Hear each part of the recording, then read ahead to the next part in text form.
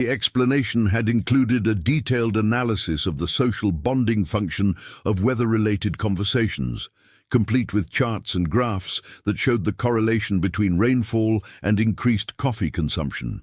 Then it spread to the communications officer, who began giggling uncontrollably while trying to maintain military protocol and failing completely.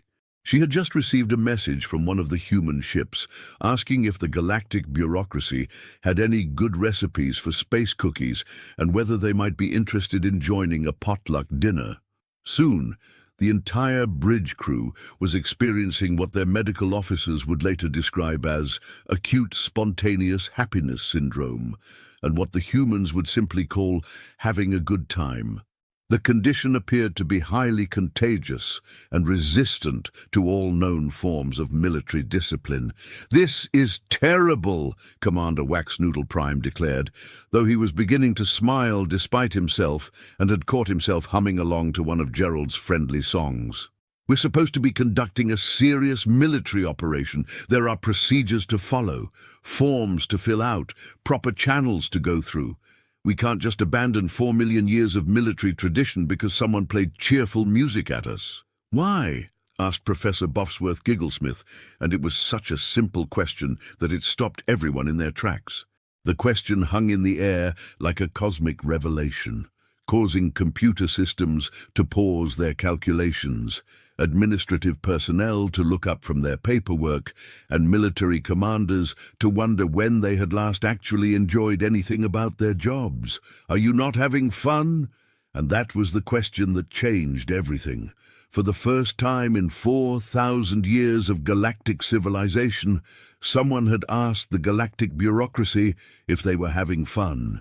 The question was so unexpected, so completely outside the realm of normal military or administrative discourse, that it caused a cascade of philosophical crises throughout the fleet. The answer, it turned out, was a resounding no. "Sir," Quizzle Frumpington 12 said, and for the first time in his career he was smiling, "I don't think I've ever had fun in my entire life. I've been efficient, organized, and properly procedural, but I've never actually enjoyed any of it." His voice carried the wonder of someone making a profound discovery about themselves. "I've spent 3,000 years filing reports about things that don't matter to people who don't care, and I've never once stopped to ask myself if there might be a better way to spend my time." "Neither have I," Commander Waxnoodle Prime admitted, his voice filled with the sort of wonder that comes from discovering something you never knew you were missing. "We've been so busy being efficient and organized that we forgot why we were doing any of this in the first place." He looked around at his crew, who were all staring at him with expressions of dawning realization. "When did we decide that being miserable was a requirement for being professional? When did we agree that efficiency was more important than happiness?" The war ended not with a bang, not with a whimper, but with the largest tea party in recorded galactic history. Humans and aliens sat down together in their respective spaceships, sharing stories, comparing notes on bureaucratic inefficiency, and discovering that they had more in common than anyone had expected. They talked about their families, their hobbies, their hopes for the future, and their shared frustration with paperwork that seemed to multiply when nobody was looking. They exchanged recipes, told jokes, shared embarrassing stories about their childhood, and discovered that laughter translated remarkably well across species barriers. The tea party lasted for 3 days and included approximately 47,000 beings from 17 different species. It featured live music performed by a choir of reformed space bureaucrats, cooking demonstrations by human chefs who had never worked in zero gravity before, and what was later described as the galaxy's first interstellar talent show. Bree.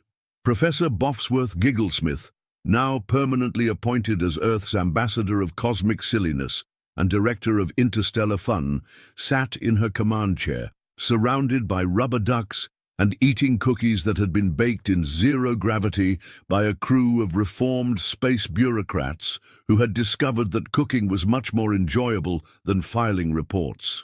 "You know," she said to Gerald, who was now permanently stationed as Earth's first interstellar diplomatic mascot and had been given his own parking space outside the United Nations building. This is exactly the sort of thing that happens when you take life too seriously. You forget that the point isn't to be perfect or efficient or properly organized. The point is to enjoy the ridiculous adventure of existing in a universe that's far too strange to make complete sense. Gerald quacked in agreement, though whether he understood the philosophical implications of the statement remained a matter of debate among the galaxy's leading experts on waterfowl psychology, a field that had suddenly become much more important than anyone had previously realized. The galactic internet had crashed twice during the Tea Party due to the unprecedented volume of beings trying to share pictures of themselves having fun with rubber ducks. Social media platforms across 17 different species had been flooded with posts about the Great Rubber Duck War and its unexpectedly cheerful conclusion. 6 months later, the galactic bureaucracy had been restructured as the Galactic Department of Figuring Things Out as We Go Along. Their official motto was changed from efficiency through regulation to well, that happened, and their new logo featured a small rubber duck wearing a hat and holding a clipboard with a smiley face drawn on it. Department meetings now included mandatory fun activities, coffee breaks that lasted as long as people wanted them to, and a policy that required all official communications to include at least one joke, amusing anecdote, or interesting fact about rubber ducks. The policy had resulted in a significant improvement in interdepartmental relations and a dramatic decrease in stress-related medical complaints. Zendrock Plimpington 7, the man who had accidentally started the whole mess by spilling coffee on his keyboard, was promoted to Senior Assistant Deputy Commissioner of Unexpected Developments. His first official act was to file a report recommending that all future planetary surveys should include a section titled Likelihood of Inhabitants Being Absolutely Bonkers, and another section called Probability of Everything Going Completely Wrong in Amusing Ways. He had also established the department's first coffee spill prevention and response team, though their primary responsibility seemed to be ensuring that there was always fresh coffee available and that any spills that did occur were properly documented and, if possible, turned into learning experiences. Professor Boffsworth Gigglesmith returned to her rubber duck research, though now she had funding from 17 different star systems and a research staff that included beings from 43 different species. Her latest paper, The Therapeutic Effects of Cosmic Absurdity on Interstellar Relations, had become required reading at diplomatic academies throughout the galaxy. She was working on a follow-up study titled Why Taking Things Too Seriously is Bad for Your Health and Probably Causes Space Madness, which had already been pre-ordered by universities on over 200 planets.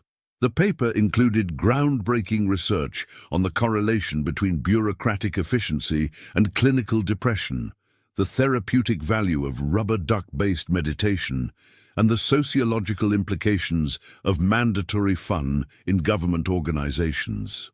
And Gerald became the first rubber duck to have an asteroid named after him, received the Galactic Peace Prize, was appointed as the official mascot of the newly formed Department of Universal Happiness, and had his own reality show called Gerald's Guide to Galactic Friendship.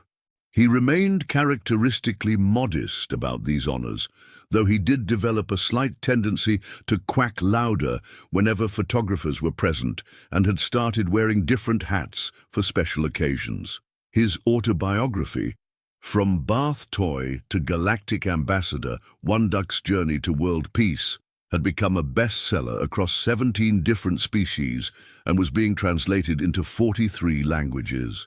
The universe, it turned out, was a much more interesting place when nobody was taking it too seriously.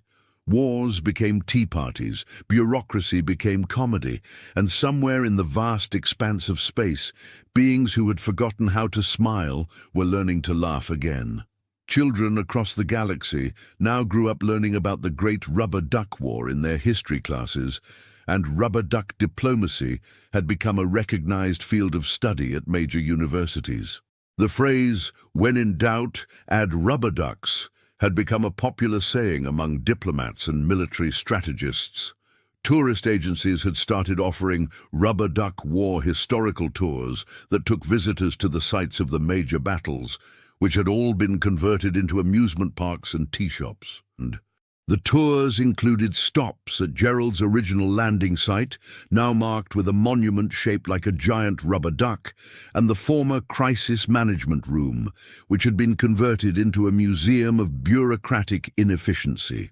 On a quiet Tuesday morning, exactly 1 year after the Great Rubber Duck War, Zendrock Plimpington 7 sat at his new desk in his new office, sipping coffee that no longer tasted like liquid boredom, and began typing his final report. The office was decorated with pictures of rubber ducks, a small garden where he grew flowers that served no administrative purpose whatsoever, and a window that looked out on a universe that had suddenly become much more fun. His desk was equipped with the latest in anti-coffee spill technology, though he had discovered that controlled coffee spills could actually be quite useful for generating creative solutions to administrative problems. The department had established a controlled chaos initiative that used deliberately random events to break up bureaucratic logjams and encourage innovative thinking. Herbert, his pet filing cabinet, had been promoted to Assistant Director of Emotional Support Equipment, and now had his own business cards.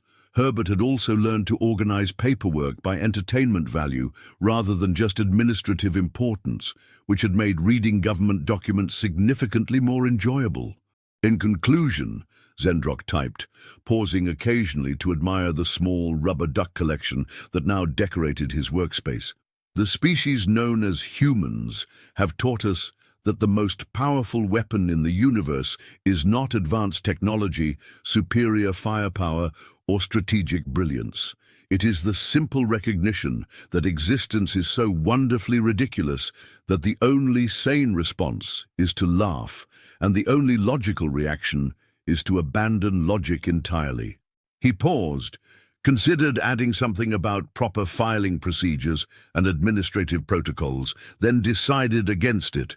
Those things were still important, but they didn't have to be miserable. Instead, he deleted that paragraph and typed his final sentence, the one that would close the official record of the Great Rubber Duck War and herald the beginning of what historians would later call the Age of Cosmic Silliness. They fired the first shot with coffee-stained confusion, but humanity fired the last shot with nothing more dangerous than joy. And that made all the difference in a universe that had forgotten how to smile. Picture this, the most prestigious university in the galaxy. Think MIT crossed with Hogwarts, but floating in zero-G and populated by beings that make Star Trek aliens look mundane. Now imagine being the only human there, sitting in the back row with a half-eaten sandwich and a TI 84 calculator.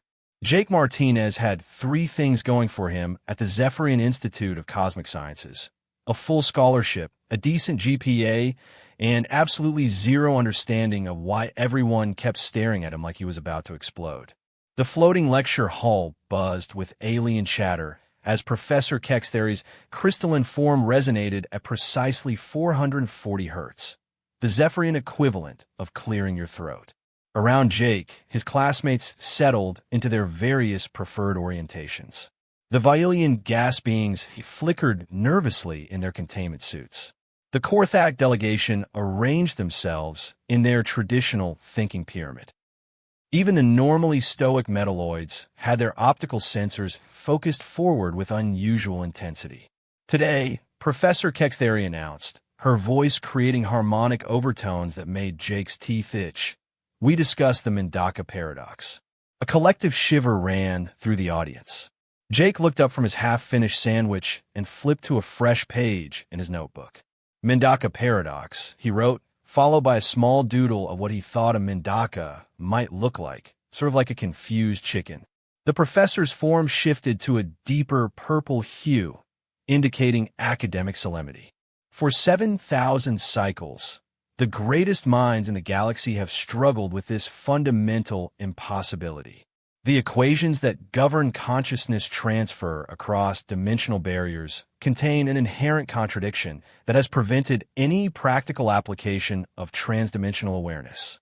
Holographic equations materialized in the air, floating in complex three-dimensional arrays. Jake squinted at them, trying to follow along. The math looked familiar, but twisted, like calculus that had been fed through Google Translate several times. The core issue, Keck's theory continued, is that consciousness, when projected across dimensional boundaries, creates a recursive loop. The observer observes the observer observing, creating infinite regression. Every attempt to stabilize the equation results in exponential energy requirements that would drain a star. A Vailian student flickered rapidly, their species equivalent of raising a hand. Professor, the Alterian Empire's latest attempt required the energy output of 12 systems and still failed to achieve stable transfer. Hesidi, Zeta. The energy requirements grow exponentially with each recursive layer. It is, as the ancient saying goes, like try to lift oneself by pulling on one's own tentacles. Jake frowned at the floating equations, chewing thoughtfully on his peanut butter and a jelly sandwich. Something about the math bothered him.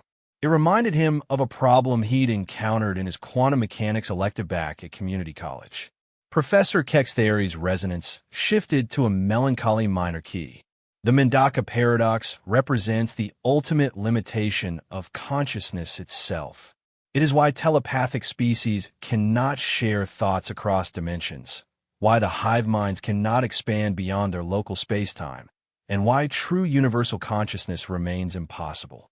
The weight of cosmic futility settled over the lecture hall like a heavy blanket. Students exchanged the universal expressions of academic despair, which, across species, looked surprisingly similar. Jake raised his hand. The entire hall went silent. Even the background hum of the environmental systems seemed to pause. Yes, human Jake? Professor Keck's theory's form flickered with what Jake had learned was either curiosity or indigestion. Sorry if this is a dumb question, but why are you treating consciousness like a classical observer? The silence stretched. A metalloid's optical array clicked audibly. Somewhere in the gas being section, a containment suit hissed nervously. What do you mean? The professor asked. Jake gestured at the floating equations with his sandwich. Well, you're applying classical observer mechanics to a quantum consciousness system. But consciousness isn't really an observer in the traditional sense. It's more like a probability field that collapses reality through interaction, right? Professor Keck's theory's form went completely transparent, a sign of either deep thought or system failure.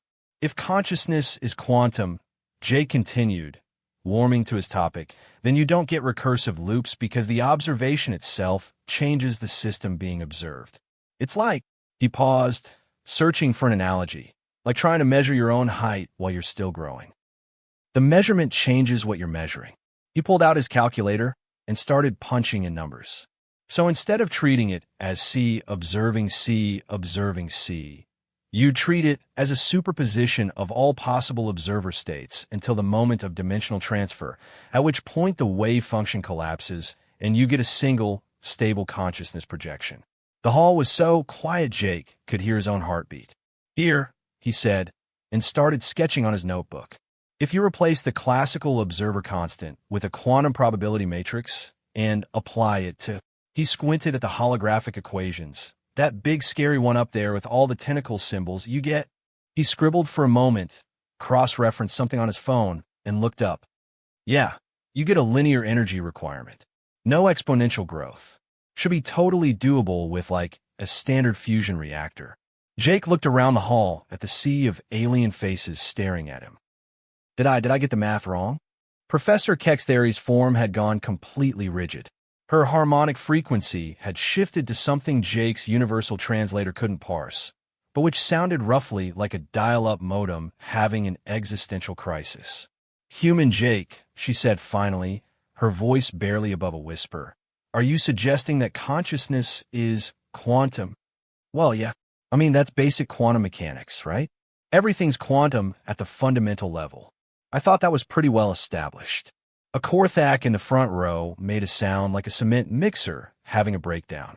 But quantum consciousness is impossible. Consciousness requires classical observer mechanics. The unified theory of cosmic awareness explicitly states. Oh, that thing. Jake flipped through his notebook. Yeah, I read that paper for my intro philosophy class. The math's wrong in section 4. They forgot to account for quantum decoherence in neural networks. The hall erupted. Students were flickering, resonating, and making various species-specific sounds of academic distress. Professor Kexthery's form was cycling through colors Jake was pretty sure weren't supposed to exist. Silence. The professor's harmonic blast rattled Jake's teeth. The hall fell quiet except for a few nervous flickers. Human Jake, she said, her voice carefully controlled. Would you please approach the calculation matrix? Jake shrugged and walked down to the front of the hall, his sneakers squeaking on the polished floor. The holographic equations towered above him, complex and intimidating. Show us, Professor Kexthery said. Jake looked at the floating math, pulled out his calculator, and started working. He made a few quick corrections to the observer variables, added what looked like a quantum decoherence factor, and simplified a couple of the more complex integrals using techniques he'd learned in Calc 2. There, he said, stepping back. That should work. The equations hung in the air transformed. Where before they had spiraled into recursive infinity, now they resolved into elegant, stable solutions. Professor Kexthery stared at the display. Then she touched her communication panel with a trembling appendage. This is Professor Kexthery at the Institute, she said, her voice tight. I need to speak with the Galactic Science Council immediately. We have a situation. Jake raised his hand again. Professor, is this going to be on the test? The violin next to him fainted, his containment suit hitting the floor with a metallic clang. 2 hours later, the Galactic Science Council was in emergency session. The Institute's Quantum Consciousness Laboratory had successfully demonstrated stable dimensional awareness transfer using Jake's modified equations. The energy requirement was exactly what he'd predicted, manageable with standard technology, asterisk. The implications were staggering. Instantaneous communication across galactic distances, shared consciousness networks spanning multiple dimensions, the complete restructuring of how the galaxy understood awareness itself, asterisk. And in the middle of it all sat Jake Martinez, eating a bag of chips and wondering if he'd get extra credit for accidentally revolutionizing the fundamental understanding of consciousness, asterisk.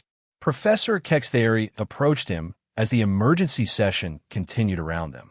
Her form had stabilized to a calm blue-green. Human Jake, she said, do you understand what you've done? Jake looked up from his chips.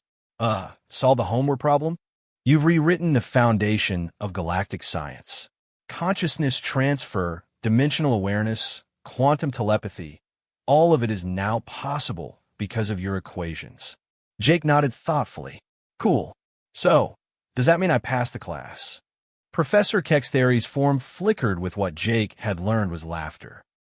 Human Jake, I believe you've just passed everything. As the emergency session dissolved into excited planning committees and the hall filled with the excited chatter of beings contemplating a universe where consciousness itself could be shared across the stars, Jake packed up his notebook and headed for the door. He had a chemistry lab in 20 minutes, and he'd heard they were covering something called molecular bonding theory that the professor claimed was completely unsolvable. Jake smiled and patted his calculator. This was going to be a good semester. And somewhere in the administrative offices of the Zephyrian Institute, a filing clerk updated Jake Martinez's academic record. Under species classification, they hesitated for a moment, then typed, human, handle with care, asterisk. After all, if they'd learned anything today, it was that sometimes the most profound breakthroughs come from the most unexpected sources. And sometimes, just sometimes, the primitive species from the backwater planet might just have figured out things that the rest of the galaxy had been overthinking for millennia. Asterisk. Who knew that the solution to the universe's greatest mysteries could fit on a napkin and be solved with a calculator that cost $30 at Walmart? Asterisk. The day the skies darkened over Earth began like any other. Blue skies turned to black as massive ships appeared in orbit, their hulls gleaming like polished obsidian against the void of space. Earth's military forces went on high alert, but their weapons seemed tiny compared to the giants that now loomed overhead. Captain James Walker stared at the main screen of Earth's United Defense Command Center. His weathered face showed no fear, only intense focus. Beside him, Commander Lisa Reed analyzed incoming data, her sharp eyes catching details others missed. "Sir, we're receiving a transmission from the lead vessel," said the communications officer, his voice steady despite the tension filling the room. Walker nodded. "Put it through." The screen flickered, revealing a humanoid figure with pale blue skin and 3 pairs of eyes arranged vertically. When it spoke, its voice was deep and melodic, yet carried an unmistakable tone of superiority. "People of Earth, I am Admiral Vorks of the Galactic Council. Your world has been monitored for some time, and it has been determined that you have reached sufficient technological advancement to be formally acknowledged. The Council requires your world to join as a protected species under our guidance." Walker stepped forward. "This is Captain James Walker of Earth's United Defense Command. We welcome peaceful contact with other civilizations, but we are a sovereign planet. What exactly does protected species mean?" The alien's upper eyes narrowed slightly. "It means you will benefit from our wisdom and technology while following Council directives. Your primitive development requires supervision." Commander Reed whispered to Walker. "That sounds more like colonization than an alliance." Walker nodded slightly before addressing the alien again. "We would need to discuss any such arrangement with our world leaders. How many species make up this council?" 27 advanced civilizations form the council, maintaining order across 12,000 light-years of space. Your species would be the 28th, though initially as a protectorate only. "And if we decline?" Walker asked, maintaining a diplomatic tone despite the implicit threat in the alien's words. All 6 of Admiral Vorks's eyes blinked simultaneously. "That would be unwise. Unaligned worlds present risks to galactic stability. The Council does not permit such anomalies." After the communication ended, Earth's leaders gathered in an emergency session. Representatives from every nation crowded into the United Nations Hall in New York, faces grim as they reviewed the encounter. "They're giving us an ultimatum," said General Martinez, head of the Global Defense Initiative. "Join or face what they politely called cleansing measures." Walker stood before the assembly, his uniform crisp despite having been awake for 36 hours straight. "The technology gap is significant. Their ships utilize energy systems we've only theorized about, but there's something odd about their approach." "What do you mean?" asked the Secretary General. "They're overconfident. They've shown us their fleet, their weapons, even explained their council structure. It's as if they don't consider us a threat at all." Commander Reed stepped forward, bringing up holographic displays of the alien vessels. "Their technology is advanced, but predictable. Everything about their ships, the design, positioning, even their communication protocols, follows strict, linear patterns." The room fell silent as Reed continued. "We've analyzed their ship movements. Every maneuver, every formation change follows perfect geometric progressions. No randomness, no adaptation to circumstances. It's like they've never needed to improvise." General Martinez stood up. "Are you suggesting we have a chance against them?" Walker exchanged a look with Reed before answering. "I'm suggesting that Project Thunderbolt might be our only hope." Murmurs spread through the assembly. Project Thunderbolt had been Earth's best-kept secret for 15 years, a revolutionary starship built using principles that defied conventional physics. "The Chimera isn't ready," said the science director. "We've only run 3 test flights in deep space. The chaos drive is still unpredictable." "Unpredictable might be exactly what we need," Walker replied. The debate raged for hours, but in the E2 end the decision was made. Earth would appear to negotiate while secretly preparing its one wild card. 3 days later, Walker and Reed found themselves aboard the Council's command ship, escorted by tall, silent guards with skin like polished marble. The corridors were perfectly straight, every junction forming precise right angles. Even the decorative elements followed strict geometric patterns. They were led to a vast chamber where representatives of the Council species sat in a perfect circle. Admiral Vorks stood at the center. Captain Walker, Commander Reed. The Council has agreed to show you a small demonstration of what awaits those who resist Council authority. Perhaps then you will convey to your leaders the futility of delaying acceptance of our generous offer. A large screen activated, showing a barren moon in a distant system. A Council vessel moved into position, and then, without warning, fired a beam of intense blue energy. The beam traveled in a perfectly straight line, striking the moon with surgical precision. 1/4 of the moon simply vanished, leaving a perfectly flat surface where the energy had struck. The linear cannon, Admiral Vorks announced with pride, the pinnacle of Council military technology. It fires in a perfect straight line, cutting through any material with absolute precision. No deflection, no scatter, no waste. This is how advanced species wage war, with elegance and certainty. Walker kept his face neutral, but his mind was racing. The weapon was devastating, yet its very perfection revealed a fundamental weakness. In Council thinking, "Impressive," he said carefully. "Earth has nothing comparable." "Of course not," Vorks replied. "Your species still relies on explosive propellants and crude ballistics. You have barely mastered basic orbital travel. How long do we have to consider your offer?" Reed asked. "The Council grants Earth 72 hours to submit formal acceptance. After that, we will be forced to begin cleansing procedures on outlying, human settlements." As they were escorted back to their shuttle, Walker whispered to Reed, "Did you notice? Not one of their systems shows any capacity for dealing with unpredictable variables." Reed nodded slightly. "Their entire civilization values order above all. They fire straight. Then it's time for humans to show them the value of chaos," Walker said as they boarded their shuttle to return to Earth. "Send the authorization code to activate final phase of Project Thunderbolt." As they descended toward Earth, neither spoke, again both watching the massive Council ships arranged in perfect, predictable formations above their home. In less than 3 days, humanity would either become slaves to the Council's perfect order, or show the galaxy that sometimes the most powerful weapon is unpredictability. Behind the moon, hidden from Council sensors, engineers made final preparations on the USS Chimera, a ship designed not to fire straight but to break every rule the Council lived by. The grand chamber of the Galactic Council glittered with advanced technology.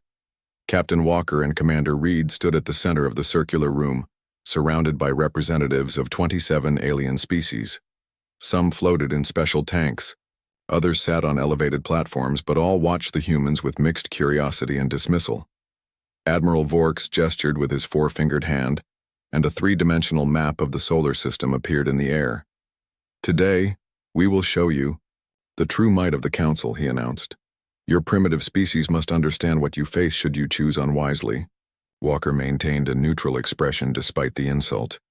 "We appreciate your candor, Admiral." A tall, insect-like alien with crystalline eyes stepped forward. "I am General Krill of the Strategic Fleet. For 10,000 cycles, the Council has maintained order through superior technology and discipline." His mandibles clicked as he spoke. "The demonstration will begin shortly." Reed studied the alien representatives carefully.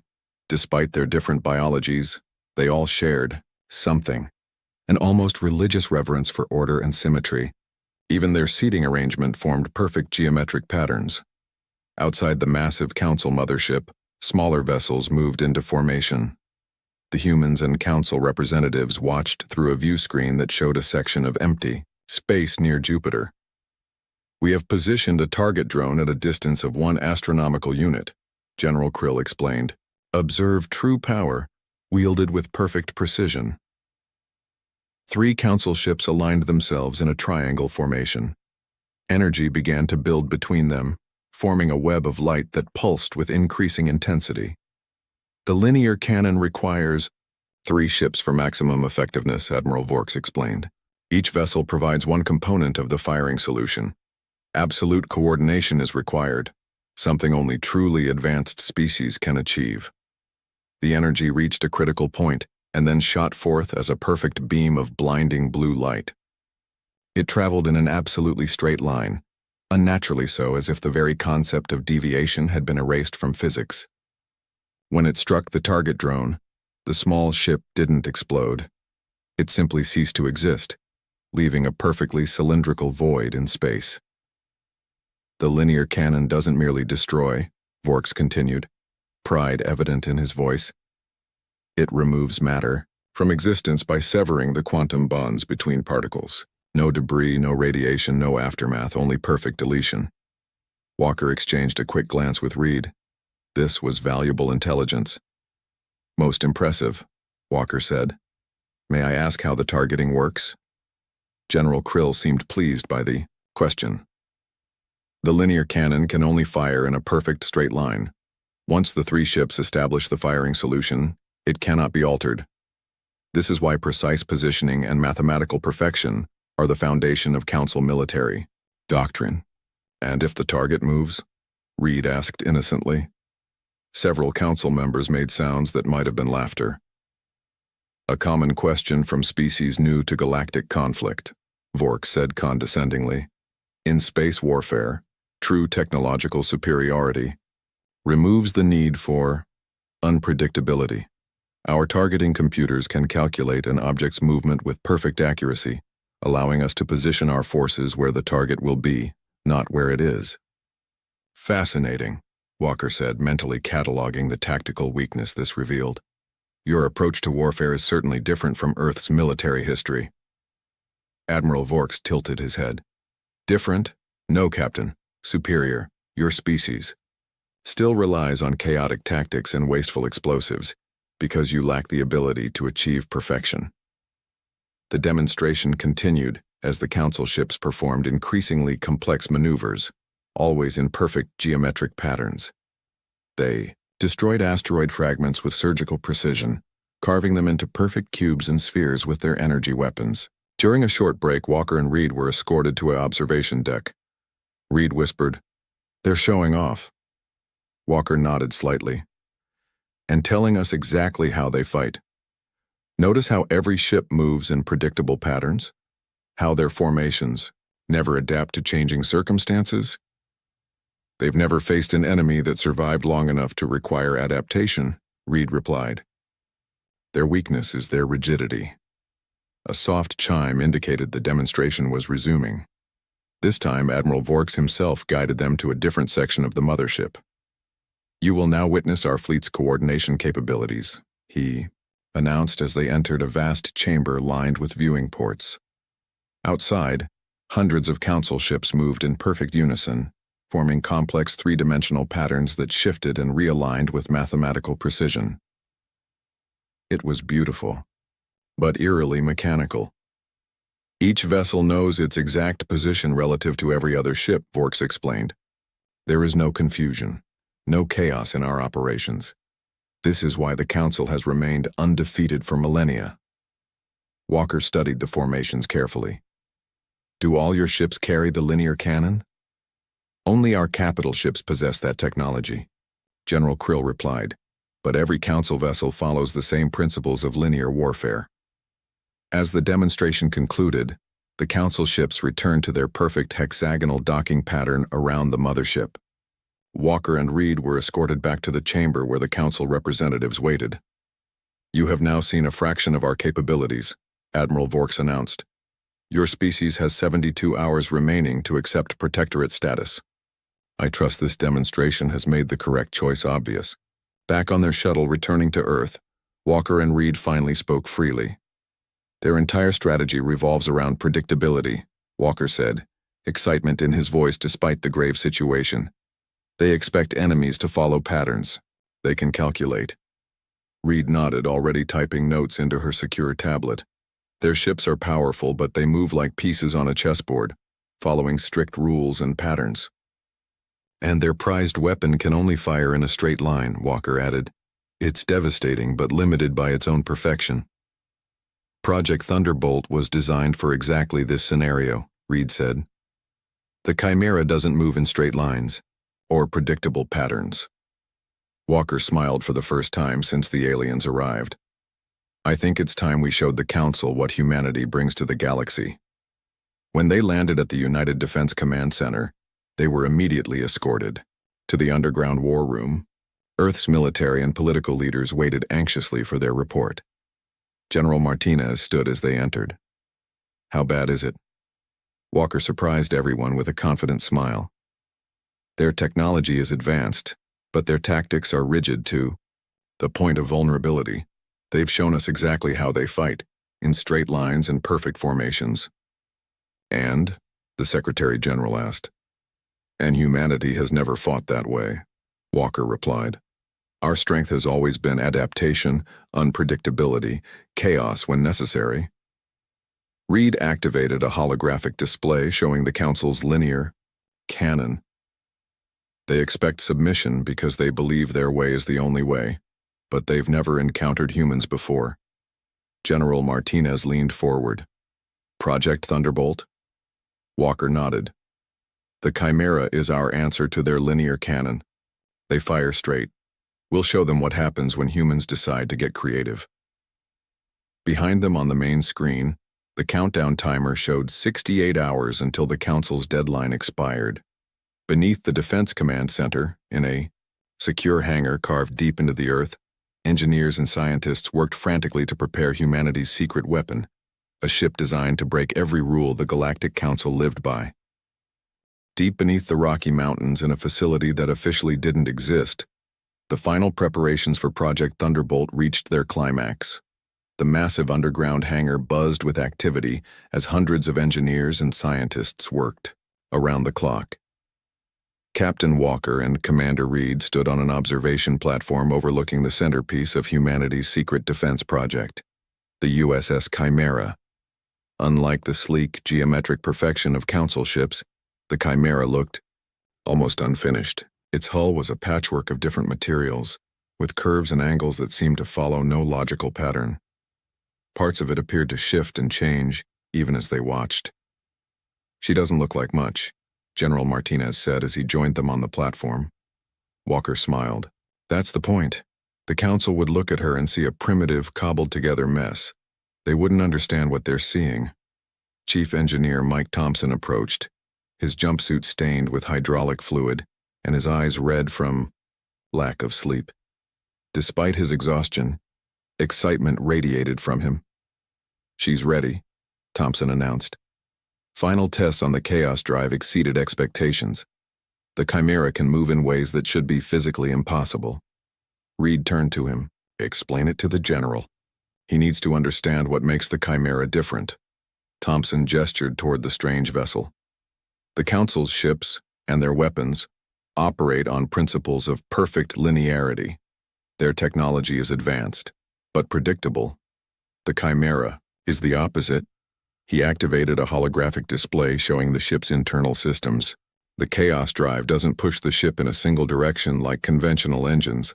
Instead, it creates localized quantum fluctuations that temporarily alter the fabric of space-time around the vessel. In simple terms, the General asked. She doesn't move through space, space moves around her, Thompson said. The Chimera can appear to change direction instantly because she's not actually turning. The universe is bending around her. Walker added, and that makes her movement impossible to predict using standard physics models, like the ones the Council relies on. The General studied the strange ship. And the weapons? Thompson's face lit up with pride. Just as unconventional. The Council uses weapons that fire in straight lines. Ours are designed to be unpredictable. He pointed to what looked like bulbous protrusions along the ship's hull. These are scatter cannons. They don't fire a single beam but thousands of energy particles that ricochet off each other, creating unpredictable attack patterns. And these, he continued, indicating strange, dish-like structures, are quantum mirror arrays. They can capture energy, like from the Council's linear cannon, and redirect it in random patterns. Random? The General frowned. How do we aim? We don't exactly, Thompson admitted.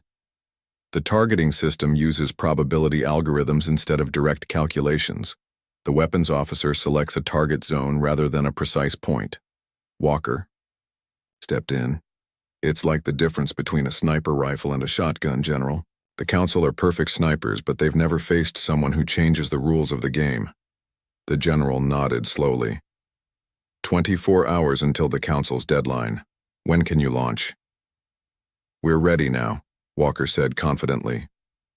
Hours. Later, a small group gathered in the United Defense Command Center. On the main screen, Admiral Vorks's face displayed growing impatience. Your time grows short, humans, the alien said. The Council requires your answer. The Secretary General stepped forward. Admiral, we wish to present our response in person. We request permission to approach your vessel with a small diplomatic ship. Vorks's 6 eyes blinked in sequence. Permission granted, but be warned, any sign of hostile intent will be met with immediate destruction. When the transmission ended, Walker turned to his assembled crew. This is it. Everything we've planned for. The Council expects a diplomatic vessel carrying Earth's surrender.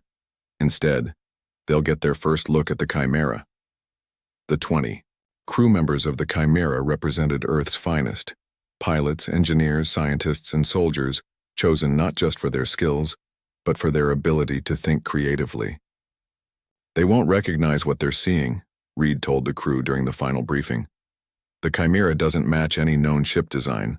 They'll scan us, but their sensors are designed to detect specific energy signatures and regular patterns. The Chaos Drive emits neither. Walker took his place in the command chair. Our mission isn't to attack first. We'll approach openly, let them scan us, and wait for their reaction. Remember, the Council has never faced a species that didn't either surrender or fight conventionally. Thompson spoke from his engineering station. The Chaos Drive is operating at 87% efficiency. We could push it higher, but the stability curves become unpredictable above 90%. 87% is enough, Walker assured him. Weapons status? Scatter cannons charged, reported the weapons officer. Quantum mirrors aligned and ready. Defensive systems active. Walker took a deep breath. Launch sequence initiated. Open the mountain. Above them, the massive doors built into the mountainside slid open, revealing the night sky. The Chimera rose silently, its strange drive emitting no visible exhaust or energy signature. As they climbed through the atmosphere, Council ships detected their movement and adjusted their positions, moving into their standard hexagonal defense formation. They're tracking us, Reed reported, but they're confused. Their communications indicate they can't identify our propulsion system. Walker smiled. Good, let's keep them guessing. The Chimera approached the Council mothership at a measured pace. On the Council's command deck, Admiral Vorks and General Krill watched the approaching vessel with growing concern. What manner of ship is that? Krill demanded of his sensor operators. It matches no known configuration. Its hull composition is changing, one operator reported, and we cannot detect its propulsion system. Vorks's eyes narrowed. A primitive attempt at stealth technology. Scan it again. On the Chimera, Walker received a transmission request from the mothership. On screen, he ordered. Admiral Vorks appeared, his expression a mixture of confusion and disdain. Captain Walker, this is not a diplomatic vessel. It is today. Walker replied calmly. Admiral, I present the USS Chimera, Earth's first true starship.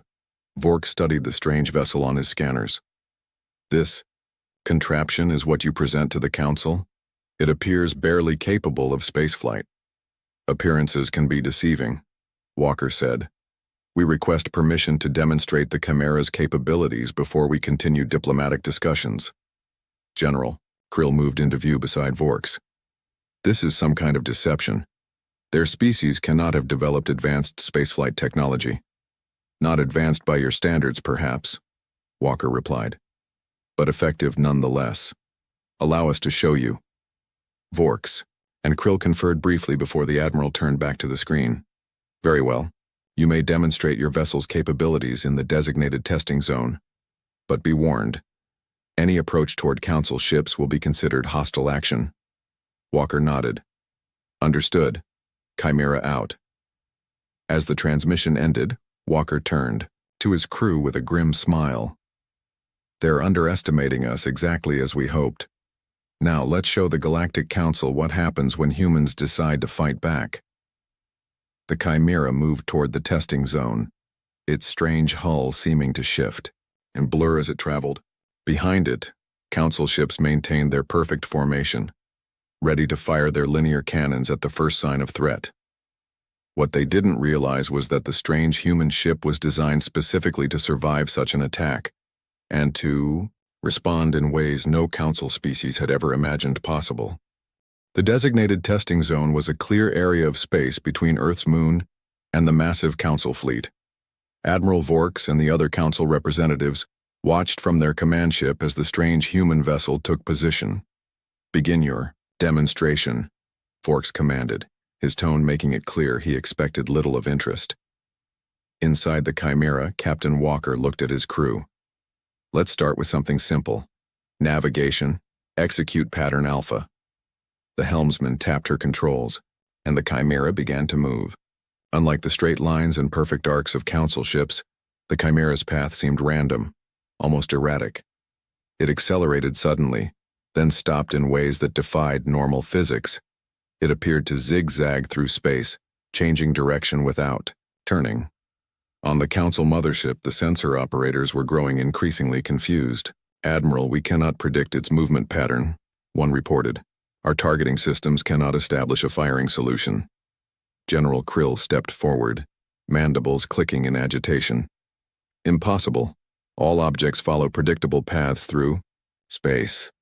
Not this one, the sensor operator insisted.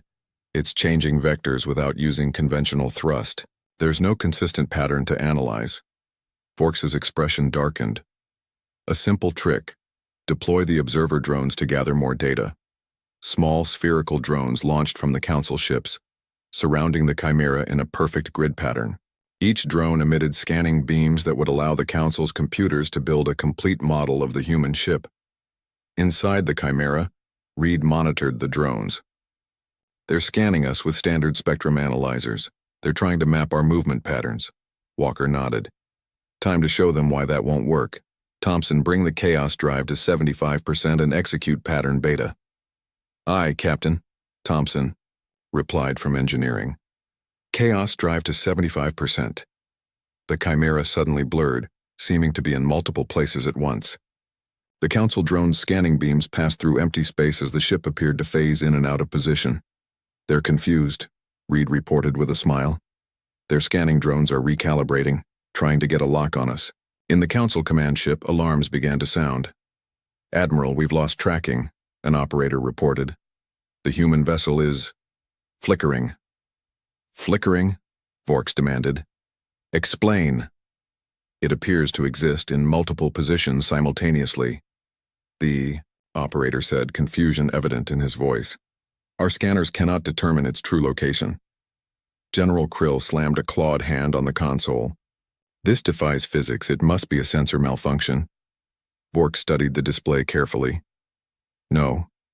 This is something else. Some kind of primitive stealth technology. Deploy the linear cannon array. We will end this demonstration with a display of true power.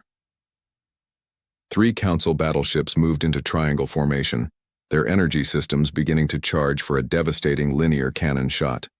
On the Chimera, alarms sounded. Captain, they're deploying their linear cannon, the tactical officer reported. Walker remained calm. Just as we expected. Reed, are the quantum mirrors ready? Yes, Captain. All arrays online and tracking the energy buildup.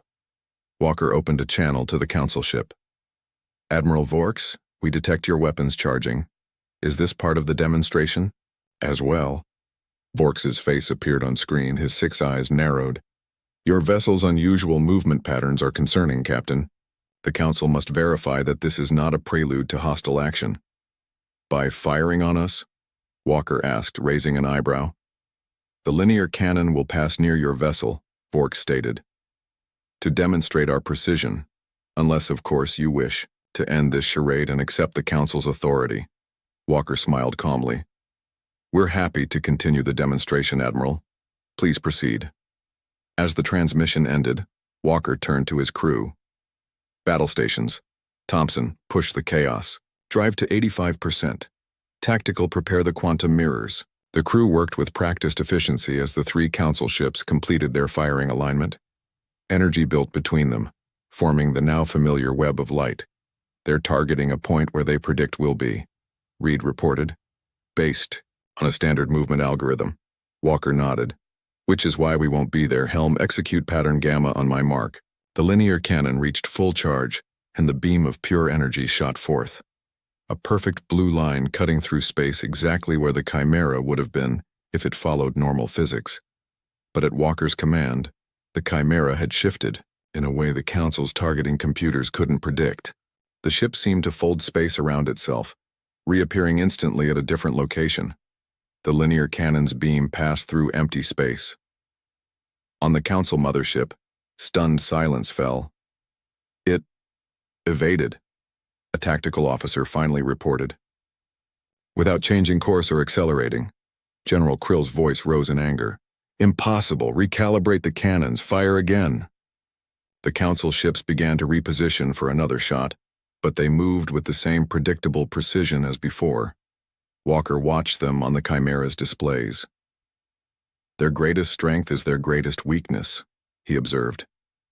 They can't adapt their tactics. Helm, take us on approach vector Delta. Let's give them a real challenge.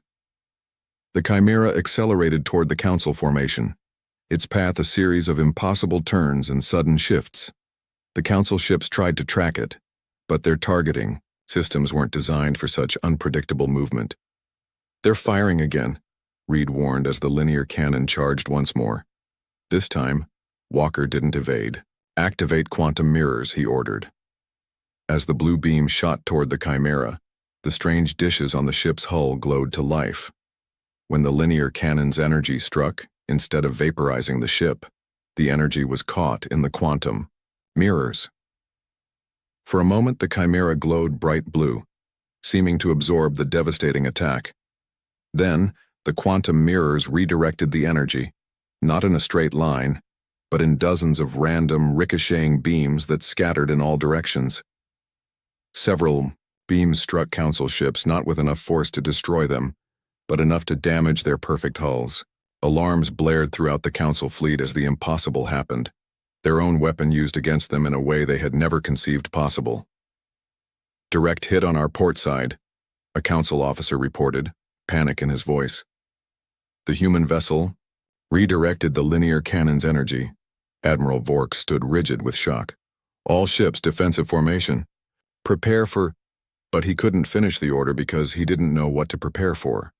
In 10,000 years of Council dominance, no species had ever survived a linear cannon shot, let alone reflected it back. On the Chimera, the strain of the maneuver was evident. Systems sparked and alarms sounded. Quantum mirrors at 30% capacity, the tactical officer reported. They can't take another direct hit. Thompson's voice came over the comm. The chaos drive is overheating. We need to reduce power or risk a cascade failure. Walker nodded grimly. We've made our point. Take us to safe distance. Standard drive only. As the Chimera backed away, the Council ships fell into disarray. Their perfect formations broke as commanders tried to process what they had witnessed. Walker opened a channel to Admiral Vork's. The alien's face showed a new emotion. Uncertainty. This demonstration is concluded, Admiral, Walker said calmly. Earth awaits your response. For the first time, Vork's had no ready answer. The Council's perfect weapons had failed against human unpredictability, and the galaxy would never be the same. Silence hung over the Council's grand chamber. The 27 representatives sat in their usual perfect circle, but the atmosphere was anything but orderly. Admiral Vork's stood at the center, facing Captain Walker and Commander Reed. In 10,000 years, Fork said, his voice uncharacteristically quiet. No species has ever survived a direct encounter with the linear cannon, yet your vessel not only survived but redirected our own energy against us. Walker stood tall, showing neither pride nor fear. The Chimera was designed specifically to counter your tactics, Admiral. We studied the few records we had of Council encounters with other species and identified your greatest strength and weakness. Which is? Asked General Krill, his crystalline eyes glinting. Predictability, Reed answered simply. Your civilization values order above all else. Your ships move in perfect formations. Your weapons fire in straight lines. Your tactics haven't changed in millennia because they've never needed to. Murmurs spread among the Council representatives.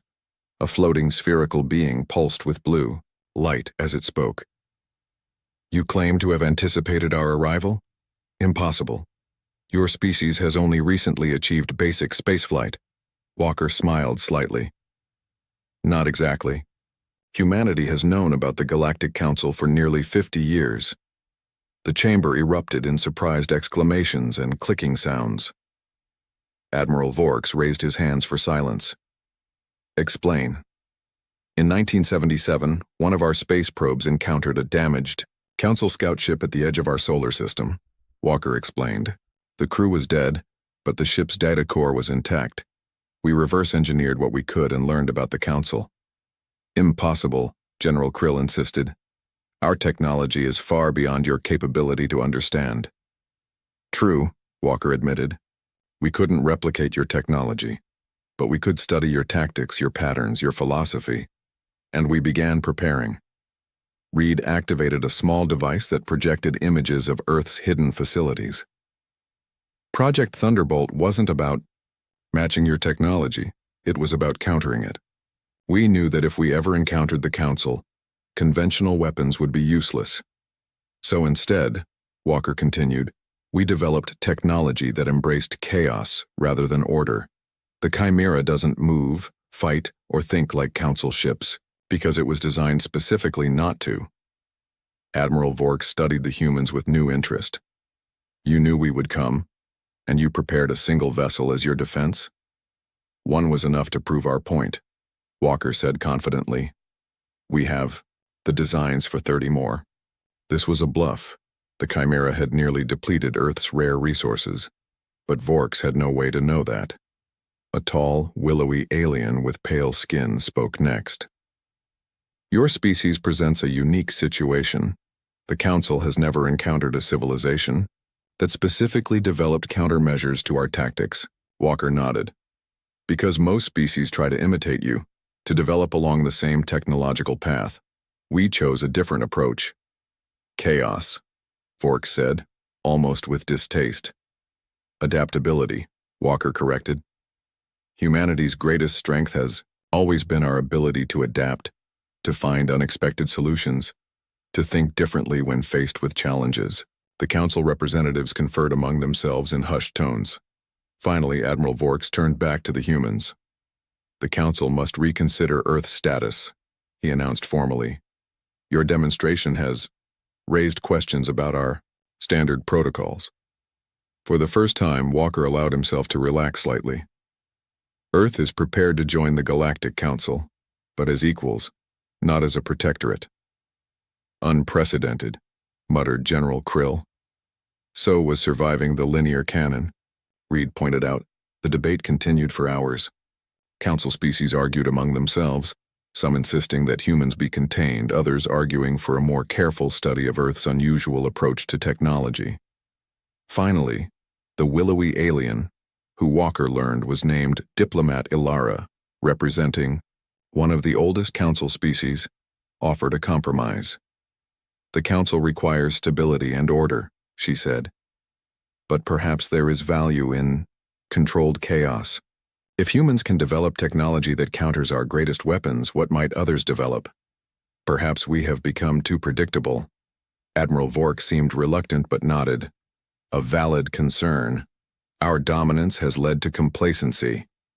We propose an arrangement, Diplomat Ilara continued. Earth will join the Council not as a protectorate but as a provisional member. In exchange, human engineers will work with Council scientists to develop new defensive systems less vulnerable to unconventional attacks. Walker exchanged a glance with Reed before replying. And Earth maintains its sovereignty, our right to develop our own path? Within Council guidelines, Vork stipulated. But yes, with greater autonomy than standard protectorates. Walker considered the offer carefully. We accept your terms, with one addition. Complete access to Council star charts and data on all known species. If Earth is to be part of this galactic community, we need to understand it fully. More debate followed, but eventually agreement was reached. The Chimera's demonstration had forced the Council to recognize that their perfect order had created perfect predictability, a dangerous weakness if ever exploited by a truly hostile force. 3 months later, Captain Walker stood on the observation deck of a new facility orbiting Earth. Below him, Council ships moved in formation alongside human vessels, conducting joint exercises. The USS Chimera floated nearby, now joined by 2 smaller vessels incorporating both human and Council technology. Commander Reed joined him, holding a data tablet. The Council is keeping their end of the bargain. Their engineers are actually learning from us, incorporating randomized defensive patterns into their ship designs. Walker nodded. And their data on the galaxy has opened up possibilities we never imagined. Hundreds of worlds, thousands of species. Some not as friendly as the Council, Reed pointed out. Their records show increasing activity from beyond the galactic rim, ships that don't follow any known patterns. The real reason they're adapting, Walker said thoughtfully. The Council senses a threat coming, something even their perfect order can't handle. Admiral Vorks entered the observation deck, moving with the fluid grace of his species. Over the past months, the Admiral had developed a grudging respect for the humans. Captain Walker, Commander Reed, he greeted them. The joint fleet exercises are proceeding well, though I must admit watching Council ships perform your chaotic maneuvers is unsettling. Walker smiled. Change usually is. Indeed. Vorks turned to look out at the stars. Our tacticians have analyzed the data from beyond the rim. The patterns, or rather the lack of patterns, is concerning. Whatever approaches uses methods even more unpredictable than your own. Then it's good we're working together, Walker said. The Council brings 10,000 years of stability and technology. Humanity brings adaptability and unconventional thinking. A formidable combination, Vorks admitted. Perhaps the ancient prophecy was correct. Reed raised an eyebrow. Prophecy? There is an old saying among the founding species, Vorks explained. When order reaches perfection, chaos will rise to balance the scales. We always interpreted it as a warning against disorder. Now I wonder if it meant something else entirely. Together, the 3 figures watched as human and alien ships practiced new formations, not in perfect geometric patterns, but in seemingly random arrangements that would confuse enemy targeting systems. The Council had learned that firing in straight lines was no longer enough, and humanity had found its place among the stars. Not as servants or subjects, but as the unpredictable element that might save the galaxy from an even greater chaos that loomed beyond the rim. When that threat finally arrived, it would face not just the perfect order of the Council, but the creative chaos of humanity, a combination unlike anything the galaxy had ever seen. The galactic dominion of Zithar was not known for its patience. It was known for its highly efficient military, its ruthlessly bureaucratic system, and its deep-seated belief that everything should be labeled correctly, which is why the current situation was causing widespread panic among its top strategists. A single word, flashing ominously on the Central War Room screen, had thrown the entire Zithar command into disarray. Unknown. How? Supreme Coordinator Vorsk barked. Is this possible? The room was filled with top-tier tacticians, battle-hardened warlords, and at least one guy whose only job was to refill the Supreme Coordinator's coffee. And yet no one had an answer. The unknown entity had appeared a few rotations ago on Cathal 4, a planet known primarily for its mining operations and general lack of anything remotely interesting. Yet in the span of 3 days, mining production had plummeted by 98%. The local law enforcement had stopped responding to messages, and 14 different emergency distress signals had been sent, all featuring frantic screaming, explosions, and in one baffling instance, the sound of something that could only be described as aggressive yodeling. "What are we dealing with?" Vorsk demanded. Grand Marshal Krithil, a being who had personally orchestrated the annihilation of 12 planets before lunch, cleared his throat. "We believe it's a human." Silence, then murmurs, then a loud, incredulous snort from someone in the back. "A human?" Vorsk repeated, incredulous. "Yes, Supreme Coordinator," Krithil said, shifting uncomfortably. "One human, unarmed. Well, mostly unarmed. Reports indicate he has, improvised weapons." "Improvised?" Vorsk narrowed his eyes. The Grand Marshal hesitated. "Sir, the last official report states he took down an armored patrol using—" He cleared his throat, clearly embarrassed. "A spoon, 3 beer bottles, and a rather aggressive attitude." This time, the entire war room erupted in laughter. A human, a single unarmed human, had thrown an entire Dominion-controlled planet into chaos. It was ridiculous. Humans were stubborn and loud, but they weren't unstoppable warriors. This was obviously just some bureaucratic mistake, one that the Supreme Coordinator would now efficiently correct. "Deploy the Cephadores de Catal," Vorsk commanded. At this, the room fell completely silent. Someone audibly swallowed. "Sir," Krithil said carefully, "the Cephadores are our most elite force. They're meant for high-priority planetary-level operations." "And you're telling me this situation isn't high priority?" Vorsk shot back. Krithil hesitated. "Well, no, but—" "Then send them," Vorsk snapped. "This embarrassment ends now." A single human humiliating the Dominion. Unacceptable. The Cephadores would fix this mistake immediately. They just had no idea what they were walking into. Deep within the command ship Exacta, the Cephadores de Catal prepared for deployment. They were the best of the best. Hardened veterans of 1,000 campaigns, killers so efficient that entire civilizations had surrendered upon hearing they were en route. And right now, they were bored out of their minds. Captain Drex paced in front of his squad, tail flicking in irritation. "Let's go over the mission one more time." Lieutenant Ven clicked his mandibles. "With all due respect, Captain, we're being sent to neutralize a single human. This isn't a mission, this is a minor inconvenience." Drex stopped pacing. "Oh, so you think you're above this?" "Above? No," Ven said, "but I do think this is overkill." Sergeant Harak, a towering reptilian, rumbled in agreement. "One human will be back before my tea cools." The squad chuckled. Arrogantly, Drex scowled. "I don't like it. Something feels off." He turned to the holo display, showing a grainy surveillance image of their target. The human, identified only as Jack Crash Malone, was sitting in what could generously be described as a bar, if one's definition of bar included collapsing furniture, flickering lights, and an overall sense of bad decisions. Jack was smiling, not in the way most species smiled. His expression had an unmistakable quality of someone who knew something you didn't, and was enjoying the hell out of it. "Doesn't matter," Ven said, stretching his secondary arms. "We land, we find him. We capture or kill him, end of story." "Fine," Drex growled. "Drop in 5. The bar, officially named the Rusted Larynx, had seen better days.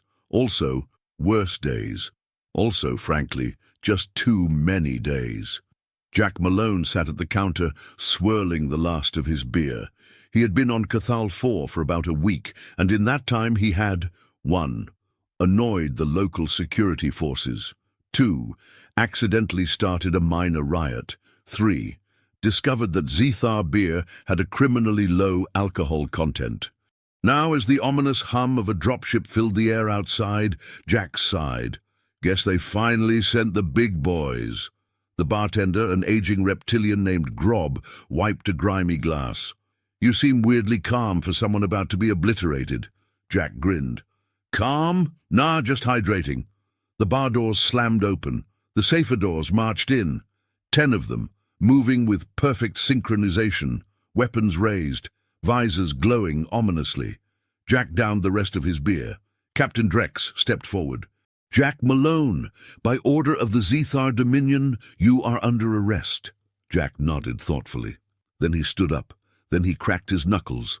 Then he smiled that smile again. Then, and this was the part that would haunt the Safedories for years, he placed his beer mug down with an almost reverent care and said the words that would alter the course of history. Hold my beer.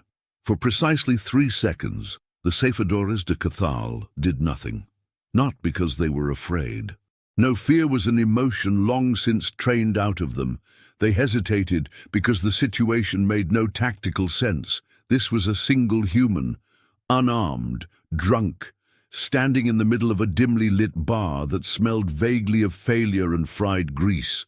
And yet, none of them moved. Drex was the first to snap out of it. Restrain him. Ven stepped forward, reaching for his stun cuffs. Human, you are coming with us, and if you cooperate, we... Jack moved. One moment he was standing there, looking dangerously amused.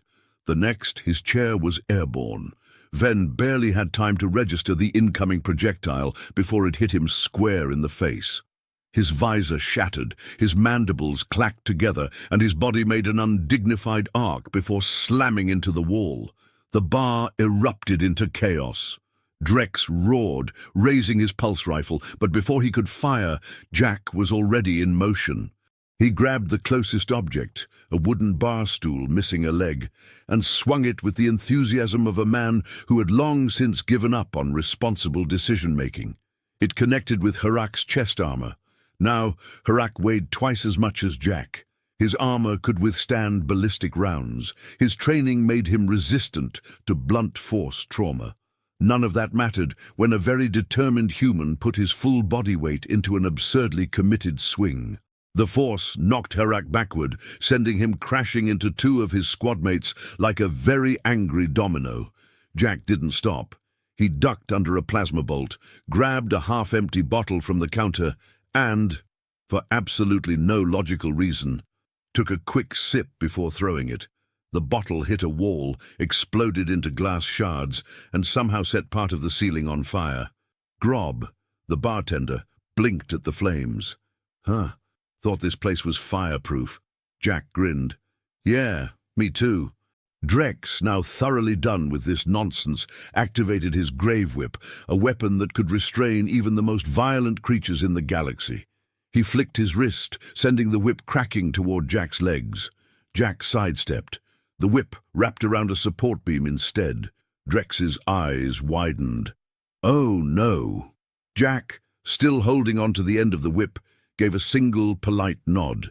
Then he pulled. The beam gave way. A significant portion of the ceiling collapsed.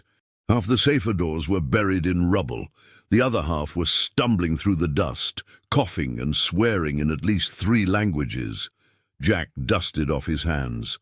Well, that was dramatic. Drex dragged himself from the wreckage, furious. You think this is funny, human? Jack considered this. Kinda.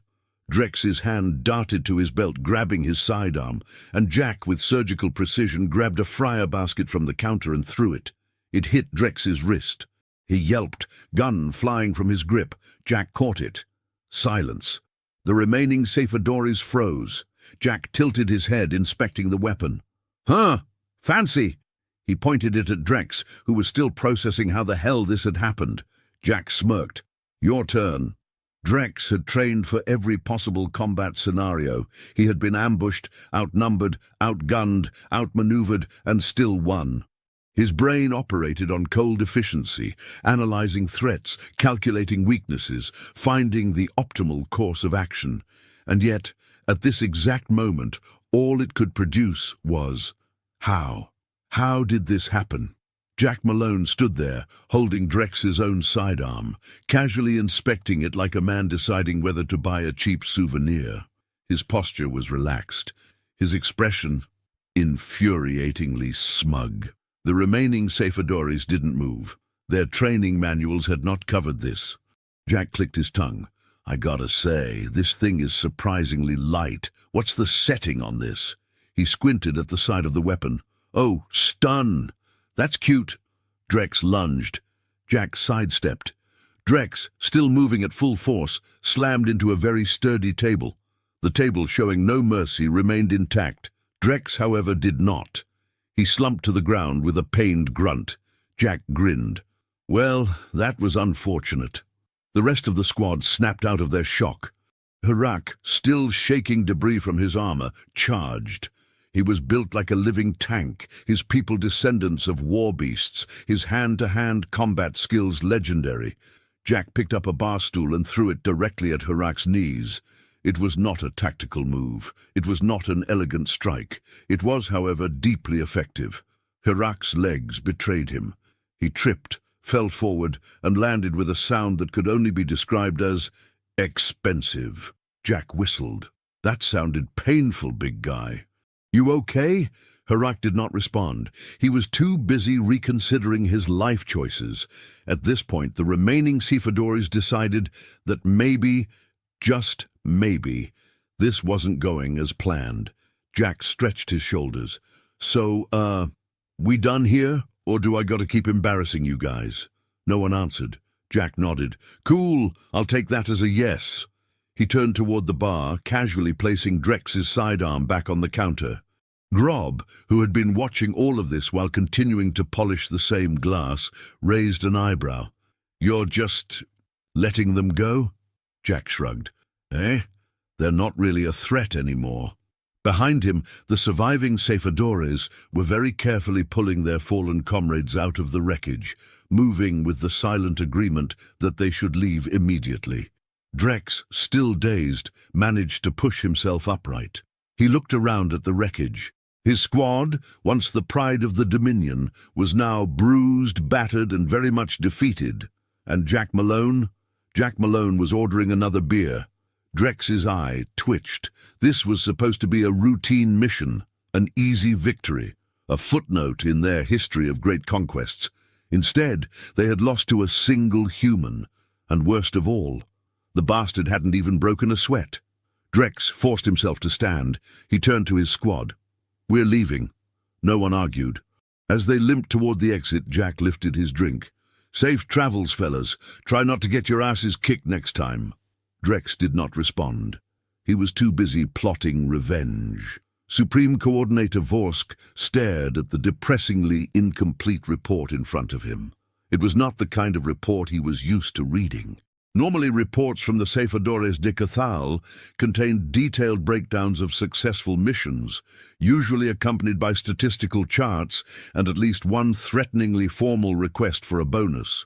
This one was different. This one was just 3 sentences long. Mission failed. Sefadores suffered 100% tactical disruption.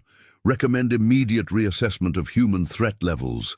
Vorsk pinched the bridge of his nose. So you're telling me that one drunk human single-handedly dismantled our most elite military unit? Grand Marshal Krithil, whose job security had taken a severe hit in the past hour, shifted uncomfortably. That is an accurate summary, yes. Vorsk inhaled slowly, counting to 10, then exhaled through his teeth.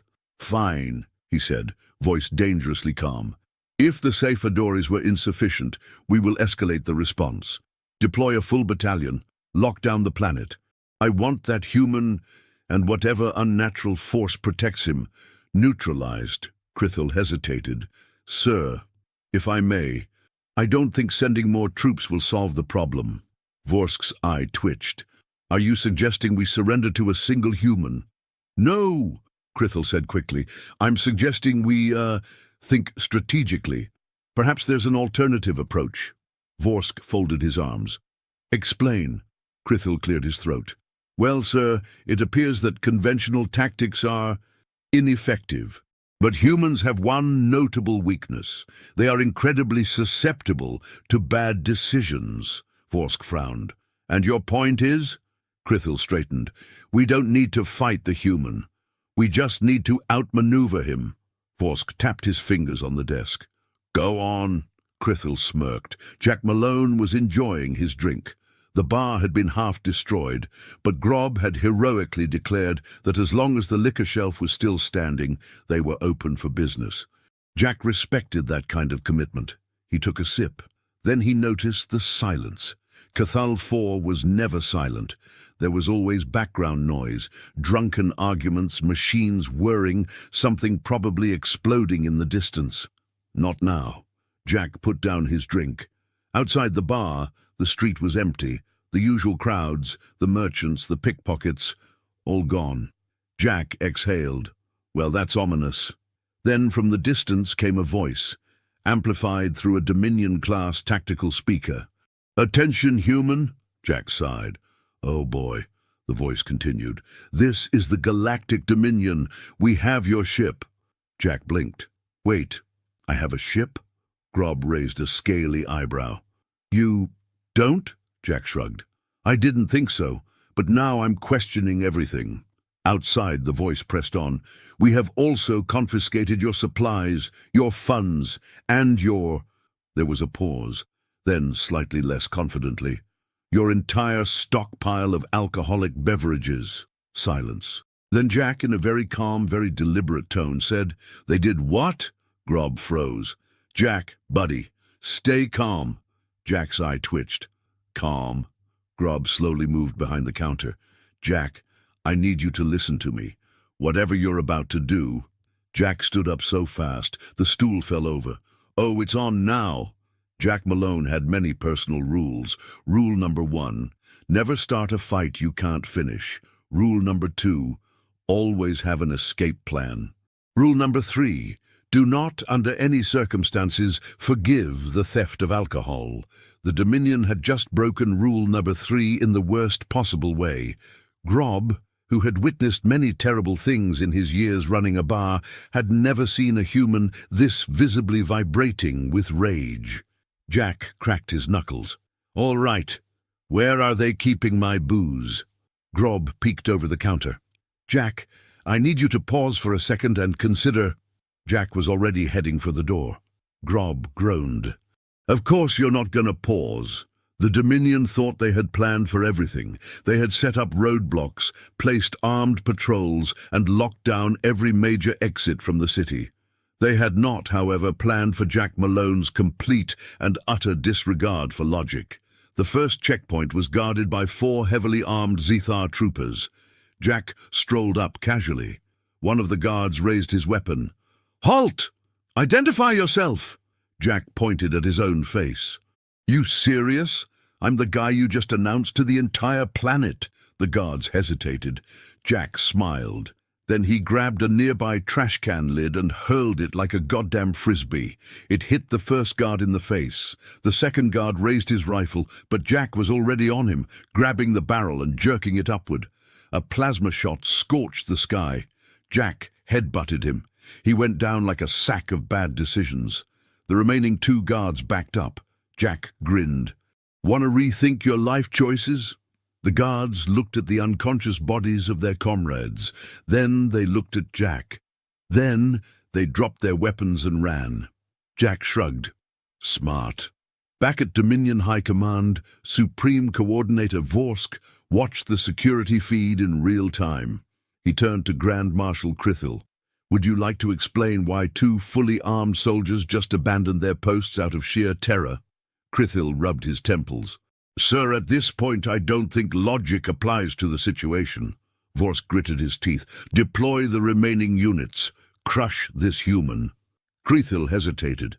Sir, if I may, what if we, didn't do that?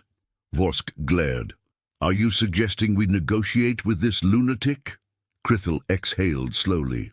I'm suggesting that everything we throw at him only makes him angrier. And now that he thinks we stole his alcohol, I'm fairly certain we've created a problem of cosmic proportions. Vorsk ignored him. Send in the mechs. Crithel closed his eyes. Of course, sir. What could possibly go wrong?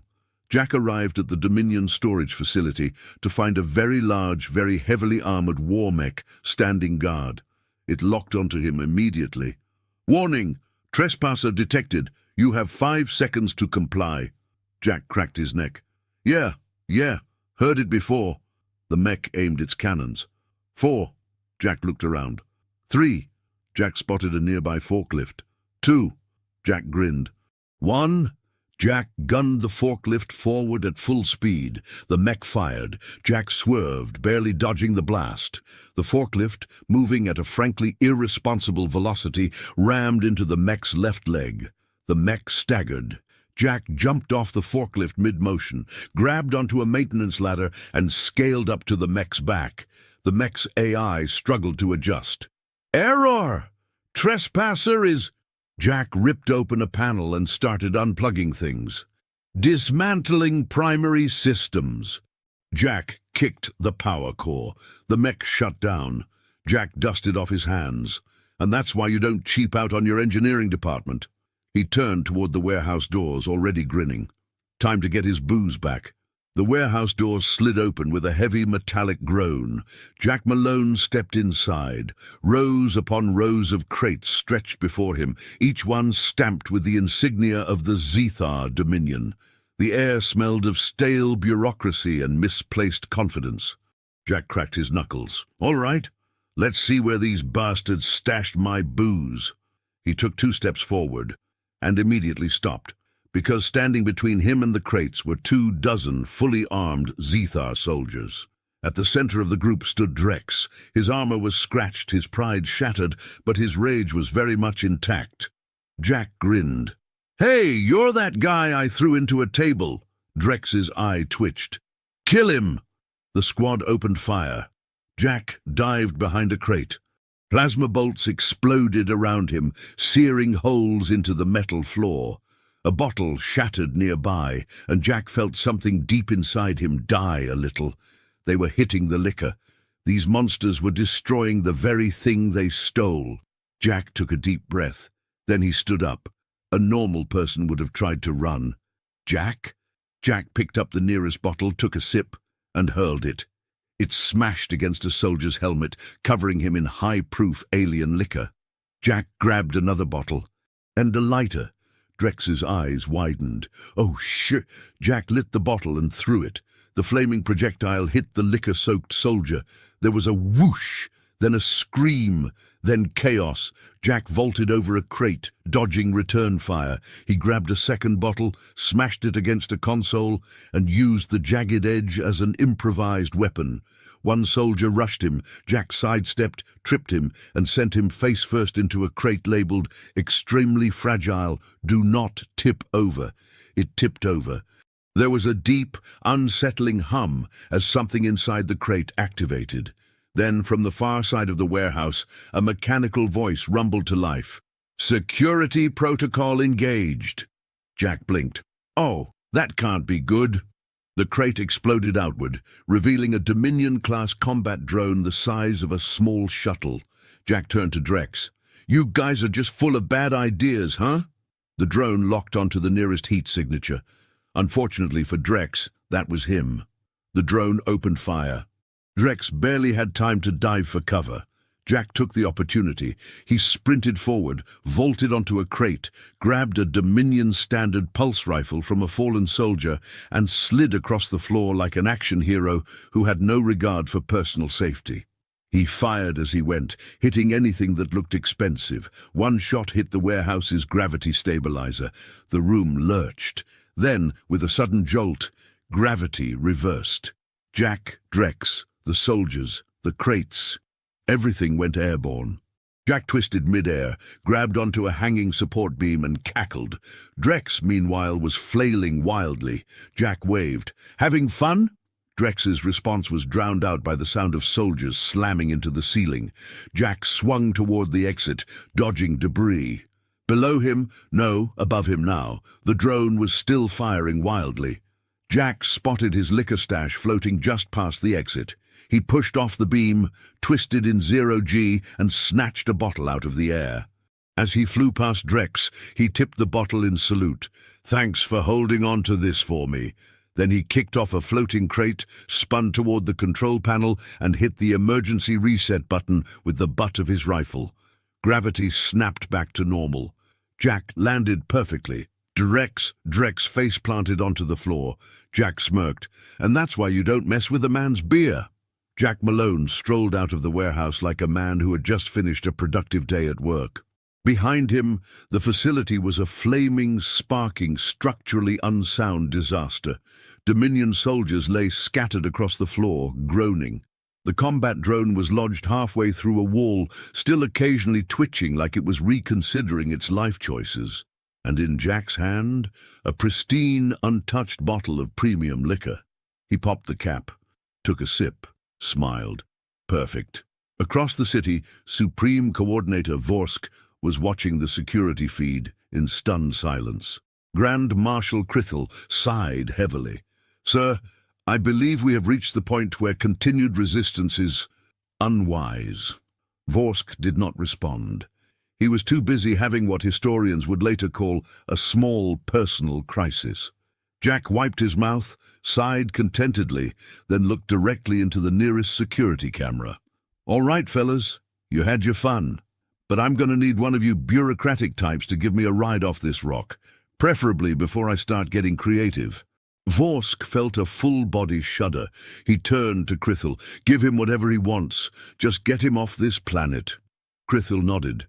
Jack leaned back in his seat, feet propped up on the dashboard of the shiny new Dominion transport shuttle. Grob sat beside him, looking equal parts baffled and exhausted. "You just, demanded a free ride?" Jack took a sip from his bottle. "Didn't see them arguing, did you?" Grob rubbed his face. "You know, in all my years of watching people annoy the Dominion, I have never seen them fold that fast." Jack grinned. "Yeah, well, turns out they value their property more than their pride, and I made it very clear that if they didn't get me off-world, I'd start getting bored." Grob shuddered. "And boredom leads to bad decisions." Jack took another sip. "And bad decisions lead to, well, you saw." Grob exhaled. "So, what now?" Jack stretched. "Think I'll find a new planet? Get a drink? Maybe not cause an intergalactic incident this time." Grob squinted. "You don't actually believe that, do you?" Jack grinned wider. "Not even a little." And with that he took another drink, kicked back, and watched the stars stretch into infinity. The Academy called it the Trial of Fear. A machine older than some empires, flawless in its judgment, designed to map the terror coiled in every living mind. No cadet graduated without facing it. One by one, they stepped forward. A scaled warrior trembled as the screen bloomed with images of firestorms consuming her nest.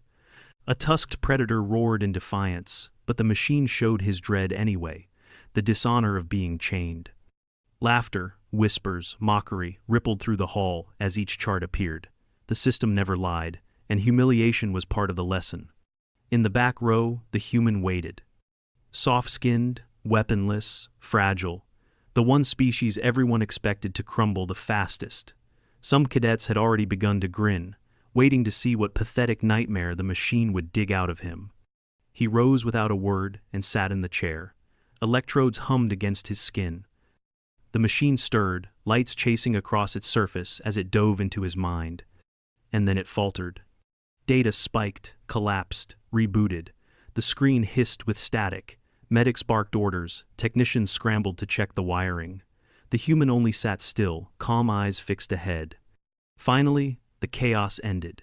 The projector froze, and across the wall in burning letters appeared a single word. Unknown.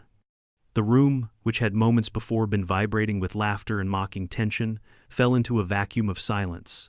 The air felt too thick. Even the insectoid instructor, who had spent the last half-cycle boasting the machine's reliability, stared as if his optical cluster might be malfunctioning. "Run it again," someone barked.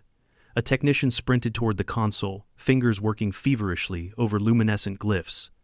They reattached the sensors, recalibrated resonance filters, purged memory caches. Vitals are stable. Neural interface is clean. No feedback loops. "The machine is functional," one of the engineers muttered. "It's just refusing to classify." They ran the test again, then again. Each time, the same cascade: spike, crash, reboot, freeze, unknow. The human, still seated, looked neither confused nor smug. Just there, present, waiting. His name tag read, Eric Malone. No rank embellishment, no cultural flair. Just a name. Around him, cadets shifted uneasily. The Luxorians, built like tower-limbed arachnids, stepped back with their usual clicking grace. The Ruark twins, all muscle and tusks, now sat quietly instead of exchanging bets. Even Kairesh, whose species claimed no concept of fear at all, tilted her crown of tendrils in visible confusion. It wasn't just that the machine couldn't read the human. That might have been a fault, a calibration issue. No, the machine had read something, then rejected it. Repeatedly. The implication was worse than error. It was deliberate omission. Medical, called the lead instructor, his throat sac pulsing anxiously. Check his neural response. Look for artificial blockers, dampeners, anything. A medical team surrounded Eric, attaching fresh bioscans. They ran EEGs, cardiac monitors, reflex tests. One of the assistants took a full blood sample, not just a prick, but a full vial from the median cubital vein. He flinched slightly at the needle, no more than anyone would. His blood pressure was a little high, heart rate slightly elevated, unsurprising under pressure, but there were no signs of pharmacological interference. He's not suppressing anything. This is a standard human stress pattern. Elevated cortisol, normal range, no foreign agents in the bloodstream. The chief medic stepped back. He's clean. Instructor Kalex leaned closer, his breath fogging faintly against the chill recirculators. Cadet Malone, did you experience anything during the scan? Eric looked up at him. It didn't show me anything. Maybe your machine's broken. A low ripple passed through the cadets again, this time not laughter, but something tighter. Fear with a new face, uncertainty. The next cadet was called. A Cylon from a water world. He hesitated at the chair, eyeing it like it might bite. His readout showed a dark abyss being pulled from the ocean, suffocating in open air. It passed. The class exhaled. But no one really paid attention after that.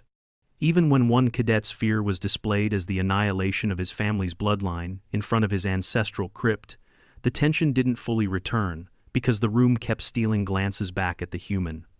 The one whose mind couldn't be read, the one who hadn't blinked. Later that day, while other cadets nursed their embarrassment or basked in the relief of having passed the trial, Eric walked alone through the outdoor training yard. No one approached him. Not even Karesh, who normally sparred with every species at least once to test herself. She passed him with a slight bow of her head and did not make eye contact. He sat by himself on a bench near the kinetic field, watched the solar filter dim as evening approached. One of the medics, a Centauri assistant, approached cautiously, holding a tablet. I ran a full diagnostic on the machine's logs, she said, awkwardly folding her forearms. You know what's strange? It didn't crash. It completed its cycle and recorded the result. Eric looked at her, genuinely interested now. And? She hesitated. It flagged your neural response as non-classifiable, not error, not data corrupted. It used the internal code for legacy encounters. Legacy? She nodded. Ancient contacts, the kinds we haven't seen since before the Archive Wars. Beings whose fear patterns broke the framework. The only recorded classification that fits Island. Unquantifiable. Eric frowned. So, what does that mean? The medic stared at him. It means you might be the most terrifying thing in this academy. By the next cycle, word had spread. In the dining bay, the whisper followed every tray. The human cadet. The trial of fear. The verdict. Unknown. A term spoken in hushed tones, as if saying it aloud might attract its meaning. Instructors tried to downplay it. Official bulletins labeled it under review. But no one missed the tension in the hallways, or the sudden way instructors paused when Eric entered a room. Even the training AI now asked him for manual override, more often than not, as if uncertain what his biometric tags meant. And yet, Eric kept showing up. To tactics class, field training, zero-grav maneuver drills. He laughed at jokes, laughed at himself, argued over protein rations and handed out chewing gum during breaks. But nothing he did, no smile, no casual shrug ever quite reached the walls others now built around him. In the fear chamber, the machine sat untouched for 3 days. Then, without ceremony, it was brought online again. "This is not a retest," Instructor Calix said, addressing a new class of observers. "This is a diagnostic verification. The system must prove it was not compromised." Eric stood nearby, arms folded, saying nothing. No one had ordered him to participate again. He just showed up when he heard.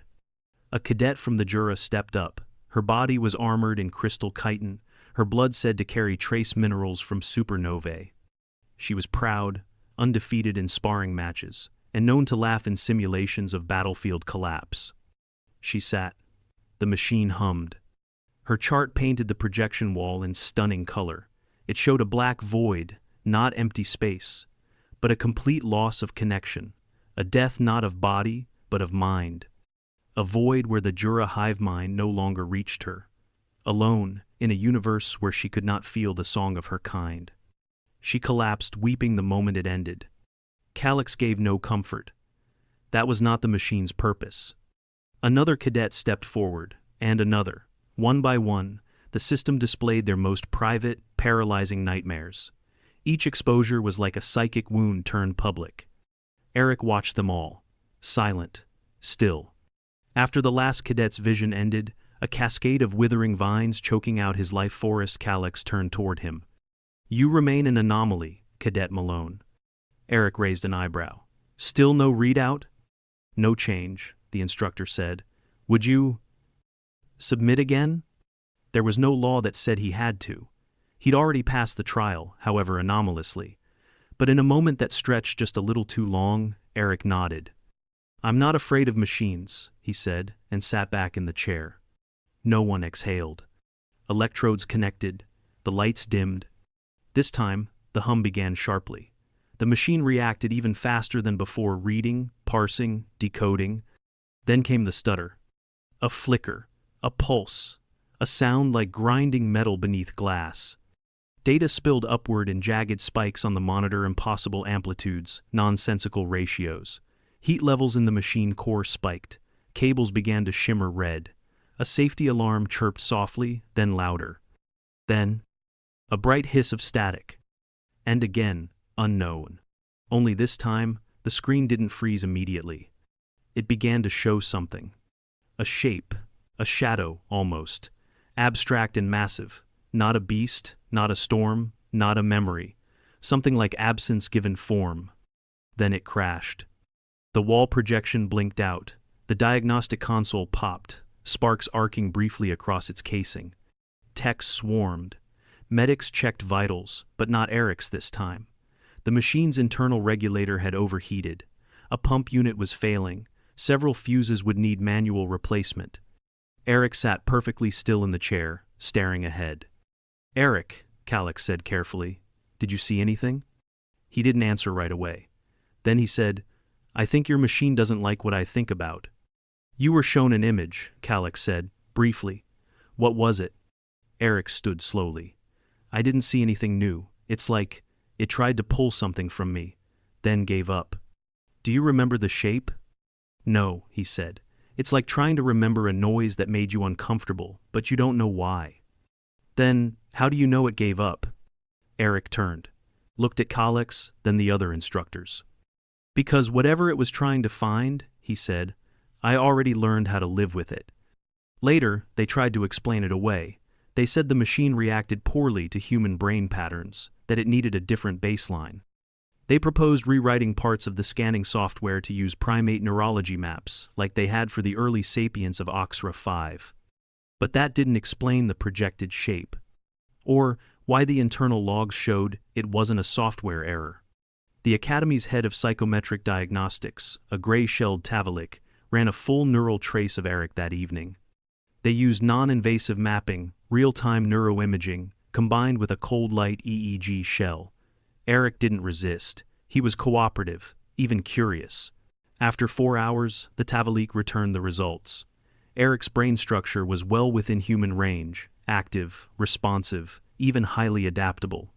But there was one section deep within the limbic system that lit up with unusual consistency under stress mapping. "It's not abnormal," she told the assembled faculty, "but it's efficient." "What does that mean?" asked Calix. The Tavalic hesitated. "It means he's felt fear before, likely profound fear. But the brain adapted to carry it without triggering collapse.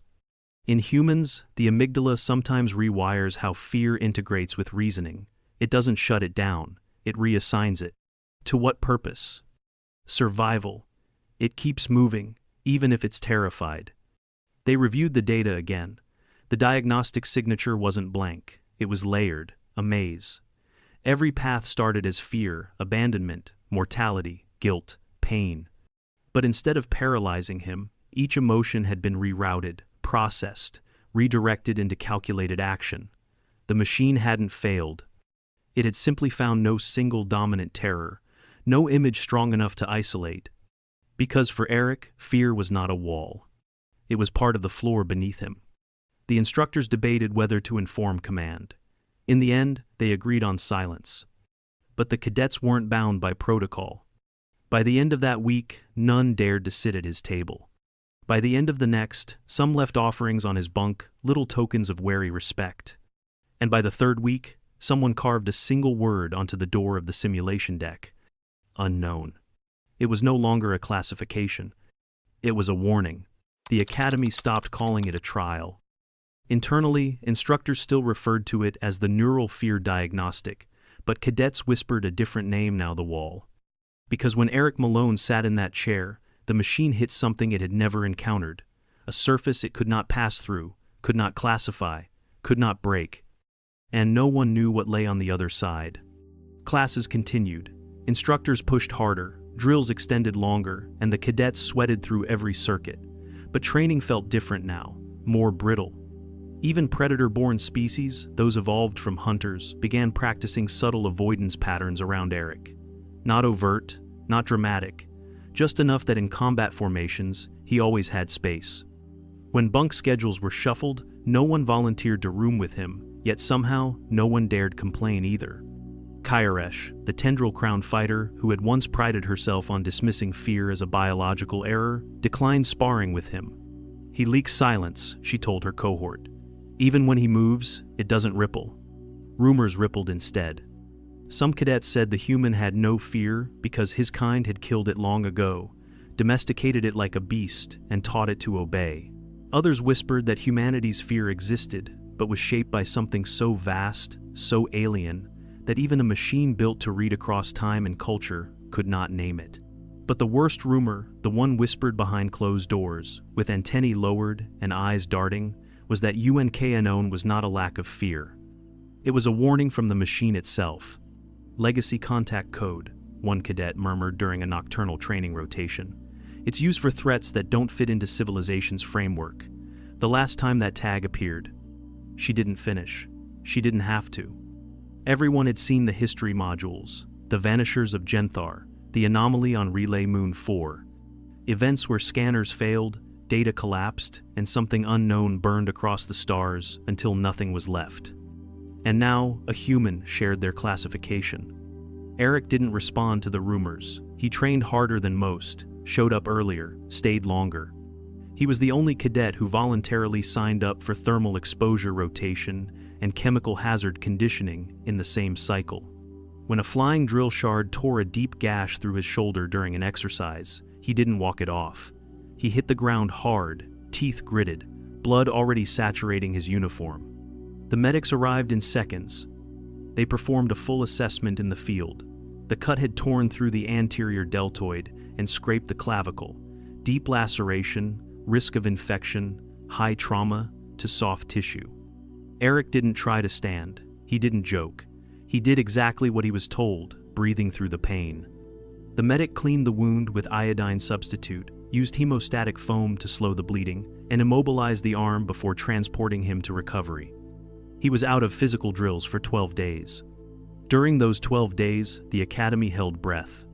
Because weakness would have made him familiar again, understandable, mortal.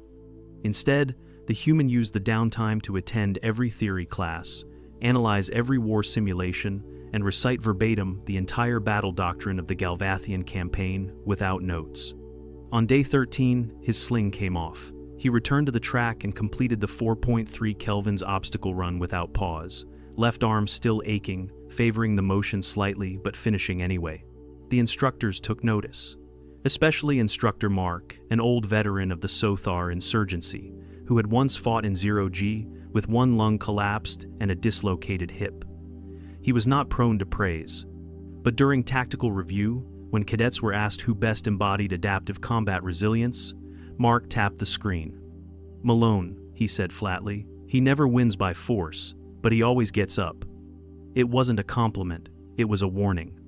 Later that week, the head administrator of the academy, the four-eyed Varellin, known as Overseer Tatch, held a closed-door meeting. It included the machine's engineers, the senior medics, the psychometric lead, and 3 representatives from Central Command. Records of that meeting were encrypted and sealed. But 2 things leaked from it. The first, a single internal memo circulated only among instructors. It read, "Continue observation of Cadet Malone. Do not provoke, do not engage in psychological escalation. Classification remains unknown." The second, someone quietly decommissioned the Trial of Fear machine. It was placed into indefinite recalibration. No replacement was scheduled. No cadet ever sat in that chair again. Weeks passed. A strange peace returned, but it was a peace laced with caution. Eric still joked, still traded rations, still helped a winged cadet from the Slaven climb the tower after a flight injury grounded him mid-drill. He still lost sparring matches, still missed questions, still grumbled when the protein bars tasted like chalk. But everyone watched for the cracks, and found none. The Ruark twins tried to bait him once. One bumped his shoulder in the mess line, muttered something about, "Machines don't show what doesn't exist." The other added, "Maybe your species just doesn't get fear, or anything at all." Eric turned, met their eyes, and smiled. Not wide, not threatening, just enough. Then he walked away. That night, both twins filed voluntary reassignments to different sleep blocks. Karesh said it best, during a seminar on pre-combat psychology. "The rest of us know what we fear. We saw it, faced it. We are stronger now because we know the shape of our limits." She gestured toward Eric, who sat in the back, quiet. "But he walks without that shape. That's not strength. That's not weakness. That's a door without a lock." One of the instructors asked what she meant. She stared at them. "Would you sleep easy next to a door that never tells you what's behind it?" The summons came without a reason. No citation, no disciplinary tag. Just an official call code ping on Eric Malone's comms tablet, blinking amber. "Report to Evaluation Bay Theta. 19th cycle. Internal clearance required." He showed up 10 minutes early. Evaluation Bay Theta wasn't part of the main campus. It lived beneath it 3 levels down, past the regular dormitories, under the secure tech archives. Cadets weren't sent there often. Most didn't even know it existed. Those who did called it the glass room. The door slid open with a hiss, revealing a chamber colder than it needed to be. Transparent walls, sterile lighting, and a table that looked more like it belonged in a medical exam suite than a classroom. 3 figures waited inside. Commander Nils Human, gray-bearded, uniform immaculate, a rare sight at the academy, where instructors from Earth were posted sparingly. Inquisitor Tail, a Corellan whose skin flickered in subtle pulses of biolight. Their species had no visible mouth, but spoke with impeccable Terran standard through an implanted synthesizer. And lastly, Overseer Tatch himself. "Cadet Malone," said Nils, gesturing to the chair opposite them. "Please sit." Eric did, not casually, just quietly, alert. Tail placed a data cube onto the table. It illuminated automatically.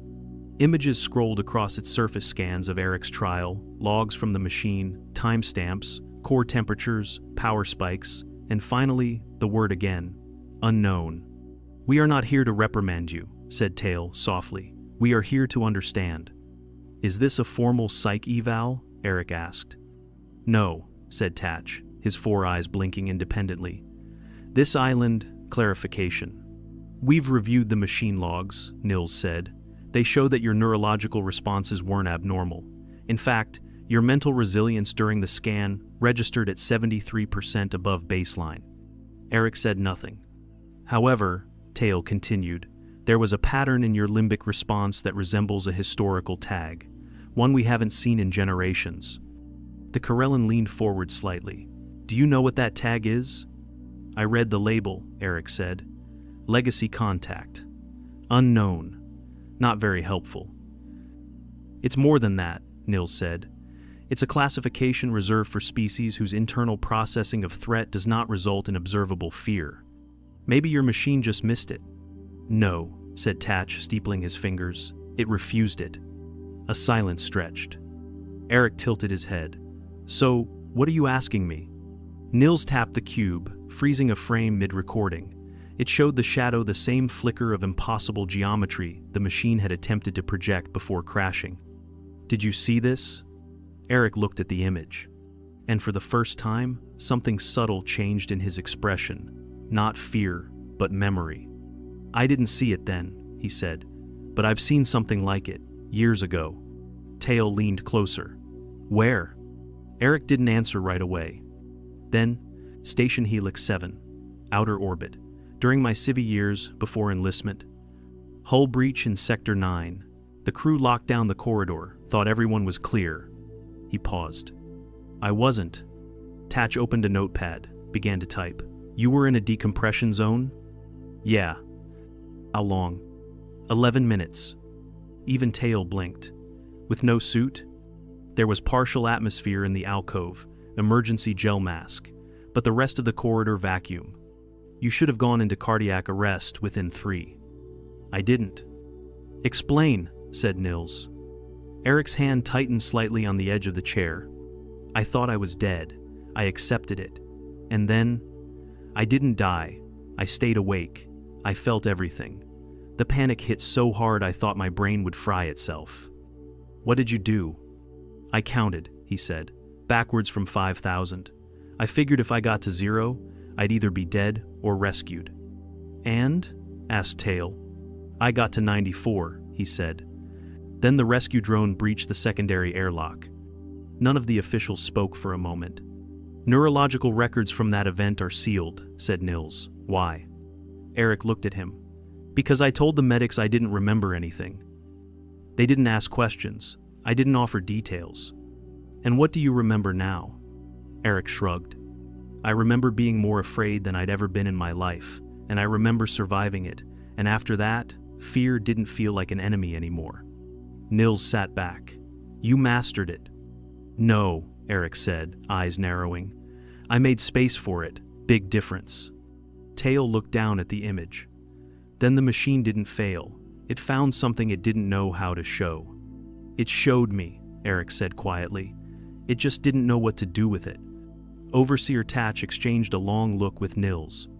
Then he stood. That will be all, Cadet. Eric nodded once and left. After the door sealed, the three remained silent for some time. Should we report this to Central Command? Tail asked at last. No, Nils said. They'll only want to contain him. We don't know if he's dangerous. Everything is dangerous, Tatch said, when it refuses to be understood.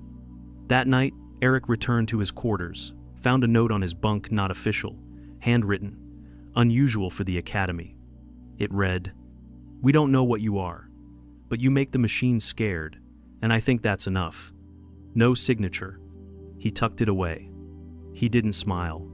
The first real emergency came exactly 31 cycles after the trial of fear. It began as a simple systems anomaly, a power fluctuation in the orbital stabilizers above the Academy. Routine, easily correctable. Then came the secondary breach alert. Then the loss of telemetry from satellite Nexus 3. Then the blackout. By the time Command declared a full-scale threat protocol, half the orbital grid had gone silent. The Academy's shield generators strained under the sudden voltage drop. Emergency lights flickered in every corridor. Gravity distorted for a moment, an eerie weightlessness that sent cadets scrambling to secure gear. Steady bulkheads, reassert footing. Then, the first impact hit. A soundless shudder ran through the foundations. Not a quake, not an atmospheric strike. An external kinetic event. Status! Roared Calyx, gripping a stanchion as the control deck trembled again. What just hit us? Incoming object, no transponder, no registry, size comparable to an assault-class dropship. Not from our fleets, snapped the technician. Hostile? It isn't broadcasting anything, just descending, fast. Within moments, the academy shifted into full lockdown. Cadets were sorted, some evacuated to subterranean safe zones, others dispatched to defensive posts. Instructors took command of mobile response units. And Eric? He was in the east hangar when the sirens peaked. The lights were red, the floor shook, metal screamed as something pierced the outer atmospheric barrier. Instructors barked orders, rushing to mobilize the perimeter. Cadets were told to hold formation, not to engage. But Eric didn't wait.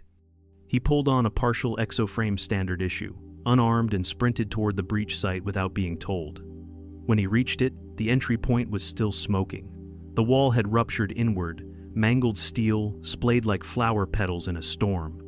Debris was scattered across the floor. Sparks danced along torn conduit lines. At the center of the breach, something moved. A machine, not academy-built, not even recognizable. It stood nearly 4 meters tall, bipedal but wrong. Its limbs reconfigured themselves every few seconds, fluid mechanics that made no physical sense. It emitted no signal, no heat, no data. But wherever it stepped, walls began to corrode. Metal rotted to powder under its feet. The first instructor on scene, a Slinari named Brenna, raised her weapon. "Identify yourself. This is a secure facility." The machine looked at her. And she collapsed. Instantly. No sound, no mark. Just dropped like a marionette, with its strings cut. That was when the other cadets began to panic. Orders failed, fire teams scrambled, but the machine, if it could be called that, didn't attack. It approached. Slow, unhurried, as if testing something. Eric stepped forward.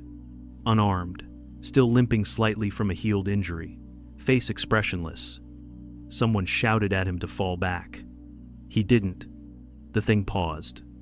Its surface shimmered shadows, almost.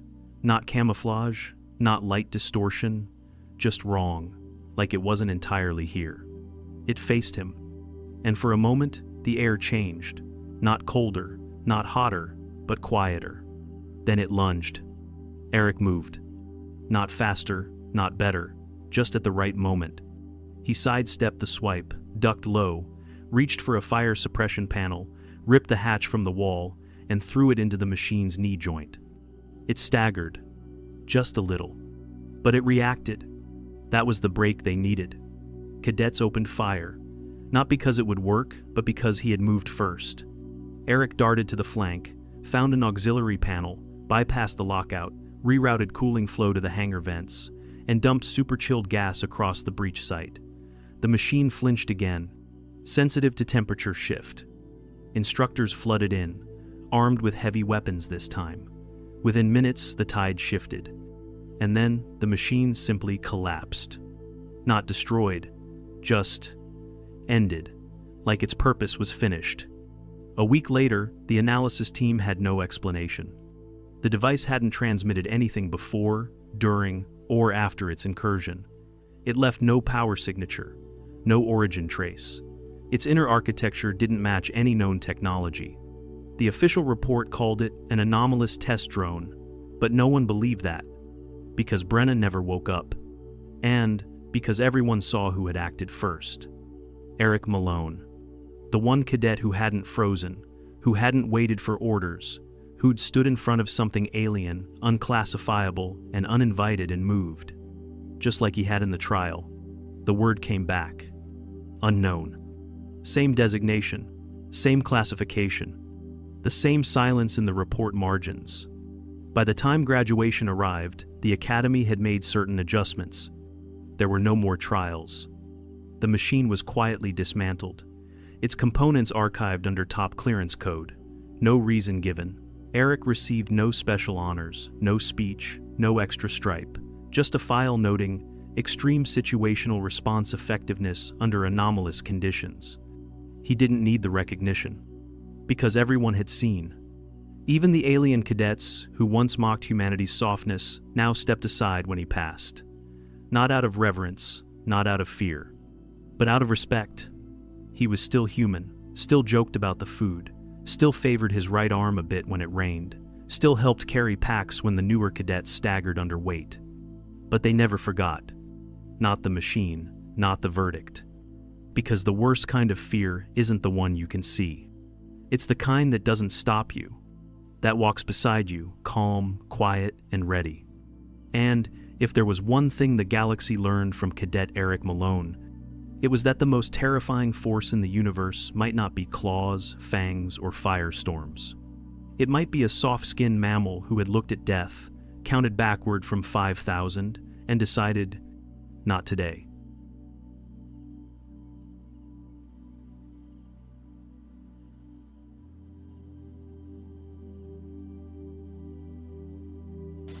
Hugh crouched in the dry trench, fingers embedded in loose dust, eyes on the ridgeline. The air was quiet, not dead, waiting. In the distance, the wind carried the sound of a broken machine whining against itself. It had been days since they'd seen movement on this sector. Still, the protocol held.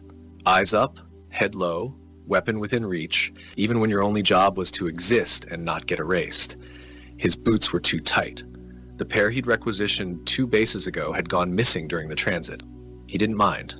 Pain was real, and real was currency. Downhill from his post, the remnants of the town were visible. Buildings melted at the edges like wax that never had a flame. It had once been a civilian tech node, long before the war made civilians mythical. Now it was a waypoint for survivors, smuggling routes, and sometimes even time jump agents who needed a blind corner to re-enter reality. He wiped a line of sweat from his jaw with the back of his glove. The sun here was constant, but it had that shimmer, subtle, off-angle. This place had been bent too many times. The vortexes left folds like bruises in the fabric of a place, and they hummed just below the threshold of sound. Status? A voice crackled over comm. Hugh thumbed the line. Still, no motion. South vector stable. Copy. Stay sharp, Forbes. Repeater glitching again. Scanners caught something near Collector 6. Hugh didn't reply. He knew the scanners saw ghosts. That didn't mean they were wrong. The quiet broke 5 minutes later. A shimmer along the ridge, a distortion, not light but density, then gone. Hugh had already flicked his rifle's selector twice before standing fully upright, eyes fixed. He waited, counted to 7. Stillness again. He clicked the comm twice. No response. Back at base, the signals were already dying. Bursts of static, irregular pings. Hugh dropped into a jog, boots thudding soft on the dust as he moved across the slope, veering toward the last known location of Collector 6. His HUD flickered, then blanked, then returned with a slight offset. The time skewed back 12 minutes. That meant a skip. He slowed near the blackened tree line. Collector 6 was a monument, tall, skeletal, humming, designed to drink from time itself. He circled left. The grass was flattened recently, and a shadow moved where there shouldn't be any source. Hugh froze. A man stood at the base, arms to the side, wearing a suit that shimmered wrong. Not invisibility, not stealth. Rejection. The world didn't want to see him. Hugh raised his weapon but didn't speak. The figure turned slowly, no sudden moves. His face was visible, yet misaligned. A twin flash echo. One version stood with a neutral expression. The other grinned a split second after. Then the image stabilized. Not your time, the man said. Quiet, calm. But you're here. That's enough. Hugh didn't lower the weapon. Identify. Already have. You're tracking me from before your memory loops. I'm Chance. Not mine either. But here we are. Hugh clicked the comm. Nothing. Dead. The man Chance looked to the sky. We've been circling this encounter for a dozen iterations. They made sure you wouldn't remember until this one. Hugh's grip tightened. Who is they? The ones who left us the tech. The ones who taught us to fight with it. The ones who laugh when we use it to kill each other. Hugh moved a half step forward. Chance didn't flinch. You're saying... I'm not saying. I'm reminding. Your memory's fractured. Mine too. Ask yourself this. Who was the first to offer us time jump tech? Who taught us field dampeners? Disruptors? Who never bled when the bullets flew? Hugh opened his mouth, closed it again. I'm not the enemy, Chance said, kneeling and placing a small prism on the ground. But I've worn their suit, once. The prism glowed a low, steady pulse. Around them, the soundscape changed. Hugh heard children laughing. He blinked. The world flickered. The trees weren't burnt anymore. They were green. A woman's voice echoed, calling someone home. Then it was gone. You felt that? Chance stood. Hugh nodded. Barely. They've done this for centuries. Give us tech. Wait, watch. When we grow too curious, too close, they see to war. Hugh's breath slowed, so we'd kill ourselves before we learned the truth. Chance gave a single nod. You see it now. The sky crackled. Not thunder, more like a choked signal collapsing. Chance looked back to the collector. This is where I leave you. They've spotted me. Hugh stepped forward. Wait, how do I? But the man was already gone. No light, no sound. The shimmer ended. Hugh stood in silence, hand trembling slightly. He didn't report it. Not then. The next day, Griffin returned. His hair was damp, his posture worse. Whatever mission he'd run, it took more than time. The base was on full lockdown. Systems glitching, vortex stabilization erratic. Everyone acted like that was normal. Hugh found him by the perimeter wall, staring out across the empty flatland. You didn't sleep, Hugh said. Griffin nodded. I did, just not all at once. Hugh waited. Griffin turned slightly. You ever wonder why the war doesn't end? Hugh nodded. All the time. Griffin lit a stim stick, offered one. Hugh declined. We lost 712, not just the unit, the whole region. Timeline bled out. Hugh frowned. Hugh's heart stuttered. Then who? Griffin looked him dead in the eye. Exactly. Neither spoke for a while. The wind picked up. Inside, the operations room was tense. Red lights blinked at irregular intervals, reports piled. The memory cubes stacked on the command table were warm to the touch. No one dared sort them yet. A runner approached Hugh later, handed him immediate. Hugh opened it. His eyes narrowed. The coordinates led back to the outskirts, near Collector 3. He packed light. When he arrived, the area was quiet, but the collector hummed with unnatural rhythm. He scanned. Nothing out of place. Then a glimmer in the grass, a small orb, perfectly smooth, chrome black. It pulsed when he approached. He reached for it. Don't. The voice came from nowhere. Then everywhere. Hugh froze. You were never meant to hold that, it said, but we let one of you get close, a flaw in your kind's chaos. The orb rose from the grass, floated, hovered inches from his face. You are not the virus. You are the vector. Hugh's legs locked. He couldn't move. The war was our fire. You are oxygen. Then silence. The orb dropped, cold again. Hugh backed away, heart pounding, sweat cold. That night, Griffin debriefed in whispers. Not recorded, not logged. You heard them, didn't you? Griffin asked. Hugh nodded. Griffin held a prism in his hand, the same one Chance had shown. It pulsed in rhythm with Hugh's. We're not the first iteration, Griffin said. We're the first to remember. He laid back in the cot, staring at the too quiet for the amount of movement he could feel underfoot. Vibrations. Distant, rhythmic, machine tall, and walked the inner wall circuit. New fencing was going up. Drones were perched in place along the high ridgeline, not military, not theirs. Civilian surveillance drones, re-engineered and equipped with low-signature pulse detectors. They weren't watching the enemy anymore. They were watching inward. Griffin met him at the underground lift hours later, alone. No brief, no visited by fieldmen. Hugh watched as Griffin unlocked the gate with a prism-embedded baton and a sharp whisper. The door blinked in, not out. They stepped into the pulse chamber. 50-foot ceilings, all dark, no light sources, yet everything was visible. At the center was the unit. A vault the size of a dropship sat buried halfway into the floor. Tubes snaked from its sides, some pulsing with liquid, others glowing like a vein through skin. Monitors surrounded it, showing blurred maps, time-looped faces, fragments of coordinates, and one icon pulsing red, an omega fractured by a vertical slash. What is this? Hugh asked. Where it all starts, Griffin said, walking to the side and waving his hand over a sphere mount. A projection erupted, showing overlapping maps of the Earth, then other worlds, all linked by fine green tendrils. They seeded us with tech, centuries ago, gave us discoveries, progress, power, then waited. Waited for what? For us to build the network they couldn't, for us to connect the gates. Hugh looked up. Time travel was their back door. Griffin nodded. Every vortex, every collector, it's an antenna, not just for power, for communication. With who? Not who. What? Hugh blinked as the vault cracked open. The hiss was low, sad somehow, as if the metal itself mourned what it had been holding. Inside was a human figure, female, motionless, encased in a translucent field. Her eyes open but glassed over. Her skin glimmered faintly like frost over polished steel.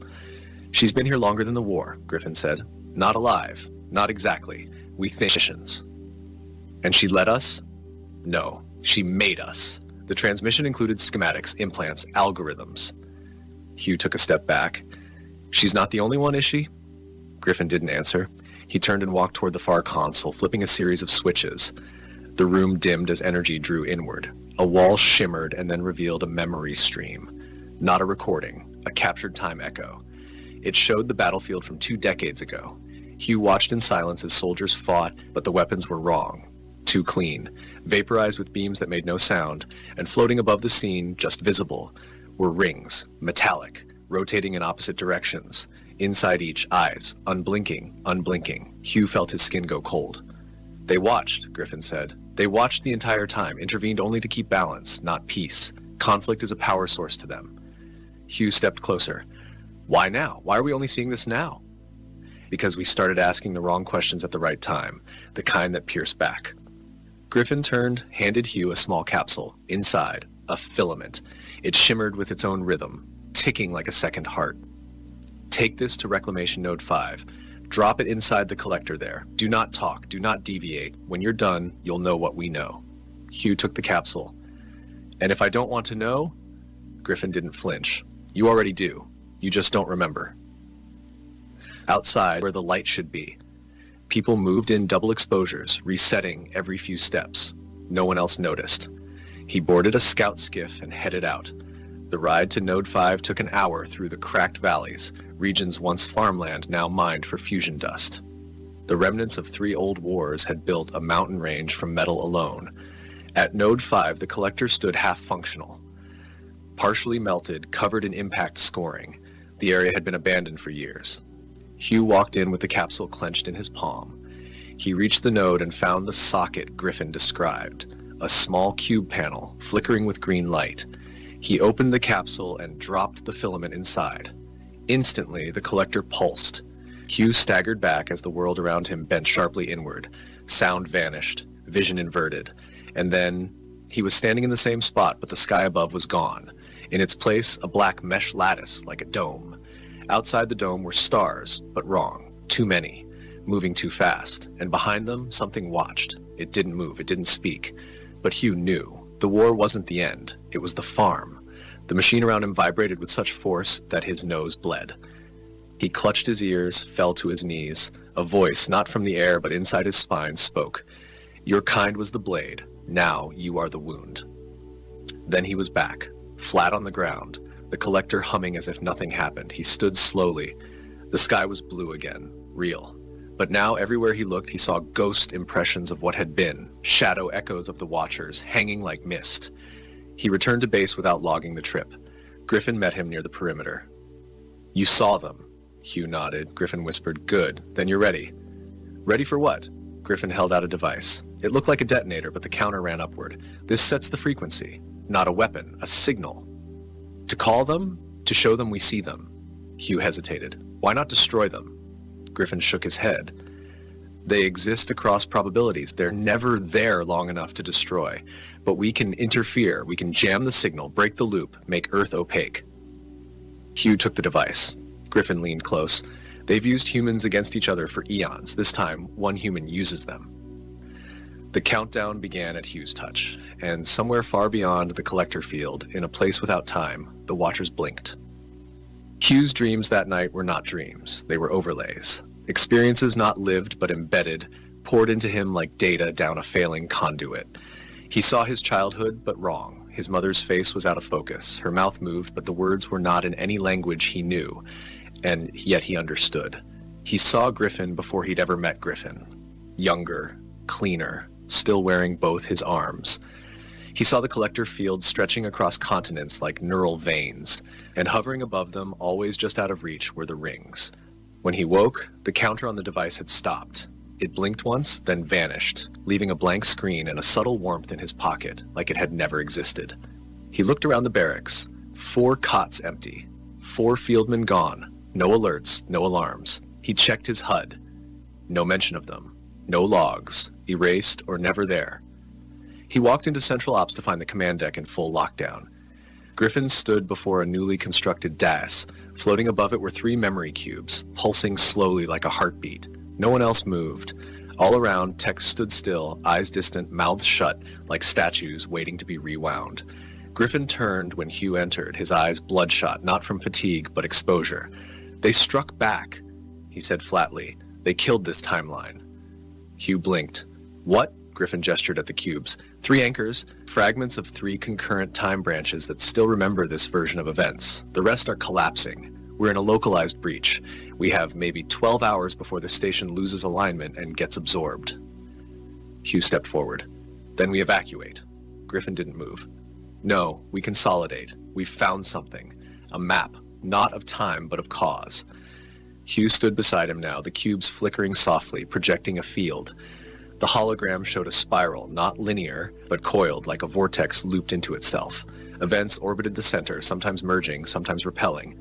Hugh saw events he remembered, and ones he didn't, but knew. His hand passed through one, and it burned. Static bled into his skin. A timeline? No. A bypass. A false continuity. It masquerades as time, but it's a logic tunnel. They hide inside the assumptions we refuse to challenge. Hugh understood now. They're not just using tech, they're using belief. Griffin nodded. Everything we assumed about the war, about origin, about alliance, it's all engineered. The real timeline, the true causal strand, buried. Underneath their planted event cube on the dais. This one was black. We create a false loop, a bait line. We simulated a divergence so catastrophic they can't ignore it. Something irresistible, something that threatens their design. Hugh frowned. And what would that be? Griffin looked him dead in the eye. You. Hugh felt it before he accepted it. Something in him had changed. The Watchers had touched him, marked him. Not infected, enhanced. He could feel the gaps in logic around him now, like holes in glass. We use you to rewrite the bait line, Griffin continued. A series of events where you gain control of the vortex lattice, where you unify the collector fields, where you collapse the war not by peace, but by coherence, a new frequency. Hugh was silent. Then, won't they see it? Griffin grinned. That's the point. When they enter the loop to interfere, we close it with this. He revealed a shard, metallic, humanoid in shape but abstract, a sculpture, or maybe a key. Its edges glowed softly like ice over a dying ember. What is it? An anchor, from before, from the original strand. Hugh took it. It was warm and cold, heavy and light, impossible. Griffin handed him a small packet. Inside, a pulse trigger and a single-use vortex drive. You'll jump to the coordinates in 10 minutes. You'll arrive 2 weeks before the Catalyst event. Set the stage. Let them see you rise. Let them think they've won. And when they enter, you'll know. Hugh didn't say goodbye. He never liked endings. He activated the jump. Time folded. He landed hard. Dust stung his eyes. The sky was orange, veined with stormlight. He was in the southern basin, just outside what would become the Spire base. Only it hadn't been built yet. Around him, civilians worked tirelessly, constructing, trading, surviving. It was a time of hope, and that made it all the more dangerous. Hugh infiltrated fast. His rank carried over, records aligned to support his presence. He began to manipulate key events. Traded black market schematics, intercepted skirmish orders, diffused 3 false flag attacks. He rose fast, as predicted. The timeline adjusted, stretched, reshaped. Eyes turned to him, and then they came. Not ships, not soldiers, observers. People who didn't exist in census data. Faces you never remembered. Conversations that evaporated as soon as they ended. Smiles that didn't reach the eyes. They watched Hugh from every corner of his world. He let them. He even spoke to one in the old library beneath the basin. She wore no insignia. Her smile was correct, not warm, not cold, just expected. You are deviating, she said. I'm adapting, Hugh replied. Your deviation is spreading. He nodded. That's the point. You risk recursive decay. You risk being seen. She paused. Her eyes flickered just once. That was enough. We see you, Hugh Forbes. I see you too. She left. Hugh returned to base. The moment the observers gathered to vote interference, he activated the prism. The timeline snapped. The trap closed. Inside the collector ring, space bent like breath against ice. The Watchers were pulled in, not by force, but inevitability. Their assumptions made them vulnerable. Their own map was used against them. Griffin's voice echoed in the comms. They're caught. Locked in a causal echo. They'll loop endlessly. Hugh didn't celebrate. He stood at the edge of the ring, watching the vortex pulse. He saw the events repeat. War, peace, manipulation, rebellion. Trapped now, unable to project forward. Then silence.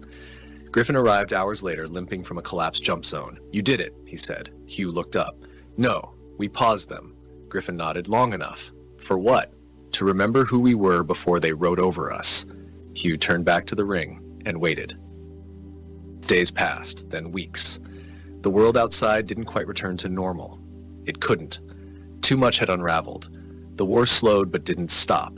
The engines of conflict sputtered without the Watchers' fuel, but hatred was an ember that burned under its own heat. Still, something had shifted. The time distortions stabilized. Vortexes no longer formed at random.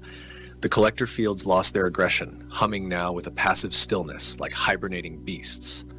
Power grids reconnected. Messages from broken timelines blinked back to life, glitchy but intact. People remembered things that had never happened. Others forgot things they lived through.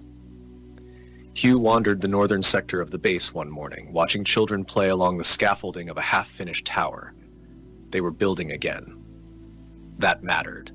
He met Griffin at the perimeter wall, just as he had the day of his awakening. This time, there were no weapons between them. Just memory. "Tell me again," Griffin said, leaning on a pipe. "What did she say?" "The observer." Hugh scratched his chin. "She said I was deviating." Griffin smiled. "That's the closest thing to a compliment they've ever given." They stood in silence, watching the horizon. Off in the distance, the collapsed shell of the set's former stronghold glittered in the morning light. Its command lines still crawled across the hillsides, fossilized AI script etched into the earth like old scars. The signal towers had gone quiet, no more pulses, no more updates from beyond. Griffin reached into his coat and handed Hugh a small box. Inside was a fragment of one of the green-streaked memory cubes, shattered, dead. It shimmered faintly but with no pulse. A relic. "What's this?" "A reminder," Griffin said, "of what we forgot, and what we broke to remember it." Hugh closed the box. "Will they come back?" "Probably, eventually, but not in the same form. They can't run the same script twice. Now that we've seen them, they have to change their mask." Hugh nodded. "So what happens now?" Griffin's gaze lingered on the sky. "We rebuild. We decentralize. We bury what we must, and we archive what we can. And we don't forget again." That afternoon, the Council of Sectors gathered for the first time in 10 years. Not a war council, not a supply command, a forum. Each representative seated without armor, without rank insignia, only their lived memories and fractured truths. Hugh stood before them, uninvited but not unwelcome. He spoke plainly. There was a war, but not the one we fought. The true war was over control of perception, of memory, of possibility. And we lost for a time. Silence, but now we're not being watched. Not yet. And this is our chance to decide who we become. He stepped down, no applause, but nods, real ones. That was enough. Later that evening, Griffin took Hugh to the sublevels, to the room where the sleeper remained. She hadn't moved since the disruption. The field around her was dimming, a flicker at the edges. They'd begun dismantling the chamber. "She wasn't one of them," Griffin said softly, "but she wasn't one of us either." Hugh approached the field, looked into her eyes. There was something there now. A flicker, a blink. She saw him. He stepped back. "We should end it." Griffin nodded. "We will." The chamber lights dimmed. The encasement powered down. For the first time in years, the hum ceased. Outside, the base slowly returned to function.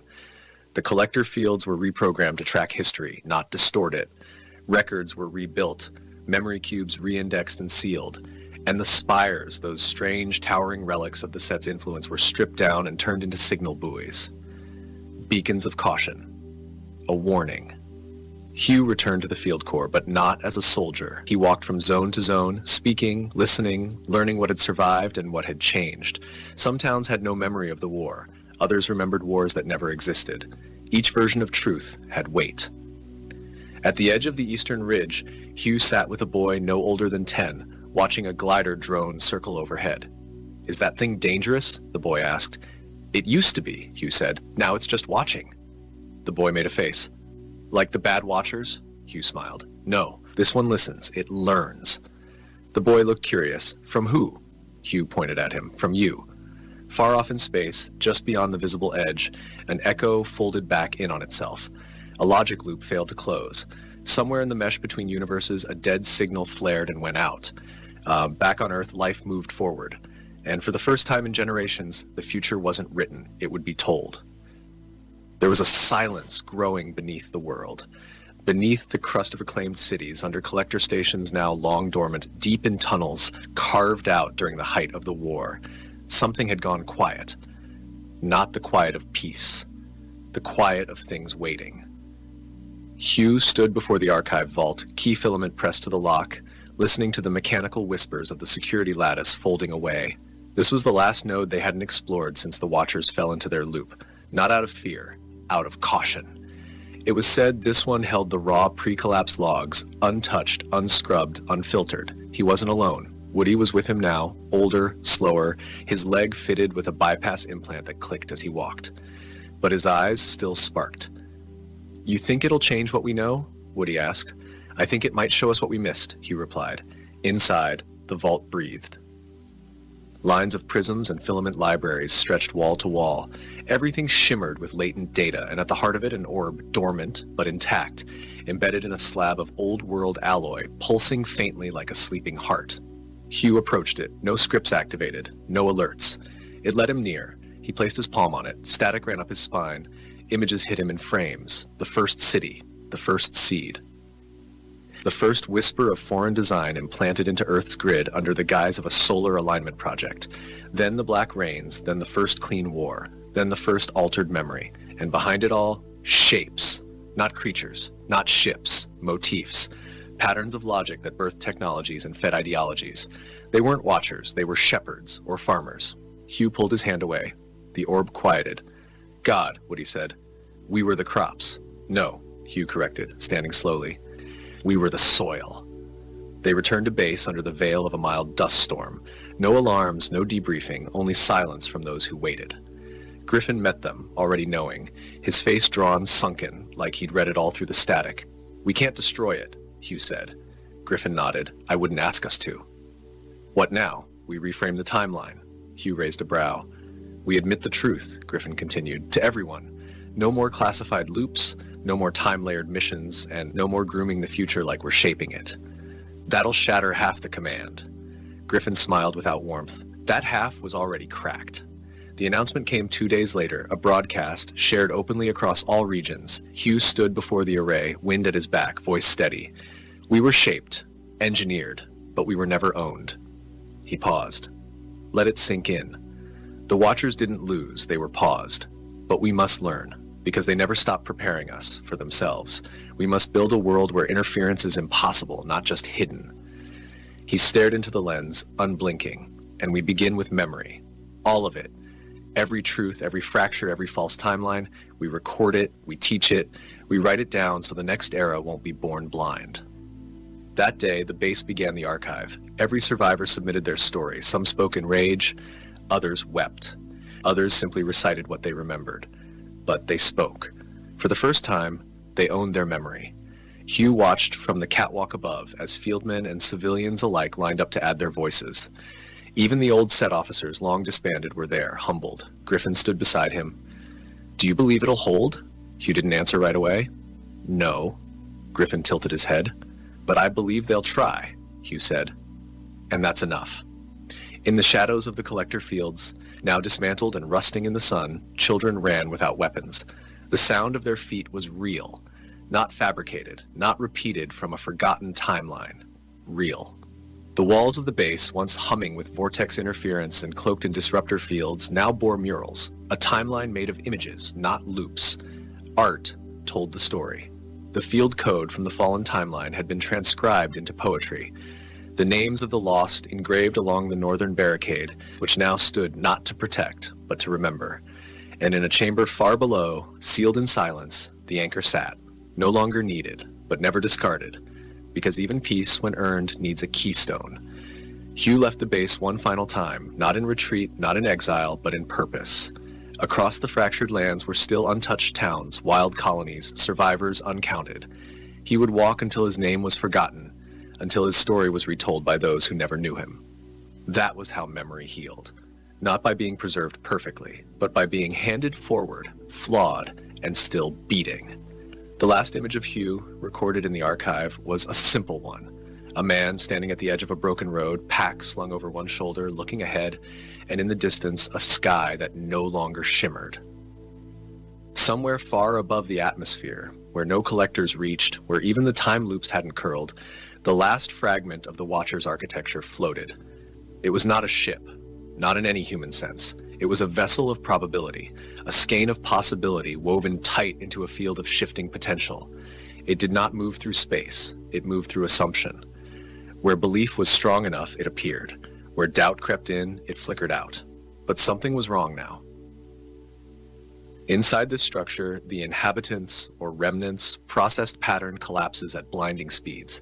They projected shadow selves into still looping fragments of old Earth, seeking resonance. But the resonance was gone. The lattice had been severed. Hugh's act, the trigger Griffin handed him, the field disruption seeded into the fake loop had done more than trap them. It had taught the world to question, and doubt was fatal to the Watchers. Within the vessel, one node pulsed erratic. The shape inside, a humanoid approximation crafted to better observe those who evolved through struggle, shivered. "You deviated," the node said aloud. There was no response. Deviant vector has spawned replications. Local thought-form environments no longer reinforce the assumed chain. Silence. The subject vector has ignited recursive free agency nodes. Authority structures collapsing. Absorption impossible. Still silence. The figure tilted its head. "Begin observer shutdown. We will attempt re-entry through a lower assumption tier." And the ship dimmed. On Earth, Griffin received the signal hours before sunrise. He read the data burst 3 times before speaking. "They've gone under." Hugh was across the continent now, helping rebuild the aquifer maps and re-establish grain corridors, but his signal returned in less than a minute. Gone where? Beneath awareness. They're going dark, waiting to be believed in again. Hugh responded simply, "Then we stop worshipping ghosts." The last phase began not with a war, but with a school. A single building, set into the old ruins of what was once a set outpost, now ringed with gardens and water channels. Its walls were painted with the words of 100 timelines, all jumbled, forming a new whole. Students came from all sectors, some whose ancestors had been on the wrong side of the war, others from fringe colonies who'd barely survived.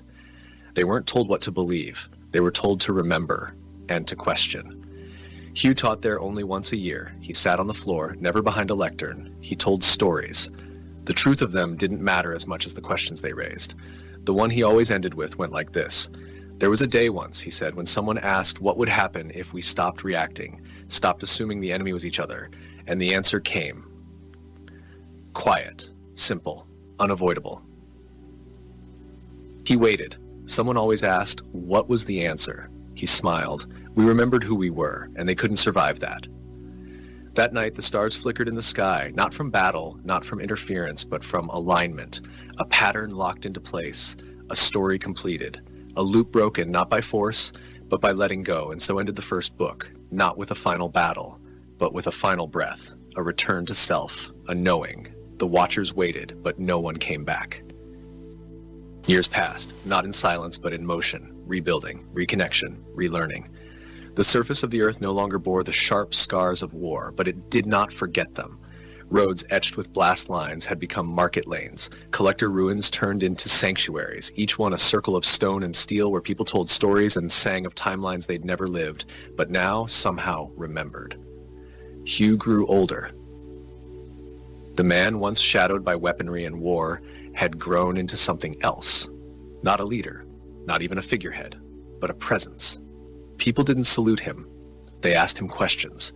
He didn't give orders. He asked better questions in return. He rarely stayed in one place longer than a season. One winter in the southern terraces building floodgates with teenage engineers. Another summer on the central plateau, helping construct transmitter towers that no longer aimed to call out to watchers, but to call across one another. Pure communication, human to human. No lords overhead, no silent witnesses in orbit. Children now grew up knowing the war as a shadow, not a monster. They played games where the monsters were defeated not with weapons, but by seeing them clearly, naming them aloud, and choosing to walk past. In the city of Orelon, a rebuilt trade hub over one of the oldest collector fields, Hugh met a woman named Ray. She was tall, quiet-eyed, and burned metal into poetry. Her sculptures stood over intersections, phrases twisted from salvaged steel and old war plates. Truth is memory untied from fear. All gods can be doubted. Do not kneel to patterns. They built a home above the old glider station. Together, they uncovered part of a dormant set data vault, one the reclamation crews had missed. It wasn't functional. The memory lattice had long since degraded, but inside it were dozens of spools, paper thin and etched in a language neither fully recognized. Ray spent 3 years translating it line by line. It was a confession from one of the first hybrid observers. I did not believe they would ever fall, but they feared something we could not quantify, the human act of doubt. Not doubt as despair, doubt as resistance, as anti-programming, as self-definition. Once a mind learns to doubt a loop, the loop breaks. This is not rebellion, it is evolution. That is the fracture they feared. The virus we seeded and forgot. They published the text, not as scripture, as reference. One day, Hugh stood at the high balcony and watched the sky. He had no agenda. The watchers hadn't returned. But sometimes you had to look anyway. Not out of fear, out of responsibility. He turned to find Griffin there. The older man had grayed, lost mass, gained vision. "They're not coming," Hugh said. Griffin nodded. "Not soon. Not in form." Hugh tilted his head. "Still afraid of us?" "No," Griffin said. "Afraid we'll teach others what we learned." And that was the truth. The war hadn't been between species. It had been a war between realities, between those who needed control and those who had learned to live without it. Griffin handed him a small black stone. "Polished, seamless. What is it?" Hugh asked. "A fragment, from the edge of the echo lattice, still warm." Hugh felt it hum in his palm. "Does it do anything?" Griffin smirked. "Only if you give it orders." Hugh tossed it to Ray later that night. She caught it in one hand, studied it under firelight, and buried it in a planter box beneath a plum tree. That spring, the tree flowered early. The petals glowed faintly. No one asked why. In time, the archives were expanded. Not just war records, not just memory loops, not just field notes, but stories. Folklore born from fractured truths, children's books retelling old timelines as parables, maps drawn from memory and dream together. Hugh read a page one morning while walking the sky bridge above Orlan. Once the world was a knot of forgetting, then someone pulled a thread and looked inside. He smiled. He knew the writer, a girl who'd grown up beneath the burnt towers of the northern fields. Her story was new. Hers alone. In the last years of his life, Hugh never stopped moving. He walked from valley to spire to desert edge, sometimes speaking, sometimes silent, sometimes just planting something in the dirt and walking away. When he died, there was no monument, no funeral pyre, no military fanfare, but across the land in every outpost and commune and memory station, bells rang once at the hour of dusk, not for mourning, for signal clarity, to say, we remember, we remain, we deviate. And far above the earth, beyond any collector field's range, in a space where time once bent to foreign will, the watchers sat dormant still. Their nodes quivered as a signal breached their loops, soft, slow, human. Not a threat, a question. Are you still watching? No reply, and none was needed, because the question itself meant we're no longer waiting. Somewhere across a barren world that once wore the same sky as Earth, a man walked beneath unfamiliar constellations. He wasn't Hugh, not anymore. His name had dissolved over time, a sound turned to silence by years of walking, listening, remembering. He wore a weathered jacket stitched from old field cloth and new fiber, and in his chest he carried a shard of the old world, not as a weapon, not as proof, but as a thread, a reminder that no strand of history was ever fully cut. This was not Earth. Not exactly. It was one of the spill worlds, those branched planets created during the war, when the Watchers had bent the lattice so far it fractured into physical space. Some spill worlds had collapsed. Others had matured into strange reflections. This one had lived, and it had grown. The settlers here knew of the war, though not firsthand. They had never seen the collectors. They had never bled beneath the vortex storms, but they knew the stories.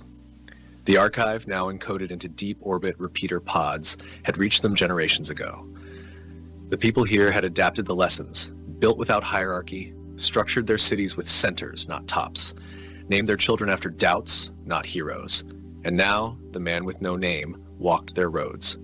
He wasn't a prophet. They didn't treat him like one. He was an echo, a fragment, a living strand of the thread they'd inherited.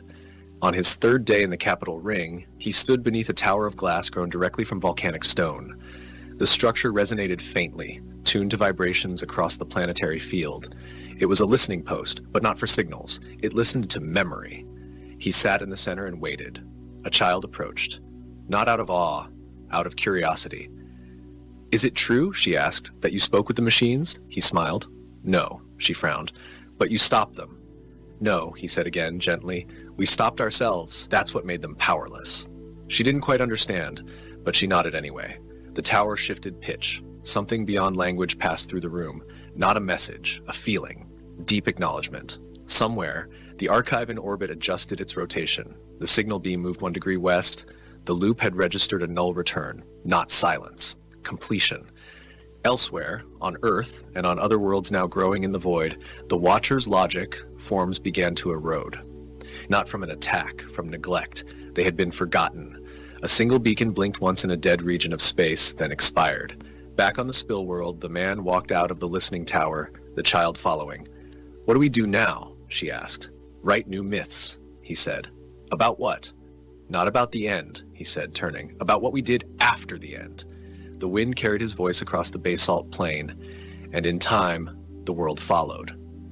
In a chamber so deep beneath Earth's crust it existed between measurable frequencies, an ancient structure shuddered, not from damage, from awakening.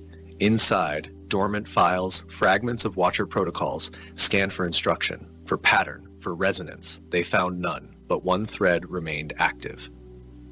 Hugh Forbes, status unknown. The lattice attempted a query. It failed. A secondary command was initiated. Seed contingency, pattern unknowable. A warning flared and extinguished itself. Threat class human defined. And then watch protocol obsolete. Final process activated, handshake rejected. Archive yielded. And thus, the last Watcher node became what it had feared most. A listener. No longer a hand over humanity. Just a record, just a relic. Back on the surface, under a sky no longer charted by war, a generation not born from blood gathered in open fields to speak, to build, to err, to create. They made no gods, they made no enemies, they made a story. And in its telling, everything that once ruled them fell quiet. Not gone, but no longer needed. And the world moved forward, not toward peace or power, but toward awareness. The final war had not been won, it had been understood. And understanding was a weapon no loop could counter.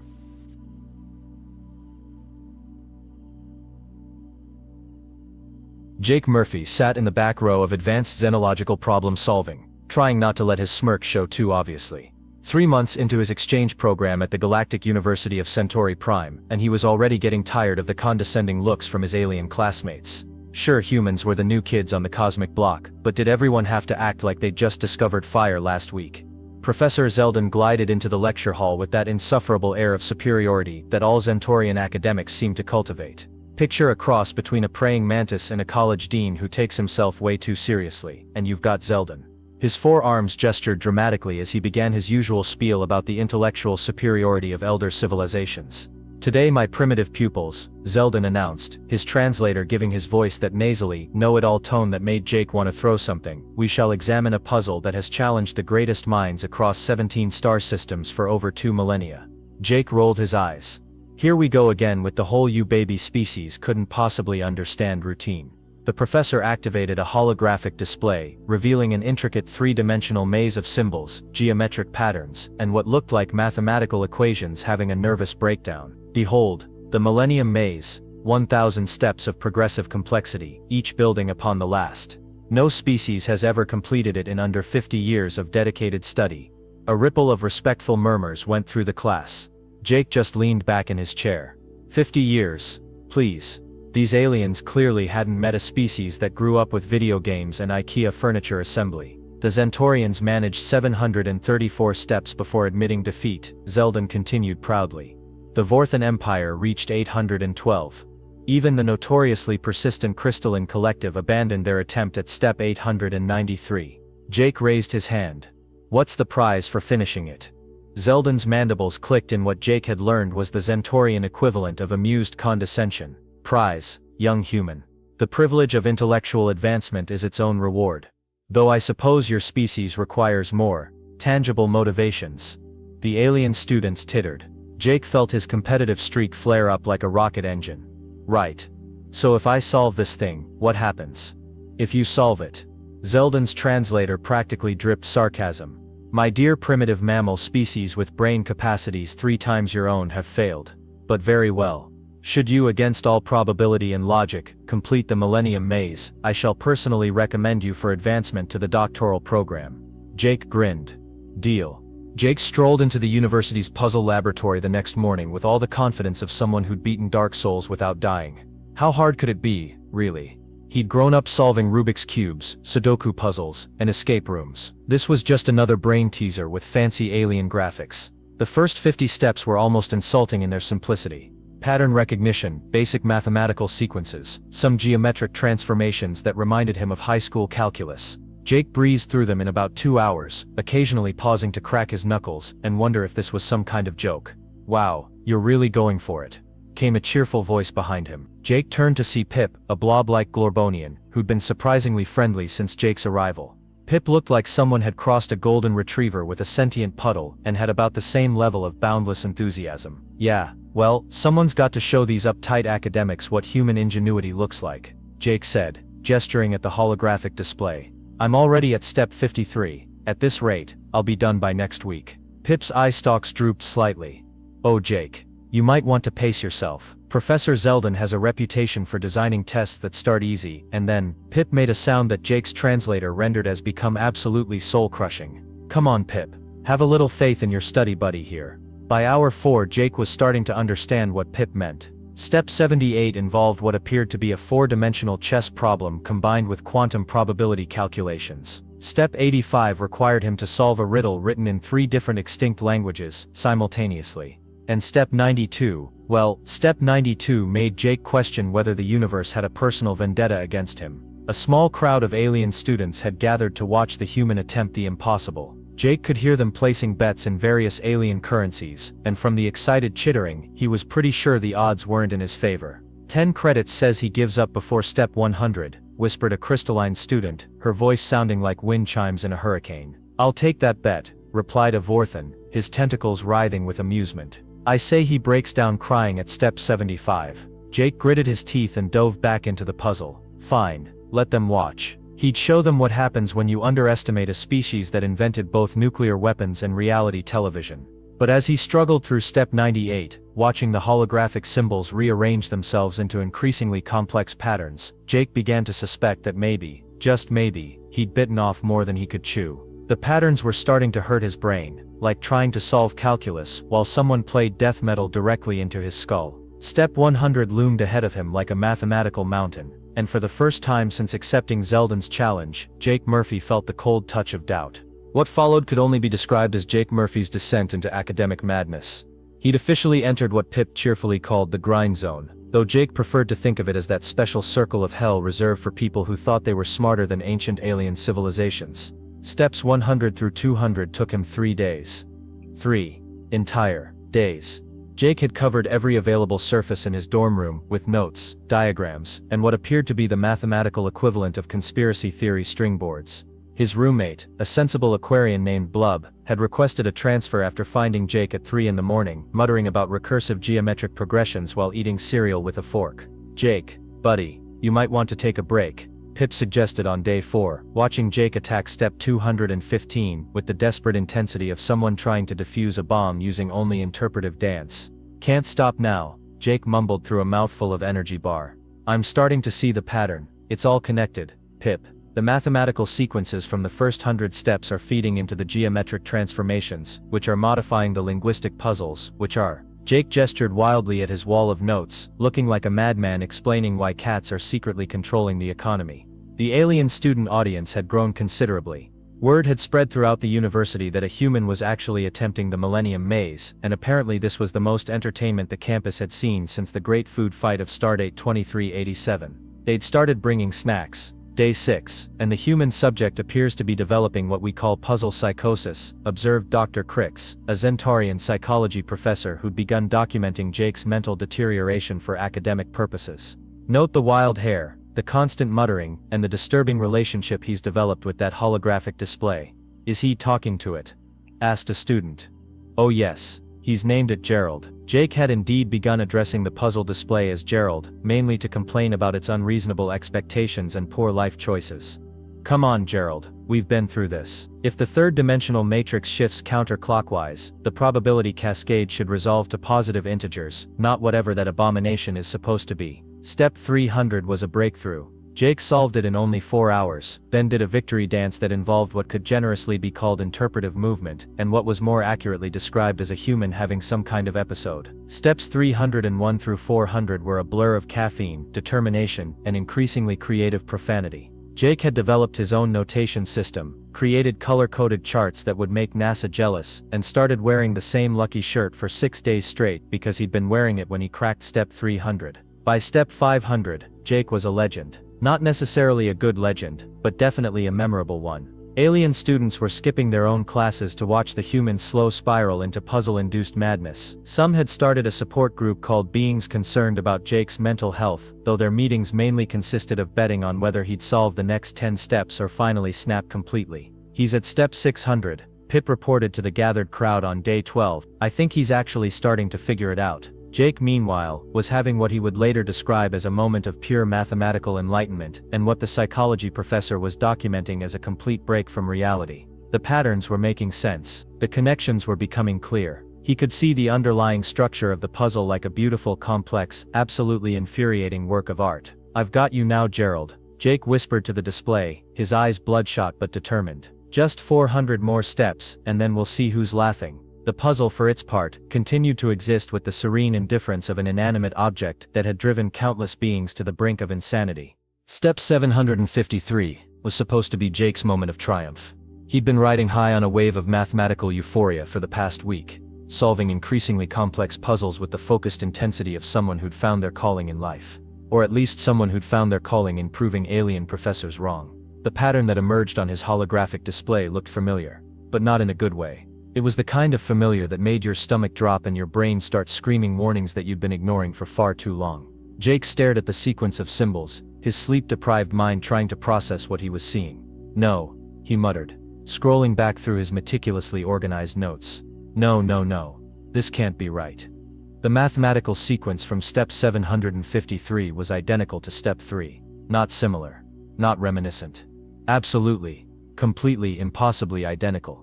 Jake's hands moved frantically across his digital notes, cross-referencing patterns and sequences with the desperate speed of someone who just realized they'd been building their house on quicksand.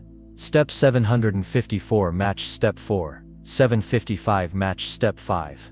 The geometric transformation at step 760 was a perfect mirror of the one from step 10.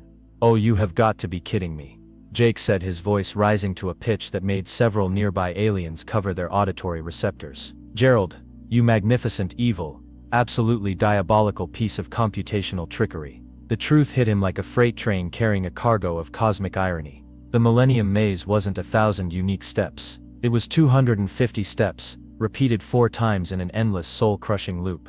He'd been solving the same basic puzzles over and over again, with just enough variation in presentation to make them seem different. Jake stood up so fast his chair fell over, causing a small stampede among the alien spectators who'd gathered for their daily dose of watching the human lose his mind. He began pacing back and forth, gesturing at his wall of notes like a detective who'd just cracked the case of the century. 250 steps, he announced to his bewildered audience. "That's it. That's the whole thing. Every civilization that's attempted this puzzle has been chasing their own tail for decades, solving the same problems again and again, thinking they're making progress towards some mythical step 1000. Pip's eye stalk swiveled nervously. "Jake, maybe you should sit down. You're starting to make that face again." "What face?" "The face you made right before you declared war on the campus food dispensers." But Jake was beyond listening to reason. The pieces were falling into place with beautiful, terrible clarity. This wasn't a test of intellectual capability. This was a test of something far more insidious, the ability to recognize when you were being had. "Professor Zeldin," Jake bellowed, his voice echoing through the puzzle laboratory. "Get your manipulative 4-armed posterior down here right now." Within minutes, Professor Zeldin glided into the lab, his mandibles clicking with what Jake now recognized as barely contained smugness. "Ah, Mr. Murphy, I trust you're ready to admit defeat. Most species reach this point of frustration around step 800. "Oh, I'm frustrated all right," Jake said, his grin sharp enough to cut glass. "But not for the reason you think." Professor Zeldin's mandibles clicked in that insufferably superior way that had been grating on Jake's nerves for weeks. "So you finally realized the truth about the Millennium Maze. I must say, you lasted longer than most." The Crystalline Collective gave up at step 893, but only because they're notoriously stubborn. Most civilized species recognize the futility around step 600. Futility. Jake's laugh had an edge that made several alien spectators take a step back. "Oh, Professor, you beautiful, arrogant fool, you think I'm here to quit." Zeldin's forearms spread in a gesture of condescending patience. The test, young human, is not about solving 1,000 steps. It's about recognizing when a problem has no solution. It's about intellectual humility, about knowing when to admit defeat and preserve one's sanity. Right. Jake nodded, pulling up his holographic display. "See, here's where you made your mistake, Professor. You assumed that just because every other species gave up, that meant they were being smart. But what if they were just being, I don't know, not human?" The crowd of alien students pressed closer, sensing something big was about to happen. Pip's eye stalks were practically vibrating with excitement and terror in equal measure. Jake gestured to his wall of notes, his color-coded charts, and his mathematical diagrams that looked like the fever dreams of a caffeinated mathematician. "You see all this? This isn't the work of someone trying to solve 1,000 steps. This is the work of someone who figured out there are only 250 unique steps, repeating in an endless cycle." Professor Zeldin's mandibles stopped clicking. For the first time since Jake had met him, the alien professor looked genuinely surprised. "But here's the beautiful part," Jake continued, warming to his theme like a prosecutor delivering a closing argument. "You designed this test, thinking that recognizing the loop would make people quit, that they'd realize they were wasting their time and walk away. But you know what humans do when we realize we're stuck in a loop?" What do you do?" Zeldin asked. And Jake could swear he heard a note of actual curiosity in the translator. "We break the damn loop." Jake activated his holographic display, but instead of showing the familiar maze interface, he'd reprogrammed it to display something entirely different. A three-dimensional map of the puzzle's structure, with each of the 250 steps color-coded and connected by flowing lines that showed how they fed into each other. "Ladies, gentlemen, and assorted non-binary life forms," Jake announced to his audience, "I present to you the true solution to the Millennium Maze. Not 1,000 steps leading to enlightenment, but a beautifully designed psychological trap that tests whether a species is smart enough to recognize patterns, and stubborn enough to do something about it." The display rotated slowly, showing the elegant mathematical relationships between each step in the loop. Jake had mapped every connection, every recursive element, every point where the puzzle fed back into itself. It was, even he had to admit, absolutely gorgeous in its complexity. "The answer isn't step 1,000, Jake continued, his voice gaining confidence as he saw the expressions of amazement on the alien faces around him. "Step 1,000 doesn't exist. The answer is understanding that the puzzle is asking the wrong question. It's not can you solve 1,000 steps, it's can you recognize when someone is trying to waste your time, and are you clever enough to turn their trick back on them?" Professor Zeldin stared at the display, his forearms moving in what Jake had learned was the Zentorian equivalent of nervous fidgeting. "This is unprecedented. No species has ever mapped the complete structure before. Most simply recognize the repetition and abandon the exercise." "Yeah, well," Jake said, crossing his arms with satisfaction, "most species probably didn't grow up with older siblings who thought putting their homework in an endless loop was the height of comedy. I've seen this trick before, Professor. The only difference is the scale." The alien audience erupted in excited chatter, their various translators creating a symphony of amazement, confusion, and what sounded like several different species placing new bets on outcomes they hadn't previously considered possible. Pip bounced excitedly. "So what happens now? Did you solve it? Did you win?" Jake looked at Professor Zeldin, who was still staring at the holographic display with the expression of someone whose entire worldview had just been gently but firmly relocated. "Well, Professor, I've demonstrated complete understanding of your puzzle's structure, mapped its recursive elements, and proven that I can think outside the parameters you established. Does that count as solving the Millennium Maze?" Zeldin's mandibles clicked slowly, thoughtfully. "Mr. Murphy, in 3 centuries of academic life, I have never encountered a species that responded to intellectual entrapment by turning it into a teaching tool. Is that a yes?" Professor Zeldin's forearms gestured in what Jake had learned to recognize as the Zentorian equivalent of throwing up your hands in defeat. The alien professor stared at Jake's holographic masterpiece for a full 30 seconds before his mandibles began clicking in a pattern Jake had never heard before. "Mr. Murphy," Zeldin said slowly, his translator struggling with what sounded like genuine emotion. "In the 347 years I have been administering this test, across 42 different species and countless individual attempts, You are the first being to not only recognize the loop, but to treat it as a problem to be solved rather than a frustration to be endured. The crowd of alien students had gone completely silent, which Jake was pretty sure was the galactic equivalent of holding your breath. Even Pip had stopped bouncing, his eye stalks focused intently on the exchange between human and professor. Jake couldn't resist the opportunity for a little dramatic flair. So what you're telling me, Professor, is that the answer to your Millennium Maze is that there is no Step 1000. The puzzle is designed to test whether a species will recognize futility and quit, or keep grinding away forever in an endless loop of intellectual masturbation. Several aliens made choking sounds that their translators rendered as shocked gasps. Apparently, intellectual masturbation was considered quite vulgar in several galactic languages. Essentially, yes, Zeldin admitted, his voice carrying what Jake could swear was a note of grudging respect. The Millennium Maze was created by the ancient Vorlon civilization as what they called a wisdom filter.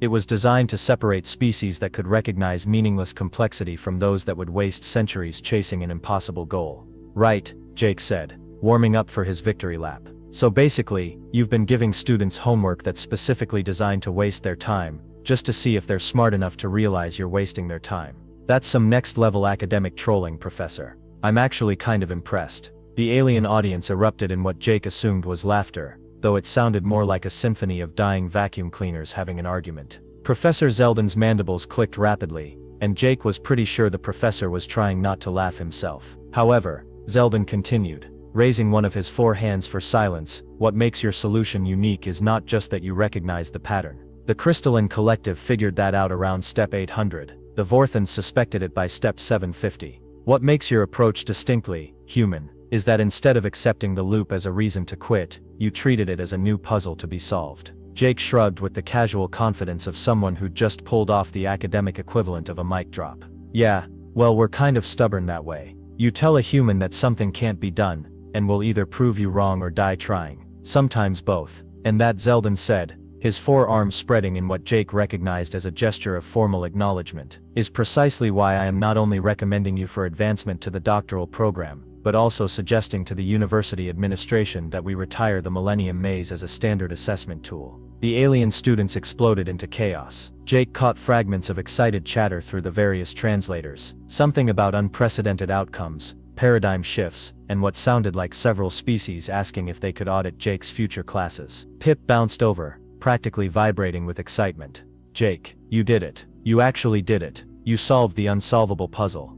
Nah, Jake said, looking back at his holographic display with satisfaction. I just solved the puzzle that was actually there instead of the puzzle I thought was supposed to be there. Turns out the real Millennium Maze was the assumptions we made along the way. Professor Zeldin approached, extending one of his 4 hands in what Jake had learned was the Zentorian gesture of respect between equals. Mr. Murphy, I believe I owe you an apology. When you first arrived, I assumed your species lacked the intellectual sophistication for advanced academic work. I was incorrect. Jake shook the offered hand, grinning.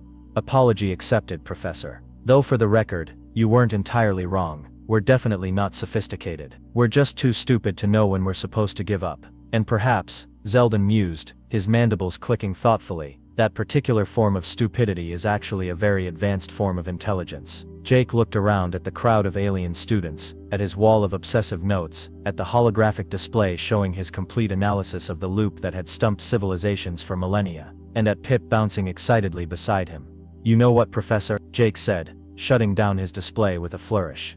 I think that might be the nicest thing anyone's ever said about humanity. We're too stupid to quit, too stubborn to accept impossible, and just clever enough to turn our biggest weaknesses into our greatest strengths. Indeed, Professor Zeldin agreed, and I suspect that combination is going to make the rest of your academic career very interesting. Jake Murphy, the human who'd solved the unsolvable by refusing to accept that it was unsolvable, just smiled and started packing up his notes. After all, he had a doctoral program to prepare for, and something told him the real challenges were just getting started. Outside the puzzle laboratory, word was already spreading throughout the Galactic University. The humans had arrived, and they played by completely different rules.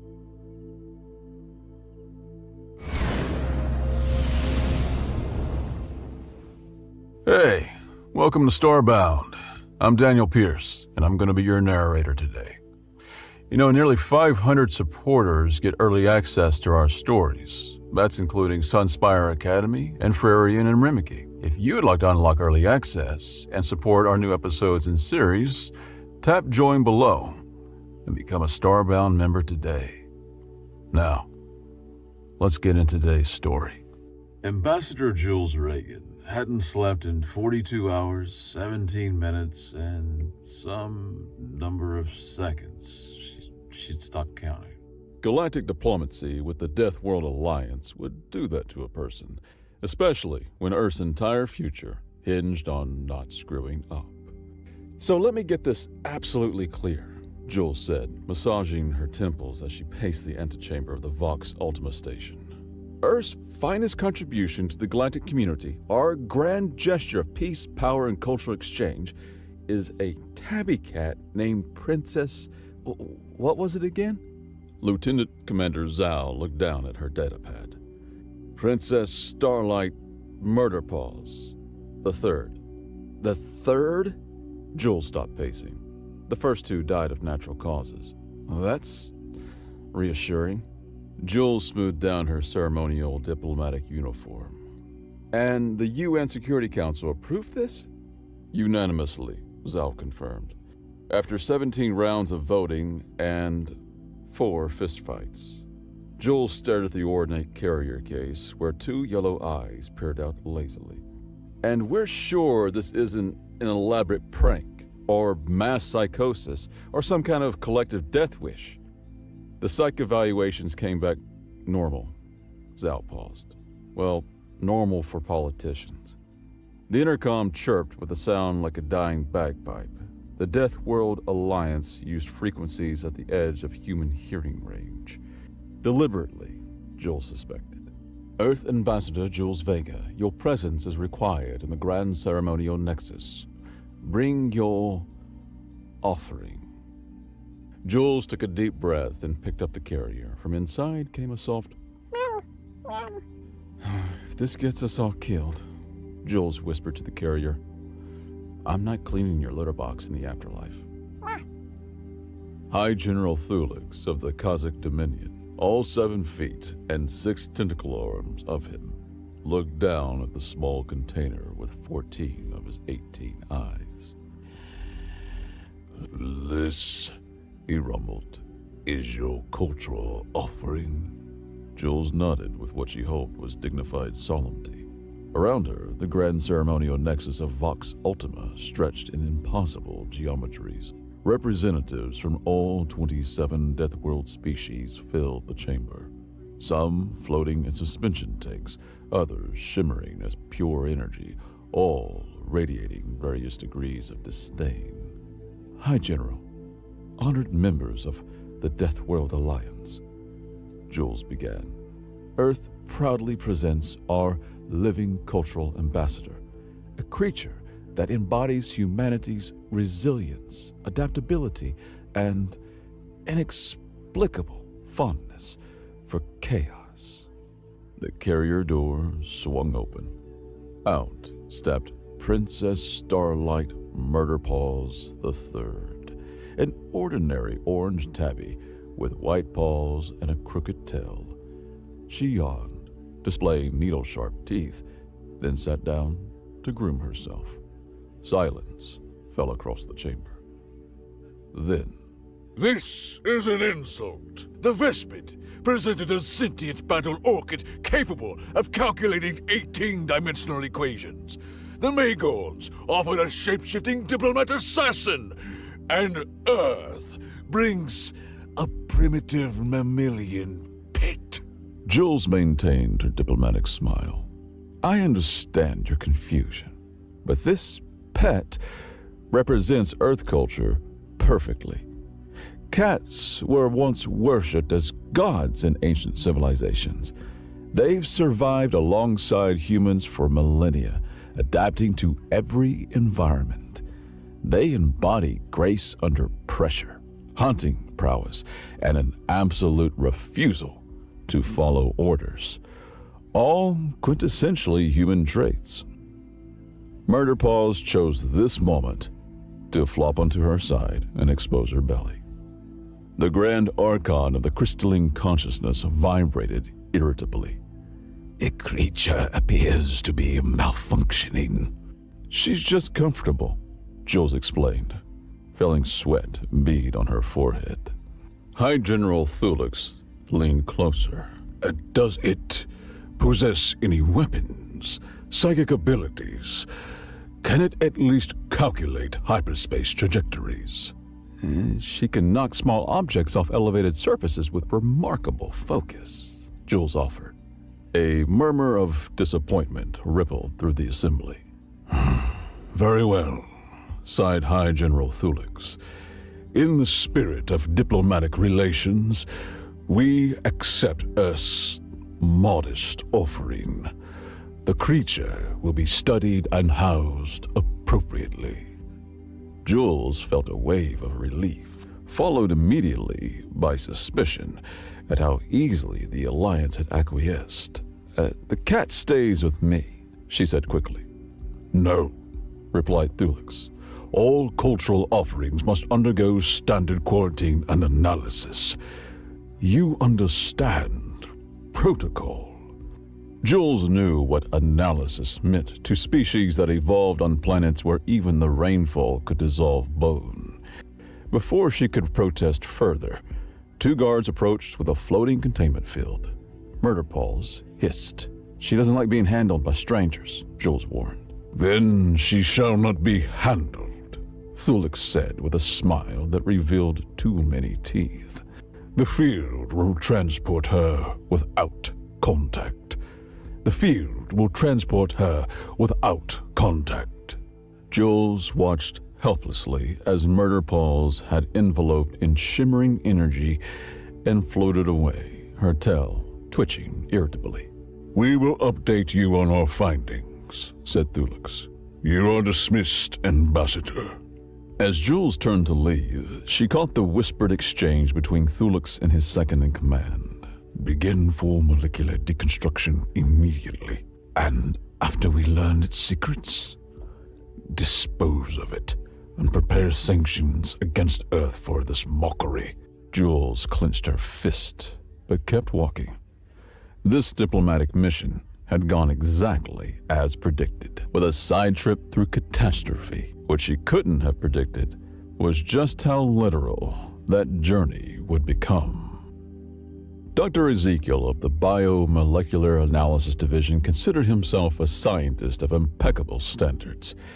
He had dissected creatures from 17 galaxies, cataloged organisms that existed in 12 dimensions simultaneously, and once spent 3 years studying a sentient gas cloud that communicated exclusively through interpretive diffusion patterns. Commence primary scan. He instructed his team as they gathered around the containment field where the Earth creature sat, methodically cleaning its paw. The scan activated a comprehensive quantum-level analysis that would map every atom in the creature's body. The cat looked up. The cat blinked. Dr. Ezekiel blinked back. In that microsecond of mutual non-observation, something glitched. The laboratory stretched like taffy. Reality hiccuped. The scan readout dissolved into fractal patterns that somehow spelled out words in a language that had been extinct for 8 million years. The word said, "Feed me tuna." Dr. Ezekiel screamed as the floor beneath him became simultaneously solid, liquid, and a fond memory. His assistant's head rotated 360 degrees while remaining perfectly stationary. The laboratory walls folded inward like origami, revealing glimpses of other realities where physics had taken different evolutionary paths. And through it all, the security camera faithfully recorded 4 seconds of footage. On loop, the cat licking its paw, the image playing backward, forward, sideways, and occasionally in dimensions not meant for mortal comprehension. When emergency responders finally breached the lab 20 minutes later, they found every researcher speaking in perfectly synchronized binary code. Gravity worked in 7 different directions simultaneously.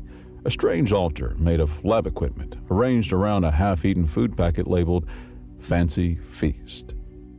The cat curled up asleep, perfectly normal. and a single message burned into every computer screen in letters that glowed with the light of dying stars. Next time, ask before scanning. The Purity Council had installed 17 different monitoring systems to track Murderpaw's activities. Most of them stopped working after approximately 27 minutes. The rest showed footage that was, to put it mildly, inconsistent with conventional understandings of feline behavior. Security feed Alpha 7 captured Murderpaw's batting at a small red dot on the floor of her containment habitat. Standard cat behavior, except the red dot was actually a miniature black hole that Murderpaws had apparently manifested for entertainment purposes. Each time she smacked it with her paw, it emitted a sound like a cosmic giggle and moved to another location. Is that safe? Asked Junior Technician Viz, watching the feed with mounting anxiety. Define safe, replied Senior Technician Rick, who hadn't slept in 72 hours and was now experiencing what he believed might be religious enlightenment. The creature's playing with collapsed space-time like it's yarn. On feed Beta 3, Murderpaws appeared to be taking a bath. Absolutely normal cat grooming behavior, except that she was simultaneously visible from 17 different angles, some of which did not correspond to any known dimension. As she licked her front paw, temporal echoes rippled outward, the future lick occurring before the present lick, which preceded the past lick in a sequence that made Rick's left eye twitch uncontrollably, and understandably. The most disturbing part, whispered Viz, is how aggressively mundane it all seems. Feed Gamma 12 showed Murderpaws knocking objects off a shelf. Classic cat behavior that would be unremarkable if the objects hadn't included a perfectly scale model of the Purity Council chambers, which no one had put there. 3 different versions on the same quantum phase regulator, each from a slightly different timeline. A small potted plant that, when it hit the floor, meowed and scampered away. High General Thulix's childhood teddy bear, which he had lost 37 years ago on a planet 16 light-years away from Vox Ultima. Each item went tumbling with the same look of feline satisfaction on Murderpaw's face. She's doing it on purpose, Rick said with absolute certainty. The quantum displacement, the reality warping, it's all just an elaborate form of knocking stuff off shelves. Delta 9 perhaps captured the most troubling footage. Murderpaws asleep in a perfect circle. Completely normal, except for the fact that the laws of thermodynamics had apparently been suspended in a 3-meter radius around her. Heat flowed from cold to hot, entropy reversed. A dropped mug of coffee unspilled itself, the liquid flowing upward to refill the cup while the ceramic shards reassembled in midair. And through it all, Murderpaws just purred, her whiskers occasionally twitching, as though she was dreaming of cosmic mice. Dr. Mirax of xenobiology had been tasked with creating a psychological profile of the Earth creature. After 4 days of observation, she submitted a single-page report that read, "Subject displays typical behavior patterns of Felis catus, including self-grooming, results in probability fluctuations, predatory play, targeting reality itself as prey, territorial marking by rewriting local physics, social bonding, selective responsiveness to certain individuals, napping, during which nearby quantum fields enter superposition. In conclusion, it's a cat, a perfectly ordinary cat that happens to use quantum uncertainty as a litter box."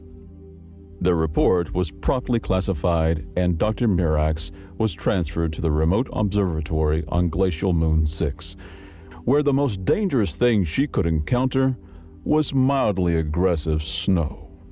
Throughout Vox Ultima, Murderpaw's sightings became both common and impossible to verify.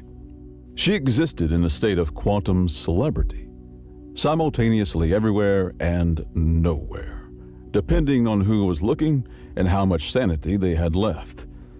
The maintenance division reported finding perfectly cat-shaped indentations in reality, places where the fabric of existence had been set upon and never quite regained its shape.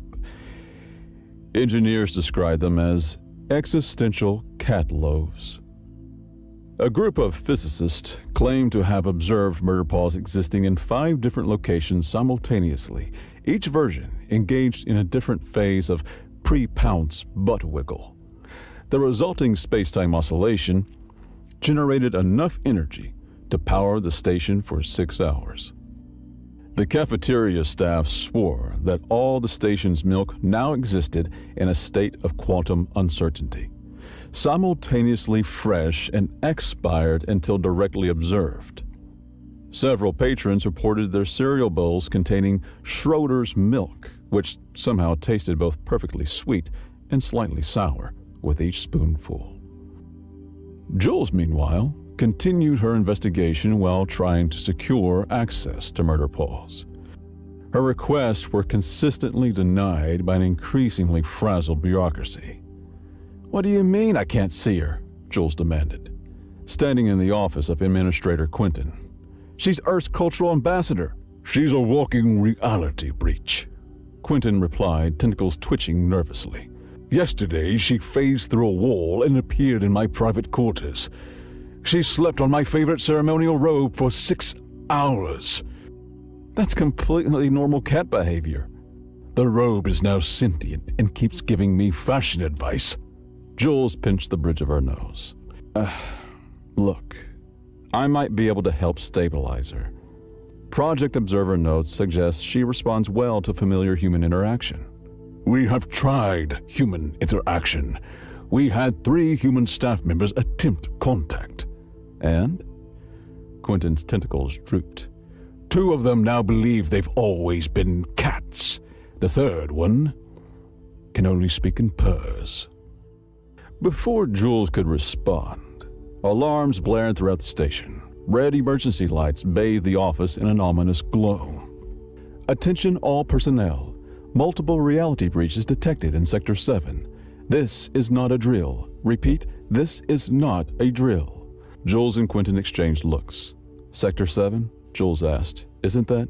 "The food storage area," Quentin confirmed grimly. Sector 7 resembled less a storage facility and more the fever dream of a surrealist painter with a particular interest in cat psychology. Every container of tuna, salmon, or fish-adjacent food had been opened, not with tools or by hand, but as though reality itself had decided packaging was merely a suggestion. The contents hovered in midair, orbiting a central point where Murder Paws sat, perfectly composed, occasionally batting at a floating tuna steak as it passed within paw range. Around her, physics had taken a holiday. Gravity pulled sideways, light moved at half speed, creating glowing trails as personnel tried to navigate the chaos. Sound arrived before it was made, resulting in answers preceding questions and screams happening before their causes. "How did she even get in here?" demanded Security Chief Damison. "This sector has 27 layers of security." "She's a cat," Jules replied simply. "Doors are merely suggestions." As they spoke, Murder Paws finished sampling her orbital buffet and apparently decided it was grooming time.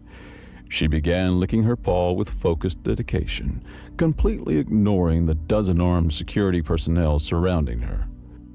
With each lick, reality rippled. Security Chief Damison briefly became his own childhood self, then elderly, then back to normal. A nearby officer's uniform transformed into pajamas, then formal evening wear, then back to uniform. The walls briefly became transparent, showing glimpses of other parts of the station, other timelines, and in one disturbing moment, what appeared to be a universe composed entirely of yarn. "Should we stop her?" whispered an officer. "I'd advise against it," Jules said. She's in the post-meal grooming phase. Interrupting a cat during statutory grooming time is inadvisable. As if to emphasize this point, Murder Paws paused her grooming to make direct eye contact with the officer who had spoken. The officer promptly vanished, reappearing moments later hanging from a ceiling fixture wrapped in what appeared to be quantum silly string. Murder Paws returned to her grooming, radiating smugness. Jules approached carefully, kneeling a respectful distance away. Murder Paws? Princess Starlight? Remember me? One ear flicked in Jules's direction. The universal feline gesture for, I acknowledge your existence, but make no promises regarding my interest level. I understand you've been through a lot. The scanning, the containment, the whatever the Purity Council tried to do with that grid thing. The ear twitched again. Murder Paws continued grooming, but her tail, the most expressive part of any cat, swished once, suggesting attentiveness beneath the performance of indifference. And I understand the food rate. Completely reasonable response. They've been keeping you on standardized synthesized protein, haven't they? No cat of distinction would accept that. This earned Jules a direct look, followed by a slow blink. The cat equivalent of, you're not entirely contemptible.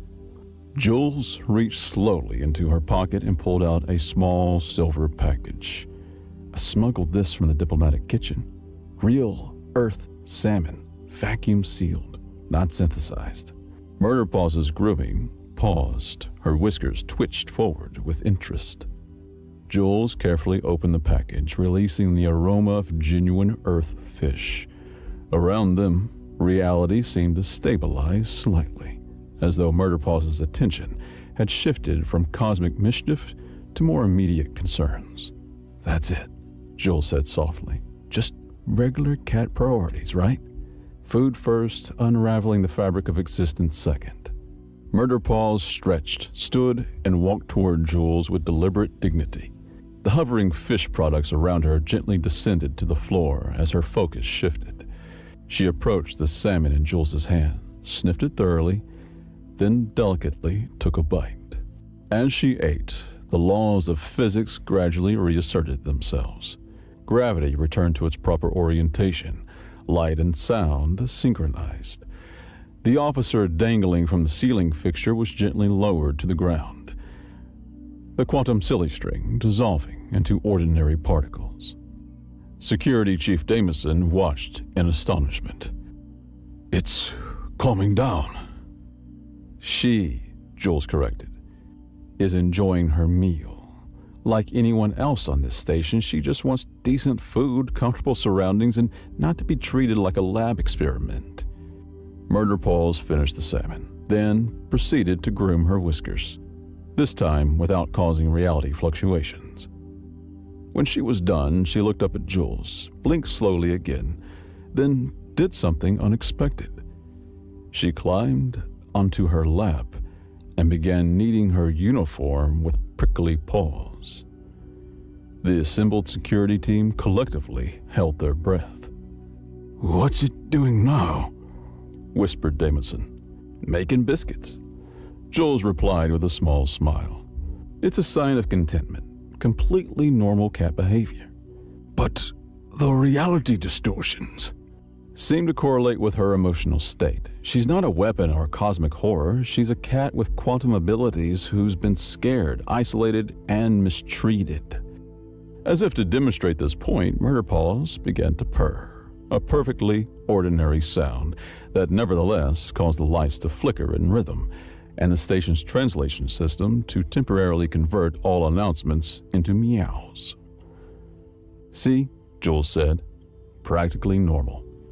That afternoon, the Purity Council convened in an emergency session with Jules and representatives from the Neutral Bureau. Murder Paws attended as well, curled up on a cushion that Jules had insisted upon, occasionally grooming or shifting positions with feline disinterest in the proceedings. The creature is a threat to station security, insisted Counselor Vesh. It can walk through walls, So can anyone with a phase shifter, Jules pointed out.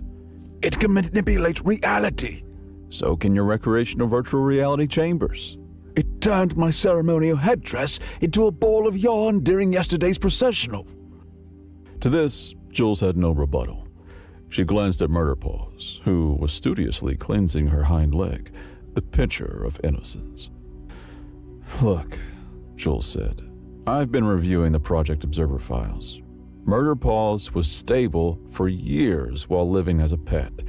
She only started causing incidents when your scientists tried to dissect her.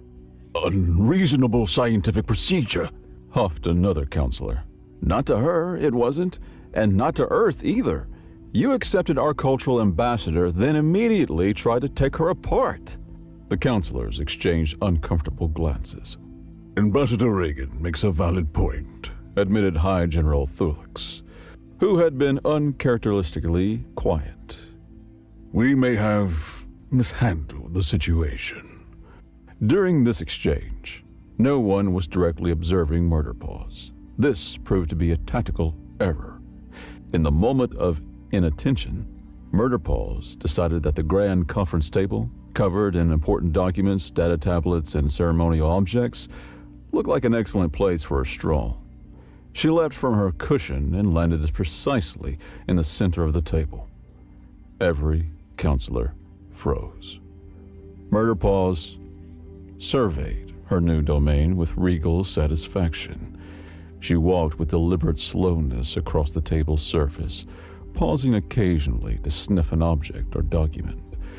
When she reached Counselor Vesh's prized ceremonial scepter, she made direct eye contact with him, then slowly, deliberately, pushed it off the edge of the table. It fell with a clatter. Vesh whimpered, but didn't move. Satisfied with this demonstration of dominance, Murderpaws continued her inspection tour. She approached a data tablet displaying classified security protocols, sat down directly on it, and began grooming as though it were the most comfortable spot in the galaxy. Your cultural ambassador, Thulix said dryly to Jules, is sitting on our defense strategies. Yes, Jules replied. Standard cat procedure. If it's important to you, she must sit on it. It's a sign of respect, really. This was a complete fabrication, but the counselors nodded as though Jules had imparted profound cultural wisdom. After thoroughly warming the tablet with her hindquarters, Murderpaws stood, stretched luxuriously, and did something truly alarming. She began to vibrate. Not metaphorically, but literally. Her outline blurred as she purred at a frequency that caused small objects to levitate and the air to shimmer with probability distortions. What's happening? Vesh asked in panic. Is it preparing an attack? No, Jules said, trying to keep her voice calm. She's just happy. That's happiness? Demanded another counselor. For a quantum cat? Yeah. The vibrating intensified, reality hiccuped. For approximately 2.7 seconds, everyone in the room experienced themselves as someone else. Thulix found himself thinking with Vesh's mind. Vesh experienced life as Jules. Jules briefly knew what it was to be a crystalline consciousness. Then Murderpaws stopped vibrating. She yawned, displaying needle-sharp teeth, and jumped down from the table, landing with perfect feline grace. She walked over to Jules and rubbed against her leg, leaving behind a faint trail of quantum particles that briefly formed the pattern of a middle finger before dissolving. I believe, said Jules, fighting back a smile, that she's made her position clear. The cult of the Observer continued to grow despite official disapproval. They now occupied 3 full residential sections of Vox Ultima, converting them into elaborate temples dedicated to Murderpaws' worship. High Priest Zendar had developed an extensive theology based entirely on observed cat behaviors. When the Observer grooms, she cleanses reality of imperfections. When the Observer naps, She dreams new universes into being. When the observer knocks objects off elevated surfaces, she teaches us the impermanence of material attachments. When the observer suddenly accelerates at 3 times normal speed for no apparent reason, she demonstrates the fundamental unpredictability of existence.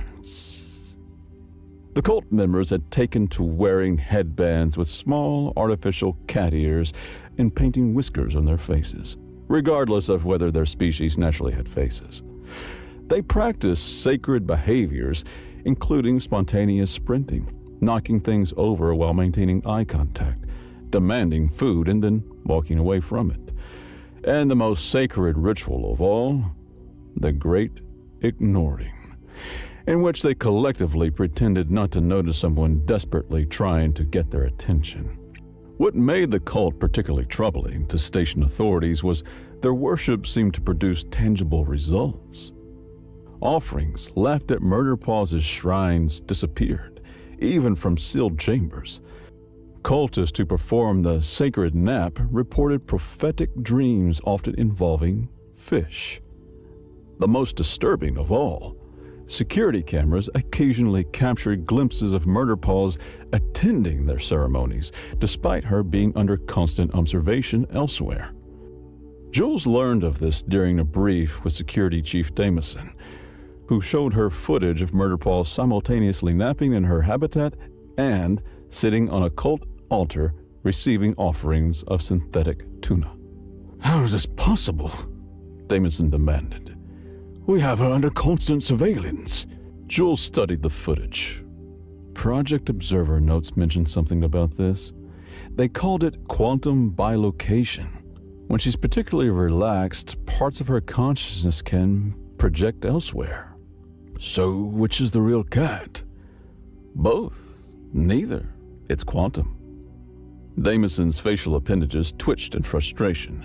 That's not an answer. Welcome to cat ownership, Jules replied.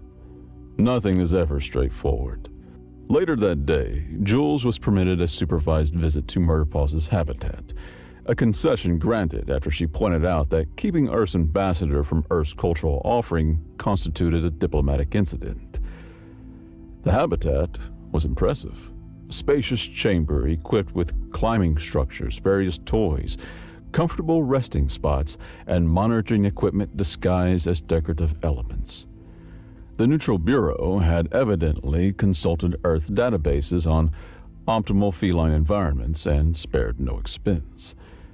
Murder Paws was curled up on a heated cushion when Jules entered. She opened one eye, assessed them, and then closed it again. Jules sat cross-legged on the floor nearby, knowing better than to approach directly. Nice place they've given you. Better than my quarters, actually. Murder Paws' tail twitched once. I've been trying to explain to them that you're not a weapon or cosmic horror, just a cat with extras. The other eye opened. Murder Paws gave Jules a look that somehow managed to convey both, "You understand nothing of my true nature," and, "Is that a treat in your pocket?" I've been reading the complete Project Observer files, Jules continued. You know, the lab where you were modified? Both eyes were open now, attentive. They never actually completed the procedure on you. According to the records, the quantum enhancement failed. They were going to terminate you, but an intern named Kylie smuggled you out. At the name Kylie, Murder Paws' ears perked forward. She stretched and sat up, suddenly focused on Jules with unsettling intensity. You remember her, don't you?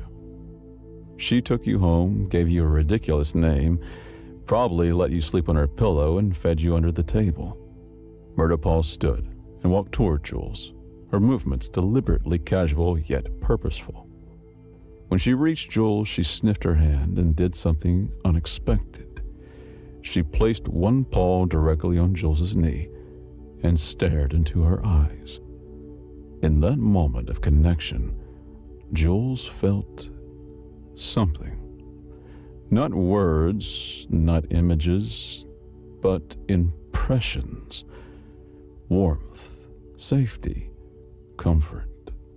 A small apartment filled with sunlight, gentle hands offering treats, a soft voice saying, "Princess Starlight Murderpaws, you are the most ridiculous cat in the universe, and I love you for it." Then something darker, confusion, fear, strange people in uniforms, a carrier, unfamiliar smells, the terror of scanning chamber, the rage of violation. The contact broke as Murderpaws removed her paw and sat down, resuming her grooming as though nothing had happened. Jules blinked, disoriented. "Did you just share memories with me?" Murderpaws continued grooming, offering no acknowledgement. "You miss her, Kylie. You miss your person." A pause in the grooming, a single, slow blink. "I can't bring her back, but I can try to make sure you're treated better. Not as a weapon or experiment, as a cat. A very special cat, but still a cat." Murderpaws finished grooming, stood, turned 3 times in a circle, then curled up, not on her heated cushion, but against Jules's leg. A small, ordinary gesture of trust that felt more significant than all the reality distortions combined. As Murderpaws began to purr, Jules noticed something strange. For the first time since arriving on Vox Ultima, the purr was just a purr. No quantum fluctuations, no reality hiccups, no probability waves, just the simple rhythmic sound of a contented cat. Then Murderpaw's eyes drifted closed, and she fell asleep, her small body warm against Jules's leg. On the far side of the habitat, her toys began to float and orbit each other in perfect harmony, like a tiny, multicolored solar system. Jules smiled. "Almost normal," she whispered. "We're getting there." It was, of course, too much to hope that the moment of peace would last. The next morning, alarms blared throughout Vox Ultima. Jules was summoned to an emergency meeting of the Alliance High Command, where they found chaos in progress. "The Purity Council has lost their minds," High General Thulux informed Jules grimly. "They've authorized deployment of the observation grid." Jules felt her blood run cold. "The what?" "A theoretical weapon designed to collapse quantum uncertainty fields. Never been field tested. Potentially catastrophic side effects. They plan to use it on your cat." "That's insane. Where are they now?" "Containment Section Alpha. They've already begun the setup." Jules was running before Thulux finished speaking, dashing through corridors toward Murderpaw's habitat, cursing the bureaucratic stupidity that had led to this moment. Behind them, reality was already beginning to fray at the edges. The corridors stretched and contracted like breathing lungs. Gravity fluctuated with each step. The station's AI announced in 17 simultaneous voices, "Warning, reality coherence at 62% and falling. Please avoid thinking about paradoxes." Through it all, Jules ran, hoping she wasn't too late to prevent the Purity Council from making the worst mistake in the history of interspecies relations, trying to force a quantum cat into a single state of being. Because if there was one thing no power in the universe could make a cat do, it was behave according to someone else's rules. Jules burst into the containment area just as the observation grid powered up.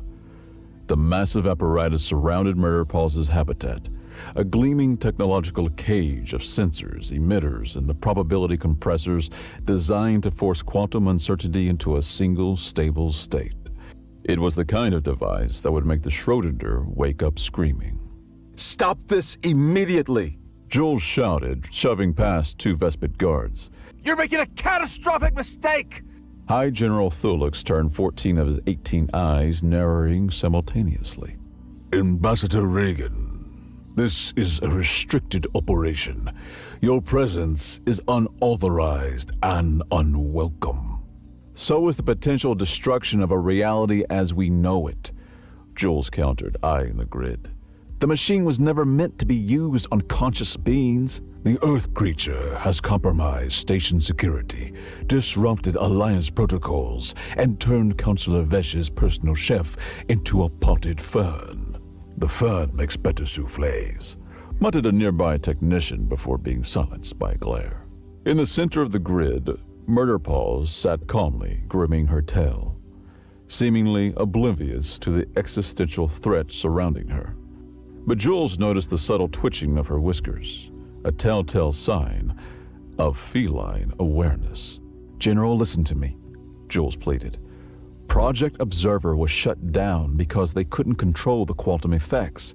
Forcing Murder Paws into a single state won't work. It'll just trigger a massive probability cascade.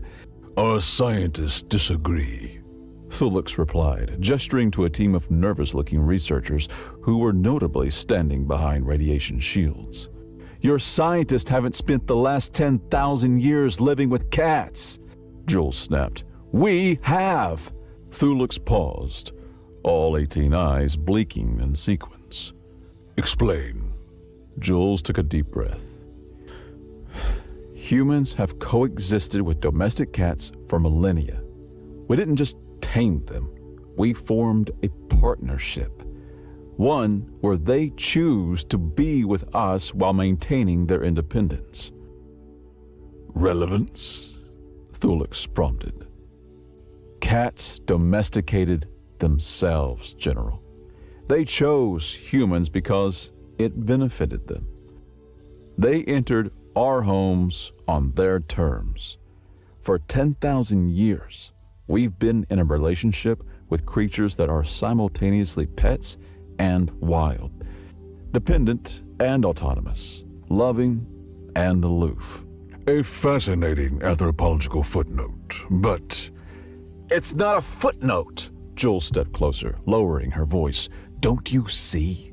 We're the only species in the Alliance with experience handling creatures that exist in paradoxical states.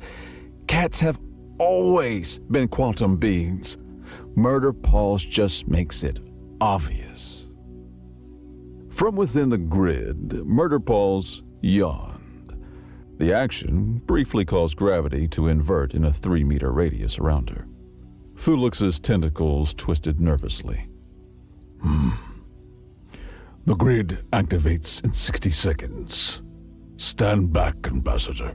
Jules changed tactics. Your best xenobiologist and quantum physicist are baffled by her. But do you know who isn't? Cat owners, regular humans who understand that you don't control cats. You build relationships with them. A soft snort came from a junior technician. Relationship with a pet, that's primitive sentimentality. Jules fixed them with a level stare. That primitive sentimentality is exactly why Earth has never experienced a reality breach from our quantum cats. We don't try to control them. We respect their independence. The good owners do anyway. Thulux hesitated, his uppermost eyes swiveling toward Murder Paws, who had begun delicately cleaning between her toes with extraordinary focus. 30 seconds to grid activation, announced an automated voice. Jules played her final card. General, let me talk to her, person to cat, the way humans have been doing since before we had written language. Talk to it? To her, as a being worthy of respect. Something shifted in Thulux's posture. a subtle release of tension that Jules recognized from countless diplomatic negotiations as the moment when certainty began to crack. 20 seconds. If I fail, Jules promised, you can activate your grid. But if 10,000 years of human-feline diplomacy works, we might save your station and give the Alliance something valuable in return. Which is? Jules smiled. A new way of thinking about consciousness itself. Thulix stared at Jules for an impregnated moment, then raised a tentacle. Pause countdown. Give the human 5 minutes. The technicians exchanged nervous glances, but complied. Jules approached the grid's containment field. There was an access port, designed for inserting testing equipment, not humans, but it would have to do. They squeezed through, ignoring the warning shouts from the technicians. Inside, the habitat had been stripped of its comforts. No cushions, no toys, or climbing structures remained. Just sterile surfaces and monitoring equipment. In the center sat Murder Paws, looking somehow smaller and more ordinary than Jules remembered. Jules knelt a respectful distance away. "Hey there, Princess." One ear flicked. "Sorry about all this. Bureaucracy moves slowly, even when reality is unraveling." Jules settled cross-legged on the floor. "They're afraid of you." Murderpaws blinked slowly, radiating smug satisfaction. "Can't really blame them. You've been causing quite the cosmic ruckus." Outside the grid, the Alliance personnel watched in baffled silence as Jules appeared to have a casual conversation with a small mammal. "I've been thinking about Kylie," Jules continued softly. "About why you were stable with her. It wasn't just affection, was it? It was recognition. She saw you not as a weapon or an experiment or even a regular cat. She saw you as you." Murderpaw's ears perked forward. Her tail ceased its irritated twitching. "These people," Jules gestured toward the watching scientist, "they've been trying to measure you, categorize you, force you into their understanding of reality. No wonder you've been rewriting physics in protest." A small, chirping sound emerged from Murderpaws, the noise cats make when they spot birds through windows. "Yeah, exactly. They're clueless." Jules smiled. "But humans, we've had practice. 10,000 years of living with creatures who operate by their own logic, who see things we can't, who slip between states of wild and tame, distant and intimate." Murderpaw stood, stretched in that perfect feline arch, and took a deliberate step towards Jules. Outside, several scientists gasped. The monitoring equipment displayed rapidly changing readings, quantum fluctuations increasing but somehow harmonizing. Another step closer. Around Murderpaws, reality rippled like heat waves, but the distortions were smoothing out, becoming rhythmic, almost musical. In ancient Egypt, cats were worshipped as gods. In the Middle Ages, they were feared as demons. In modern times, they're Instagram celebrities and beloved companions. Jules laughed softly. "Maybe humans are the only species in the galaxy weird enough to look at creatures that defy categorization and say, 'Meh, perfect. Would you like some tuna?'" Murderpaws was close enough now that Jules could feel the strange, quantum warmth radiating from her small body. The heat of probability itself, of multiple states of existence overlapping. "I can't offer you what Kylie did. I can't take you back to that apartment with the sunny windowsills. But I can offer you a partnership where you're neither controlled nor feared." Felix's voice came through the communication system. 2 minutes remaining, Ambassador." Jules ignored him, maintaining eye contact with Murderpaws. "What do you say?" Princess. Humans and cats against the cosmos, like it's been for thousands of years. Murder Paws tilted her head, studying Jules with eyes that reflected starlight that wasn't there. Then, with deliberate dignity, she closed the final distance and placed one paw directly on Jules's outstretched hand. The contact point glowed, not with light, but with possibility. Reality shuddered, flexed, and then settled. Ambassador, Called a technician. the quantum readings are... they're harmonizing. Jules didn't respond. They were there experiencing something extraordinary. Through the point of contact with Murder Paws, Jules wasn't just feeling the cat's paw. They were experiencing fragments of feline consciousness itself, not in words or even coherent images, but in sensations. The exhilaration of existing in multiple states simultaneously.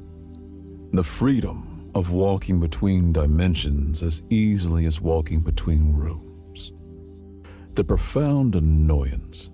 The freedom of walking between dimensions as easily as walking between rooms. The profound annoyance at having one's quantum nature poked and prodded by beings who couldn't comprehend it. And underneath it all, a deep, vibrating purr of recognition. Yes, human, I choose you, as we have always chosen your kind, not as masters, but as worthy companions in the face of cosmic indifference. Murder Paws removed her paw, and with a deliberate casualness unique to cats who have just done something momentous, climbed into Jules's lap, turned 3 times, and settled down, and began to purr.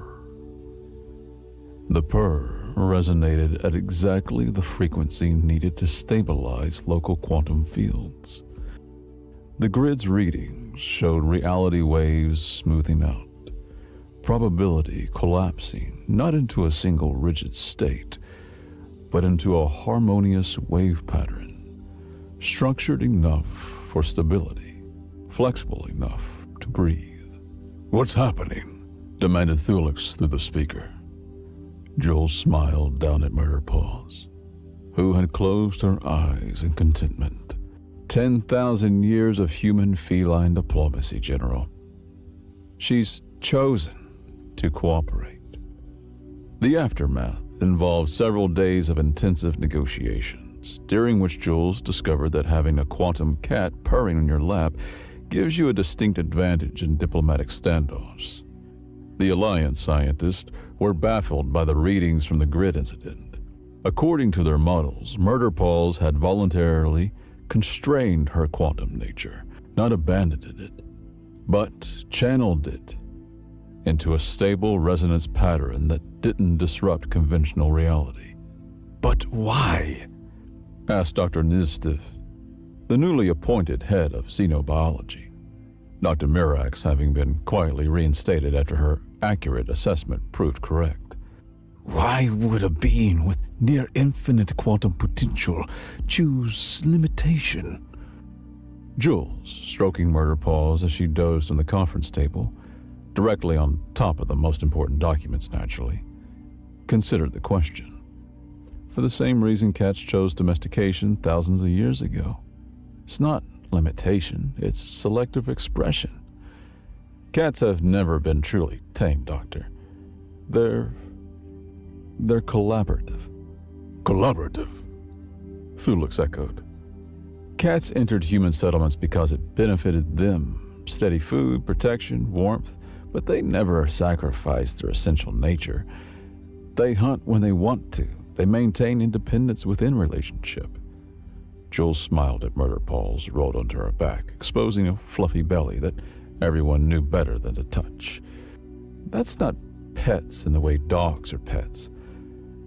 They're roommates who sometimes pay rent by killing mice. The Alliance representatives exchanged puzzled glances. And these relate to quantum physics how exactly? Asked Counselor Prim.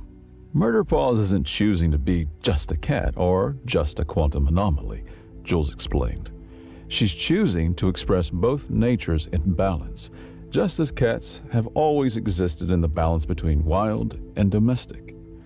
High General Thulix leaned forward, his voice uncharacteristically thoughtful. You're suggesting that your species' long association with these creatures prepared you for quantum diplomacy? In a way, yeah, Jules laughed. I mean, think about it. Humans are possibly the only species in the galaxy who looked at mysterious aloof predators with bewildering behaviors and said, I will build my civilization around accommodating these creatures' preferences. Murder Paws chose this moment to stand up, stretch, and delicately push a ceremonial stylus off the edge of the table while maintaining direct eye contact with Counselor Vesh. No one spoke as the stylus clattered to the floor. And sometimes, Jules added, we accept that they'll knock things off surfaces just to remind us of the fundamental impermanence of material existence. A week later, the Death World Alliance formally revised Earth's status from Level 7 threat culture to Level 9 enigmatic partner species. The official documentation cited humanity's unprecedented ability to form stable symbiotic relationships with quantum unstable entities as a valuable strategic asset. Translation: no one else in the galaxy had figured out how to get along with cats. The Cult of the Observer was not disbanded, but instead officially recognized as a cultural appreciation society. With strictly regulated activities, they were allowed to continue their worship provided they completed sensitivity training and stopped attempting to sacrifice space station equipment. The Purity Council's influence waned considerably after the grid incident. It's difficult to maintain an aura of superior control when your solution almost destroyed reality while a human with a bag of treats achieved harmony. The Neutral Bureau produced 17 new forms for quantum feline incident reports and considered this their greatest achievement. And Murder Paws received a formal designation as Quantum Diplomatic Liaison, complete with an official Alliance collar tag that she immediately batted under a console, never to be seen again. They're building us a lunar compound, Jules told Murder Paws as they packed for the journey back to the Sol system. Private quarters for you, with Earth-standard gravity, real sunbeams, and actual mice from time to time. Murder Paws curled on Jules's pillow, flicked an ear in acknowledgement. The Alliance is sending a delegation to learn more about Earth's quantum being integration protocols, Jules smiled. They're going to be very disappointed when they discover it's mostly provide food and respect their personal space. In the corner of the room, Murder Paws' toys rose a few centimeters off the floor and began orbiting each other lazily. A small display of quantum satisfaction. You know, Jules said, sitting beside the cat, I've been wondering. The Project Observer files said the quantum enhancement procedure failed, that you were scheduled for termination before Kylie rescued you. Murder Paws began grooming her paw, radiating studied disinterest. So either the files are wrong, or Jules hesitated. Or you were like this all along. Maybe all cats are a little bit quantum. Maybe that's why ancient cultures worshipped you. Huh. Why you've always seemed to see things humans can't. The grooming paused. Murder Paws gave Jules a slow, deliberate blink, the feline equivalent of a kiss. Is that why your kind chose us all those millennia ago?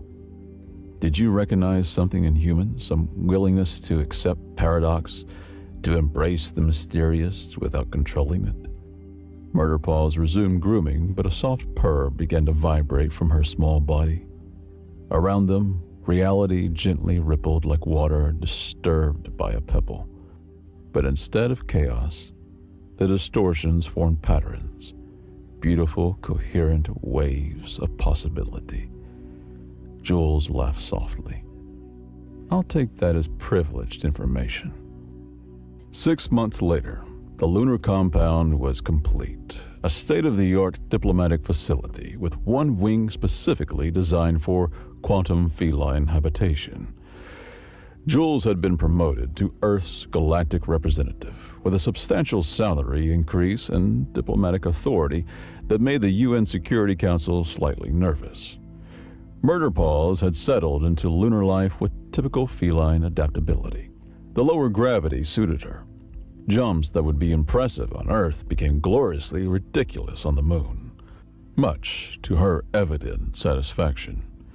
Her quantum disturbances had stabilized into a regular pattern, minor reality fluctuations during play, occasional probability ripples during naps, and the odd temporal hiccup when startled.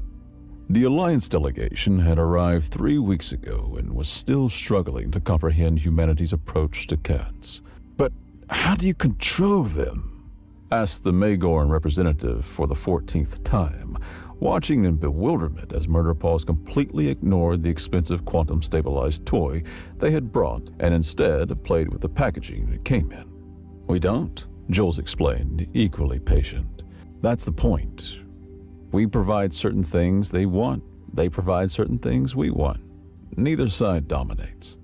But they're not sentient by Alliance standards, protested the Vespid diplomat. Their brains are too small for complex cognition.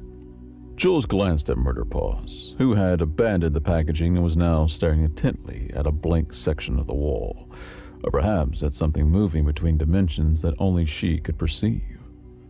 Perhaps your definition of sentience is too narrow, Jules suggested. Cats experience the world differently than we do. They perceive things we can't. Maybe consciousness isn't just about logic and language.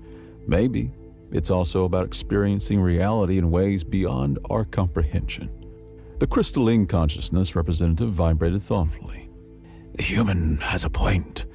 Our definitions of sentience are based on mind patterns similar to our own. We may be overlooking entire categories of awareness. This philosophical discussion was interrupted when Murderpaws suddenly rocketed across the room at improbable speed, skidded onto the smooth floor, crashed into a potted plant, and sat down to groom as though this had been her intention all along. Was that a quantum event? Asked the Magorn anxiously, checking readings on a monitoring device. No, Jules laughed. That was just a cat being a cat. It's what we call zoomies. Fascinating, murmured the crystalline consciousness. So, some behaviors mimic quantum uncertainty, even without actual quantum properties. Or maybe, Jules suggested, cats have always been quantum beings, and we humans just adapted to it without realizing. Maybe that's humanity's greatest strength, our ability to form relationships with the inexplicable. That night, as the Earth hung blue and beautiful in the lunar sky, Jules sat in the observation dome with Murderpaws curled on her lap. The cat was purring contentedly, her small body warm and solid and somehow simultaneously ordinary and miraculous. You know, Jules said softly, before all this, I never had a pet. My diplomatic career kept me too busy, too mobile. Murderpaw's ear twitched, but her eyes remained closed. I never understood the appeal why humans throughout history have shared their homes, their food, their lives with animals that don't share our language or thoughts. The purring deepened. But I get it now. The connection to something outside our human experience. Something that reminds us the universe is bigger and stranger than we can comprehend. I get it. Murderpaw stretched, yawned, and then settled back down, her paws tucked neatly beneath her body. The Alliance thinks Earth has some secret quantum technology or special scientific understanding. They don't get that our secret is 10,000 years of learning to respect beings that don't think like us. As Jules spoke, she absently stroked behind Murderpaw's ears, that perfect spot that all cat owners throughout human history have discovered. Murderpaws began to purr louder, and as she did, the observation dome seemed to expand, not physically, but perceptually. For a brief, breathtaking moment, Jules could see beyond the visible spectrum, beyond three-dimensional space. They saw Earth not just as a planet, but as a nexus of possibility. Billions of conscious minds creating and shaping reality through perception and belief. She saw the quantum fabric that underlay physical existence, vibrating in patterns that mirrored the rhythms of life itself. And most extraordinarily, she saw cats, millions of them, scattered across the planet below, each one a small anchor point in the quantum field, each purr a stabilizing resonance that helped reality maintain coherence. Then Murderpaws shifted position, and the vision faded. Jules blinked, disoriented but filled with a profound sense of wonder. "Did you just show me something?" she whispered. Murderpaws opened one eye, regarding Jules with an expression that somehow conveyed both, "I have no idea what you're talking about," and "You're welcome." Then she stretched, stood up, and deliberately pressed her forehead against Jules's chin, a gesture of feline affection that transcended species, planets, and apparently quantum states. As she settled back onto Jules's lap, Jules smiled, understanding the beautiful improbability of consciousness in an infinite universe. "I love you too, you quantum catastrophe." Murderpaws purred, and the sound carried them both into dreams of infinite possibilities. A sound that resonated not just in the room, but across dimensions. A vibration that spoke of the strange, beautiful harmony between humans and cats that had endured for millennia and would continue among the stars. Captain Vorgathon Crimplebine was having what could only be described as the worst day of his extraordinarily long life when his ship's navigation computer decided to hiccup at precisely the wrong moment. The Galactic Survey vessel Improbable Hypothesis was supposed to be cataloging dead rocks in Sector 7 Zeta. Nobody cares about this place, but instead found itself hurtling toward a small blue marble that absolutely positively should not have been there according to every star chart in existence.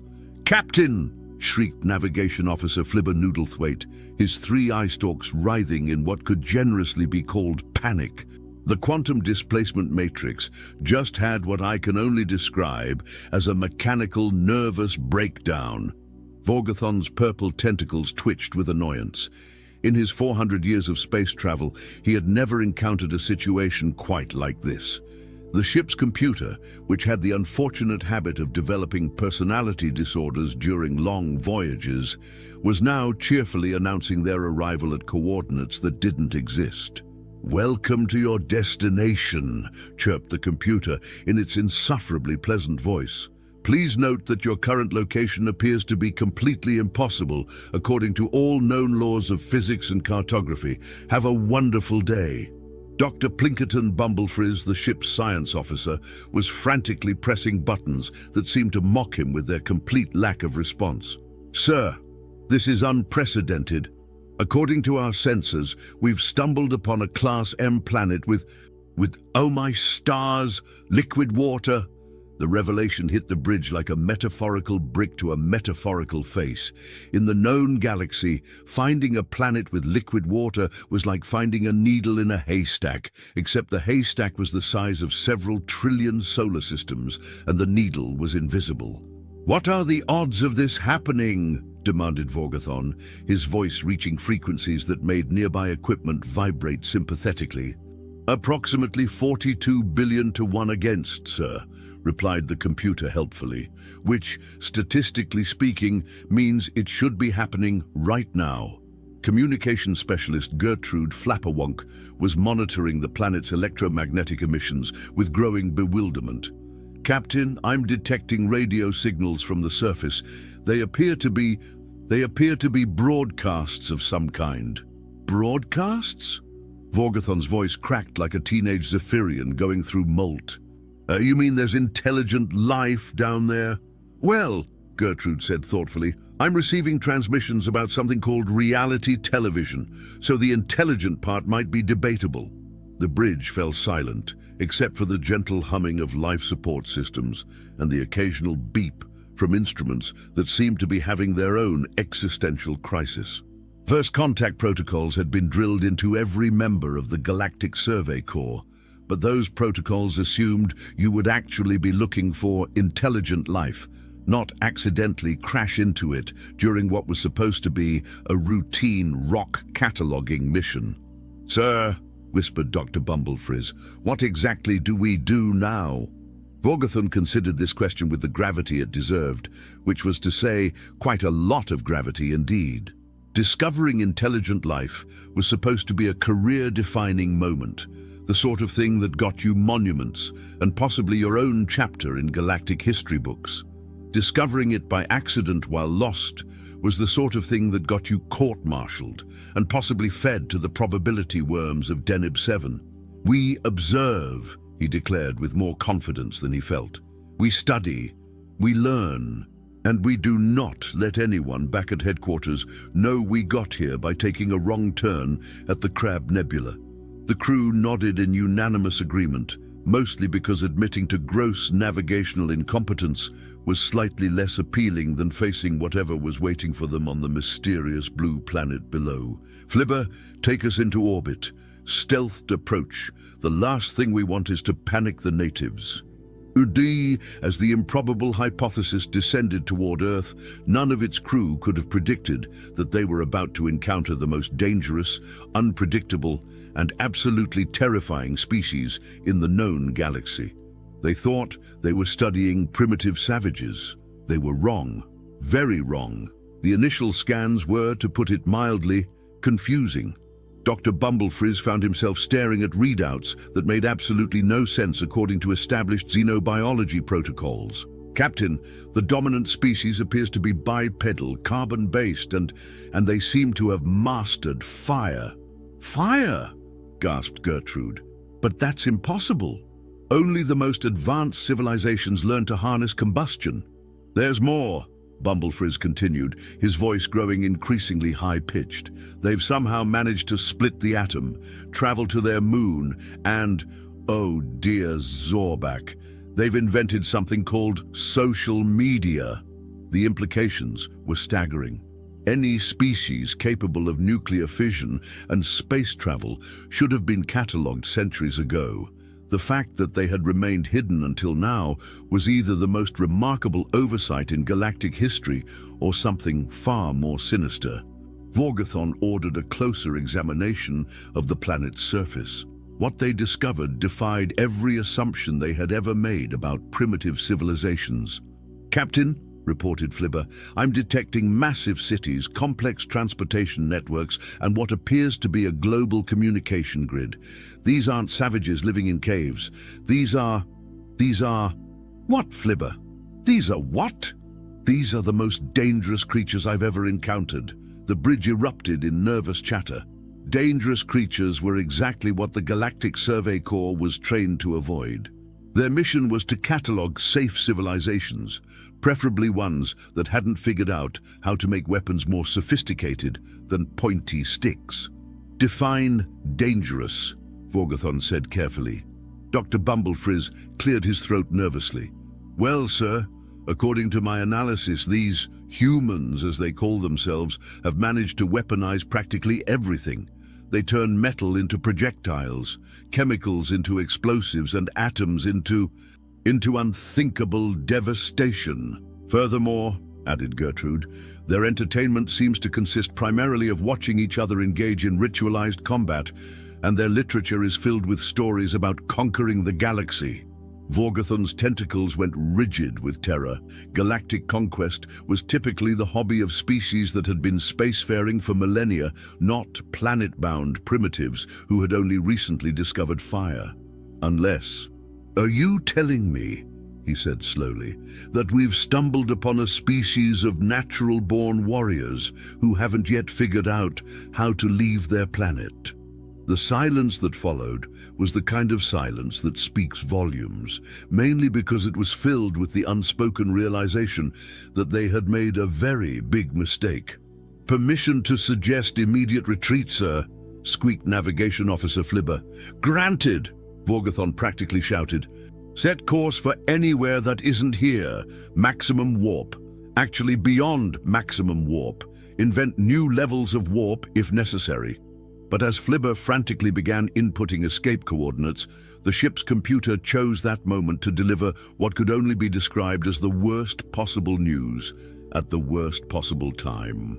"I'm terribly sorry to interrupt," the computer announced cheerfully, "but it appears our quantum flux inhibitors have chosen this moment to go on strike. We are temporarily unable to achieve faster-than-light travel." The bridge fell silent again, except for the sound of Vorgathon's tentacles slapping against his forehead in a gesture that transcended species barriers. "How long until repairs?" he asked through gritted teeth. "Oh, roughly 72 hours, the computer replied, "unless something goes wrong, in which case it could be considerably longer. Statistics suggest there's an 87% chance that something will go wrong." 72 hours. 72 hours orbiting a planet full of weapon-obsessed primates who had mastered nuclear physics and space travel. 72 hours praying that the terrifying creatures below wouldn't notice an alien spaceship hanging around their planet like an unwelcome dinner guest. "Sir," whispered Dr. Bumblefrizz, "I think we should continue our observations for science." Vorgathon stared at his science officer with the expression of someone who had just been asked to juggle live grenades while riding a unicycle. "For science? Think about it, Captain. When will we ever get another chance to study a species like this? These humans are unique. They're simultaneously primitive and advanced, peaceful and warlike, intelligent and completely insane." Against his better judgment, which was screaming at him to fake his own death and hide in the cargo bay, Vorgathon found himself nodding. They were stuck here anyway, and returning to headquarters with a report that said found scary monkey people, ran away immediately, would probably not advance his career prospects. "Fine," he said, "but we maintain maximum stealth, minimum contact, and if anything goes wrong, we blame it on equipment malfunction." What followed was the most intensive 72 hours of xenoanthropological research in galactic history, and definitely the most bizarre. The crew of the Improbable Hypothesis discovered that humans were not just dangerous, they were impossibly dangerous in ways that defied all logic and reason. "Captain," reported Dr. Bumblefrizz during their second day of observation, "I've been monitoring their global communication networks, and I've made a disturbing discovery. More disturbing than yesterday's revelation that they voluntarily climb mountains for fun. Yes, sir. They appear to engage in something called extreme sports, which consists of deliberately putting themselves in mortal danger for the purpose of entertainment." Vorgathon's headache was reaching epic proportions. "You mean they deliberately risk death for recreational purposes?" That's not even the worst part, sir. They've also invented something called horror movies, where they pay money to be frightened, and roller coasters, which are mechanical devices designed to simulate fatal accidents. Communications specialist Gertrude looked up from her console with wide eyes. I've been monitoring their news broadcasts, and apparently they engage in something called politics, which seems to involve groups of humans attempting to convince other humans that their particular method of organizing society is superior, often through the use of loud noises. Loud noises? Vorgathon's voice reached frequencies that made nearby metal objects ring sympathetically. Yes, sir. And when that doesn't work, they sometimes resort to what they call elections, which is a form of ritualized combat where victory is determined by counting pieces of paper. The more they learned about humans, the more convinced the crew became that they had stumbled upon the most terrifying species in the galaxy. These weren't just warriors. They were warriors who had turned survival into an art form. Sir, said Dr. Bumblefrizz on their third day, I've completed my analysis of human physiology, and the results are, well, they're absolutely horrifying. Vorgathon braced himself. How horrifying? They're persistence hunters, sir. They don't have claws or fangs or natural armor. Instead, they simply refuse to stop. They can literally run their prey to death through sheer stubborn determination. That's impossible. Furthermore, they have this thing called adrenaline that makes them stronger and faster when they're in danger. They actually become more dangerous when they're scared. Vorgathon's tentacles were now tied in knots of pure anxiety. What kind of evolutionary pressure creates a species that gets more dangerous when threatened? The kind that produces apex predators, sir. Bumblefrizz replied grimly. And that's not all. They've also developed something called pack bonding, which means they form emotional attachments to practically everything. Everything? Everything, sir. Other humans, animals, inanimate objects, abstract concepts, fictional characters. I monitored one human who spent 6 hours crying over a story about a robot that learned to love.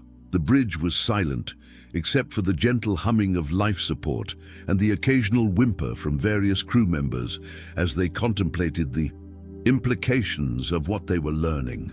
Captain, said Gertrude quietly, I think we need to face the possibility that we've discovered something unprecedented in galactic history. What's that? A species that's simultaneously the most dangerous and most emotionally unstable creatures in the known universe. They're capable of incredible violence, but they also rescue injured animals and cry at sad movies. That makes no sense.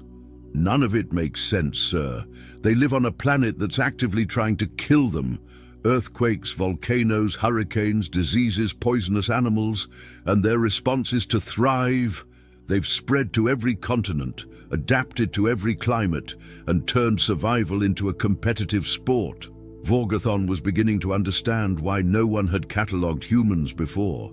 Any sensible survey crew would have taken one look at this planet and marked it "Do Not Approach" in large, friendly letters. Sir, said Navigation Officer Flibber hesitantly, repairs are almost complete. We can leave in approximately 6 hours. For the first time in 3 days, Vorgathon felt something approaching relief. They would escape with their lives, file their report, and let someone else figure out what to do about the terrifying monkey people of Sol System. That's when the proximity alarms started screaming. Captain! Shouted Gertrude, her voice climbing to frequencies that made nearby equipment vibrate in sympathy. I'm detecting multiple spacecraft approaching our position. Human spacecraft? Vorgathon's tentacles went rigid with terror. No, sir. These are Galactic Confederation vessels, 3 cruisers and a battleship. The bridge erupted in chaos as crew members ran around in circles, bumped into each other, and generally behaved like people who had just realized they were about to be caught red-handed doing something they absolutely should not have been doing. How did they find us? Demanded Vorgathon. Unknown, sir, replied Flibber. But they're demanding immediate surrender and preparation for boarding. The main view screen flickered to life, revealing the stern face of Admiral Borgathon Crumplethwaite of the Galactic Confederation Navy. His expression suggested that he had not traveled all this way to deliver good news. Captain Vorgathon Crimplebine of the survey vessel Improbable Hypothesis. The Admiral's voice boomed across the bridge. You are hereby charged with gross violation of First Contact Protocols, unauthorized xenological research, and failure to report discovery of intelligent life. Vorgathon's tentacles drooped with defeat. Admiral, I can explain. Explain. You've been spying on an uncontacted civilization for 3 days. Do you have any idea what kind of diplomatic incident this could cause? But, sir, we discovered them by accident. Accident? You accidentally spent 72 hours conducting detailed observations of their society, culture, and technology? When put that way, it did sound rather damning. Vorgathon was trying to formulate a response that wouldn't result in him being court-martialed and fed to something unpleasant when Dr. Bumblefrizz stepped forward. Admiral, he said carefully, before you arrest us, you should know that we've made a discovery of unprecedented importance to galactic security. Admiral Crumplethwaite's expression suggested that he was not in the mood for excuses, but professional curiosity won out over bureaucratic anger. What kind of discovery? Sir, the dominant species on this planet represents the most significant threat to galactic peace and stability ever encountered. Threat? They haven't even achieved interstellar travel. Yet, sir. But when they do, Dr. Bumblefrizz paused dramatically. Admiral, these humans are natural-born warriors with an instinctive understanding of warfare, technology, and survival that surpasses anything in our databases. They've weaponized their entire planet. The Admiral's expression shifted from anger to concern. Explain. They live on a world that's constantly trying to kill them, and their response has been to become the most dangerous predators in their local ecosystem. They hunt for sport, fight for entertainment, and turn every challenge into a competition. Furthermore, added Gertrude, their capacity for violence is matched only by their capacity for emotional attachment. They form bonds with everything they encounter, which means they'll fight to the death for causes that more logical species would simply abandon. Admiral Crumplethwaite was beginning to look less like an angry bureaucrat, and more like someone who had just realized the magnitude of the situation. Are you telling me that there's an entire planet of warrior poets down there? Worse, sir, said Vorgathon, finding his voice. They're warrior poets who haven't figured out they're supposed to be the galaxy's dominant military force. They think they're just normal. The silence that followed was the kind of silence that indicated minds being blown and paradigms being shifted. The discovery of humans wasn't just a first contact situation, it was a potential extinction event for every other species in the galaxy. Admiral, Dr. Bumblefrizz continued, we estimate that once humans achieve interstellar travel, they'll spread throughout the galaxy within 500 years, and based on their history, they'll do it by being helpful. Helpful? Yes, sir. They'll want to make friends, share technology, solve problems, and generally make everything better. They'll be so enthusiastic about helping that they'll accidentally become the dominant species without even trying. The Admiral's face had gone through several shades of color that didn't exist in most species' visual spectrum. You're telling me that we've discovered a species of accidental conquerors? That's exactly what we're telling you, sir, Vorgathon replied. And the worst part is, they'll feel terrible about it. The bridge of the Admiral's ship had gone completely silent. Even the background hum of life support seemed muted, as if the ship itself was holding its breath. Sir, said the Admiral's communication officer, I'm receiving a transmission from the planet's surface. A transmission? From the humans? Yes, sir. It appears to be directed at us specifically. Dilsum, the main view screen shifted to show a middle-aged human woman sitting behind what appeared to be a desk made of wood, which was apparently a popular construction material on their planet. She was smiling, which Dr. Bumblefrizz had learned was a human expression that could indicate anything from friendliness to impending violence. "Hello there," the human said cheerfully. "I'm Ambassador Patricia Whistlebottom of the United Nations Office for Extraterrestrial Affairs. We've been monitoring your ships for the past several hours, and we thought it might be time for a proper introduction." The collective sound of jaws dropping was audible throughout both ships. "You've been monitoring us?" Admiral Crumplethwaite sputtered. "Oh yes," Ambassador Whistlebottom replied. "We noticed your ship 3 days ago, but we didn't want to be rude and interrupt what appeared to be important scientific observations. We figured you'd introduce yourselves when you were ready." Dr. Bumblefrizz leaned over to Vorgathon. "Sir, they knew we were here the entire time. Furthermore," the ambassador continued, "we've prepared a small welcome gift as a gesture of friendship. We understand that first contact situations can be somewhat awkward, so we've put together a care package with some samples of human culture, technology, and cuisine." "Cuisine," whispered Gertrude. "They want to feed us." "We're also very excited to learn about your civilization," Ambassador Whistlebottom went on. "We have so many questions. What's your home planet like? How does faster-than-light travel work? Do you have any interesting sports? We'd love to organize some friendly competitions." Admiral Crumplethwaite looked like someone who had just been invited to participate in his own execution. "Friendly competitions. Oh yes, we have this wonderful game called football. Well, we call it soccer in some places, but that's a long story, and we think you might enjoy it. It's quite simple, really. You just try to get a ball into a goal without using your hands." "Without using their hands?" Flibber whispered in horror. "What kind of species deliberately handicaps itself for entertainment?" The ambassador was still talking. "We've also prepared demonstrations of human music, art, and literature. We have this fascinating genre called science fiction, where we imagine what contact with alien species might be like. It's quite fun, really, though I suspect some of our authors got things rather wrong." "Sir," Dr. Bumblefrizz said quietly to Admiral Crumplethwaite, "I recommend we accept their invitation." "Are you insane?" "Think about it, sir. They've demonstrated that they detected our stealth technology, tracked our movements, and prepared for first contact without showing any signs of fear or aggression. They're either the most advanced species we've ever encountered, or they're so dangerous that they don't need to be afraid of us. Or both," added Vorgathon helpfully. Admiral Crumplethwaite stared at the screen, where Ambassador Whistlebottom was still cheerfully explaining various aspects of human culture with the enthusiasm of someone who had been waiting their entire life for this moment. "Very well," he said finally. "Ambassador Whistlebottom, we accept your invitation for cultural exchange." "Wonderful," the ambassador beamed. "We'll prepare a landing site at the United Nations headquarters in New York.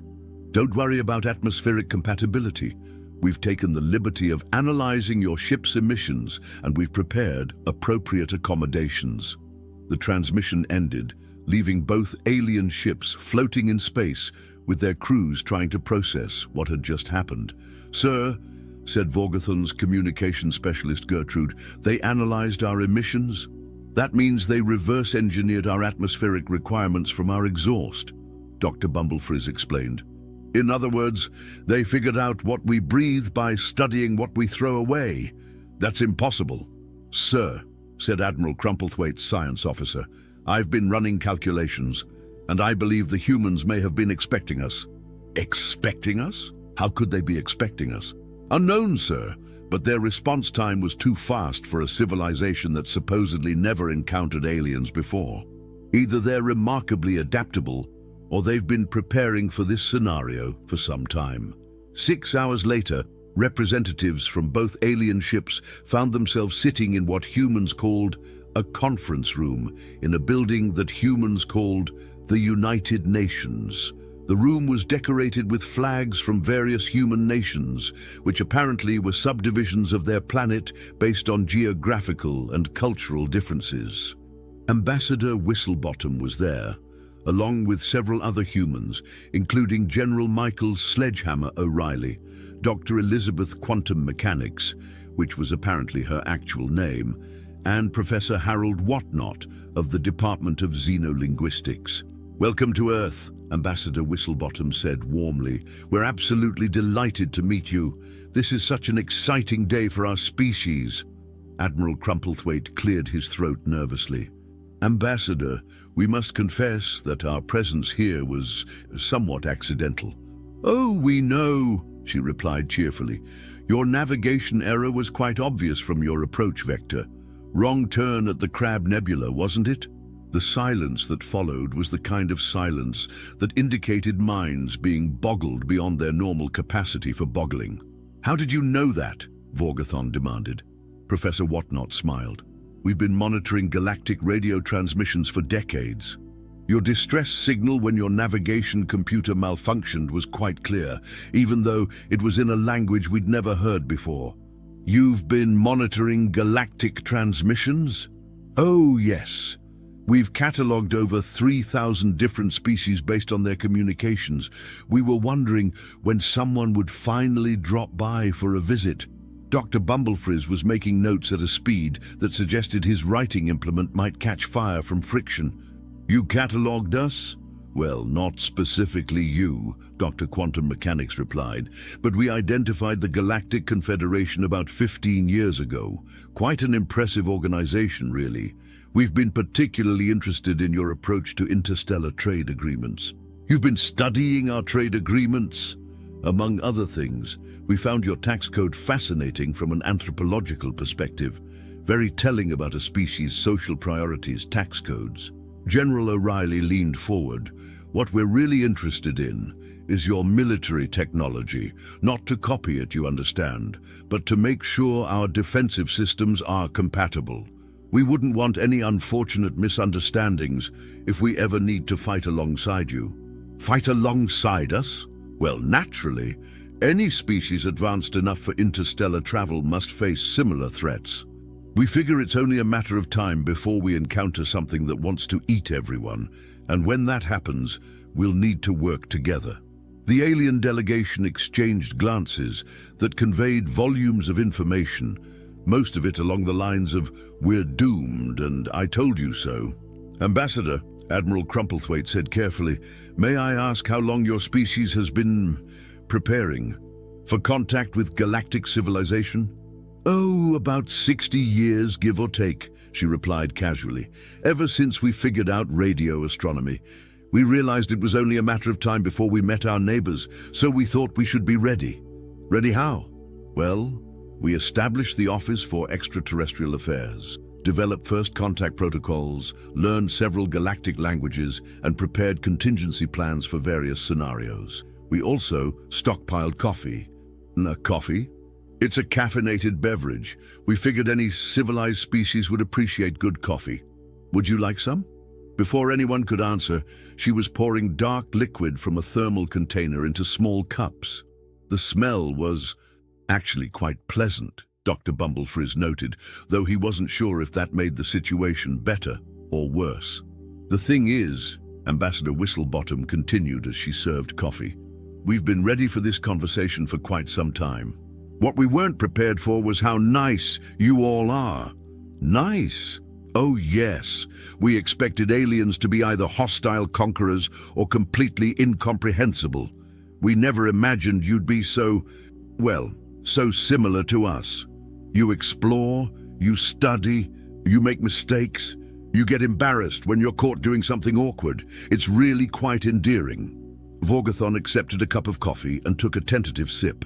It was actually quite good, which somehow made everything more terrifying. "Ambassador," he said slowly, "what exactly do you think happens next?" "Well," she said thoughtfully, "we'd like to apply for membership in the Galactic Confederation, if you'll have us. We understand there's probably a process, paperwork, that sort of thing. We're quite good with paperwork." The alien delegation stared at her with expressions that suggested their understanding of the universe had just been fundamentally altered. "You want to join us?" "Of course. We're all sapient species trying to make our way in a vast and mysterious universe. Why wouldn't we work together? We have resources, technology, and enthusiasm to contribute. Plus, we make excellent coffee. Admiral Crumplethwaite's tentacles were now twisted into shapes that defied several laws of physics. Ambassador, I must point out that joining the Galactic Confederation is a process that typically takes centuries. There are cultural assessments, technological evaluations, diplomatic protocols. Oh, we've already completed most of those, Professor Whatnot interrupted, producing a stack of documents that was approximately the size of a small building. We took the liberty of filling out the standard forms based on information we gathered from monitoring your communications. We weren't sure about some of the legal terminology, but we did our best. Doctor, Bumblefrizz accepted the documents with trembling appendages. A quick scan revealed that they were, indeed, properly completed Galactic Confederation membership applications, filled out in flawless galactic standard, and accompanied by detailed cultural assessments, technological specifications, and economic projections. "This is impossible," he whispered. "These forms are classified. They're not available to non-member species. We extrapolated them from bureaucratic patterns in your public communications," Dr. Quantum Mechanics explained cheerfully. "It wasn't difficult once we understood your administrative structure.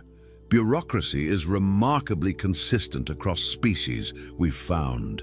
You reverse-engineered our classified documents from public communications. Is that impressive? We weren't sure if it was particularly clever or if we were missing something obvious." The room fell silent, except for the sound of Admiral Crumplethwaite's breathing apparatus, working overtime, and the gentle rustle of papers as Dr. Bumblefrizz continued reading through humanity's membership application. "Sir," he whispered to the Admiral, "this is the most thorough membership application I've ever seen. They've included technological specifications for theoretical devices they haven't even built yet, detailed plans for integrating their economy with galactic markets, and, oh dear Zorbuk, they've designed their own starships." General O'Reilly smiled. "We thought we should be prepared. Can't join a galactic civilization without proper transportation, after all. You've designed starships. Well, we had to, didn't we? We couldn't very well expect you to ferry us around forever. We've prepared manufacturing facilities and trained crews. We should have our first interstellar vessels ready within 6 months." 6 months? Admiral Crumplethwaite's voice reached frequencies that made nearby glassware vibrate. "It takes most species decades to develop interstellar capability. Really? We figured it was just a matter of scaling up existing technology and solving the faster-than-light problem. Once we understood the principles from monitoring your communications, the engineering was fairly straightforward." Dr. Quantum Mechanics leaned forward conspiratorially. "The tricky part was miniaturizing the quantum flux generators. We had to develop some rather exotic materials, but our manufacturing base is quite adaptable." "You've already solved faster-than-light travel?" "In theory. We haven't tested it yet. We thought it would be rude to go flying around the galaxy without permission. But the mathematics work out beautifully." Vorgathon looked around the room at his fellow aliens, all of whom appeared to be having some form of existential crisis. "Ambassador, may I ask you a personal question?" "Of course. Are you trying to be terrifying?" Ambassador Whistlebottom looked genuinely surprised. "Terrifying? Why would we be terrifying? We're just trying to be good neighbors. Good neighbors don't usually reverse engineer classified technology and develop interstellar capability in their spare time, don't they? We thought that was just basic courtesy. You can't really participate in galactic civilization without the proper tools, can you?" Professor Whatnot nodded sagely. "We've observed that most species seem to struggle with the transition from planetary to galactic thinking. We thought we'd save everyone time by handling the preparations in advance. Besides," added Dr. Quantum Mechanics, "we're very good at copying things and making them better. It's sort of our specialty as a species." Oh, the alien delegation exchanged glances that communicated complex concepts, such as "we're witnessing the birth of a galactic superpower, and they don't even realize what they've done." Ambassador, Admiral Crumplethwaite said carefully, I think there may be some things about galactic civilization that you don't fully understand. Oh, undoubtedly. That's why we're so excited to learn. What are we missing? Well, for one thing, most species find interstellar travel quite challenging. The technology is complex, the distances are vast, and the resources required are enormous. Yes, we noticed that from your communications. That's why we developed more efficient methods. More efficient methods? Dr. Quantum Mechanics smiled modestly. We managed to reduce the energy requirements by about 90% and increase travel speeds by roughly 300%. It's all about quantum field harmonics.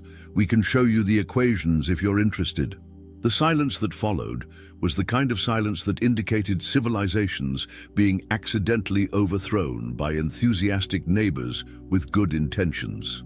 Furthermore, General O'Reilly added, we've prepared several other improvements to standard galactic technology, more efficient life support systems, better communication arrays, improved defensive capabilities. We thought they might be useful contributions to the Confederation. You've improved our defensive capabilities. Well, we noticed some potential vulnerabilities in your standard designs. Nothing major, just a few adjustments that should improve survival rates by 40 or 50% in combat situations. Vorgathon was beginning to understand why no survey crew had ever reported finding humans before. Any reasonable species would have taken one look at this situation and immediately declared the Sol system off-limits to all civilized life.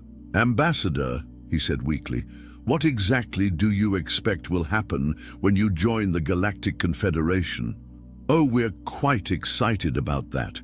We're looking forward to sharing resources, exchanging cultural knowledge, participating in scientific research, and helping with whatever challenges the galaxy might face.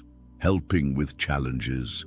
Of course, we assume there must be various problems that require cooperative solutions. Hostile species, natural disasters, resource shortages, that sort of thing. We're very good at solving problems. What makes you think you'd be good at solving galactic problems? Ambassador Whistlebottom looked surprised by the question. Well, we've had quite a lot of practice with planetary problems. How different could it be, really? The answer, as it turned out, was not very different at all. And that was the most terrifying realization of the entire conversation. Within 48 hours of that first meeting, the humans had somehow managed to turn first contact into what could only be described as the most efficiently organized cultural exchange in galactic history. They had prepared translation devices, cultural orientation packages, and what they called tourist guides for visiting aliens.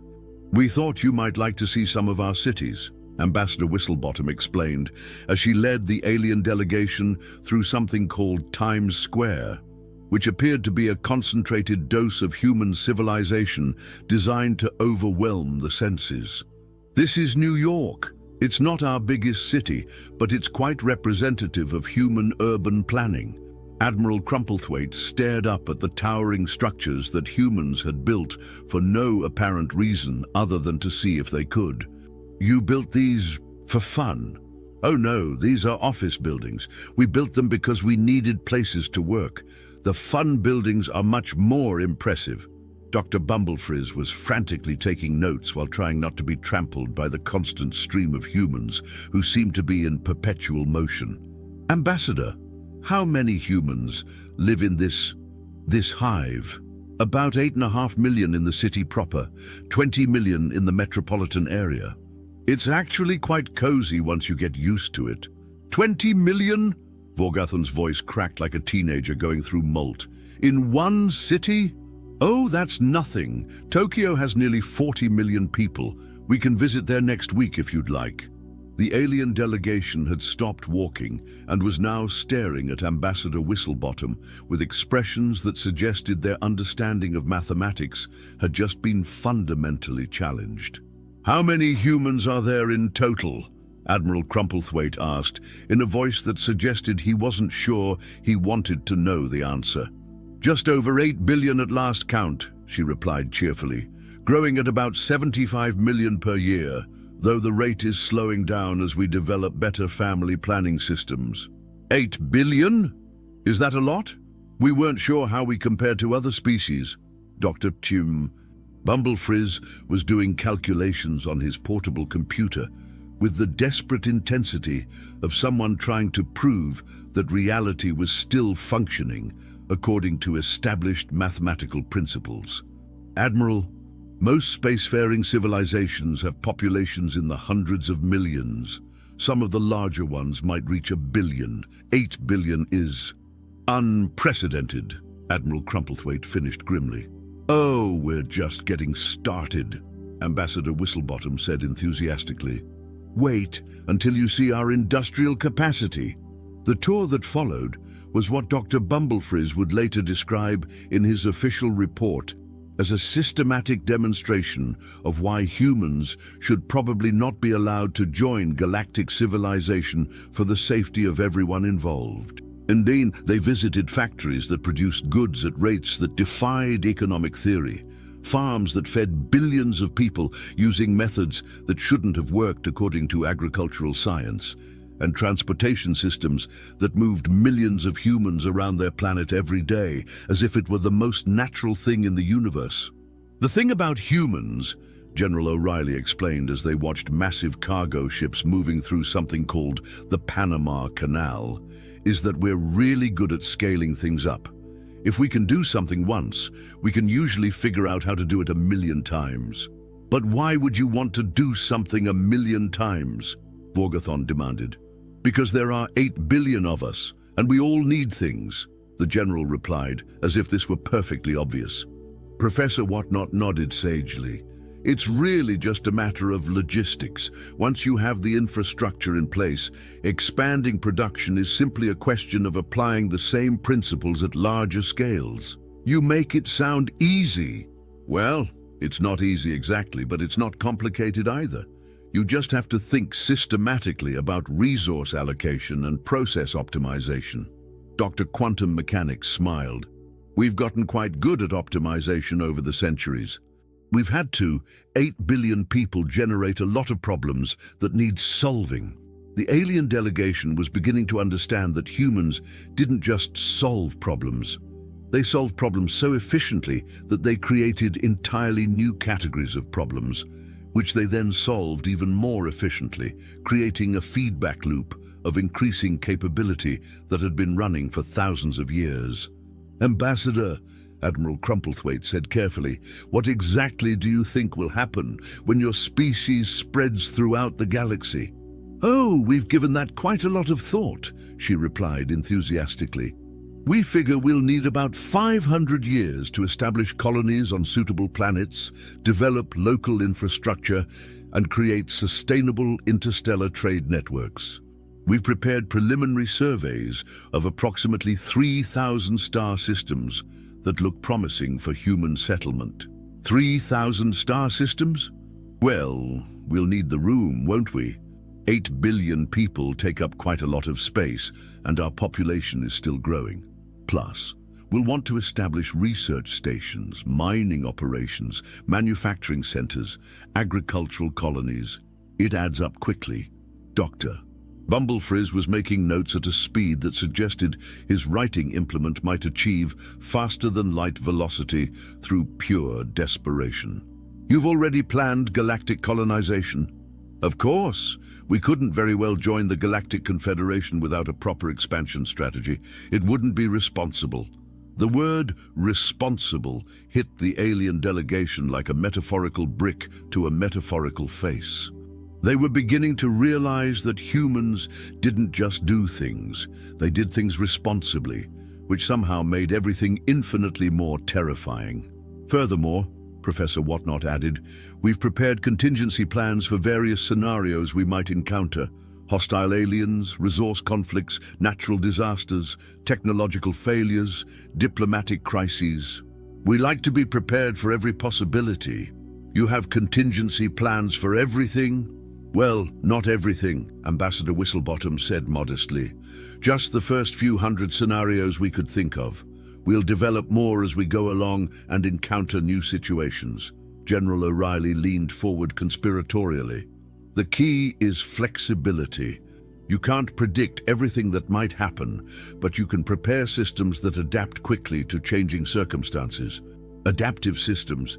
Oh yes, we've learned that rigid planning doesn't work very well when you're dealing with complex situations. It's better to create frameworks that can evolve as conditions change. The alien delegation was now experiencing what could only be described as a collective existential crisis. They had encountered a species that didn't just plan for the future, they planned for multiple possible futures and prepared systems to handle scenarios they hadn't even thought of yet. Ambassador, Vorgathon said in a voice that suggested he was hanging onto sanity by his tentacles, may I ask what you think the Galactic Confederation's response will be to your membership application? Oh, we're quite confident it will be approved, she replied cheerfully. We meet all the standard requirements, and we've prepared comprehensive documentation of our qualifications. Plus, we're bringing some rather useful capabilities to the table. Useful capabilities. Dr. Quantum Mechanics smiled.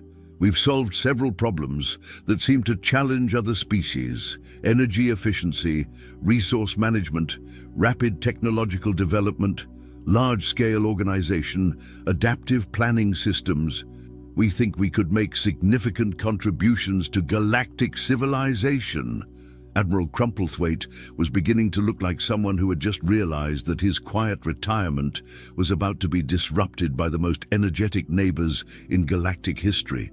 Dr. Quantum Mechanics, when you say you've solved these problems, we mean we've developed systematic approaches that consistently produce successful outcomes across a wide range of conditions and scales, she replied, as if she were discussing the weather. Nothing too complicated, really. Just applied problem solving. Applied problem solving. You identify the core issues, analyze the available resources, design efficient solutions, implement them systematically, monitor the results, and adjust as necessary. It's quite straightforward once you get the hang of it. The silence that followed was the kind of silence that indicated entire worldviews being quietly dismantled and rebuilt from scratch. Sir, Doctor, Bumblefrizz whispered to Admiral Crumplethwaite, I don't think they realize what they've accomplished. What do you mean? They've essentially created a civilization-level problem-solving engine that runs on coffee and enthusiasm. They don't think it's remarkable because to them it's just normal. That's what makes them so terrifying, Vorgathon added quietly. They've achieved unprecedented levels of capability, and they think they're just being polite. 3 days later, the alien delegation found themselves back aboard their ships, preparing to return to Galactic Confederation headquarters with what was possibly the most important report in galactic history. They had learned things about humanity that would fundamentally change how every species in the galaxy understood civilization, technology, and the very concept of intelligent life. Sir, Doctor, Bumblefrizz said as he compiled his final notes, how exactly do we explain this to headquarters? Admiral Crumplethwaite stared out at the blue planet that had somehow managed to turn first contact into a cheerful neighborhood welcome party. We tell them the truth. We tell them that we've discovered a species that accidentally developed the most advanced civilization in galactic history while thinking they were just trying to be good neighbors. And then what happens? Then we find out whether the Galactic Confederation is ready for humans, or whether humans are going to accidentally take over everything while trying to help. As their ships prepared to depart, a final transmission came from Earth. Ambassador Whistlebottom's smiling face appeared on their screens one last time. Thank you so much for visiting, she said warmly. We're so excited about joining the galactic community. We've prepared some gifts for you to take back to your colleagues. Samples of human art, music, literature, and of course, plenty of coffee. Ambassador, Admiral Crumplethwaite said carefully, I should mention that your membership application will need to be reviewed by the full Confederation Council. The process could take some time. Oh, we understand completely. Bureaucracy is important. It ensures that everything is done properly. We'll just continue with our preparations while we wait for approval. Preparations. Oh yes, we're very excited about contributing to galactic civilization, so we've started working on some projects we think might be helpful. Improved starship designs, more efficient energy systems, better communication networks, enhanced defensive technologies. We want to be ready to help as soon as we're officially members. The transmission ended, leaving the alien ships floating in space, with their crews trying to process the implications of what they had just heard. "Sir," said Vorgathon's navigation officer Flibber, "did she just say they're improving galactic technology while waiting for their membership to be approved?" "That's exactly what she said," Vorgathon replied grimly. "But that means, Admiral Crumplethwaite interrupted, "that by the time we return to headquarters with our report, the humans will probably have revolutionized interstellar travel, solved the galaxy's energy crisis, and invented 12 new technologies we haven't even thought of yet." Dr. Bumblefrizz looked up from his final calculations. "Sir, based on their demonstrated capabilities and development rate, I estimate that within one standard galactic year, humans will possess the most advanced technology in known space. And they'll want to share it with everyone," Vorgathon added helplessly. "Because they think that's what good neighbors do," Admiral Crumplethwaite finished. As the alien ships engaged their faster-than-light drives and departed for Galactic Confederation headquarters, none of their crews could have predicted that they were carrying news that would reshape galactic civilization within a decade. They thought they were reporting the discovery of a dangerous new species. What they were actually reporting was the end of the galaxy as they knew it, and the beginning of something unprecedented in cosmic history. Because sometimes the most dangerous thing in the universe isn't a species that wants to conquer everything. Sometimes it's a species that wants to help everyone and actually has the capability to do it. 6 months later, when the first human starships appeared in Confederation space, carrying cargo holds full of improved technology and crews eager to make friends, the galaxy learned what it really meant to have Earth as a neighbor. And while most species eventually agreed that it was probably the best thing that had ever happened to galactic civilization, they also quietly acknowledged that the universe had become a much more interesting place. Some accidents, it turns out, are the best kind of destiny. The Intergalactic Academy of Universal Knowledge was a marvel of architecture and intellect, nestled on the surface of Zerathion Prime, a planet known for its gravity-defying mountains and shimmering auroras that danced across its skies. The Academy was the pinnacle of education, attracting the brightest minds from across the galaxy: humans, Zoltar, Thrixians, and dozens of other advanced species. Among these brilliant students was Xylar, a member of the Zoltar race, known for their unparalleled intelligence and technological prowess. The Zoltar thrived on logic, precision, and an innate ability to solve complex equations that would leave most other species baffled. Yet despite this extraordinary aptitude, Xylar was grappling with something that seemed absurdly simple to others. It was the third week of the Advanced Intergalactic Mathematics course, a mandatory subject for all first-year students. The lecture halls were vast, with transparent walls that provided a breathtaking view of Zerathion's 3 suns orbiting in perfect harmony. Xylar, like every other student, sat in an anti-gravity chair, their 4 slender fingers nervously tapping on the holographic console in front of them. On the screen, a problem glowed in bright iridescent characters. Solve for x, 5x plus 0 equals 15. To most students, especially the humans, this was laughably simple. But for Xylar, the equation might as well have been written in an undecipherable ancient dialect. The stumbling block wasn't the arithmetic, it was the zero. The very concept of nothing was alien to the Zoltar mindset. Their entire culture was built around the idea that existence was constant. Even when something seemed absent, it was merely transformed into another state of being.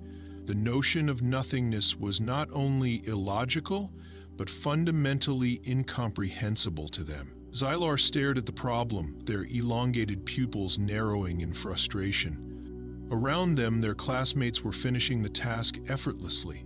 Emma, a human girl with a reputation for being both brilliant and quirky, leaned back in her chair, her holographic screen already blank, signaling she had completed the task. A faint smile played on her lips as she watched the struggling Zoltar. "Time's up!" The instructor, a stern-looking Thrixian with bioluminescent scales, announced. Their voice echoed across the hall. As the students submitted their answers, Xylar hesitated, their fingers hovering above the screen. With a deep sigh, they pressed the button to submit a blank response. It wasn't the first time, and it likely wouldn't be the last. When, after the lecture, Xylar trudged down the polished corridors of the academy. Their movements were slower than usual, their shoulders hunched in a way that betrayed their frustration. As they passed groups of students discussing the lesson, Xylar caught snippets of conversations. The humans seemed particularly pleased with themselves. For Xylar, this only deepened the sting of failure. Back in their private quarters, Xylar activated the holographic projection system, replaying the day's lecture. The instructor's explanation of zero echoed through the room, but it was as though the words bounced off an invisible barrier in Xylar's mind. Zero, the instructor had said, is the representation of nothingness, a placeholder that allows us to perform operations and measure absence. Xylar's frustration bubbled over. They slammed a fist onto the console, causing the projection to flicker. "It doesn't make sense," they muttered to themselves, their voice tinged with exasperation. "How can there be nothing? Even in a vacuum, there's still energy, still particles. Nothing cannot exist." Their thoughts spiraled as they tried to reconcile the concept with their own worldview. To the Zoltar, every equation, every scientific principle was rooted in the idea that the universe was always full of something. The idea that zero could hold such significance in mathematics felt not just counterintuitive, but almost sacrilegious. The following day, during the instructor's office hours, Xylar mustered the courage to seek help. The Thrixian professor listened patiently as Xylar explained their difficulties, their words tumbling out in a mix of embarrassment and frustration. The professor, though sympathetic, offered little solace. "Xylar," they said, their voice calm and measured, "you're not the first Zoltar student to struggle with this. Your species has a unique way of understanding the universe, but here, in this academy, you must adapt. Mathematics is a universal language, and zero is one of its foundational principles. Perhaps a different perspective would help." The professor's suggestion led to Xylar being assigned a peer tutor, Emma. When Xylar received the notification, their initial reaction was disbelief. A human? Surely there were other Zoltar students, or at least Thrixians, who could provide guidance.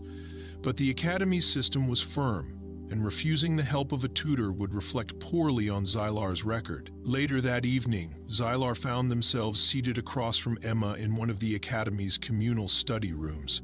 The human greeted them with a warm smile, her eyes twinkling with a mixture of curiosity and amusement. "So," she began, her voice light but confident, "you're the Zoltar who's been struggling with zero." Xylar bristled at her tone. "It's not a struggle," they retorted, their voice sharper than intended. "It's a difference in perspective." Emma didn't seem offended. Instead, she leaned forward, resting her chin on her hand. "Fair enough, let's call it that. But if you're open to it, I think I can help. Zero isn't just about nothingness, it's about potential." Her words caught Xylar off guard. "Potential?" they echoed, their tones skeptical. Emma grinned. "Yup. Think of it as a bridge. Zero connects things. It's what allows us to move between states, measure gaps, and create balance. It's not the absence of existence, it's a tool." Xylar stared at her, their skepticism warring with a flicker of curiosity. For the first time, they felt a glimmer of hope. Perhaps this human had something valuable to teach them after all. Emma sat across from Xylar in the softly glowing study room, her holographic tablet casting faint blue light onto her face. The human girl had an energy about her that Xylar found both irritating and strangely reassuring. Her quick smile and relaxed posture were in stark contrast to Xylar's tense demeanor. Xylar sat rigidly, their elongated fingers clasped tightly together, unwilling to admit that they were skeptical about this entire arrangement. The very idea of learning from a human felt, if not humiliating, at least deeply uncomfortable. "Okay, Xylar," Emma began, her tone casual but focused. "Let's start by clearing the air. Zero isn't some big, mysterious thing. It's just a concept.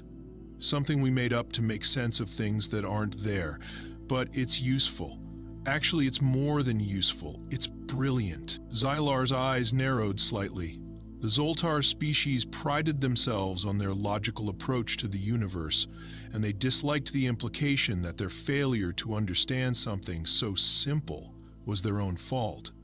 Still, something in Emma's voice piqued their curiosity, and they gestured for her to continue. Emma leaned back, spinning her tablet in her hands like it was a toy. "Imagine this. You have a basket. You take an apple out of it. Now, what's left in the basket?" "Space," Xylar replied immediately. "A void where the apple once was. The basket is still there, and so is the space inside it.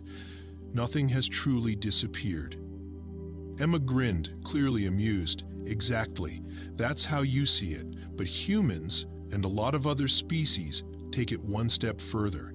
Instead of saying there's space or a void, we just call it zero. It's like shorthand. It lets us do all kinds of useful things, like keep track of things that are missing or measure how far apart things are. You see?" Xylar frowned, their brow furrowing in thought. The explanation wasn't entirely convincing, but it was clear Emma wasn't mocking them. If anything, she seemed genuinely excited to share her perspective. Reluctantly, Xylar nodded. "Go on." Taking this as a small victory, Emma began to sketch something on her tablet. She swiped her hand and a holographic projection of a simple number line appeared between them. Xylar tilted their head, studying the floating image. Numbers stretched out in both directions, negative on one side, positive on the other, with zeros sitting directly in the center. "This is how we humans think about numbers," Emma explained.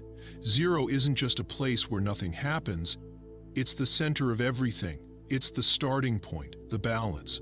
Without it, we couldn't figure out where anything begins or ends." Xylar studied the number line, their eyes tracing the way it extended infinitely in both directions.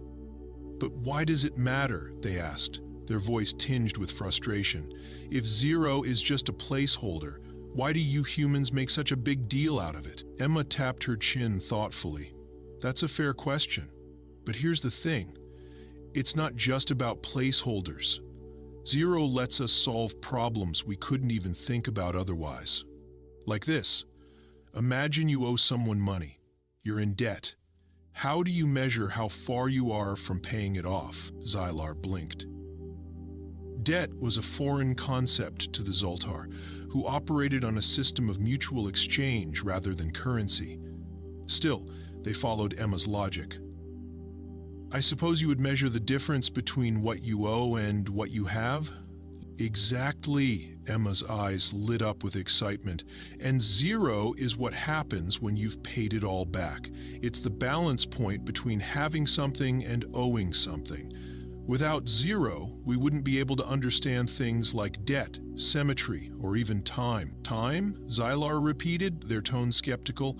"What does time have to do with this?" Emma leaned forward, her voice dropping slightly as if she were about to share a secret. "Think about it. Every timeline has a starting point, right? For humans, we call it year zero, when everything began. It's not just a number, it's a marker, a way to keep track of everything that comes before and after. Without zero, we'd be lost in time." Xylar didn't respond immediately. They stared at the number line, their mind racing to connect the dots. The idea of using zero as a reference point, as a way to measure and organize reality, was both alien and strangely compelling. For the first time, they began to see why humans valued it so much. Emma seemed to sense the shift in Xylar's demeanor. She smiled softly and leaned back in her chair. "Look, I know this isn't easy for you. Your people see the universe in a way that's totally different from ours. But that doesn't mean zero is wrong. It just means it's something new. And new things can be scary, right?" Xylar nodded slowly, their usual confidence replaced by a cautious curiosity. "Perhaps, but it still feels unnecessary. Why use zero when other concepts could serve the same purpose?" Emma shrugged, her expression thoughtful. "Maybe they could, but sometimes the simplest ideas are the most powerful. Zero might seem small, but it opens up a universe of possibilities. Without it, we wouldn't have calculus, computers, or even space travel." That last point caught Xylar's attention. "Space travel?" they asked, their voice sharp with interest. "How does zero relate to space travel?" Emma grinned, clearly pleased to have piqued their curiosity. "Well, think about navigation. Every ship has a starting point, right? And when you're traveling between stars, you need to calculate distances, trajectories, and speeds. Zero is what helps us figure out where we are and where we're going. It's the anchor that keeps us from getting lost." Xylar considered this, their minds spinning with new possibilities. For the first time, they began to see zero not as an abstract human idea, but as a practical tool, something that could enhance their understanding of the universe. It was a humbling realization, but also an exhilarating one. As their study session continued, Xylar found themselves asking more questions, their initial skepticism giving way to genuine interest. Emma answered each one with patience and enthusiasm, her explanations weaving together logic, history, and human ingenuity. By the time their session ended, Xylar felt a flicker of hope. Perhaps zero wasn't so incomprehensible after all. Perhaps it was the key to unlocking a new way of thinking. As they left the study room, Xylar glanced at Emma and said, "Thank you. I think I understand a little better now." Emma's smile was warm and genuine. "Anytime, Xylar. We're just getting started." For the first time in weeks, Xylar felt a sense of possibility. The road ahead was still daunting, but with Emma's help, they were beginning to see that it was also full of potential. The interstellar competition hall was abuzz with activity. The towering crystalline walls refracted light in a kaleidoscope of colors, creating a mesmerizing display that rivaled the brilliance of the minds gathered within. Students from across the galaxy sat in their designated seats, their attention fixed on the floating holographic displays that projected the day's final challenge. Among them was Xylar, seated near the center of the hall, their normally confident posture stiff with tension. The Advanced Intergalactic Mathematics Championship was a revered event, one that tested not only the intellect of its participants, but their ability to adapt to unfamiliar concepts. For the Zoltar, whose species prided itself on precision and mastery, this competition was a point of honor. Xylar had entered the championship expecting to dominate, as was expected of someone from their race. Yet, here they were, struggling against something that no other Zoltar had ever encountered. A mathematical challenge rooted in the human concept of zero. As the proctor, an imposing Thrixian with scales that shimmered like molten gold, stepped forward to explain the final problem, Xylar felt their pulse quicken. The alien proctor's voice reverberated through the hall. "Participants, you will now be presented with the ultimate equation. This task is designed to test your ability to solve for variables within a framework of universal mathematics. Remember, precision and understanding are..." The holographic displays lit up with a new problem. Solve for x. 3x plus 7 equals 7x plus 0. At first glance, the equation seemed simple, but Xylar's mind immediately stumbled over the presence of zero. Despite the weeks of tutoring with Emma, the concept still felt foreign, like a word from a language they couldn't quite speak fluently. Xylar's gaze flicked toward Emma, who sat in the audience with the other tutors. Her expression was calm and encouraging, her hands folded neatly in her lap. She met Xylar's eyes and gave a subtle nod as if to say, "You've got this." Xylar took a deep breath and focused on the equation. The numbers hovered in front of them, glowing faintly against the transparent backdrop of the display. Their fingers hovered over the controls of their tablet, but they hesitated. Every instinct told them to skip over the zero, to find a way around it. But Emma's voice echoed in their mind. Zero isn't an obstacle, it's a tool. Use it. Summoning their courage, Xylar began to work through the equation, step by step. They started by isolating the variables, subtracting terms from both sides to simplify the problem. As they moved through the calculations, the zero loomed before them like a chasm they couldn't cross. Their hand faltered, and doubt crept in. Across the hall, Emma leaned forward in her seat, her heart pounding. She could see the hesitation in Xylar's movements, the way their shoulders tensed as they stared at the equation. She knew how much this moment meant to them, not just as a competitor, but as someone trying to break free from the constraints of their cultural understanding. Silently, she willed them to push forward. Xylar clenched their jaw, forcing themselves to focus. They remembered Emma's explanations, the example she had given them. Zero wasn't nothing, it was balance, a point of transition. Slowly, they began to see the problem differently. Instead of fearing the zero, they embraced it, using it to guide their calculations. With each step, their confidence grew. Finally, after what felt like an eternity, Xylar reached the solution. X equals 0. They stared at the answer, their heart hammering in their chest. For a moment, they doubted themselves, wondering if they had made a mistake. But the logic was sound, the calculations clear. They had done it. Tentatively, they pressed the button to submit their answer. The room was silent as the proctor reviewed the results. The tension was palpable, every participant holding their breath as they waited for the announcement. Xylar's hands trembled slightly, their usually calm demeanor cracking under the weight of the moment. Finally, the proctor's voice rang out. "Correct," the single word echoed through the hall, followed by a wave of applause. Xylar's vision blurred as relief washed over them. They had done it. They had solved the problem using a concept that had once seemed impossible to comprehend. As the applause continued, Xylar glanced toward Emma. She was on her feet, clapping enthusiastically, her smile wide and proud.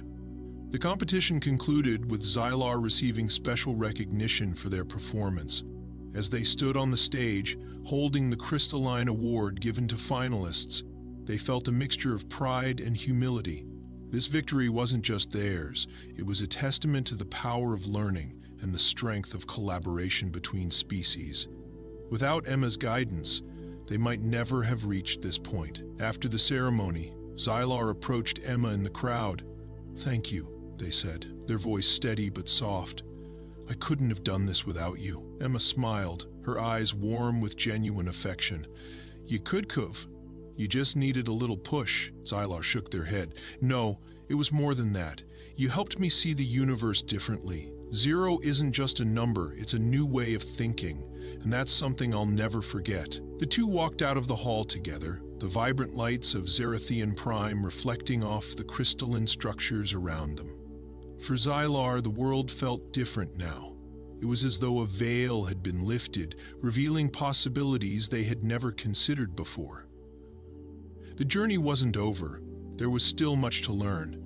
But for the first time, Xylar felt ready to face the challenges ahead. As they parted ways, Emma called out, "Hey, Xylar?" They turned, curious. "Yes?" Emma grinned.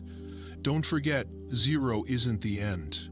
It's the beginning." Xylar smiled, the weight of those words settling into their mind. "I'll remember." And with that, they walked into the glowing twilight of Zerathion Prime, ready to embrace whatever came next.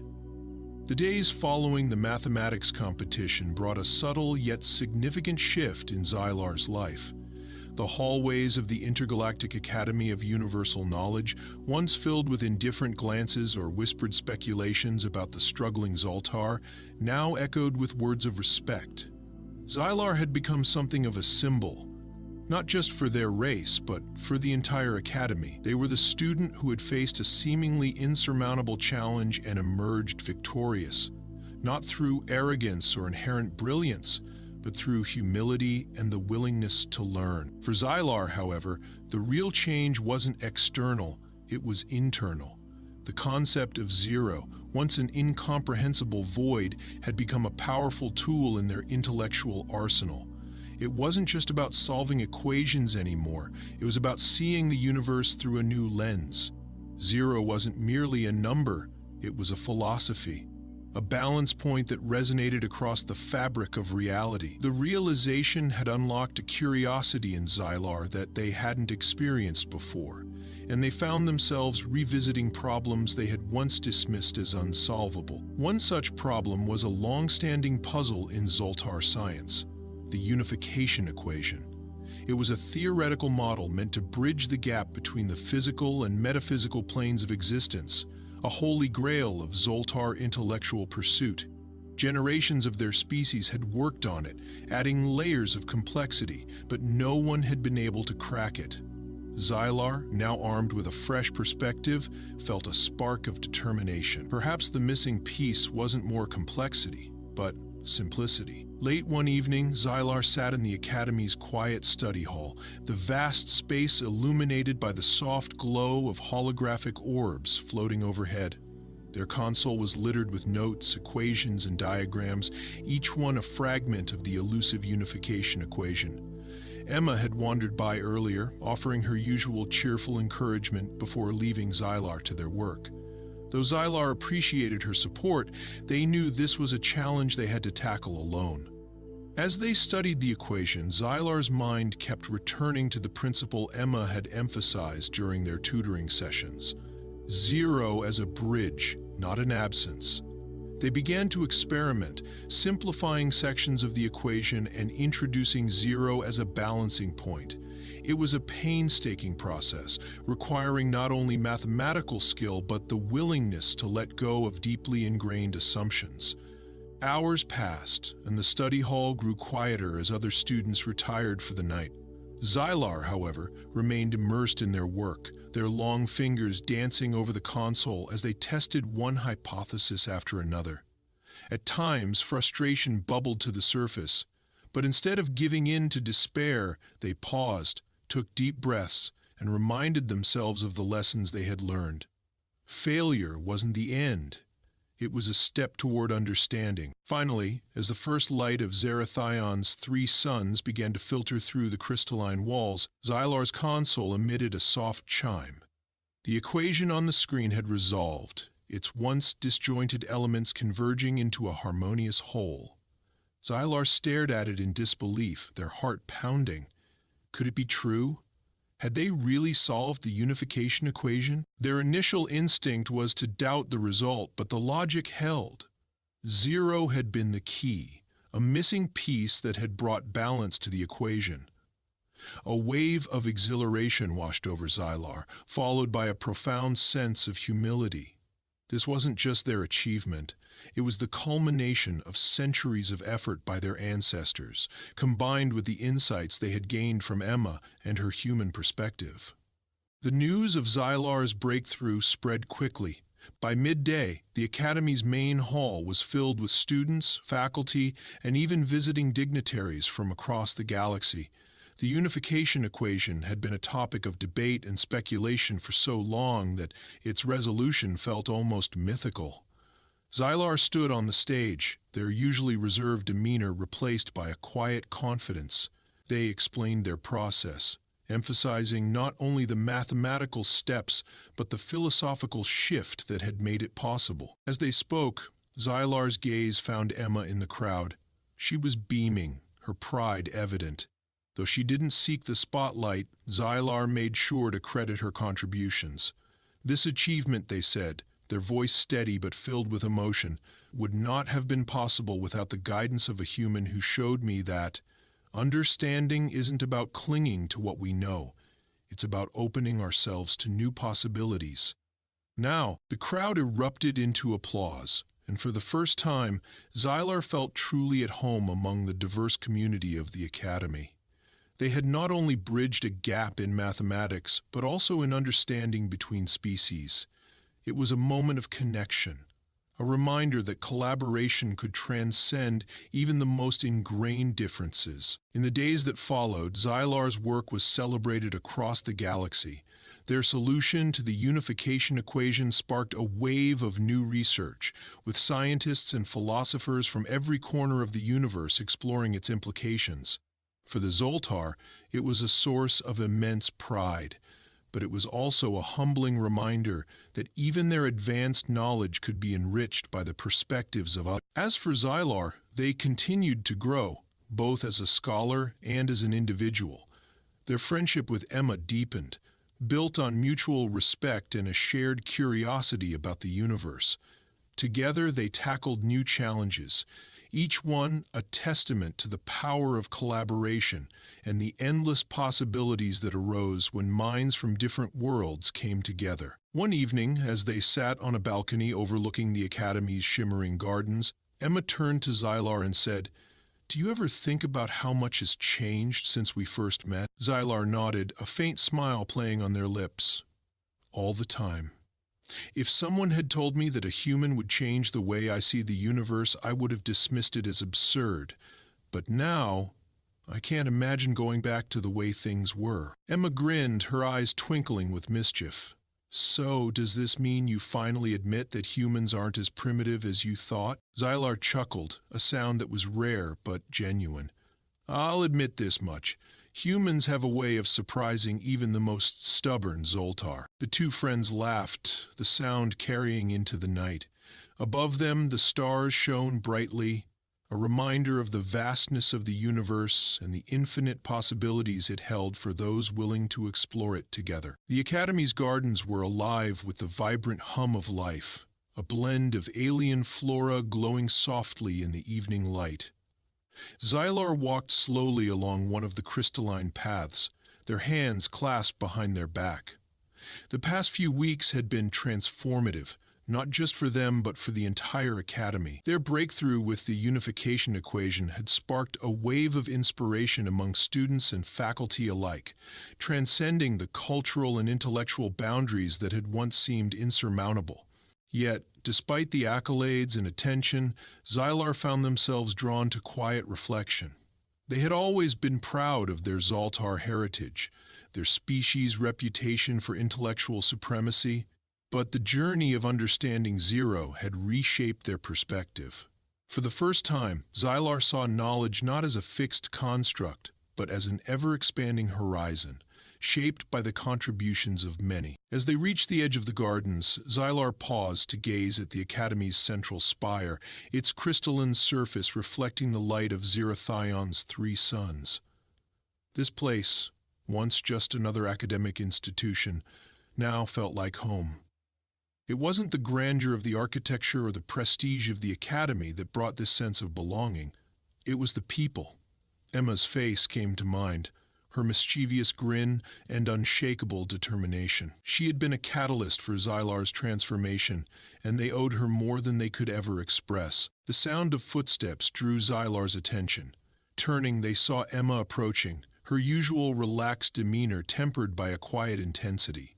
She carried a small tablet under her arm, and her hair glowed faintly in the reflected light of the garden's bioluminescent plants. Xylar couldn't help but smile at the sight of her. Emma had become more than a tutor or a friend. She was a partner in discovery, someone who had opened doors Xylar hadn't even known existed. "Thought I'd find you here," Emma said as she came to stand beside Xylar. She held up the tablet, a playful smile tugging at her lips. "I've got something for you." Curious, Xylar accepted the tablet and activated the display. A series of equations filled the screen, accompanied by detailed annotations. At first glance, it seemed to be another complex mathematical problem, but as Xylar studied it, their expression shifted. This wasn't just a problem. It was a proposal. "This is," Xylar began, their voice trailing off as they absorbed the implications. "A joint project," Emma finished. She leaned against a nearby crystalline pillar, her arms crossed. I've been thinking about how your solution to the unification equation could be applied to practical systems." What if we used it to design a new model for interstellar navigation? Something that doesn't just rely on traditional coordinates, but Zylar's mind raced. The idea was ambitious, even audacious, but it was also brilliant. Traditional navigation systems were rooted in fixed coordinates, often struggling with the vast and dynamic nature of the universe. A system that embraced zero as a balancing point, as a means of recalibrating and adapting in real time, could overcome those limitations. This could change everything, Zylar said softly, their voice tinged with awe. They looked at Emma, their admiration for her growing even deeper. You never stop surprising me. Emma shrugged, though her smile betrayed her pride. That's what humans do, right? Surprise people. The two spent hours discussing the project, their ideas flowing freely as they built on each other's insights. For Zylar, it was a reminder of how far they had come. The rigid certainty of their early days at the academy had given way to a fluid, collaborative approach to problem solving. They no longer saw knowledge as something to be guarded or hoarded, but as a gift to be shared. As the night deepened, the conversation shifted to more personal matters. Zylar found themselves reflecting on their journey, the challenges they had faced, and the lessons they had learned. You know, they said, their tone thoughtful, when I first arrived here, I thought I had all the answers. I thought being Zoltar meant I didn't need to learn from anyone else, but now I see how wrong I was. You've taught me that strength isn't just about what you know, it's about what you're willing to learn. Emma's expression softened, and she placed a hand on Zylar's shoulder. And you've taught me that even the smartest people can grow. The important thing is being open to it. I think that's what makes this place special. It's not about where you're from or what you already know. It's about what we can discover together. Their words hung in the air, a quiet affirmation of the bond they had forged.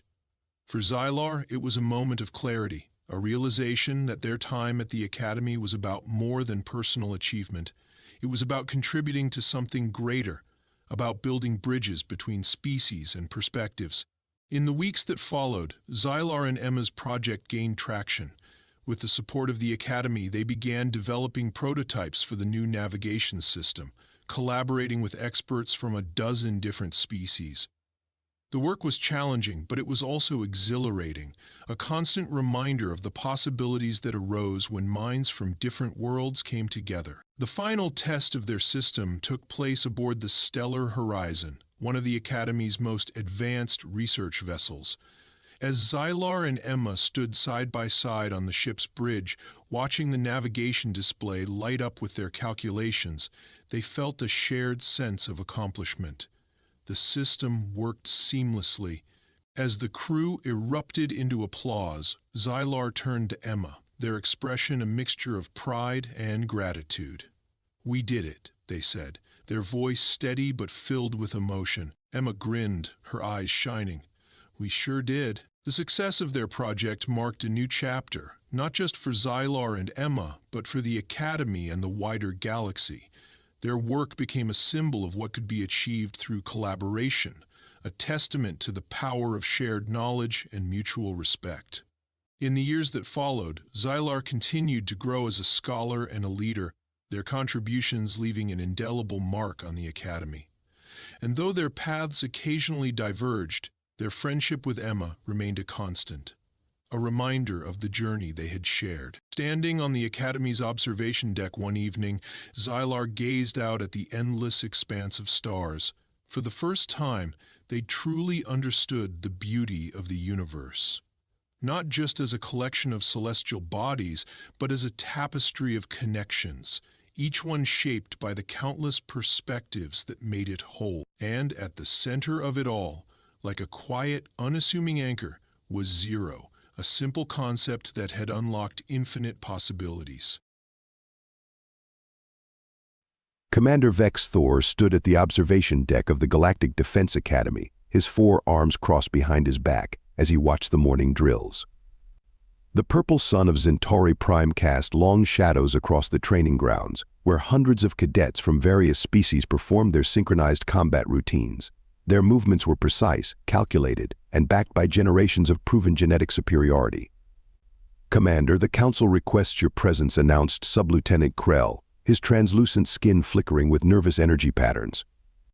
Vex Thor's upper lip curled slightly, revealing a row of metallic blue teeth.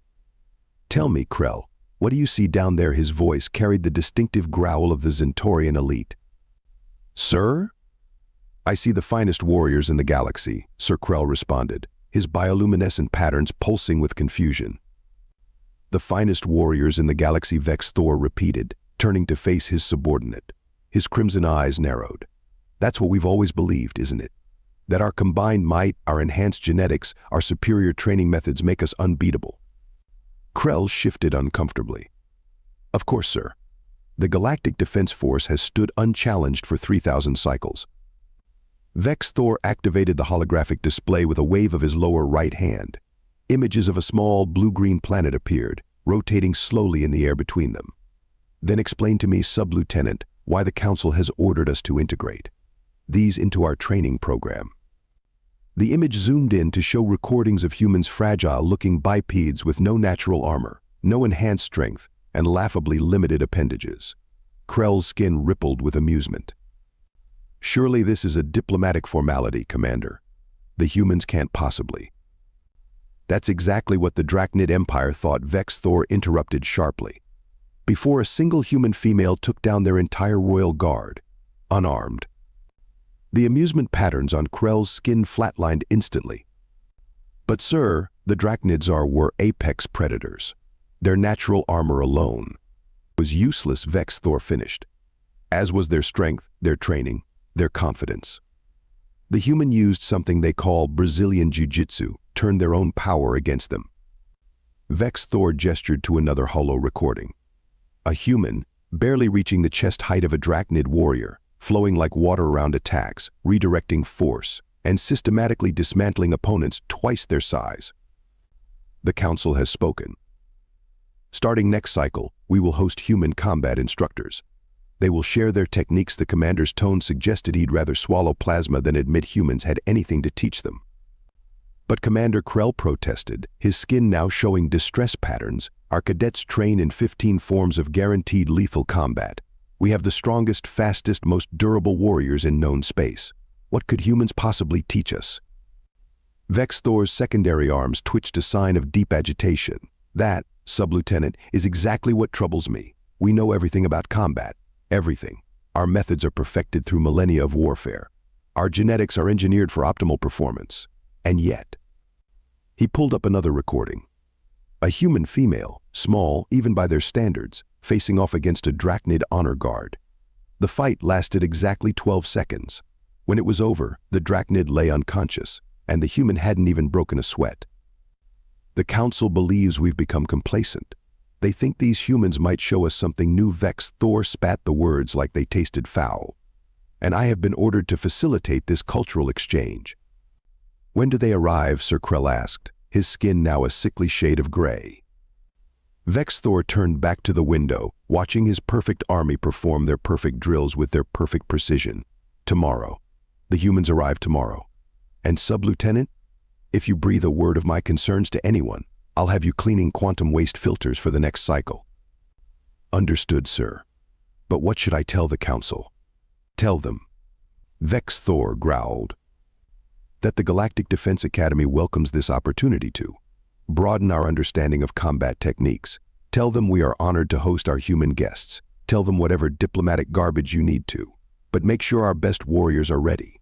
I want to see exactly what these humans are capable of. And more importantly, I want to know their weaknesses." The commander's 4 fists clenched simultaneously as he watched the sun set over his academy. Tomorrow would bring humans soft, weak, limited humans to teach combat to the greatest warriors in the galaxy. The very thought made his stomach acid boil. If only he knew just how much his worldview was about to change. The landing pad hummed with suppressed energy as the human transport vessel descended through Centauri Prime's atmosphere. Commander Vex Thor stood at attention, flanked by his top officers, their ceremonial armor gleaming under the purple sun. Behind them, arranged in perfect formation, stood 200 of the Academy's finest warriors, a not-so-subtle display of martial prowess. Quite the welcome committee, Sub-Lieutenant Krell whispered, his skin flickering with nervous patterns. Do you think we might be overdoing it? Silence, Vex, Thor commanded, though privately he agreed. The council had insisted on this show of respect, but to him, it felt like throwing a military parade for children.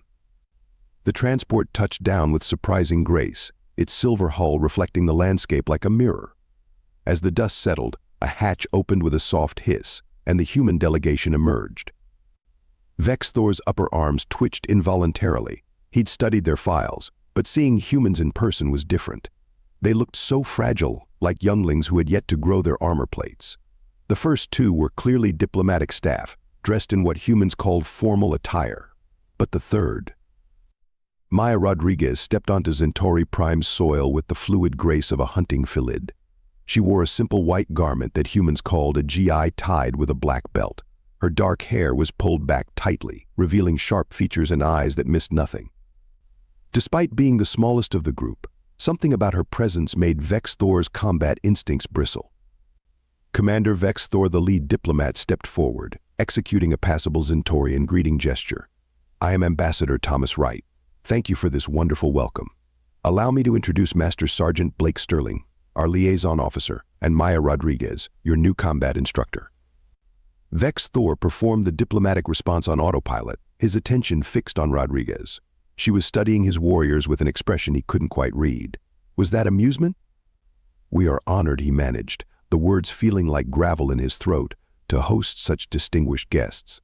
Though I must admit some curiosity about the training methods you'll be sharing. Rodriguez smiled. Not the practiced smile of the diplomat, but the confident grin of a predator. Commander, I think it's best if I show rather than tell.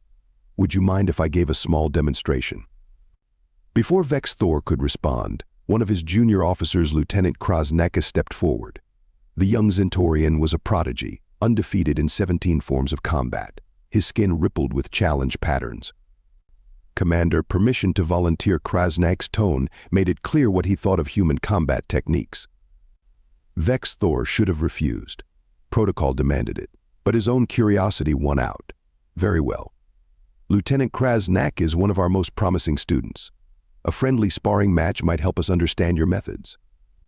The ambassador looked concerned, but Rodriguez's smile only widened. Perfect. Standard rules? No weapons? No lethal strikes, victory by submission or incapacitation. Krasnak's skin flashed with predatory colors. Agreed. Though I will try not to damage you permanently, human. The gathered warriors formed a circle, their collective skepticism practically tangible. Vex Thor watched as Rodriguez stepped into the impromptu ring, her movements economical, precise. Krasnak towered over her, his forearms flexing impressively, armored plates catching the sunlight. Begin whenever you're ready, Rodriguez said pleasantly, as if inviting someone to tea. Krasnak launched forward with textbook perfection, his upper arms striking high, while his lower arms swept in for a grapple. It was a combination that had broken bones in 7 different species. Rodriguez wasn't there. She moved like quicksilver, flowing around the attacks as if they were happening in slow motion. Before anyone could process what was happening, she had somehow entangled one of Krasnak's lower arms. There was a subtle shift of weight, a precise application of leverage, and suddenly the mighty Centaurian warrior was airborne. The impact when he hit the ground made the landing pad vibrate. Before he could recover, Rodriguez had his arm locked in a position that looked anatomically impossible. Krasnak's skin flashed emergency patterns. Yield. I yield. The entire sequence had taken less than 4 seconds. Rodriguez helped the stunned lieutenant to his feet with that same pleasant smile. Thank you for the warm-up, Lieutenant. Now, Commander Vex Thor, shall we discuss the training schedule? I think your warriors might find our methods enlightening. Vex Thor stared at his defeated officer, then at the tiny human who had dismantled him without apparent effort. For the first time in his long military career, he felt something he'd never expected to associate with humans. Fear. The Academy's main training arena buzzed with anticipation. News of Lieutenant Krasnak's defeat had spread like quantum fire through the ranks, but most warriors remained convinced it was a fluke. Commander Vex Thor watched from his elevated position as Maya Rodriguez stood calmly in the center of the combat circle, surrounded by the Academy's top hand-to-hand combat instructors. The assessment will proceed in 3 phases, Vex Thor announced, his voice echoing through the arena. Phase 1, single combat. Phase 2, multiple opponents. Phase 3, environmental challenges. Instructor Rodriguez has agreed to demonstrate human combat techniques against our finest warriors. And after that, Rodriguez added, her voice carrying surprising authority, I'll explain exactly why you all lost. A ripple of angry color patterns spread through the gathered Zentorians. Such arrogance, such disrespect. Several warriors flexed their armored plates menacingly, but Rodriguez appeared completely unimpressed. Master Sergeant Sterling leaned toward Ambassador Wright. 20 credits says she doesn't even break a sweat. The first challenger stepped forward. Senior Instructor Malax was renowned for his expertise in pressure point combat. His 6-fingered hands could disable most species with a single precise strike. Begin, Vex Thor commanded. Malax moved with deadly precision, his enhanced speed making his strikes nearly invisible to normal eyes. His fingers targeted nerve clusters with surgical accuracy. But somehow Rodriguez was never quite where his strikes landed. She moved with liquid grace, each dodge flowing into the next like a choreographed dance. Interesting technique, she commented casually, as if discussing the weather. But you're telegraphing your moves through your shoulder plates. Before Malax could process this critique, Rodriguez stepped inside his guard. Her movements became a blur, and suddenly the mighty instructor found himself floating through the air. He landed hard, his nervous system temporarily scrambled by strikes he hadn't even seen. Next, Rodriguez called out, not even breathing heavily.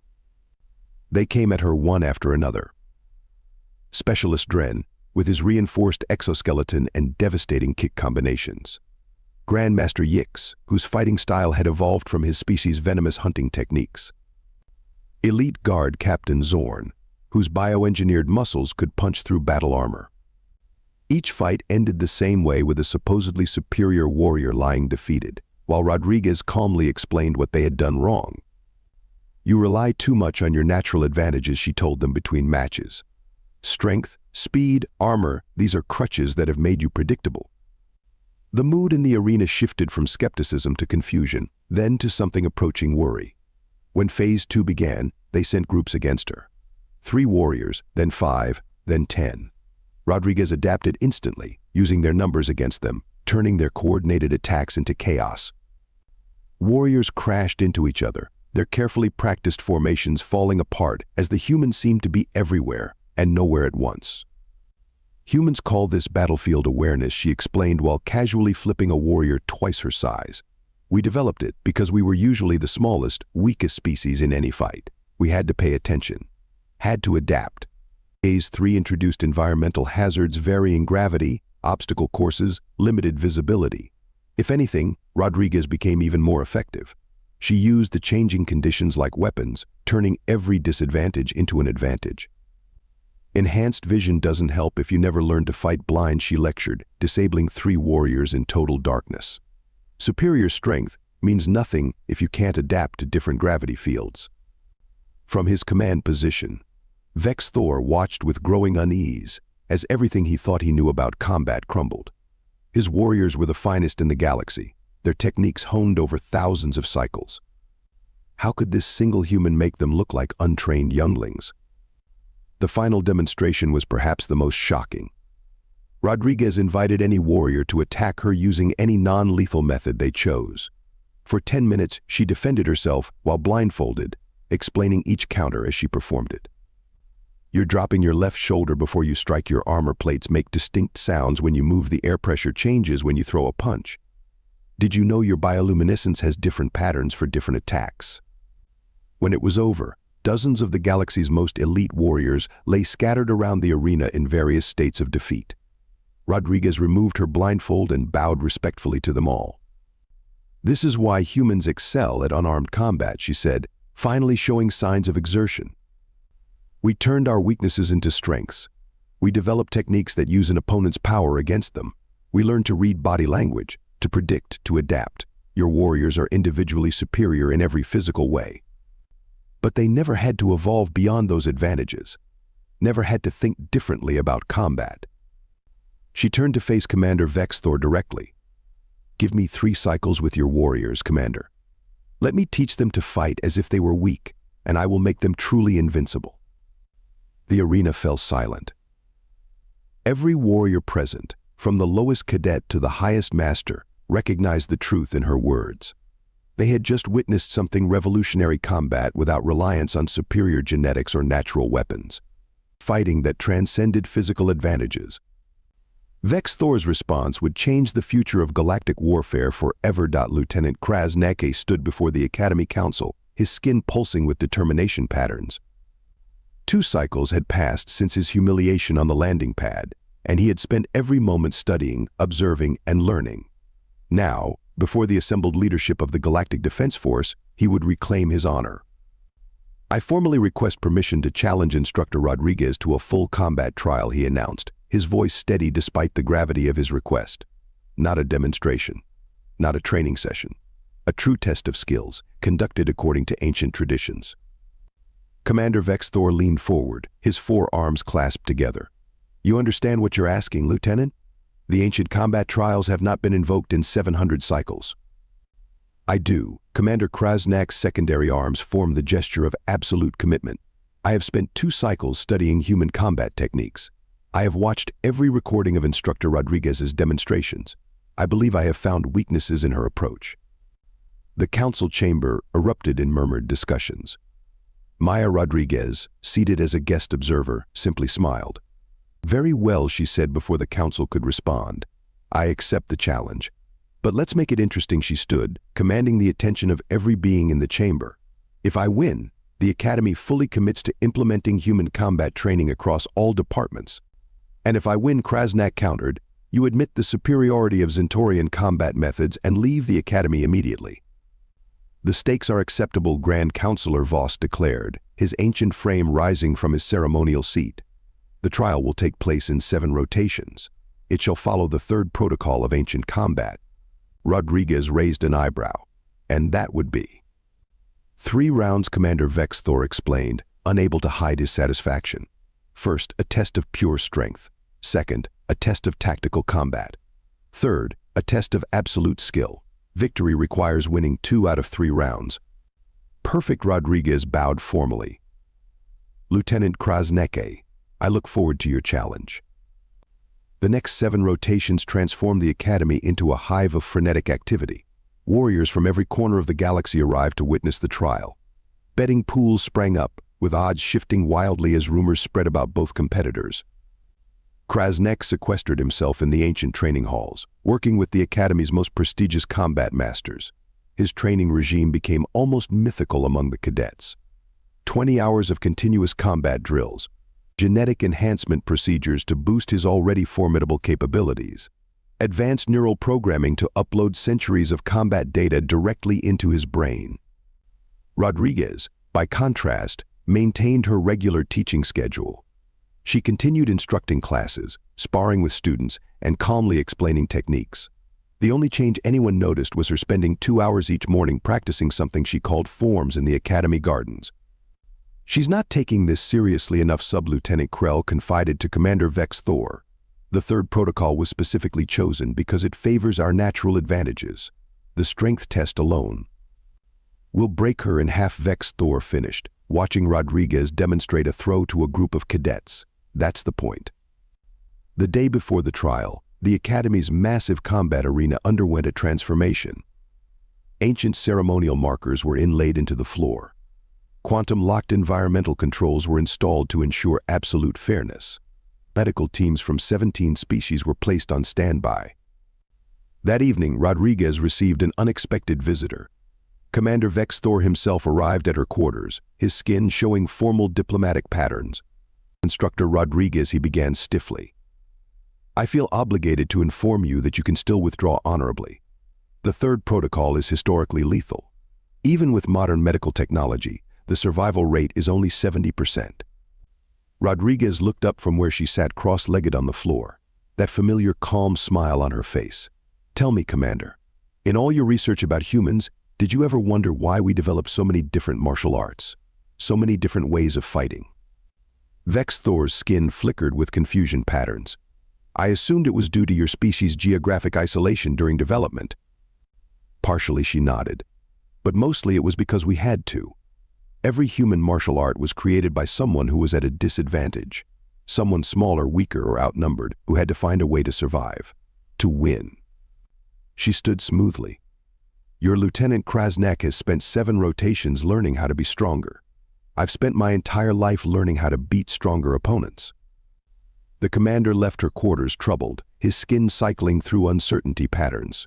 For the first time, he wondered if perhaps they had underestimated not just human combat techniques, but the very essence of human adaptability. As the purple sun set on the eve of the trial, the academy buzzed with anticipation.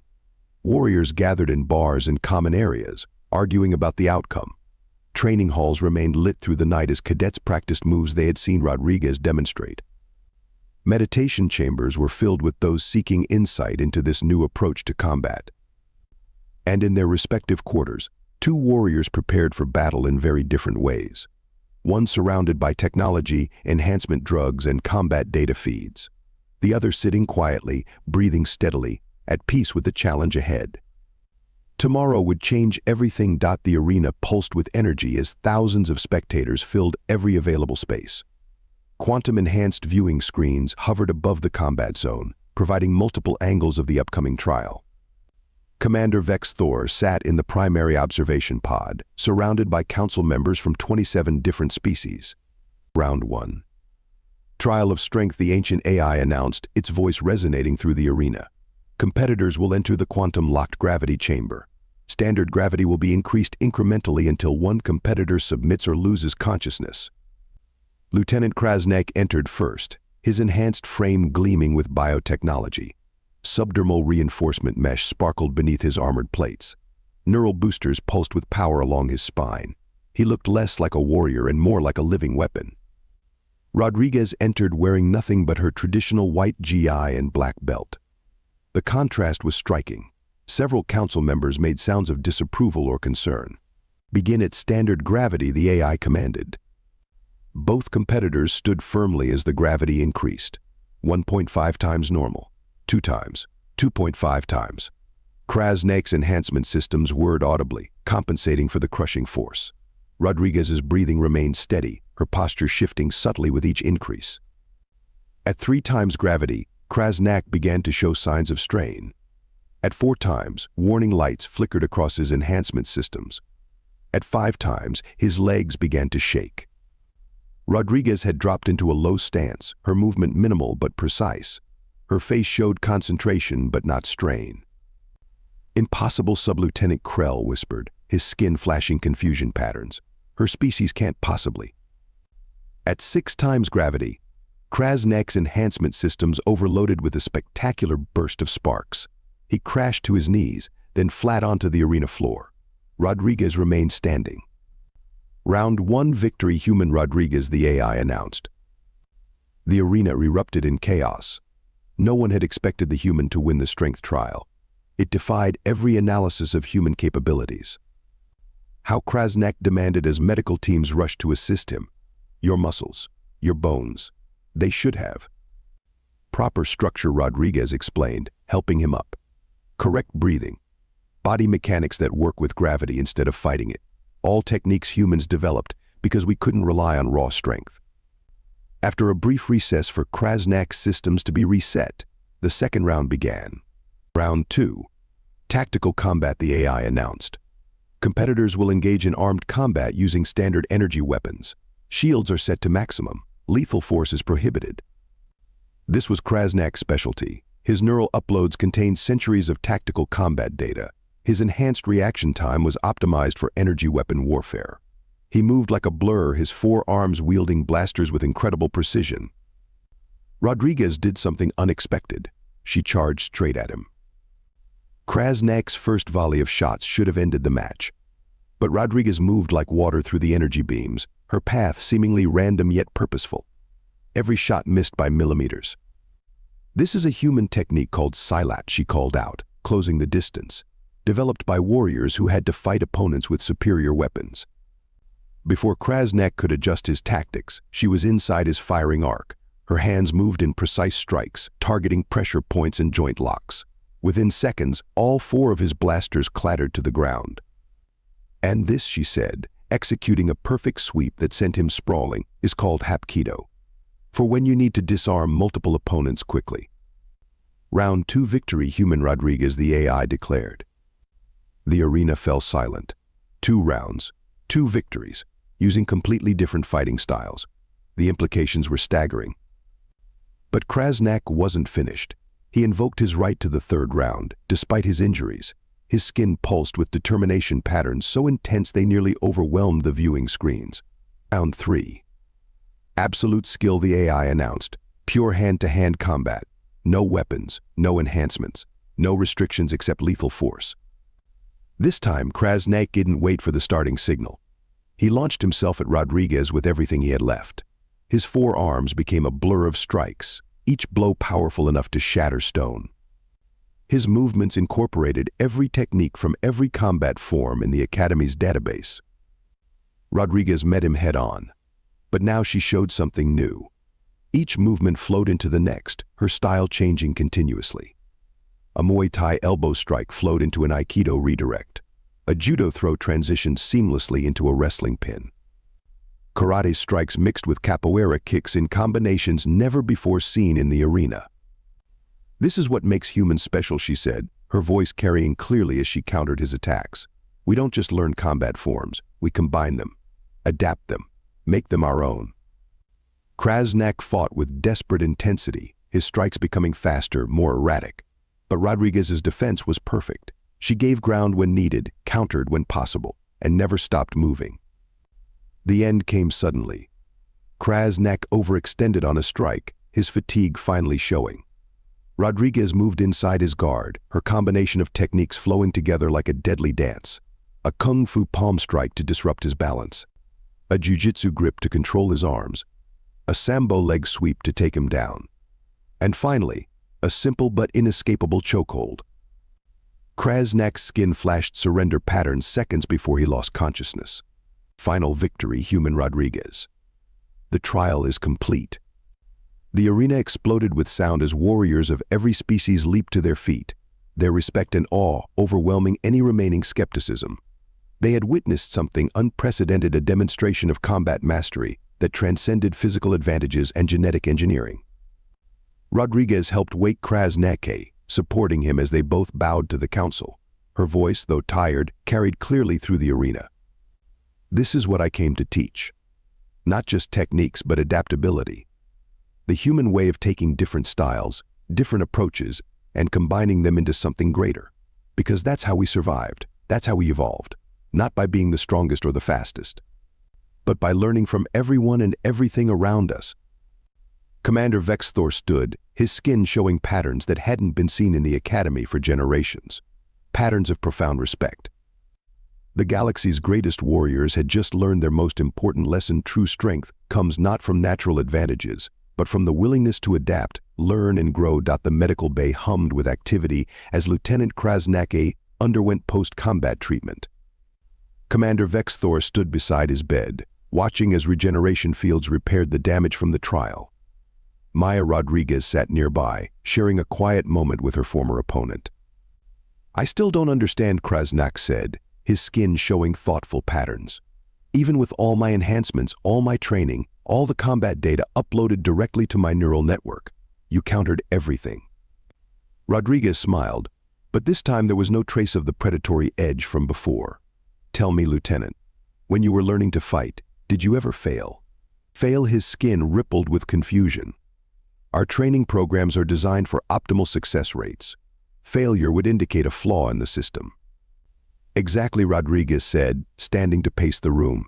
Humans learn to fight by failing, repeatedly, painfully. Each failure taught us something new. Every defeat showed us a weakness to overcome. We don't just upload combat data, we experience it, feel it, learn from it. Commander Vexthor's secondary arms twitched as understanding began to dawn. Your species turned failure itself into an advantage. More than that, Rodriguez continued. We turned every disadvantage into potential for growth. When we met stronger opponents, we developed leverage techniques. When we faced faster enemies, we learned to read body language and predict movements. When we encountered superior weapons, we created ways to close distance and disable them. She gestured to the medical equipment surrounding them. Your technology is incredible. Your genetic engineering is amazing. But they've become crutches. You never had to learn how to fight without them because you never had to. Krasnak's skin suddenly flashed with revelation patterns so bright they made the medical sensors beep in alarm. That's why you won the gravity chamber. You weren't fighting the gravity. You were working with it, using principles your species developed when you had no choice but to adapt. Now you're getting it. Rodriguez grinned. Every human martial art started as a solution to a problem. Every technique was born from necessity. We don't just teach moves, we teach mindset. The understanding that there's always a way to win, if you're willing to learn and adapt. Commander Vex Thor moved to the center of the room, his four arms forming the ancient gesture of profound respect. The Council's decision to bring human instructors here. It wasn't about learning new combat techniques, was it? No, Rodriguez confirmed. It was about learning how to learn, how to adapt, how to take different approaches and combine them into something new. The galaxy is infinite, Commander. Sooner or later, everyone meets something stronger, faster, or more advanced than themselves. The key to survival isn't being the best. It's being able to become better. The commander's skin showed decision patterns. Lieutenant Krasnake, as soon as you're recovered, you will assist Instructor Rodriguez in implementing the new training program. We need to completely rebuild our combat curriculum, not to replace what we know, but to enhance it with this human perspective. Gladly, Sir Krasnak responded, his skin now showing excitement patterns, though perhaps with fewer gravity chamber exercises for a while. As laughter filled the medical bay, even the most hardened warriors present recognized that they had witnessed more than just a combat trial. They had seen the future of galactic martial arts. A future where strength came not from natural advantages or technological superiority, but from the willingness to learn, adapt, and grow. The humans had not just proved their worth. They had shown the galaxy a new way forward. One cycle later, the Galactic Defense Academy had transformed beyond recognition. The once rigid training grounds now hosted warriors from every corner of the galaxy, all studying under human instructors. Commander Vex Thor stood at his familiar observation point, watching the morning drills with pride. Below, Lieutenant Krasnake led a class through a fluid combination of Zentorian power moves and human adaptability techniques. His forearms demonstrated holds that would have been impossible before, while his skin displayed teaching patterns previously unknown in their species. Quite a change from last cycle, Maya Rodriguez commented, joining the commander at the window. Your warriors are learning faster than any humans I've ever taught. Because we finally understood what we were missing, Vex Thor responded, his skin showing contentment patterns. The Council reports that graduation rates have improved 40% since implementing the new integrated combat curriculum. Rodriguez smiled as they watched a group of cadets practicing blindfolded. The best part is seeing them create their own techniques. They're not just learning human martial arts. They're developing entirely new forms. The Galactic Defense Force will never be the same, Vex Thor agreed. And we have humanity to thank for teaching us the most important lesson of all, which is that true strength lies not in what you are born with, but in what you choose to become. Below them, the purple sun rose on a new era of galactic warfare, where adaptability and innovation would forever change the way species approached combat. The Galactic Empire's recruitment broadcast echoed across the stars, transmitted through every known communication channel. It was not an invitation but a challenge. The message began with a chilling statistic. This task has a 99.9% fatality rate. Success will bring wealth, honor, and eternal recognition within the Empire. Failure ensures death. The words hung heavily, underscored by visuals of smoldering alien landscapes, shattered vessels, and the skeletal remains of those who had come before. The Empire's finest warriors, it claimed, had tried and failed. They needed something more, someone reckless or brilliant enough to succeed. On Earth, the response was immediate and unanimous. While alien species across the galaxy recoiled in horror at the challenge, humanity leaned in, intrigued. Earth's military leaders, adventurers, and even private citizens debated the details, but one sentiment rang louder than the rest. This sounds fun. Marcus Kane, the self-appointed leader of humanity's first expedition into the wider galaxy, watched the broadcast with a faint smirk tugging at the corner of his lips. His sharp green eyes tracked every frame, as if dissecting the Empire's plea for help.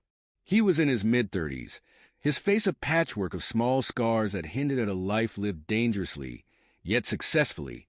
He sat at the head of a table in the Orion, Earth's first interstellar warship, surrounded by his hand-picked team. Ethan Steele, the team's tactician, leaned back in his chair, running a hand through his buzzed blonde hair. "They're desperate," he said, his voice tinged with amusement. "Broadcasting galaxy-wide? You only do that when you've run out of options."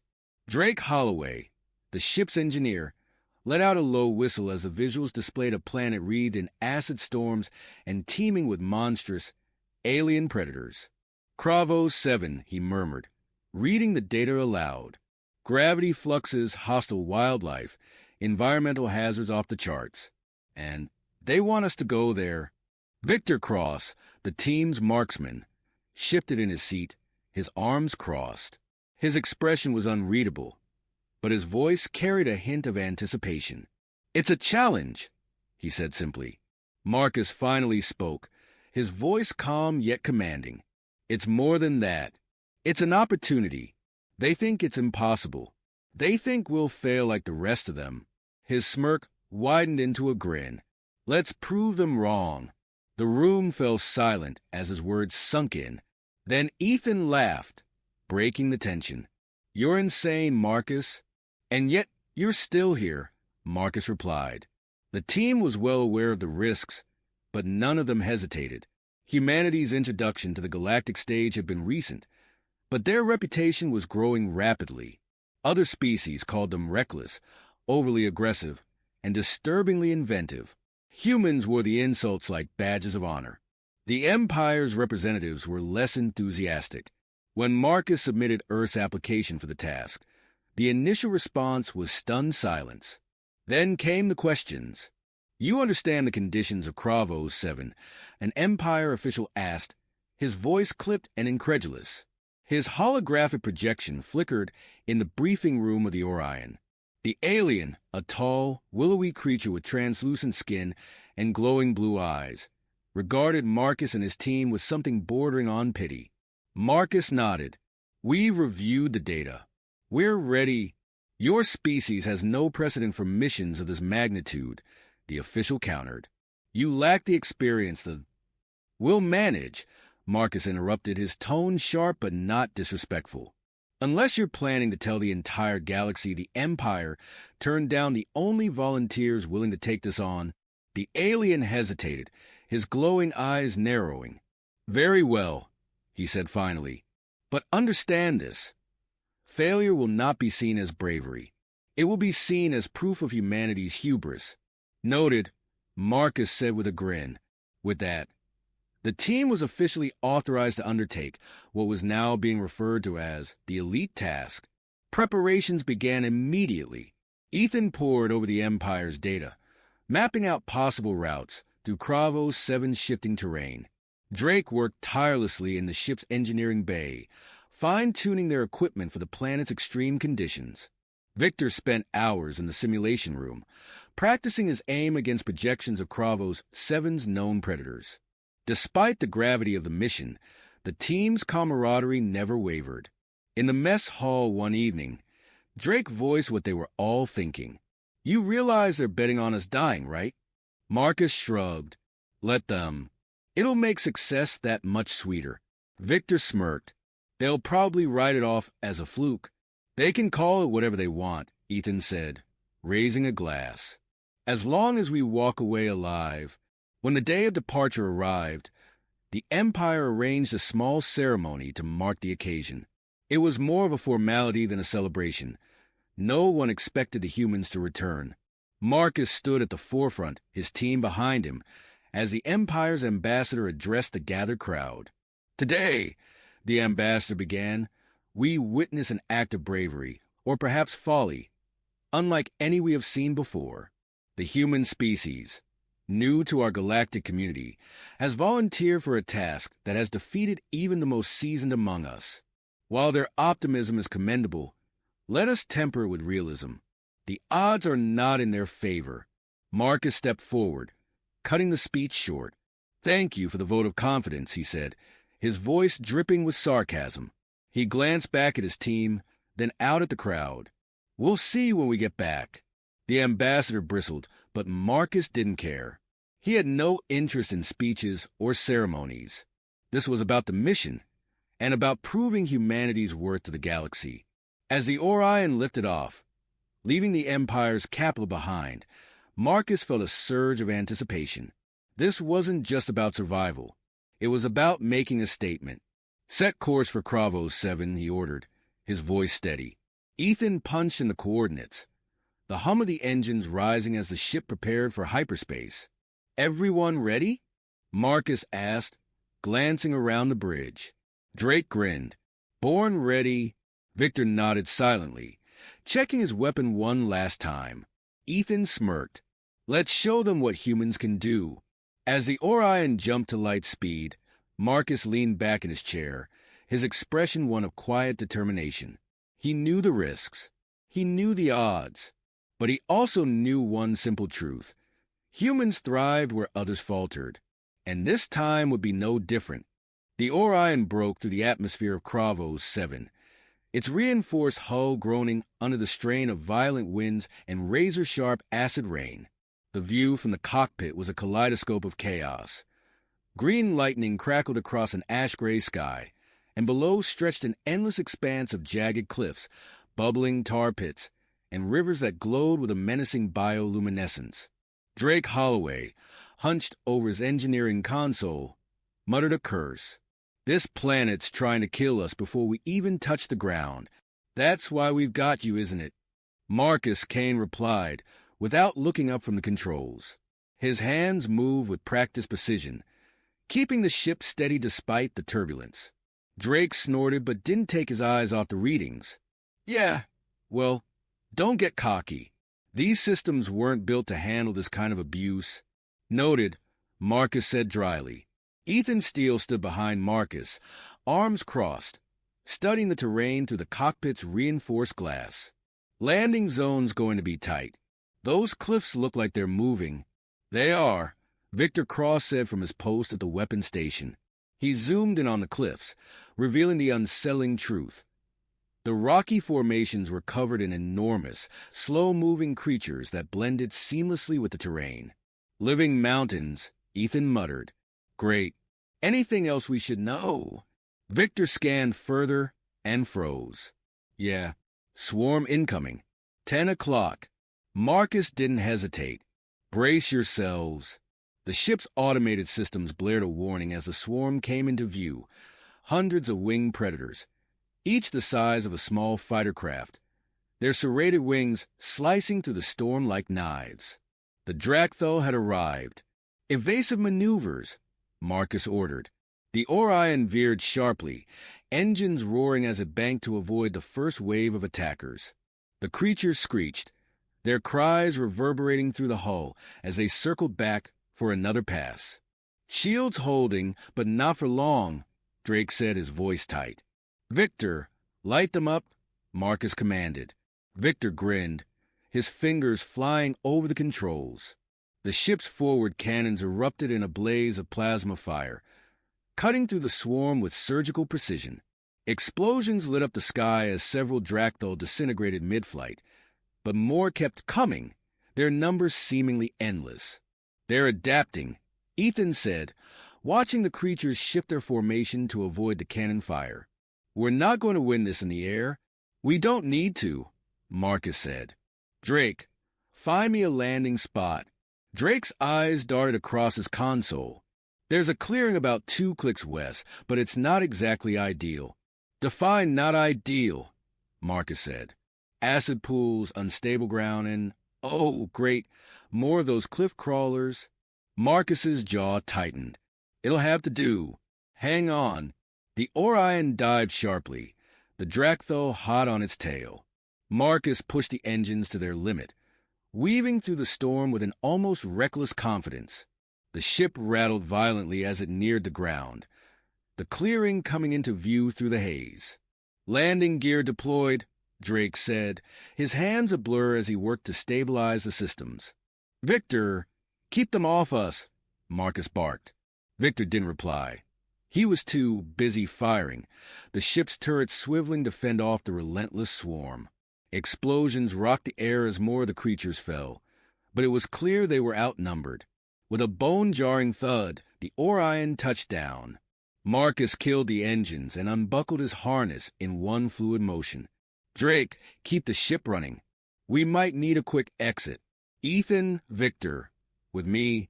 The ramp lowered, and the team stepped out into the clearing, weapons at the ready. The air was thick with the stench of sulfur and something metallic, and the ground beneath their boots hissed as the acid rain fell. The Dractho screeched overhead, but they seemed hesitant to approach the ground. Marcus scanned the area, his instincts on high alert. Why aren't they following us? Victor asked, his rifle trained on the sky. They're smart, Ethan said, his eyes narrowing. They know something we don't. As if on cue, the ground beneath them shuddered. Marcus barely had time to shout a warning before the earth split open, and a massive, spiked appendage erupted from the ground. It belonged to a creature buried beneath the surface, its body hidden but its intent clear. They were intruders. Move! Marcus yelled, diving out of the way as the appendage slammed down where he'd been standing. Ethan rolled to his feet, firing a burst from his plasma rifle at the exposed limb. The shots left scorch marks but didn't slow the creature down. Victor, take it out, Marcus ordered. Victor dropped to one knee, his rifle steady despite the trembling ground. He fired a single shot, the projectile piercing the appendage with a sickening crunch. The creature let out a deafening roar and retreated into the earth, but Marcus knew it wouldn't stay gone for long. We're sitting ducks out here, Ethan said, his voice tight. Marcus pointed to the cliffs on the far side of the clearing. We make for the rocks. Move! The team sprinted across the uneven ground, the acid pools hissing ominously as they passed. Another appendage burst from the ground, narrowly missing Ethan, but they didn't stop.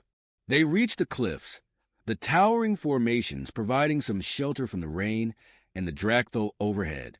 Marcus leaned against the rock, catching his breath as he scanned the area. Status, he asked. Alive, Ethan said, though his voice was laced with frustration. Barely, Drake added over the comms. The ship's not going to hold up to this environment for long. You'd better find whatever it is we're looking for fast. Marcus nodded, his mind racing. The job had barely begun, and already the planet was living up to its reputation. But he wasn't about to back down. This is nothing, he said, more to himself than anyone else. Victor raised an eyebrow. Nothing? Marcus grinned. We've faced worse. Victor didn't reply, but a faint smirk tugged at the corner of his mouth. Ethan, however, was less amused. I hope you're right, he said, peering into the distance, because this place isn't going to give us a break. Marcus followed his gaze and felt his grin fade. In the distance, barely visible through the rain, was a structure. It was ancient and alien, its design unlike anything they'd seen before. That's it, Marcus said, his voice steady. Ethan frowned. How do you know? Call it a hunch, Marcus said. The team exchanged glances, but no one argued. They had a mission to complete, and Marcus wasn't about to let anything, Dractho, acid rain, or whatever else this planet had in store, stand in their way. As they began their trek toward the structure, the storm intensified, the wind howling like a living thing. Marcus tightened his grip on his weapon, his every sense alert. The rain was unrelenting, each drop sizzling on contact with the team's armored suits as they made their way toward the ancient structure. The ground was treacherous, shifting with every step, as if the planet itself was trying to swallow them whole. Marcus Kane led the way, his rifle held at the ready, his eyes scanning for any sign of movement. This place is a nightmare, Ethan muttered, his voice barely audible over the howling wind. You're not wrong, Victor replied, his tone calm but his grip on his weapon tight. Stay sharp, As they approached the structure, its full scale became apparent. The building was colossal, its jagged spires reaching toward the storm-laden sky. The surface was covered in alien glyphs that pulsed faintly, as though alive. The air around it was thick, humming with a strange energy that made the hair on the back of Marcus's neck stand on end. Anyone else getting a bad feeling about this? Drake's voice crackled over the comms from the ship. "Just focus on keeping the Orion running," Marcus said. "We've got this." "Sure you do," Drake muttered. Ethan stepped closer to one of the glyphs, his curiosity overriding his caution. These markings, they're not just decorative. They're a language. A warning, maybe. "Can you read them?" Marcus asked. Ethan shook his head. "Not without more time. And something tells me we don't have much of that." Marcus nodded. "Then we keep moving." They found an entrance at the base of the structure, a massive archway that loomed like the gaping maw of some ancient beast. The interior was dark, but the faint glow of the glyphs provided just enough light to reveal a narrow corridor that stretched into the depths of the building. "Stay close," Marcus said, stepping inside. The air was colder here, carrying a metallic tang that made every breath feel heavy. The walls seemed to pulse in rhythm with the glyphs, as if the entire structure was alive. "This place gives me the creeps," Victor said, his voice low. Ethan smirked. "That's probably the point." They moved in silence, their footsteps echoing off the smooth, alien stone. The corridor twisted and turned, leading them deeper into the structure. Every so often, they passed what looked like statues. Hulking figures carved from the same material as the walls, their faces obscured by intricate helmets. "Guardians," Victor said, his voice tinged with unease. "Let's hope they stay statues," Marcus replied. The corridor opened into a vast chamber, its ceiling disappearing into darkness. In the center of the room stood a pedestal, and atop it rested a small, glowing artifact. The light it emitted was soft yet piercing, casting strange shadows on the walls. "That's it," Marcus said, his voice steady. Ethan frowned. "How do you know?" "Because it's the only thing in here worth guarding," Marcus replied. The team approached cautiously, their weapons at the ready. The air grew heavier with each step, the energy emanating from the artifact pressing down on them like an invisible weight. "Whatever this thing is, it's powerful," Ethan said, his voice strained. "And dangerous," Victor added. Marcus reached the pedestal and studied the artifact. It was a small, crystalline object, its surface shifting and shimmering as if it contained a living galaxy. He didn't hesitate. Reaching out, he grasped it firmly. The moment his fingers closed around it, the entire chamber trembled. "Marcus, what did you do?" Ethan demanded, his voice rising. Before Marcus could respond, the statues lining the walls came to life. Their eyes glowed a deep red as they stepped forward, their movements slow but deliberate. Each one held a massive weapon that crackled with energy. "Guardians," Victor said grimly, raising his rifle. "Fall back," Marcus ordered. The team retreated toward the corridor, firing as they moved. The Guardians advanced relentlessly, their weapons discharging bursts of energy that scorched the walls and floor. One of the blasts narrowly missed Marcus, the heat singing the air around him. "These things don't go down easy," Victor said, his shots barely slowing the nearest Guardian. "Then we don't fight them," Marcus said. "We outrun them. Move." They sprinted down the corridor, the sound of the Guardians' heavy footsteps echoing behind them. The glyphs on the walls pulsed faster now, their light growing brighter as if the structure itself was reacting to the intrusion. Drake's voice came over the comms, panicked. "What's going on in there?" "The ship's picking up massive energy surges." "We've got company," Marcus replied. "Prep for immediate departure." "Easier said than done," Drake shot back. "This storm's getting worse." "We'll deal with it," Marcus said. "Just be ready." The team emerged from the structure into the storm, the rain falling harder than before. The Drakthol were still circling overhead, But their attention seemed divided now, their screeches mingling with the distant roars of the Guardians. "We're pinned between a swarm and a death squad," Ethan said, his voice tight. "Then we make a path," Marcus said. Victor took position, his rifle trained on the approaching Guardians. "Go. I'll cover you. No one staying behind," Marcus said firmly. Victor smirked. "Didn't plan on it. Just don't waste a head start." Marcus nodded, leading the team toward the Orion. The Guardians were slower in the open, their massive forms struggling to navigate the uneven terrain. Victor fired a precise shot, hitting one of them in the knee joint and causing it to stumble. "That won't hold them for long," Ethan said, glancing over his shoulder. "It doesn't have to," Marcus replied. "Drake, lower the ramp." The Orion's ramp descended, and the team scrambled aboard.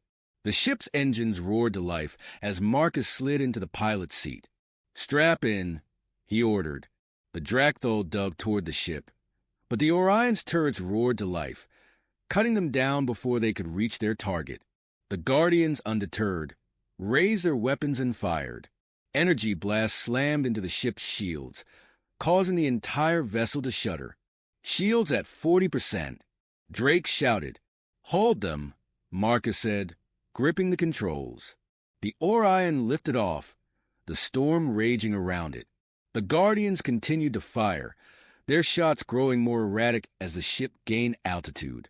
"Punch it," Ethan yelled. Marcus didn't need to be told twice. He engaged the thrusters, and the Orion shot into the sky, leaving Cravo 7's deadly surface behind. As they broke through the atmosphere, the team let out a collective sigh of relief. But Marcus's grip on the controls remained tight. "That was too easy," he muttered.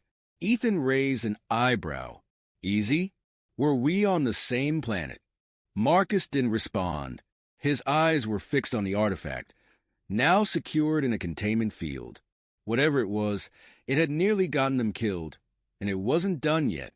Victor leaned back in his seat, his expression unreadable. "So, what's the plan now?" Marcus's jaw tightened. "We find out what this thing is, and we figure out why the Empire was willing to risk everything for it." The others exchanged uneasy glances but didn't argue. The mission wasn't over, not by a long shot. As the Orion jumped to hyperspace, the artifact pulsed faintly, its light casting eerie shadows across the cabin. Marcus couldn't shake the feeling that they'd only scratched the surface of the danger they were in. "Buckle up," he said, his voice low. "It's going to get worse before it gets better." The Orion emerged from hyperspace into the relative calm of a distant star system, its engines groaning under the strain of the jump. The once pristine hull was scorched and pitted, evidence of their brutal escape from Cravo 7. Inside, the crew sat in tense silence, their adrenaline finally ebbing but leaving exhaustion and unease in its wake. Marcus Kane leaned back in the pilot's chair, his eyes fixed on the artifact secured in the containment field at the center of the room. The crystalline object pulsed with an almost hypnotic rhythm, casting shifting shadows that seemed to dance along the walls. It hadn't stopped glowing since they retrieved it, its energy a constant, unsettling presence.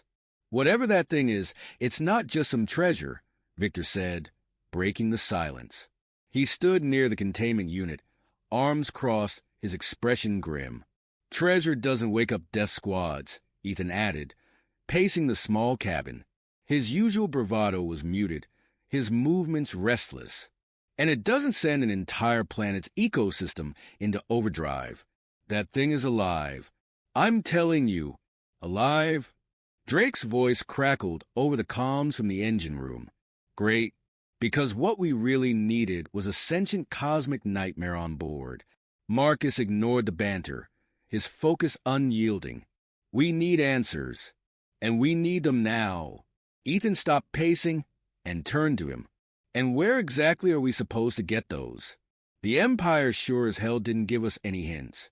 Victor stepped closer to the containment field, his gaze narrowing.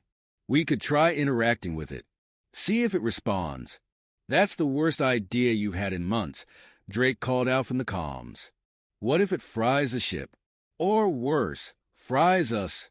Victor shrugged. If it wanted us dead, we wouldn't have made it off that planet. Whatever it is, it let us take it. That doesn't mean we should start poking it, Ethan said, his tone sharp. Marcus stood, his movements deliberate. Victor's right. This thing didn't destroy us when it had the chance. But we need to be careful. Ethan, prep the scanner. Drake, I want the engines on standby. If this thing goes sideways, we're jumping out of here. Copy that. Drake replied, though his tone suggested he wasn't thrilled about it. Ethan moved to the ship's scanner, activating the system with a few quick taps on the console. A soft hum filled the cabin as the equipment calibrated. Ready when you are, he said. Marcus nodded and stepped closer to the containment field. The artifact's pulsing seemed to quicken as he approached, its glow intensifying. He hesitated, then placed a gloved hand on the edge of the field, just close enough to feel the faint warmth radiating from the object. The moment his hand hovered there, the artifact reacted. Its light flared, filling the room with a blinding brilliance. The hum of the scanner grew louder, its readings spiking wildly. Marcus stepped back. Ethan shouted, shielding his eyes. But Marcus couldn't move. He felt a presence pressing against his mind, a weightless yet undeniable force that wasn't hostile, but wasn't entirely benign either. It was as if the artifact was searching him, peeling back layers of thought and memory with an almost clinical precision. Then, as suddenly as it began, the light dimmed. The artifact returned to its steady pulse, and Marcus stumbled back, gasping for breath. Marcus, Ethan was at his side in an instant, steadying him. What the hell just happened? Marcus shook his head, trying to clear the fog in his mind. It spoke to me. Victor frowned. Spoke? How? Not in words, Marcus said, his voice hoarse. It was images, emotions. It showed me things. A war. Entire civilizations wiped out. And then he trailed off, his gaze fixed on the artifact. And then it asked me a question. What kind of question? Ethan asked, his tone wary. Marcus looked at him, his expression unreadable. It asked if I was willing to fight. The cabin fell silent. Victor's jaw tightened, and Ethan's pacing resumed, his movements more agitated than before. And what did you say? Victor asked quietly. Marcus didn't answer immediately. He glanced at the artifact, its glow steady and unyielding, before meeting Victor's gaze. I said yes. Ethan let out a sharp breath, running a hand through his hair. You said yes? Just like that? We don't even know what this thing is, Marcus. I didn't have a choice, Marcus said, his voice firm. Whatever this is, it's bigger than us, bigger than the Empire. If we don't act, it won't matter what we think. There won't be anyone left to argue. Drake's voice cut through the tension. Hate to interrupt, but we've got company. Sensors are picking up multiple ships inbound, and they're not friendly. Empire? Marcus asked, already moving to the pilot's seat. Looks like it, Drake confirmed. They must have tracked us. Damn it, Victor muttered, gripping his rifle. Marcus brought the Orion systems online, his fingers flying over the controls. Everyone to stations. We're not letting them take this thing. The team moved quickly, their exhaustion forgotten in the face of the imminent threat.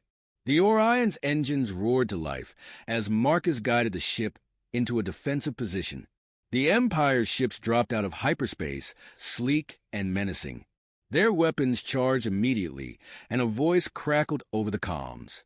This is Captain Rao of the Imperial Fleet. Surrender the artifact, and your lives will be spared. Resist, and you will be destroyed. Marcus smirked, his hands steady on the controls. Victor, you hear that? They think they've got us. Victor grinned, his fingers dancing over the weapon systems. Let's show them otherwise. The Orion moved with surprising agility, darting through the void as plasma bolts lit up the darkness. Victor returned fire, his shots precise and unrelenting. Ethan worked at the scanner, his face lit by the glow of the console. Marcus, the artifact's energy is spiking again.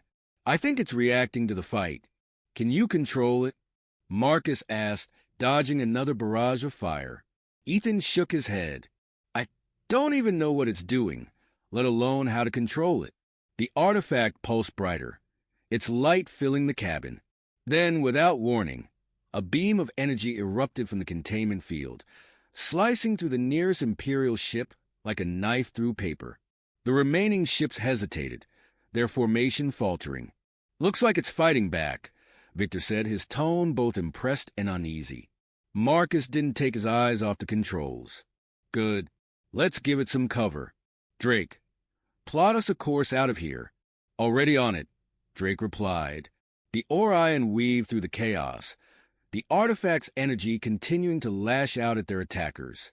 One by one, the Imperial ships fell, their sleek forms reduced to smoldering wreckage. When the last ship was destroyed, the artifact's light dimmed once more, its energy retreating as quickly as it had surged. Marcus guided the Orion away from the battlefield, his hands steady despite the adrenaline coursing through him. Ethan slumped into a seat, his breathing heavy.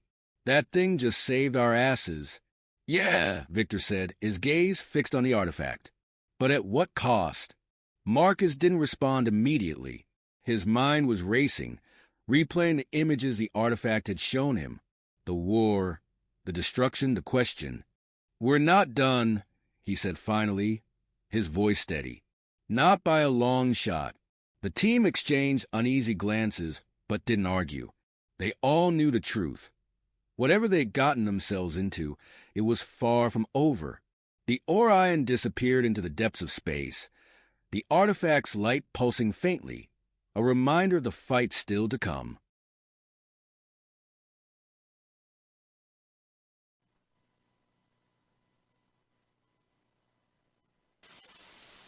The garage smelled like ozone, melted tire rubber, and what Raphael confidently described as the ghost of a subwoofer.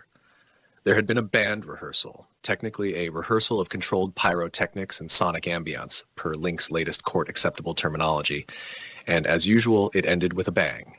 Specifically, the kind of bang that embedded their parents' BMW halfway into the garage ceiling.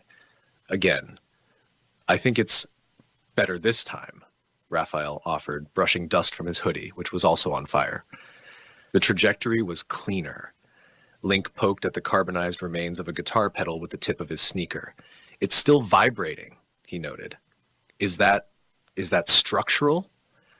Above them, the BMW rotated slightly, nudged by a piece of shattered drum cymbal that had somehow lodged into the chassis like a throwing star. Somewhere deeper in the house, a smoke alarm was either having a stroke or composing its first techno album.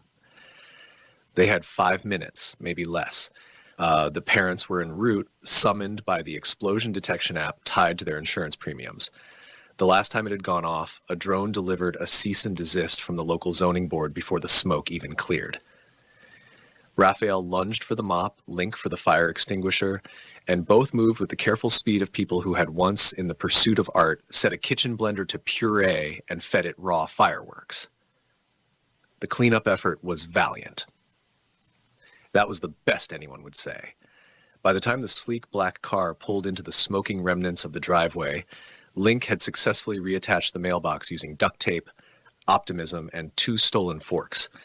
And Raphael had spray-painted a mural over the scorched garage wall in hopes that they'd just vibe with it. They didn't. The moment the doors opened, the air filled with the sharp scent of high society disappointment. Mr. Masters, whose smile had once negotiated 7 mergers and 1 interplanetary resource treaty, blinked at the carnage as though trying to process whether the laws of physics or manners had failed harder. Mrs. Chains wore sunglasses so expensive they had their own offshore bank account. She took one slow look at the scene, adjusted her scarf, and said only, "Military school." "No," Mr. Masters said. "Worse, independence." 2 hours later, Raphael and Link were being driven, unsupervised, to what would soon be the weirdest footnote in American classified history. They sulked in silence across the black leather seats of the family hover SUV, technically legal only in Nevada, but their parents had connections. "You realize this is just exile with a minibar," Link muttered, At least we'll finally have space to blow things up without blowing up anyone else's assets, Raphael said, ever the optimist. The house was modern in the way that buildings designed by AI architects who had only ever seen furniture catalogs tend to be. The front room had a pool table positioned where a dining table might have gone, a fridge the size of a crypt, and art so minimalist it was possibly an elaborate prank. The backyard featured a small pool, a malfunctioning grill, and perhaps most importantly, no neighbors for at least 3 miles in any direction. They set up the band equipment in the front room within an hour. Within 2, they had already overloaded 1 circuit breaker. It was during the installation of what Link called the real base Cannon Mark IV that the first accident of significance occurred. "Did we have concrete behind that wall before?" Raphael asked, frowning as the last of the dust settled. The blast had taken out most of the southern basement wall. Where once there had been a suspiciously reinforced panel, now there was a heavy steel door, fused at the seams with the kind of aesthetic that whispered government secrets and possibly radiation.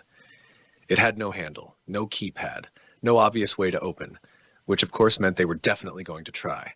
It took them half an hour and 3 questionable applications of crowbars, electromagnets, and 1 leftover band cymbal, but eventually the thing hissed open with the reluctant sigh of a facility waking from a half-century nap. Inside was an elevator. Service elevator, Link noted, but like aggressively serious service, possibly involving black sites. Raphael pressed the only button available. The door shut behind them with the finality of a submarine hatch. The floor began to hum. Somewhere several hundred feet below, in a dimly lit control room lined with blinking lights, unfinished pizza crusts, and Cold War coffee cups, a janitor named Stanley Jensen opened one eye. He'd been napping since 1987, officially. The CIA had classified the facility mothballed and sealed, which in practice meant they forgot it existed after a change in budget lines, and the intern who used to file things under Nevada left for law school. Stanley wasn't bothered. He liked it here. It was quiet. Everything worked. The robots were polite. Occasionally, the internal AI would play reruns of Gilligan's Island, which he found soothing. He was, in his own way, the last warden of a forgotten frontier of American insanity. Until now. He reached for the phone. It was still wired. He dialed the emergency line, one of only 3 numbers he still remembered. "Jensen," he said. "God, you're still alive," the voice on the other end muttered. "You mothballed the lab, not me. What's the status? We've got visitors." "Agents? No, teenagers." Silence. "Can you contain them?" "Nope. New property owners, apparently. Legal. Transfer filed with the county. I checked. The land deed says masters and chains, joint custody." A sigh. Then observe. "I was planning to nap." "You can nap between disasters." "Fine." By the time the elevator opened for Raphael and Link, Stanley had switched into his janitor uniform, a decision he would later regret, and was hiding behind a wall of old soda machines, watching 2 of America's wealthiest teenagers walk into a facility that hadn't seen a human under the age of 50 since before disco died. Link found the snack machine first. "Still stocked," he said, awed. Raphael was looking at the map. "This place has levels, like 32. One's labeled temporal R&D. You think that's like watches?" "Sure," Raphael said. "Probably watches." Somewhere deeper in the complex, unnoticed by anyone, a light flickered on above a button. The button read, clearly, "Do not press." It was glowing. Naturally, they pressed it. The button clicked with a satisfying mechanical thunk, followed by a chirp that sounded suspiciously cheerful for something likely built during a time when computers still required punch cards and mild paranoia. Lights hummed on in distant corridors. Somewhere far below, a ventilation system wheezed to life. A siren coughed once, decided against it, and went back to sleep. "I feel like we just did a thing," Link said, staring at the now depressed button. "Technically," Raphael replied, "we did exactly the one thing the sign said not to. I mean, that's not legally binding. No, but it does feel spiritually inadvisable." The room did not explode. No poison gas hissed from the vents. No countdown began. In fact, absolutely nothing appeared to happen, which was worse. "Well," Raphael said, brushing imaginary dust from his jacket, "I guess it's broken." Link eyed it warily. "Or we just started a process, a slow, chemical, catastrophic process." They left the room, partly out of growing boredom, and partly because A vending machine in the corner was flashing the words "Fresh Pizza Available" in bright green font. "Oh, no," Stanley whispered from behind his soda machines. Not the pizza trigger. It had been a mistake, a simple misfile. One technician had once ordered pizza on government time, and during a system upgrade, the lab's AI had mistakenly linked several non-critical processes to the term pizza protocol. Now, buried deep within the facility, two long dormant chemical canisters began to leak into one another. Their names were unpronounceable in English, but the effect was simple.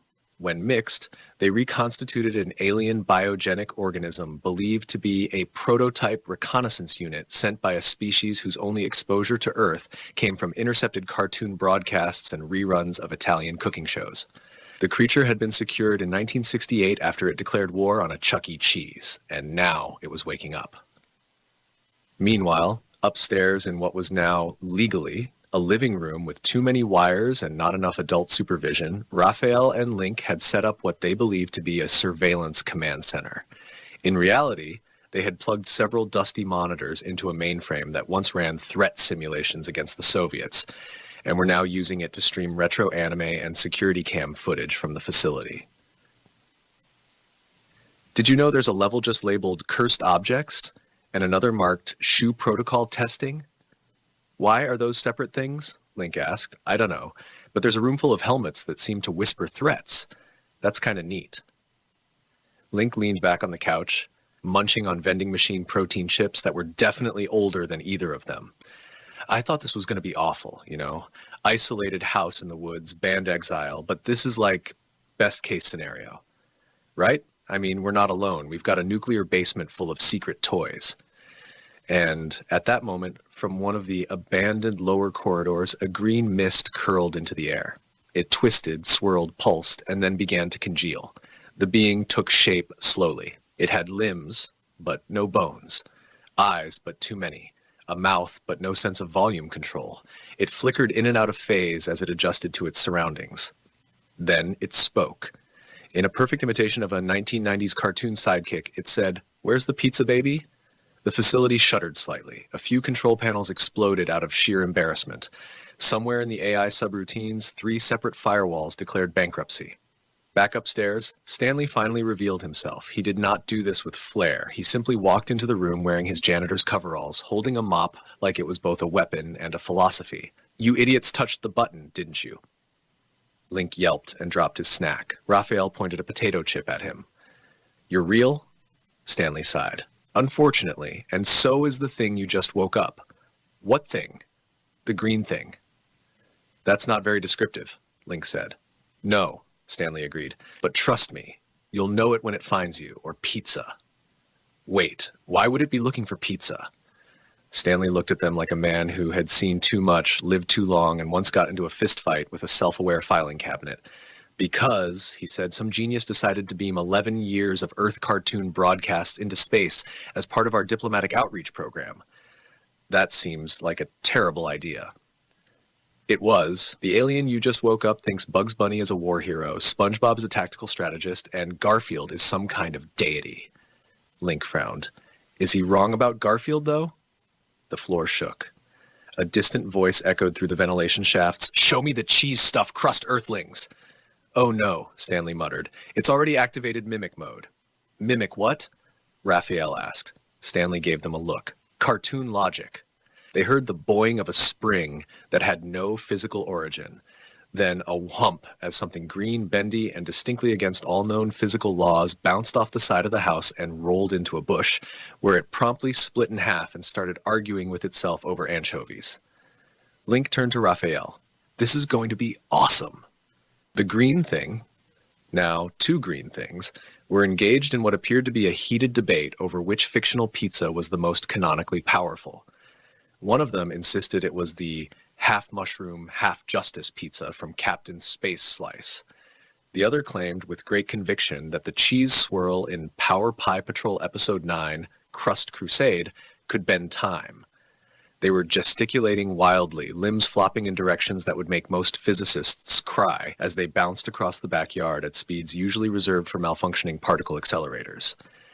Inside the house, Raphael was pressed against the glass of the sliding door, watching the debate unfold like a kid spotting Santa, fighting a raccoon. "So, what exactly do they do?" he asked. Stanley, who had retrieved a clipboard from an emergency locker marked "Tugtiu" for when the cartoon thing wakes up, flipped a few pages. "They save people." "That's good. By accident. Less good. And only while trying to obtain pizza." Link blinked. "You mean they don't actually care about helping?" "No. Think of them like a slapstick guardian angel with a one-track mind, a deep misunderstanding of the food pyramid, and no off switch." Raphael turned from the window, thoughtful. "So if we're in danger, they'll probably burst through a wall, trip over themselves, bounce off several exposed pipes, accidentally disable a bomb, and land in a delivery box," Stanley said. "If you're lucky. And if we're not lucky, they order anchovies. Nobody survives anchovies." The floor trembled again. From the main hallway came a screech, followed by a sonic boom that reversed half the light bulbs in the ceiling. One of the green things burst into the living room, its eyes wide and glistening. "We sensed a Domino's," it declared, then vanished into the pantry. There was a pause, a long, horrified pause. Raphael coughed. "So, subplots." Link, without missing a beat, pointed toward the garage. "Well, subplot number 1, we may have accidentally triggered a defense drone." "How?" "I tried to see if the old VR rig still worked." "Did it?" "No. But the VR helmet is now fused to the vacuum cleaner, which seems to believe it's an elite Marine. It's taken up a sniper position on the roof and keeps yelling about sector clearances." Stanley did not groan. Stanley was past groaning. He merely opened a side cabinet, removed what appeared to be a tranquilizer dart the size of a loaf of bread, and handed it to Raphael. "Hit it in the Roomba port." "Noted."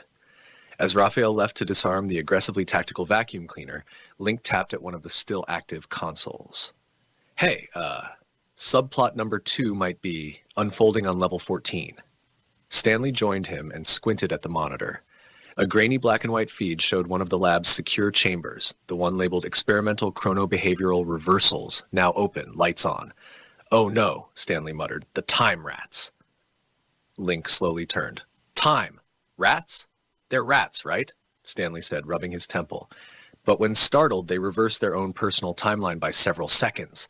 Makes them impossible to trap." "That sounds cute," Stanley offered. "I was going to say a statistical nightmare. They've bred since the 60s. Nobody checked how many. They could be in the walls." "Are they dangerous?" "Only if you observe them. Like really observe them. There's a threshold of awareness. Once you pass it, they start treating you like a threat. How will I know if I've passed it? You'll see a rat reading." Link glanced nervously at the monitor again. "Well, subplot 2 is now about stopping time-literate rodents before they achieve a breakthrough." Outside, Raphael had subdued the vacuum. It wasn't easy. It required a trampoline, 3 full bottles of soda, and a half-played Kenny Loggins cassette that, for some reason, caused the drone to enter reflective nostalgia mode. Once it began weeping about its simulated war buddies in Operation Hardwood Dustpan, he hit it with the dart and stuffed it under a tarp. He walked back inside just in time for the power to flicker and a soft humming sound to rise from the floorboards. In the center of the living room, the green things had rejoined, fusion apparently triggered by the smell of reheated pizza rolls, and were now glowing faintly. "What now?" Raphael asked. "They're stabilizing," Stanley said warily. "Is that good?" "Debatable. Usually means they've found a chosen one figure in the area." Both teens turned to look at each other. The green thing pointed directly at Stanley. Everyone froze. "Oh no," Stanley said, horror rising in his voice.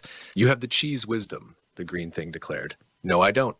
You once worked at a pizzeria in 1974. I ran the register. Then it is you who shall lead us to the sacred slice."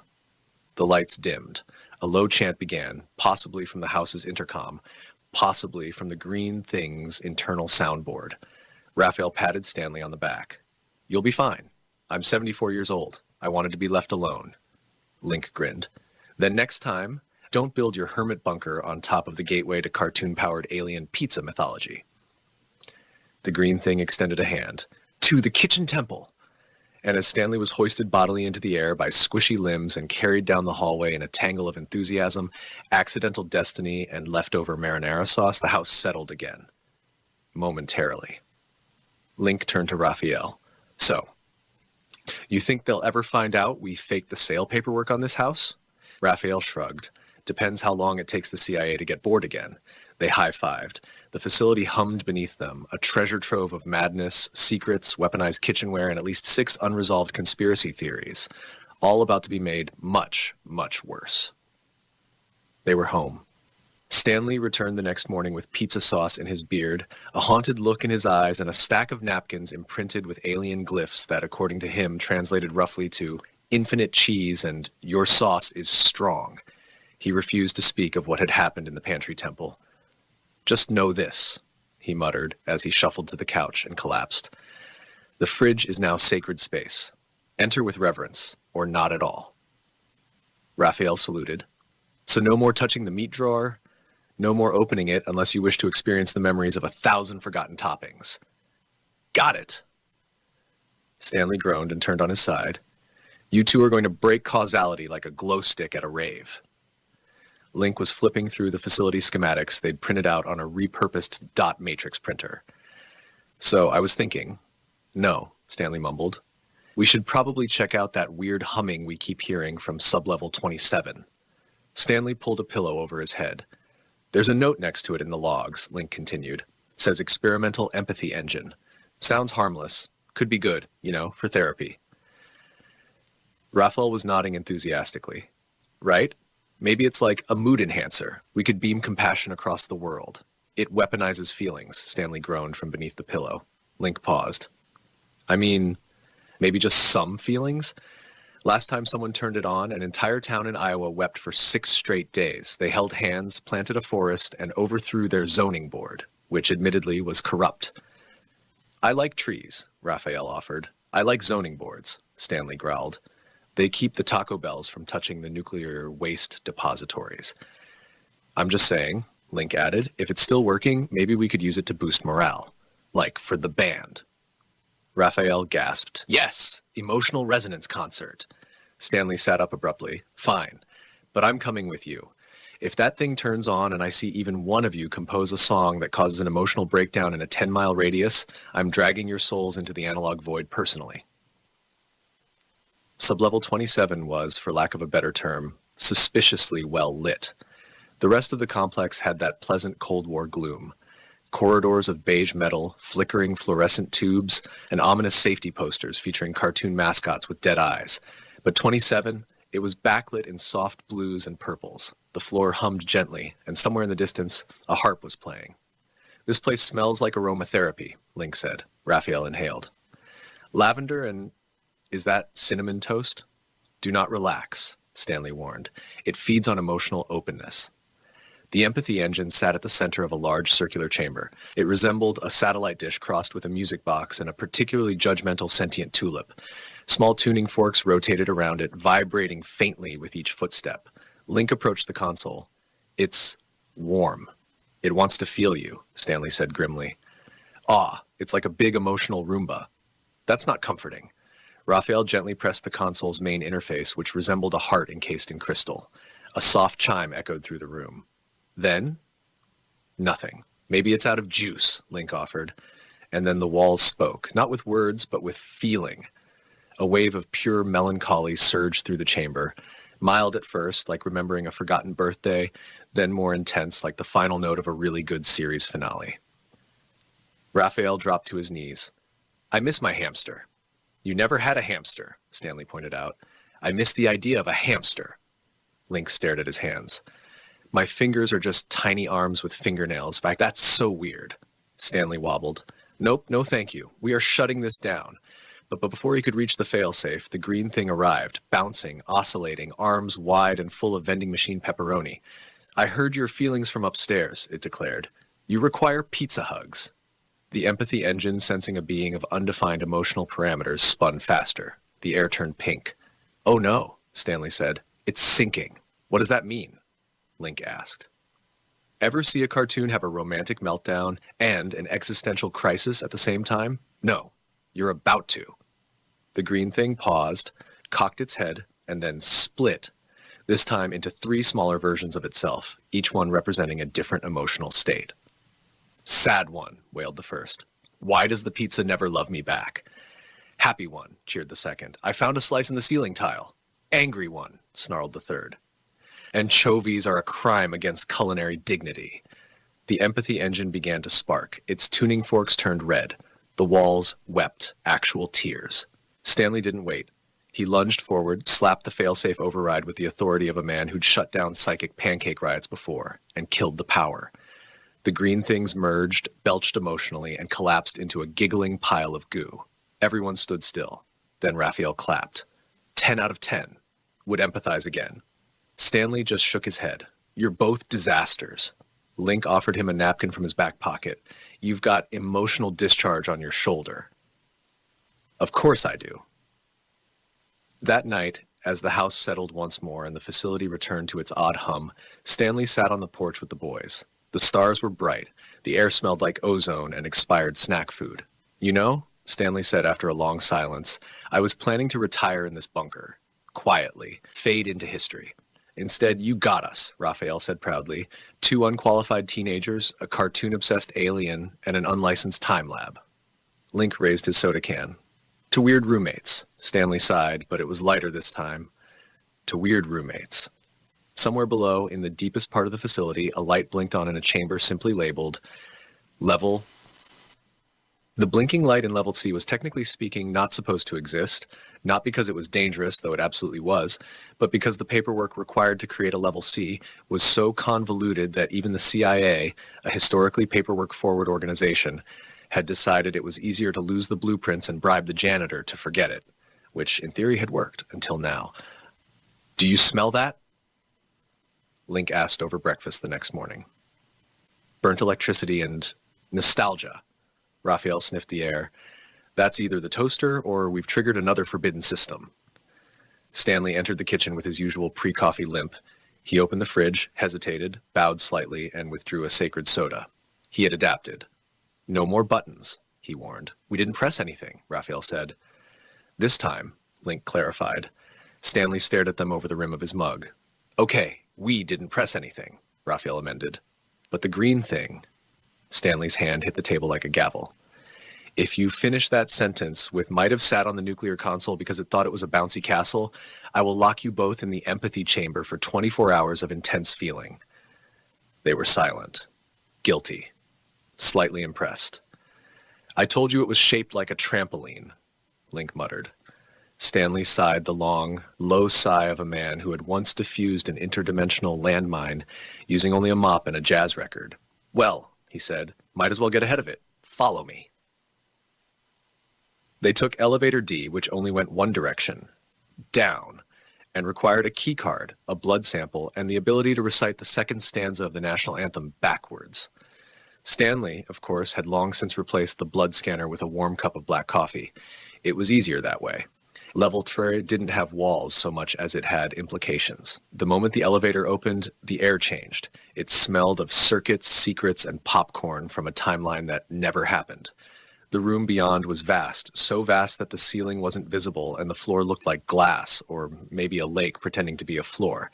And in the middle of it was a cube, perfect, floating, buzzing with potential. The green thing floated beside it, wide-eyed. I touched it, it whispered. Of course you did, Stanley muttered. What is it? Raphael asked, stepping closer. The archetype core, Stanley said. It's a story engine. Like a narrative generator? No. A literal engine that fuels plot lines, unresolved conflicts, prophecy arcs, love triangles, weirdly convenient flashbacks. Link's eyes lit up. So you're saying this powers stories? Yes. Can we use it to get a Grammy? No. Can we use it to turn our band into an intergalactic myth with a tragic backstory and a 3-act structure? Stanley turned slowly. Did you two read the part of the orientation packet labeled, "Do not treat the narrative drive as a toy"? No, Raphael said. There was an orientation packet? Link asked. Stanley looked at the cube. The cube hummed back. He rubbed his face. Listen to me very carefully. If this thing fully activates, you don't get a story. You live one, and you don't get to choose the genre. What's wrong with that? Raphael asked. It assigns arcs, gives everyone a role in the narrative ecosystem. You might think you're the protagonist, he pointed at Link, but what if the story decides you're the mentor who dies in Act 2? Hey, Link said. Or the comic relief character who accidentally triggers the apocalypse? Raphael blinked. That actually sounds kind of on-brand. The cube pulsed again. A faint melody filled the air, minor key, foreboding. Then a voice spoke. It was neither male nor female, old nor young. It simply was. Identities assigned, story initialization, beginning. No, Stanley muttered. No, no, no. Characters, the innocent, the trickster, the watcher, the fool. Oh no, Link said. We're in a Joseph Campbell situation. I always wanted to be the trickster, Raphael said brightly. You're the fool, Stanley growled. We're all the fool. That's the problem. Suddenly, reality tilted. The walls folded inward. The floor glass rippled like water. The air itself seemed to chuckle. And then, cut to, flashback. They were in a black and white 1950s diner. Link wore suspenders. Raphael had a pompadour. Stanley was inexplicably wearing a milkman uniform and holding a wrench labeled exposition. What is happening? Stanley muttered. I think we're in a flashback cutaway gag, Link said. It's doing metaplot. Do you want the exposition now, sir? Said a small robotic waitress with googly eyes. Stanley hurled the wrench at the jukebox. The diner exploded in a puff of script notes and surrealism. They were back. All right, Stanley said, brushing existential residue off his pants. New rule, we put the cube back to sleep. How? Raphael asked. We create a resolution. You mean? Yes, Stanley gritted his teeth. You have to finish a subplot.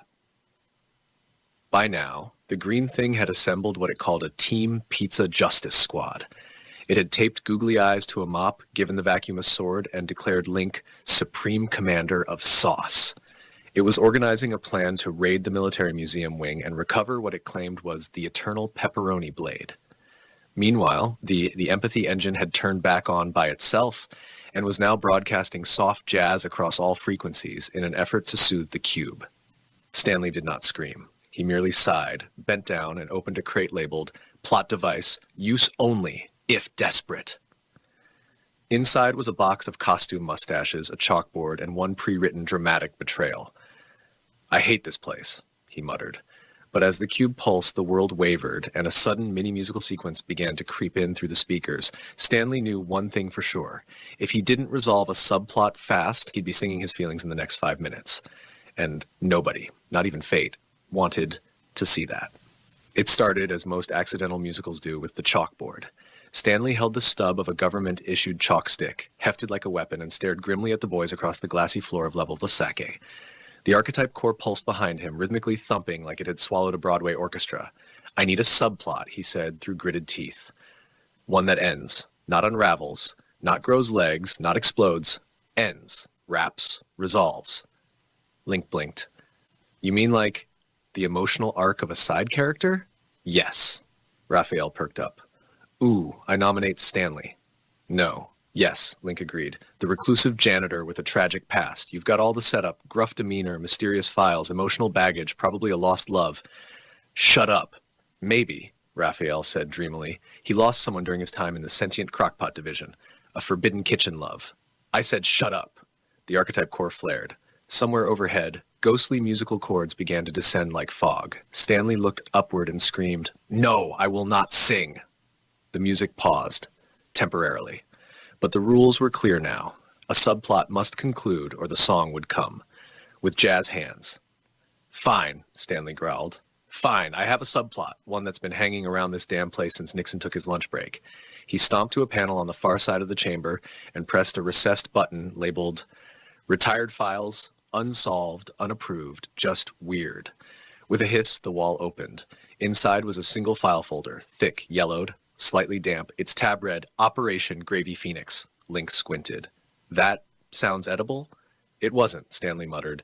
It was a counter-espionage project, canceled in '73 after the subject, Agent Gloria Kane, defected. To the Soviets? Raphael asked. No, to a commune in northern Vermont. Built a yurt, started selling emotionally conscious jams. The boys nodded solemnly. This was still, technically, espionage. Stanley handed them a photograph from the folder. In it, a young Stanley, hair thick, uniform crisp, mustache unforgivably sincere, stood next to a woman in a trench coat holding a telekinetic fork. This was the mission that broke me, he said quietly. They told me she was rogue, a threat, but she just wanted out, wanted peace, and He trailed off. You let her go, Link said. I did, and I lied about it. filed a report saying she fell into a vat of government pudding. The archetype core thrummed. The color shifted. Less threatening now, more intrigued. Stanley set the photo down reverently. I resolve it now. I did the right thing. I never saw her again, but she deserved better than a government lab and a folder labeled possibly friendly, definitely weird. The boys were quiet. Then, slowly, the archetype core's glow softened.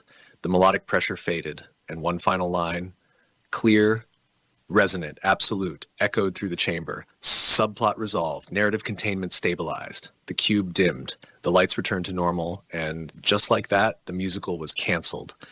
Good job, Raphael said, clapping Stanley on the shoulder. Yeah, Link added. No singing. That's a win. Stanley didn't answer. He was holding something. A jam jar. It hadn't been there a moment ago. The label was handwritten. For S.J. Extra Apricot, no regrets. He didn't say a word, just tucked it into his jacket and walked toward the elevator. The green thing poked its head in, saw that the music was gone, and visibly deflated. I was gonna tap dance with my cheese. Next time, Raphael promised. Maybe in the episode where you find the pizza dimension. The green thing gasped, There is a dimension? Not yet, but give us time. That night, the team sat under the stars again, this time with an illegal cheese fondue kit and 3 lawn chairs shaped like old Mars probes. So what did we learn today? Raphael asked. Don't push cubes that talk, Link said. Don't ignore subplots, Stanley muttered. Don't let aliens compose musicals, the green thing added. There was a quiet pause. Then Link glanced at his watch. You guys hear that humming? Stanley's head dropped into his hands. Please, he said, muffled. Please let it be a normal humming. From beneath the deck, a soft, warbling buzz rose. Then a crash. Then, zzz, time displacement chamber now active. Please stand by. Raphael blinked. You think it's the rats? Link nodded. Yup. Time-traveling rats? Yup. Stanley didn't move. I want to transfer, he whispered. To where? Raphael asked. Somewhere quiet, peaceful, far away. The empathy chamber? Link offered. I said peaceful, not emotionally traumatic. The green thing was already rolling toward the sound, giggling. I'm going to teach the rats to sing. Link raised his soda. To next week's subplot. Time rats, baby. Raphael agreed, clinking cans. Time rats. The camera would pan upward here if this were a show. Just as the deck door creaked open behind them and a tiny rat-shaped blur zipped past, carrying what looked suspiciously like a harmonica and a very small top hat. The new arrival came in through the ceiling. Not intentionally, of course. The ceiling panel was clearly marked, Do not drop agents here, but nobody read that part. A sleek black cable lowered him slowly, boots first, tactical harness gleaming, communication array blinking red, blue, green like a confused Christmas tree. He paused halfway down, checked his wrist display, and frowned. Confirming drop zone level 9.3? He tapped the screen. What kind of facility uses decimals? The cable jerked. Hold on, I'm not. It snapped. He landed face first into a cart of expired pudding cups labeled emotionally volatile, do not shake. The cups erupted in a sticky, mildly telepathic splash. Moments later, a door creaked open nearby. The green thing rolled into view, chewing on an old floppy disk. Hello, strange, creamy stranger, it announced. The agent froze. What? I am the green thing, it said proudly. What? He repeated, slightly higher. Would you like to see my sock collection? He reached for his sidearm. The green thing blinked all 4 eyes, 2 frontal, 2 on stalks, and giggled. Oh, you think that works on me? It turned inside out. The agent screamed. 2 emergency systems activated at once. One released calming lavender mist into the corridor, and the other began playing a soothing rendition of Ave Maria through a dusty wall speaker. When the mist cleared, the green thing was gone, so were half the pudding cups. The agent stood shakily, one eyebrow twitching. This is worse than Antarctica, he muttered. He tapped his headset. Control, this is Echo Foxtrot Whiskey Zulu. Agent designation Wolf. No, Night Viper. No, I changed it. Fortress. Let's go with Fortress today. Do you copy? Static. He sighed. Then the hallway lit up. Welcome, a pleasant voice intoned from the overhead speaker system. To the Jenkins-Kleinman Subterranean Research Facility for questionably ethical advancements and lunch storage. Please enjoy our new holographic assistant, now rendering. A 3D projection flickered to life in front of him. It was Link. Not real Link. A hologram. Shirtless, wearing medieval armor and holding a bag of tacos. Wait, what? The agent asked. The hologram began to speak in slow, echoing tones. I am the taco warden. You must locate the janitor. Yes, the agent exclaimed. Yes, that's what I'm trying to. But beware, the hologram continued, for he is always one floor above, or possibly in the shower. He likes jazz. Avoid the hallway with the broken blender. That's not a hallway anymore. That's Jenkins now. The agent blinked. Why would anyone program this? The PA system flared again. Also, avoid level 17. The ghost interns are unionizing. He turned down the next corridor, only to run face first into another projection, this time of Raphael, dramatically slow motion diving through a ring of fire while juggling plasma grenades and yelling, "We never trained for this." The image froze, flickered, and morphed into a floating banana labeled, "Janitor? Probably not." Okay, the agent said, stepping back. This is not an actionable intelligence environment. Another announcement pinged in, "Caution, room temperatures may not follow logic." And neither do the janitor's routes. 2 hours later, he was running. Not from something specific, although a self-aware fondue fountain had begun following him, playing jazz, but from the general principle of chaos. He turned one corner, nearly collided with a vending machine that began trying to sell him Doom Nuggets, and flung himself into a closet labeled Closet. Non-haunted, probably. Inside, he found a lone sandwich. It had a tag, Stanley's. Touch and perish. He backed out slowly. In the distance, a door hissed open. "Stanley?" he called. A mop fell from the ceiling. It had googly eyes. He screamed again. From somewhere, the green thing whispered, "You cannot find what wanders with purpose." Then silence. The lights dimmed. The PA system flickered. "Janitor proximity 8 meters, it said cheerfully. He turned to run. The PA changed.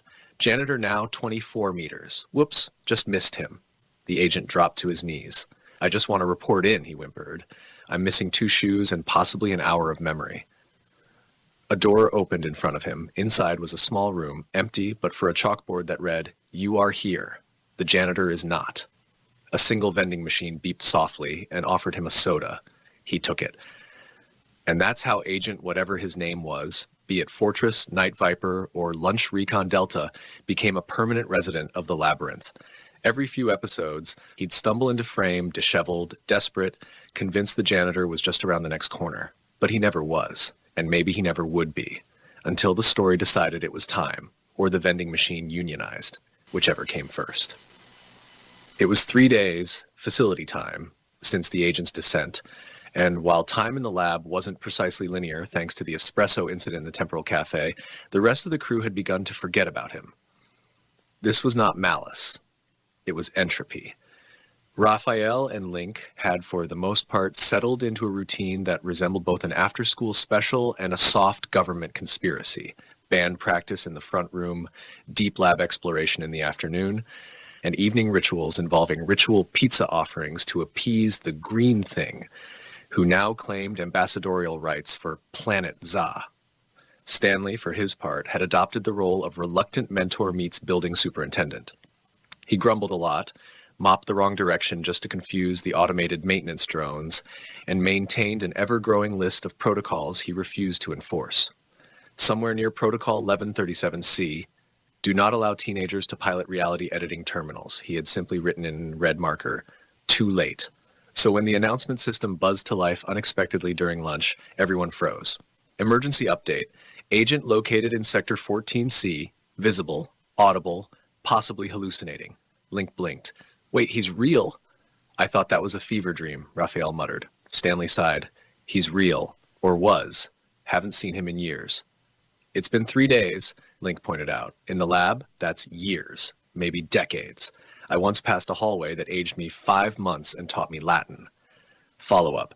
Agent is now chasing a holographic replica of himself, requesting moral support. They ran to the nearest monitor. The feed showed the agent, wearing half a tuxedo and one snowshoe, charging through a hallway filled with rotating spotlights, screaming, "Which of us is real? Answer me!" A nearby bot, shaped like a rotary phone, chimed in, "Plot development detected." The camera cut away just as he tackled the hologram, passed through it, and crashed into a cart full of live microdrama spores. The feed cut to static, followed by a helpful slide that read, "This plot is under renovation. Please stand by." Meanwhile, Level 5, officially labeled Innovative Agriculture Emergency Snack Theory, had begun sprouting an alarming number of sapient potato hybrids. This was, of course, entirely due to the green thing's efforts to create pizza that grew on vines. It had not succeeded. Instead, it had genetically confused starch-based root vegetables into thinking they were toppings with a destiny. One such potato, wearing a thimble and a tiny cape, was now giving a speech in the hallway, standing on a microwave. "I say unto you," it bellowed, "no more side dishes. We are the meal." "Should we be worried?" Link asked as they watched from the corridor's observation window. "I dunno," Raphael replied. "Is this more or less dangerous than the time the AI tried to draft us into a reality show?" "More organized," Stanley muttered. "That Spud has charisma." Indeed, the potato crowd was growing. Signs began to appear: equal rights for hash browns, fries before guys, and don't tread on me, I'm mashed. Then suddenly, the green thing rolled in and declared, "This is not a pizza-approved revolution. Stand down, starch citizens." Chaos ensued. Potatoes flew. Sporks were brandished. Somewhere in the back, a genetically enhanced parsley leaf began narrating the battle in Shakespearean verse. While Link and Raphael tried to defuse the uprising by playing a poorly tuned rendition of Kumbaya on keytar and trash can lid, Stanley leaned against the wall and sighed. "Should have transferred to Area 52, he muttered. Then, a whisper echoed through the hallway. "Janitor! Janitor!" He turned, eyes narrowing. At the far end of the corridor, past the tumbling tubers and airborne condiments, stood the agent, wide-eyed, disheveled, holding a map that had clearly been printed by a printer suffering an identity crisis. "You!" the agent shouted. "At last!" Stanley stepped forward. "You found me." The agent beamed. "Yes, finally. I have urgent." "Stanley!" yelled Link. "I need backup. This yam's got a grudge." Stanley glanced back. When he looked forward again, the agent was gone. Vanished. Like a deleted subplot, only a faint smear of pudding residue remained. Link ran up, breathless. "Was that?" Stanley nodded slowly. "Agent something. I think his name changes depending on what mood the lab's in. Makes sense." Back in the shadows, a vending machine hummed. Inside it, the agent crouched, breathing heavily. He pressed a button. "Cheesy crackle pop, please." It vended a VHS tape labeled "How to Find the Janitor in 14 Difficult Steps." He wept. And thus, the agent remained, always close, always one room behind, frequently mistaken for his own doppelganger, and perpetually confused by the janitor's ability to vanish into the ductwork at will. But one day, perhaps in a finale or a particularly strange holiday episode, he would find him. Maybe. If the potatoes didn't unionize first. Imagine a species so arrogant, so absurdly overconfident, that it launched an unprovoked planetary assault based entirely on a clerical error. Now imagine they did it before breakfast.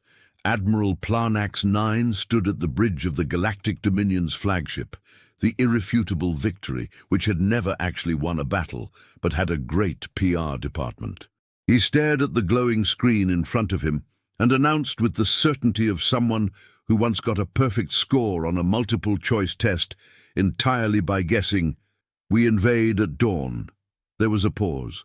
One of his officers, a jittery creature named Slurpax, who looked like a jellyfish trapped in a vending machine, raised a tentacle. "Sir, is this planet really uninhabited?" Planax didn't even blink. "Of course it is. The file says so right here. Planet designation Earth, mild terrain. Primitive vegetation, zero intelligent life." Had he read the rest of the file, or really any of it, he might have noticed the bold red warning that said, "Under no circumstances should you go there. Ever." But alas, the Admiral had skipped straight to the part that said average surface temperature, pleasant, and so the invasion began. With dramatic music blaring from onboard speakers, because Planax insisted on theatrical flair, the fleet approached Earth with the grace of a drunk giraffe trying to tap dance. Stealth mode was activated, although it mostly just dimmed the interior lights and made the crew walk into walls. By 7:43 a.m., Earth time, the first dropships were already in the atmosphere. The target, a peaceful suburban neighborhood in the middle of Wisconsin. The expected response: mass panic, desperate resistance, heroic last stands. The actual response, a middle-aged man in a bathrobe stepping onto his porch, seeing a massive alien craft descend into his garden and muttering, must be Tuesday. The man was later identified as Carl. Carl had lived through 4 divorces, 3 tornadoes, and once accidentally set his own eyebrows on fire with a barbecue lighter. A spaceship landing in his begonias barely registered. The alien troops disembarked in full armor, armed with plasma rifles and ready for glory. They were immediately attacked by a small dog named Pickles. Pickles was 12 pounds of pure hostility and managed to chew through a soldier's foot before being distracted by a garden gnome. Meanwhile, back aboard the flagship, Plarnax sipped his ceremonial conquest tea and smiled. "Textbook operation," he said. Moments later, a report came in. The invaders had been pelted with garden hoses, folding chairs, and something called banana cream pie. A tactical unit was taken hostage inside a bowling alley and forced to participate in League Night. Plarnax frowned. "What kind of weapons are these?" Slurpax hesitated. "Sir, I think we landed on a populated planet." "Impossible!" Plarnax shouted, his eyes twitching in unison. "The system is labeled Earth. That doesn't even sound threatening." Slurpax pulled up a grainy video feed. It showed a man in shorts yelling at a goose, a teenager dancing badly in front of a gas station, and a woman screaming at a toaster, all within 30 seconds. The Admiral stared. "These are the dominant species?" "Apparently, yes," Slurpax whispered, "and I believe they're armed with sarcasm." Then came the transmission, a scrambled audio signal from the surface. He turned up the volume just in time to hear, "Yo, if y'all are here to take over, can you do it after the Packers game?" Silence. Plarnax slowly turned back to his tea, took a long, thoughtful sip. "We may have made a small tactical error." Admiral Plarnax 9 had seen many things in his long and questionably decorated career. He'd once watched an entire moon implode after someone sneezed on the wrong control panel. He'd personally led the invasion of a gas giant that turned out to be a balloon for a children's space festival. But nothing could have prepared him for Carl. Carl, wearing socks with sandals and drinking black coffee that tasted like burnt despair, had now somehow become the most powerful obstacle to the galactic dominion in 200 years. Not because he was particularly smart or strong, or even remotely aware of what was happening, but because Carl did not care. Carl was the human equivalent of a shrug, and the invaders didn't know how to handle that. Back on the ground, the alien squad was trying to regroup after the incident with the bowling alley. Commander Bloopnark, who had earned 17 medals for valor and 1 for accidentally destroying a vending machine during peace talks, was currently hiding inside a portable toilet. He was not proud of it. Outside, his soldiers were attempting to decipher Earth's communication systems. They tuned into what they believed was a distress signal. Turns out it was a morning radio show where 2 hosts argued about pancakes for 45 minutes, followed by an ad for something called foot fungus cream. "Is this a warning?" one trooper asked. Another shook his head. "I think it's some kind of ritual." Meanwhile, a local teenager named Jenna had already taken a selfie with one of the aliens, added heart emojis, and posted it with the caption, "Met a space frog this morning." 10/10 vibes. Within minutes, the photo had gone viral. Suddenly, Earth wasn't under attack, it was trending. The alien soldiers were quickly swarmed by curious humans, mostly armed with smartphones and questions like, "Do you guys believe in horoscopes?" and "Can you fix my Wi-Fi?" One alien was dragged into a debate about cryptocurrency. Another was forced to watch a 5-minute video on how to make lasagna using only a microwave and tears. Back aboard the ship, Plarnax was slowly coming undone. "They're not fighting back," he barked. "No, sir," Slurpax replied, watching live footage of 2 soldiers being pulled into a Zumba class. "They appear to be integrating." Plarnax stared at the screen. One of his troopers was now wearing sunglasses and holding a smoothie. "Why are they smiling?" "Sir," Permission to speak freely? Granted. I don't think these humans know they're being invaded. Planax blinked. Then what? Do they think is happening? Slurpax hesitated. A public relations stunt, possibly for a new soda. This gave Planax a headache so powerful it caused 3 of his teeth to send resignation letters. Desperate for a show of force, he ordered a flyover of a major city. The fleet passed over Las Vegas. What they assumed would be a terrifying demonstration of alien dominance was mistaken for a new Cirque du Soleil act. The crowd applauded. Someone threw glitter. Even worse, the Admiral's personal attack drone was accidentally signed to a 6-month contract at a local casino as a backup dancer. Meanwhile, Earth's official response came from a temporary spokesperson named Darren, who had only been chosen because he happened to be near the phone when it rang. Darren, an intern for the Department of Mild Emergencies, answered the call with, "Hey, thanks for visiting. We hope you're enjoying the planet. Would you like a coupon?" Back on the flagship, Planax was pacing in tight, angry circles. "We tried to conquer a planet," he muttered, "and they offered us discounts." Worse still, his crew had started to adapt. Slurpax had discovered reality TV and refused to leave his quarters. The ship's weapons officer, Glab, had bought a skateboard online and was practicing ollies in the engine bay. Even the ship's AI had changed its voice to sound like a game show host. Planax snapped. "No more pretending. They will understand they are being conquered." But just as he activated the global override to deliver a proper invasion message, he was interrupted by a transmission from a human named Rita, who worked at a call center and had somehow rerouted their entire comms system. "Hi there," she chirped. "Before we proceed, can I interest you in a limited-time offer on long-distance data bundles?" Planax screamed into the void.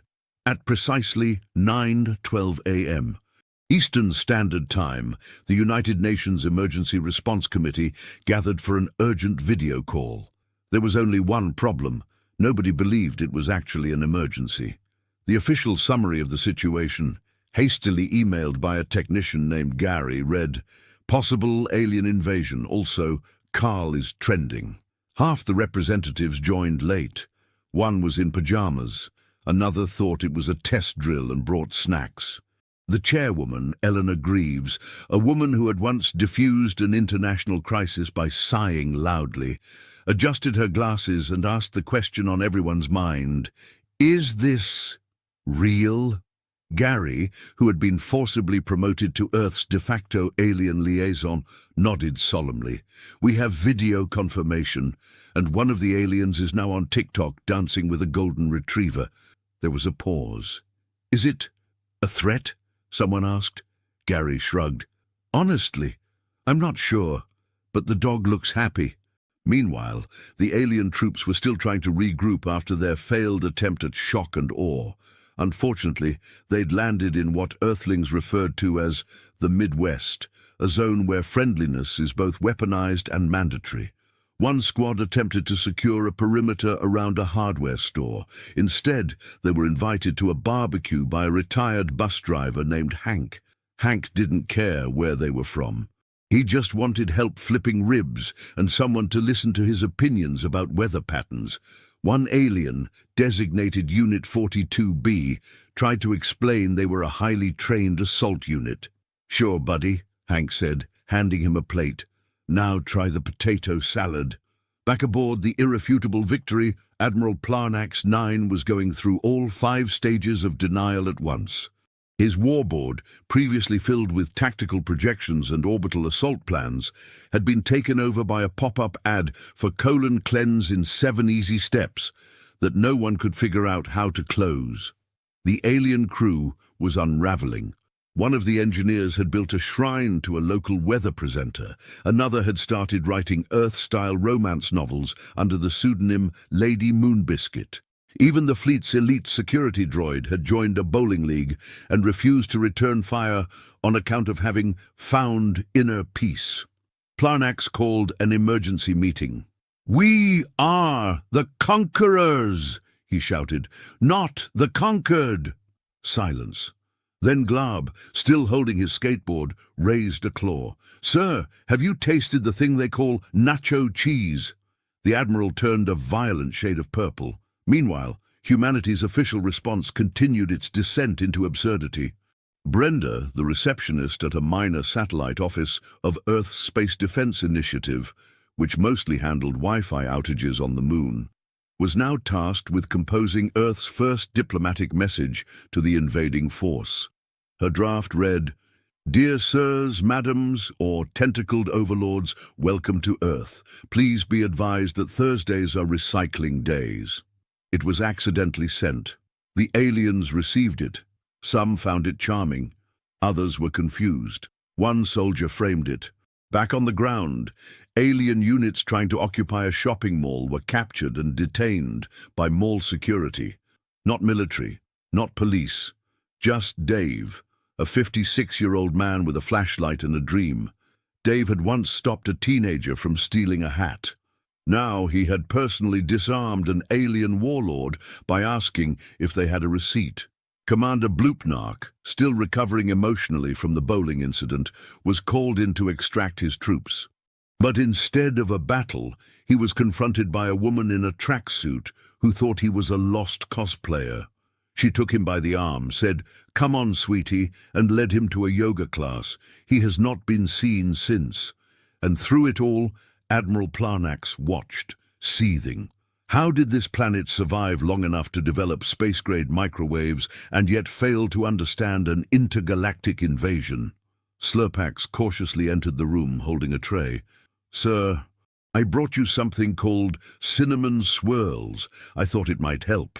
Planax opened his mouth to yell, then paused, took a bite. There was a long silence.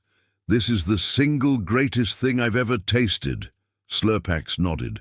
"Apparently they eat it for breakfast, on purpose." Planax stared out the window. Earth turned slowly beneath them, glowing with potential and confusion. A planet armed not with lasers nor armies, but with carbs, chaos, and an unshakable resistance to taking anything seriously. They hadn't invaded a death world. They had invaded a buffet with a personality disorder.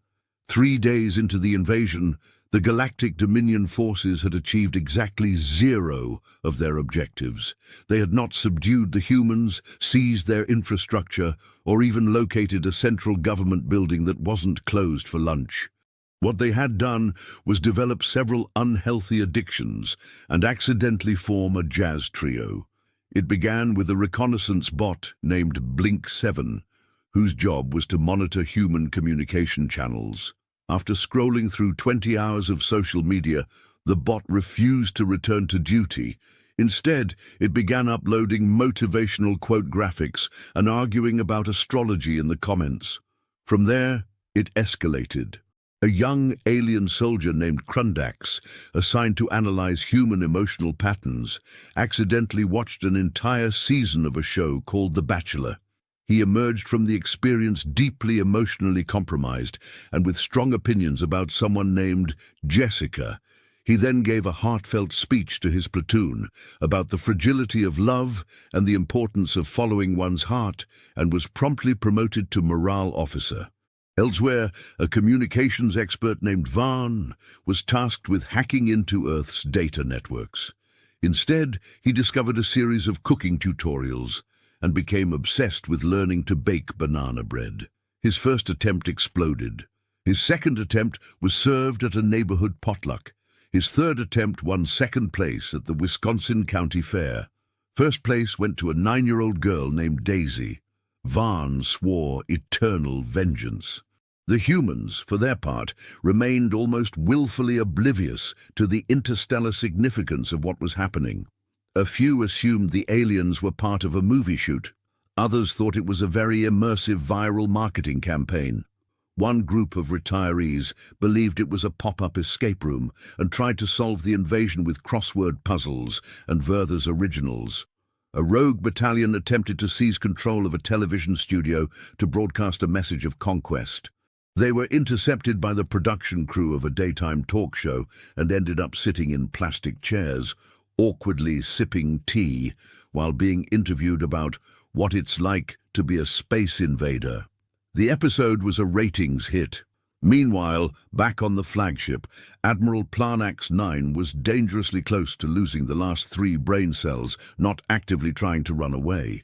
The bridge was now decorated with lava lamps. Someone had installed a popcorn machine, and the ship's AI had taken to greeting him every morning with, "Rise and shine, sunshine." His officers had dissolved into chaos. Slurpax now wore Hawaiian shirts and referred to himself as the Slurpinator. Glab had opened a smoothie stand in the hangar bay and was considering franchising. Even the ship's tactical droid had replaced its laser cannon with a karaoke mic and could frequently be heard belting out songs about heartbreak and deep space loneliness. Planax called for a full regroup. "This is not an exchange program," he shouted. "We are an occupying force." The crew blinked at him with glazed-over eyes. Slurpax raised a smoothie. "Try the mango pineapple. It changed my life." Planax clenched his fists. "I want to see results." "Where is the domination? Where is the fear?" Just then, a diplomatic envoy arrived. It was led by a woman named Tina, who ran a local PTA and believed in solving all problems with brownies and assertive communication. She marched aboard the ship, handed out welcome kits, and insisted that the Admiral sit down and use his inside voice. Planax, broken and bewildered, did as instructed. The ensuing negotiation involved 3 pots of coffee, a game of charades, and a long story about Tina's son Darren, who once flushed a calculator down a toilet and claimed it was an experiment in math. At the end of it, the Admiral agreed, without entirely understanding why, to a community potluck and a poetry night. Back on Earth, alien troops were integrating at alarming speed. One had taken up line dancing, another was leading goat yoga in a park.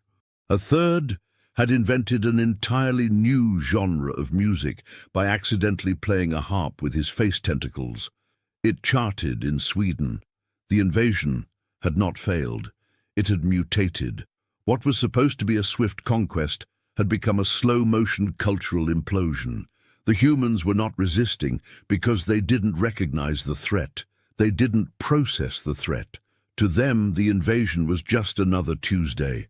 Weird, yes, but so was the last one, and perhaps most terrifying of all. The aliens were starting to like it. By the end of week 1, Admiral Planax 9 had developed a twitch in his left eye, an aversion to ukuleles, and a severe allergic reaction to the word potluck. He hadn't come to Earth to join book clubs or taste cinnamon rolls. He had come to conquer, to lead a swift, elegant campaign of galactic domination. Instead, his warship smelled like popcorn and lavender air freshener, and half his elite soldiers were on waiting lists for yoga teacher certification. "This has gone on long enough," he growled, pounding the control console with enough force to launch a nearby stapler into orbit. He summoned every available commander. Glab arrived on a skateboard. Slurpax showed up holding a smoothie and a brochure for something called Finding Your Inner You. One of the lieutenants wore a glittery sash that read, "Best Hugger." Planax didn't yell. Not this time. He leaned forward, his voice low and cold. "We are taking the planet. Today." The officers fell silent. No more muffins. No more memes. No more poetry readings with emotionally vulnerable humans named Greg. Operation Galactic Grasp was launched at 700 hours with terrifying efficiency. The full fleet, 12 dreadnoughts, 48 cruisers, and a small shuttle accidentally registered as a food truck, descended across all major continents. The command was clear: assert dominance, use all resources, accept no baked goods. At first, it looked like it might actually work. A massive squadron landed in a financial district and issued a formal ultimatum. Unfortunately, they arrived during rush hour, and the only person who paid attention was a street performer dressed as a robot who gave them a thumbs up and asked for tips. Another group stormed a government building, only to discover that it was closed due to plumbing issues. A notice on the door read, "Back after lunch, probably." The squad waited for 3 hours. No one returned. Commander Bloopnark, finally resurfacing from his yoga spiral, led a direct assault on a military base in Nebraska. His troops encountered a stern-looking guard who told them to take a number. The number was 67. They were currently on 22. While waiting, Bloopnark had a mental breakdown, adopted a kitten, and now goes by the name Cheryl. Desperate for real resistance, Planax deployed his most fearsome weapon, the Obliterator Cannon. Capable of turning entire cities into lightly seasoned rubble, it targeted a population center in central Texas. The weapon charged, the systems locked, and then nothing. It had been unplugged to make room for a karaoke machine. The Admiral screamed, "I don't care if they offer us coupons. I want Earth under my boot." Just then, a report came in. A human counterstrike had begun. Not with weapons, not with missiles, but with forms, legal forms, governmental paperwork, tax documentation, permits, applications, ID verifications. Planax's troops were instantly overwhelmed. One platoon was trapped at a Department of Motor Vehicles for 13 hours. Another was forced to fill out a visa request in triplicate, in cursive, without the aid of spell check. A commander attempted to declare the invasion legally binding and was instead roped into jury duty. They were buried in bureaucracy. One squad tried to requisition territory through local zoning laws. They were redirected to a meeting that had been cancelled since 2009. Another alien applied for conquest rights and received a sternly worded rejection letter citing Clause 47B, no hostile takeovers during flu season. Even Planax himself wasn't spared. His attempt to seize control of Earth's global communication grid was thwarted by a cookie consent banner he couldn't figure out how to close. Every time he clicked accept, it just popped up again. He screamed so hard, he dislocated a nostril. The final straw came during a forced march through a suburban neighborhood. The alien war machine rolled down the street with pride, only to be stopped by a very serious child on a tricycle who demanded to know if they had permission from the Homeowners Association. When they couldn't produce the appropriate documentation, she issued a fine, in crayon. The invasion collapsed, not because of Earth's military, not because of Earth's science, but because Earth was a giant maze of incomprehensible systems, passive-aggressive signage, and a level of disorganization so intense it looped back around and became a defense mechanism. Planax, defeated, slumped into his chair. He was sticky with printer toner and regret. "What is this planet?" he whispered. Slurpax, now fully converted to wearing Crocs and sipping iced tea, gave a peaceful smile. "This is Earth, sir." Admiral Planax 9 had finally accepted a truth more painful than a laser blast to the shins. Earth could not be conquered by force. Not because it was strong, not because it was wise, but because it was too fundamentally ridiculous to function as an occupied planet. His war council had dissolved into nonsense. Slurpax now ran meditation workshops. Glab had become a certified smoothie shaman and was selling something called interdimensional detox juice that gave hallucinations of your ancestors doing the Macarena. The ship's internal AI now opened every status report with, "Hey bestie, ready to crush another day?" Planax knew he had two options left, retreat in shame or attempt diplomacy. He chose the one that didn't involve apologizing to the Galactic High Command and being reassigned to asteroid patrol. Again. Unfortunately, Earth's response to interplanetary diplomacy was inconsistent. His first diplomatic envoy landed in Sweden. They were greeted with politeness, warm cinnamon buns, and a very confusing game involving throwing heavy metal discs at sand. The aliens misunderstood the rules, accidentally won the regional championship, and were declared honorary citizens. The second envoy landed in New Jersey. They were mugged. Planax decided to send a personal representative, senior negotiator Prilneth III, trained in over 400 cultures, fluent in 92 languages, and capable of resolving disputes between species that communicate solely through smells. The mission lasted 17 minutes. Krilneth was intercepted by a group of conspiracy theorists who insisted that he was actually a lizard in a costume, then dragged him to a basement podcast where he was forced to debate a man wearing 3 tinfoil hats and a t-shirt that read, "The moon is a lie."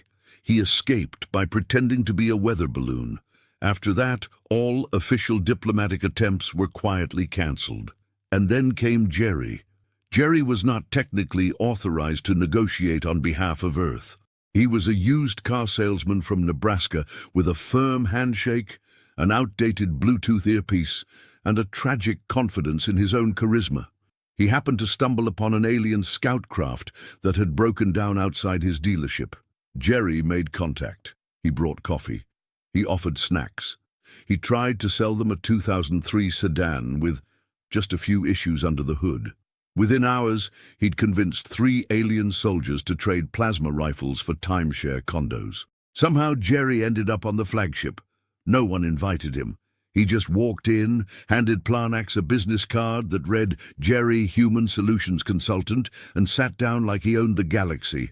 Planax opened his mouth to scream, then realized he had no strength left. Jerry smiled and leaned forward.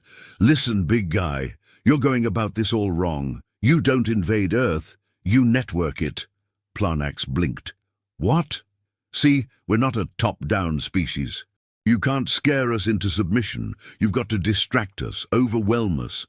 Give us a loyalty program, a trending hashtag, and a limited-time offer, and we'll do anything you want." Slurpax, who had been listening from behind a potted plant, nodded sagely. "He's not wrong, sir. That was the beginning of the accord. Not a treaty, not a surrender.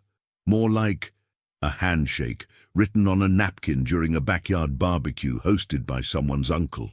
Earth didn't negotiate through diplomats. Earth negotiated through awkward social situations, cold drinks, and the phrase, "Hey, while you're here," so it was decided. A neutral site was chosen for the official proceedings, Gary's backyard. Gary, the technician who accidentally started all this, had a grill, a folding table, and exactly 1 lawn chair that didn't sink when you sat in it. Representatives from both sides showed up. The aliens brought their highest-ranking officers. Earth sent a man in cargo shorts, a woman holding a casserole, and someone who may or may not have been asleep the entire time. The document was drafted on the back of a pizza menu. Its terms were simple. Aliens would be allowed to stay on Earth under 3 conditions. 1. They could not attempt to conquer anything without giving at least 48 hours' notice. 2. They had to contribute to the community in some way, preferably through snacks, entertainment, or lawn maintenance. And 3. They had to participate in at least 1 karaoke night per month, non-negotiable. The treaty was sealed with a fist bump and a marshmallow roasting session. Planax didn't attend. He sat alone on the bridge, watching the stars. This hadn't been the invasion he wanted. It had been stranger, louder, and somehow stickier. But maybe, just maybe, it had become something else entirely. By the time the first intergalactic newsletter reported the outcome of Earth's conquest, most species assumed it was a typo. The headline read, "Galactic Dominion now offering lawn services in Ohio." Confusion spread across several sectors. Was this some kind of secret invasion code, a metaphor, a failed translation? No, it was exactly what it sounded like. The invaders had accidentally integrated into local communities, not as overlords, not as conquerors, but as neighbors. The shift hadn't been strategic. It had been gradual, ridiculous, and entirely driven by snacks, small talk, and Earth's relentless ability to absorb nonsense without collapsing. In the quiet suburb of Brookview Hills, a battle mech now mowed lawns every Tuesday. It was repurposed by an alien named Zerb, who, after losing 3 consecutive laser duels to a Roomba, decided to change careers. Zerb now charged $20 per yard, offered optional trimming services, and was considering a loyalty punch card system. In a nearby town, 2 alien commandos ran a hot dog stand. They didn't understand the concept of meat or bread or condiments, but they did understand customer satisfaction. The stand's name, for reasons never fully explained, was Wiener Protocol. It had a 5-star rating and a cult following on food blogs. One squad of former elite infiltrators had become wedding DJs. Another had joined a biker gang. One, and only one, had disappeared entirely. Rumored to be training for competitive baking on a cooking show in Denmark. The Galactic Dominion tried to reassert control. A cruiser was dispatched to extract key personnel and reboot the invasion. It made it as far as Earth's lower orbit before being intercepted by a chain of prank calls, a fake delivery order for 17 pizzas, and a barrage of messages asking for the Wi-Fi password, please. The crew panicked and retreated. Admiral Planax 9, now technically Earth's High Coordinator of Intercultural Affairs, a title given to him at a school fundraiser he didn't know he was attending, had not adjusted well. He spent his days pacing the bridge of his once mighty flagship, which now doubled as a floating tourist attraction. It had a gift shop. Children came aboard for birthday parties. There was a photo booth where guests could wear fake antennae and pretend to scream as they surrendered to the alien overlords. He tried to give one last motivational speech to his crew.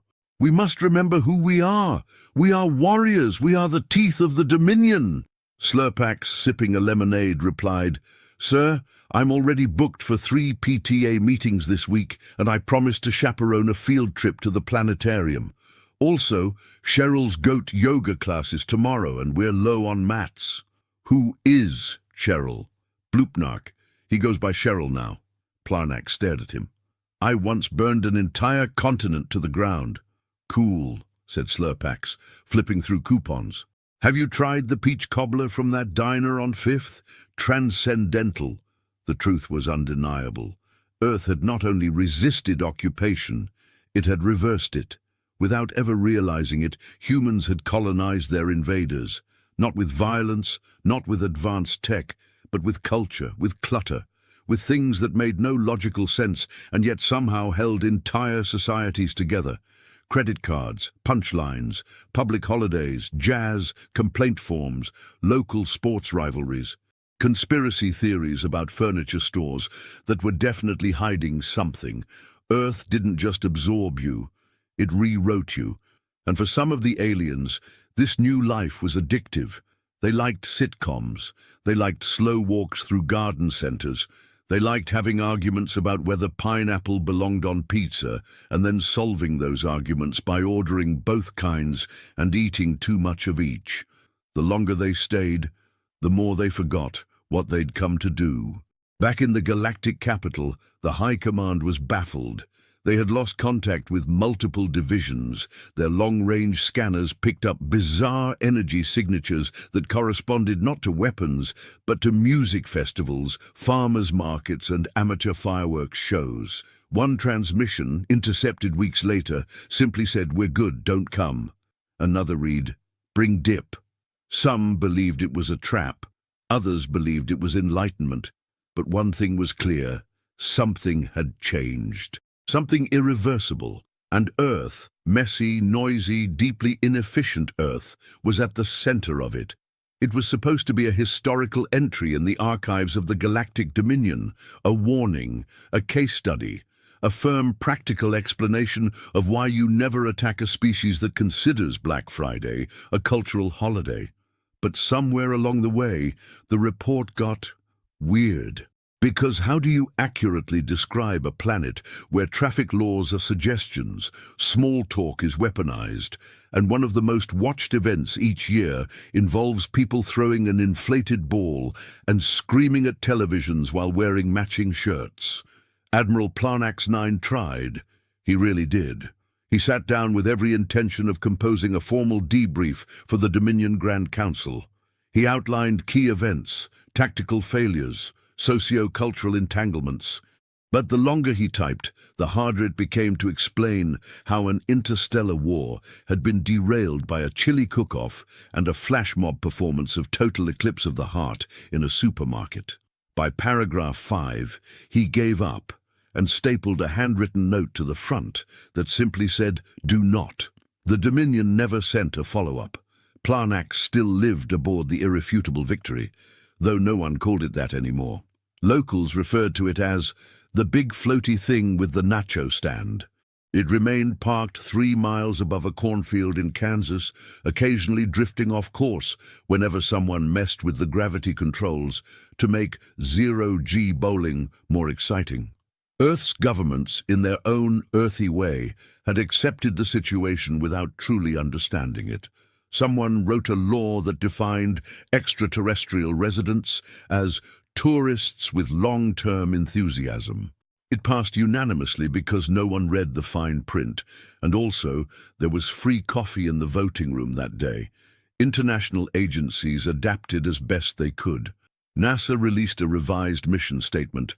"We don't know what's going on anymore, but we're trying our best." Tourism soared. Alien-themed merchandise exploded. Someone published a cookbook titled Cooking with Planax, which included suspiciously few recipes and far too many footnotes about existential dread. The aliens blended in with increasing ease. Some changed their names to things like Greg, others didn't bother and simply introduced themselves with a dramatic cough and a gesture toward the sky. Every now and then, Planax would walk the halls of his ship, pass by crew members debating whether coffee was a beverage or a survival mechanism, and remember that there was a time, not long ago, when they had all been conquerors. Not anymore. Now they were just residents of Earth. The planet that didn't destroy its enemies, it confused them into submission. The Dominion eventually sent one last message, an encrypted communique routed through 17 satellites and a diplomatic courier shaped like a novelty pen. It arrived on Planax's console with flashing red text and the seal of the Supreme Command. "Report status," it said. Planax stared at it for a long time. Then, with a sigh, he dictated his reply. "This is Admiral Planax 9. The invasion has been reclassified. Hostilities terminated. Local resistance too. Existential. Tactical success probability approaching 0. The humans have parties, sir, constantly, for things that do not warrant celebration. They invite us. We go. We bring snacks. We play games where rules change mid-round and no one keeps score. We argue about pizza toppings with passion, usually reserved for civil wars. We are lost in their culture. We are deeply embedded. There is no extraction." He paused, then added, "We have been earthed." He hit send. The system blinked. Message received. No further orders came. Down below, on the planet that rewrote the invasion manual just by existing, life continued. Strange, loud, illogical, beautifully disorganized. A species that built monuments, forgot anniversaries, survived wars, started dance trends, wrote poetry about soup, and accidentally conquered a galactic armada through a combination of hospitality and complete disregard for standard protocol. Earth was not a death world. It was something far more dangerous. It was relatable.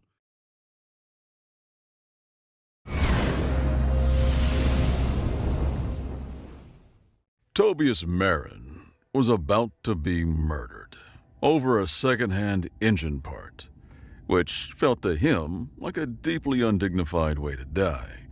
He had always imagined something with a little more flair, like accidentally venting himself into a star or getting on the wrong side of a smuggler's daughter.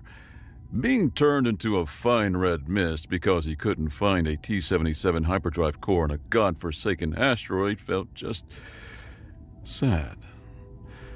The Breaker Boys were not known for their patience, and his was wearing thinner than the hull of his ship. His breath plumed inside his helmet, fogging the visor for the 5th time in as many minutes. "This is pointless," he muttered, the words bouncing back at him from the cheap plasteel. Rye 9 was a cosmic pile of rubble, a place where gravity was more of a polite suggestion than a law. Every step was a careful dance between floating off into the blackness and cracking an ankle in a crevice. It was geologically unstable, which was a fancy way of saying it was actively trying to kill him. He kicked a loose chunk of regolith, watching it spin away into the blackness. The Breaker boys wanted their 10,000 credits. He had maybe 200, and a ship, the Rusty Mug. That was held together by a little more than stubbornness and a frankly worrying amount of thermal tape. Find the core, sell it, pay the debt, and go back to the blissful anonymity of hauling questionable cargo from one grimy station to another. That was the plan. A plan that was currently failing spectacularly. Another tremor shook the asteroid, a low groan that vibrated up through the soles of his mag boots. Tob stumbled, pinwheeling his arms like an idiot before his boots clamped back down. The tremor had opened a new fissure nearby, a gash in the gray rock. He grumbled, stomping over to it, ready to curse the rock for its inconvenience. He peered over the edge and stopped. Down in the dark, something caught the light from his helmet lamp. It wasn't the jagged edge of a common ore. It was smooth, too smooth. A flat black surface half buried in rock and eons of dust. It was huge, the visible part at least, 3 meters across. He scrambled down into the fissure, his boots sticking to the strange surface with a solid thunk. Moss-like alien lichen clung to it, but underneath the metal was a perfect, seamless black.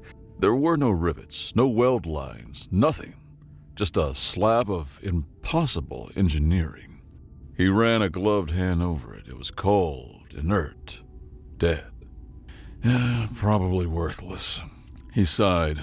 Probably just a big, weird rock. He was exhausted, desperate, and his humor was the only thing keeping him from curling into a ball. He gave the slab a swift, frustrated kick. The impact made a dull, unsatisfying thud. Nothing. Useless junk. He leaned forward, pressing his helmet against the cold, unyielding surface as if he could intimidate it into being valuable. He didn't know why he said it.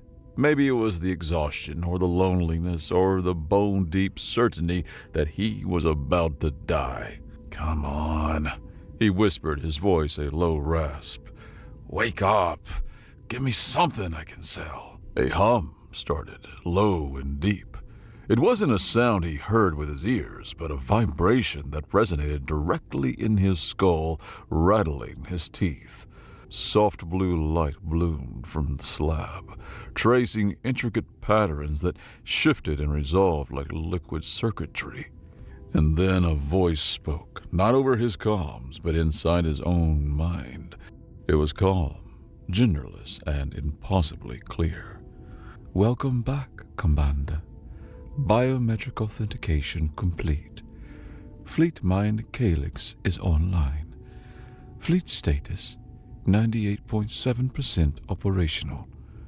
Awaiting orders." Tom's brain did what any sane person's brain would do when confronted with a telepathic rock that claimed to be a fleet. It blue-screened.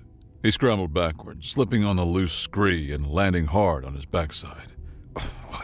What? No, shut up, he stammered, pointing a shaky finger at the now glowing slab. "Shut off! Power down! Go back to sleep or—" The voice in his head remained serene. "Acknowledged. You have instructed me to shut up, shut off, power down, and go back to sleep. These commands are contradictory. Please clarify your primary intention." The slab, the terminal, pulsed with a gentle blue light. A seam, previously invisible, glowed brighter than the rest. With a soft hiss of displaced air, a section of the slab recessed, and a smaller object rose from within on a pedestal of light. It was a prism of some dark, glassy substance about the size of a Terran football, glowing with the same internal blue energy. I didn't mean it," Tob yelled at the terminal, then felt profoundly stupid for doing so. I was joking. It was a joke. A joke? Haha, very funny. No? Processing concept joke. A statement made for amusement rather than serious intent. Query. Was your wake-up command also a joke? Yes, exactly. It's a joke, a terrible, terrible joke. So just go back to being a rock, please. He eyed the glowing prism that at least looked sellable and not likely to call a hornet's nest of scavengers over. Negative. The genetic authentication is absolute. Supreme Commander Kali's biometric signature is a non-negotiable activation command. To revert to a dormant state would be a violation of my core programming. Before Tob could process the name Kali, a new sound cut through his panic. The whine of a ship's engines descending fast. He looked up, his heart sinking into his boots. A sleek, angular junker, all sharp lines and aftermarket thrusters, was settling on the asteroid's surface not 50 meters away. It was a scavenger ship, but a high-end one, the kind of ship you flew when you were good at taking things that didn't belong to you. The ship's ramp hissed open and a figure emerged, clad in a form-fitting pressure suit that looked twice as expensive as Tob's entire hauler. They moved with a predatory grace, a pulse rifle held casually but expertly at the low ready. "Don't move, slouch shoulders." A clipped female voice crackled over the universal comms channel. "My ship's long-range sensors picked up a massive energy spike from this location. A Voshian energy spike. Whatever you just woke up, you're going to hand it over. Nice and easy."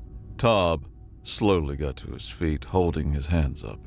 He instinctively shuffled to block her view of the glowing prism. "Look, lady, there's been a misunderstanding. This thing, it's just a talkative paperweight. You don't want it, trust me." She stalked closer, her helmet hiding her face but not her intent. "I'll be the judge of that. That's a Voshian command core," she said, her voice dropping with awe as she saw the prism. "I've only seen them in schematics. They're supposed to be inert, dead." "It is? Or it was?" Tob said, his voice rising in panic. "I just kicked it a little and—" "Commander," the voice of Calyx interrupted, calm as ever inside his head. "I am detecting an armed vessel on a rapid descent vector. Designation, Breaker Boys Class Marauder. Their weapons are hot. They are hailing us." "Oh, perfect." Tom groaned, squeezing his eyes shut. "Just perfect." The Breaker Boys' ship was the antithesis of the sleek junker. It was a bloated, ugly beast of a vessel, bristling with mismatched gun turrets and scarred with years of clumsy docking. A skull and crossbones, crudely painted on its bow, was flaking off. A tinny voice blared across the comms, dripping with false bonhomie. "Tobias, my boy, we saw you had company and got worried. Didn't want anyone trying to buy out your debt before we had a chance to collect." The voice belonged to Rax, a low-level pirate captain whose hygiene was as questionable as his morals. "We'll be taking your ship, and whatever that glowing trinket is as a down payment. Be a good lad and power down your life support.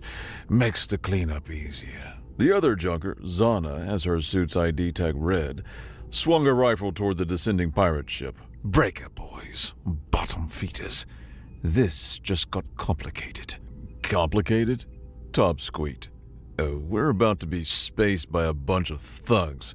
You're trying to rob me, and I've got a ghost in my head. We are miles past complicated and are currently cruising through catastrophically screwed." Zana ignored him, her attention fixed on the pirate ship. "They're powering their main cannon. We've got seconds." Tob was hyperventilating. His life was flashing before his eyes, and it was mostly a montage of greasy engine rooms and bad synth noodles. He was trapped between a pirate with a cannon and a thief with a rifle. All because he'd made a joke to a rock. Desperation clawed at his throat. He wasn't thinking, he just reacting. He shouted at empty air, at the voice in his skull, at the universe that had decided to single him out for this cosmic prank. "Calyx, just make it go away!" There was a half-second of silence. Then, the calm, placid voice returned. "Acknowledge, Commander. Sanitizing threat factor." Zana glanced at him. "What did you just—" She never finished the question. High above, in the blackness of orbit, something happened. A pinprick of darkness appeared next to the Breaker Boys' ship, an absence of light, a tear in space-time. From this tear, a sliver of polished black metal emerged. A drone, no larger than a fighter, shaped like a cruel needle. A beam of pure white energy, thinner than a thread, shot from the drone. It didn't make a sound. It touched the pirate cruiser's bow. For a moment, nothing happened. Then, the entire Marauder simply dissolved. The atoms that composed its hull, its crew, its overpowered cannon were unwound. 1 second, a ship was there. The next, there was only empty space, wavering with residual heat. The needle drone lingered for a heartbeat, then folded back into its non-existent bubble of space-time and vanished. Silence. Zana slowly lowered her rifle. Her helmet was polarized, but Tob could feel the weight of her stare. Her jaw, he imagined, was somewhere around her knees. The ship's erasure from existence sent a wave of nausea through him so powerful he had to brace himself against the terminal slab. He hadn't just seen a ship destroyed, he had seen it erased from existence. He quickly snatched the glowing prism from its pedestal before Zana's shock wore off, tucking it securely in his salvage pack. "Okay," he said, his voice a weak, trembling thing. "New problem." The standoff on the rusty mug was a panicked affair, the two of them trying very hard not to scream at each other. The air in the cockpit was thick with the familiar sense of recycled air, faintly burnt wiring, and years of spilled synth-calf. Zana had followed him back to his ship, her pulse rifle never wavering, but the aggressive confidence was gone, replaced by a wide-eyed, shell-shocked caution. "So," she said, her voice tight, "you have a Voshian ghost fleet at your beck and call." "I do not," he protested, waving his hands frantically as he paced the small cockpit. "I have a rock that talks in my head and deletes people." He gestured to the glowing prism now sitting on his dash, pulsing with a soft, ominous light. "It deleted a pirate cruiser, Tob," she shot back, using his first name with an unnerving familiarity. "A whole cruiser without making a sound. That's a doomsday weapon. The Galactic Concord will hang us from the nearest orbital gantry just for looking at that tech." "Then what do you want me to do? I tried telling it to shut off. It gave me a lecture of contradictory commands." As they argued, a small, high-pitched voice piped up from near the co-pilot station. "The commander is troubled. His divine burden is great." Both Tom and Zana froze. They turned. Huddled behind a crate of spare filters was a tiny creature, no taller than Tom's knee. He was vaguely rodent-like, with two wiry arms held up in a placating gesture and another pair fidgeting at its waist, its fur the color of dust. It was currently prostrating itself on the grimy deck plating. Tom stared. I have a rat problem?" The creature lifted its head, its eyes shining with zealous light. "I am no mere pest. I am Milo, a humble servant. I hid here from the cargo master at Port Primus, a simple stowaway seeking passage. But then the ship changed. The hum of the engines, the very feel of the deck plates under my feet, it shifted. I felt the power awaken, and I knew the legends were true." He bowed again, his little head thumping on the floor. "He returns with thunder!" It didn't make any thunder. Zana deadpanned, lowering her rifle slightly. It was very quiet, disappointingly so. Milo shot her a look of pure offense. The thunder is metaphorical, a symbol of galactic rebirth. The stars themselves shall tremble. Tob rubbed his temples, a headache blooming behind his eyes. Okay.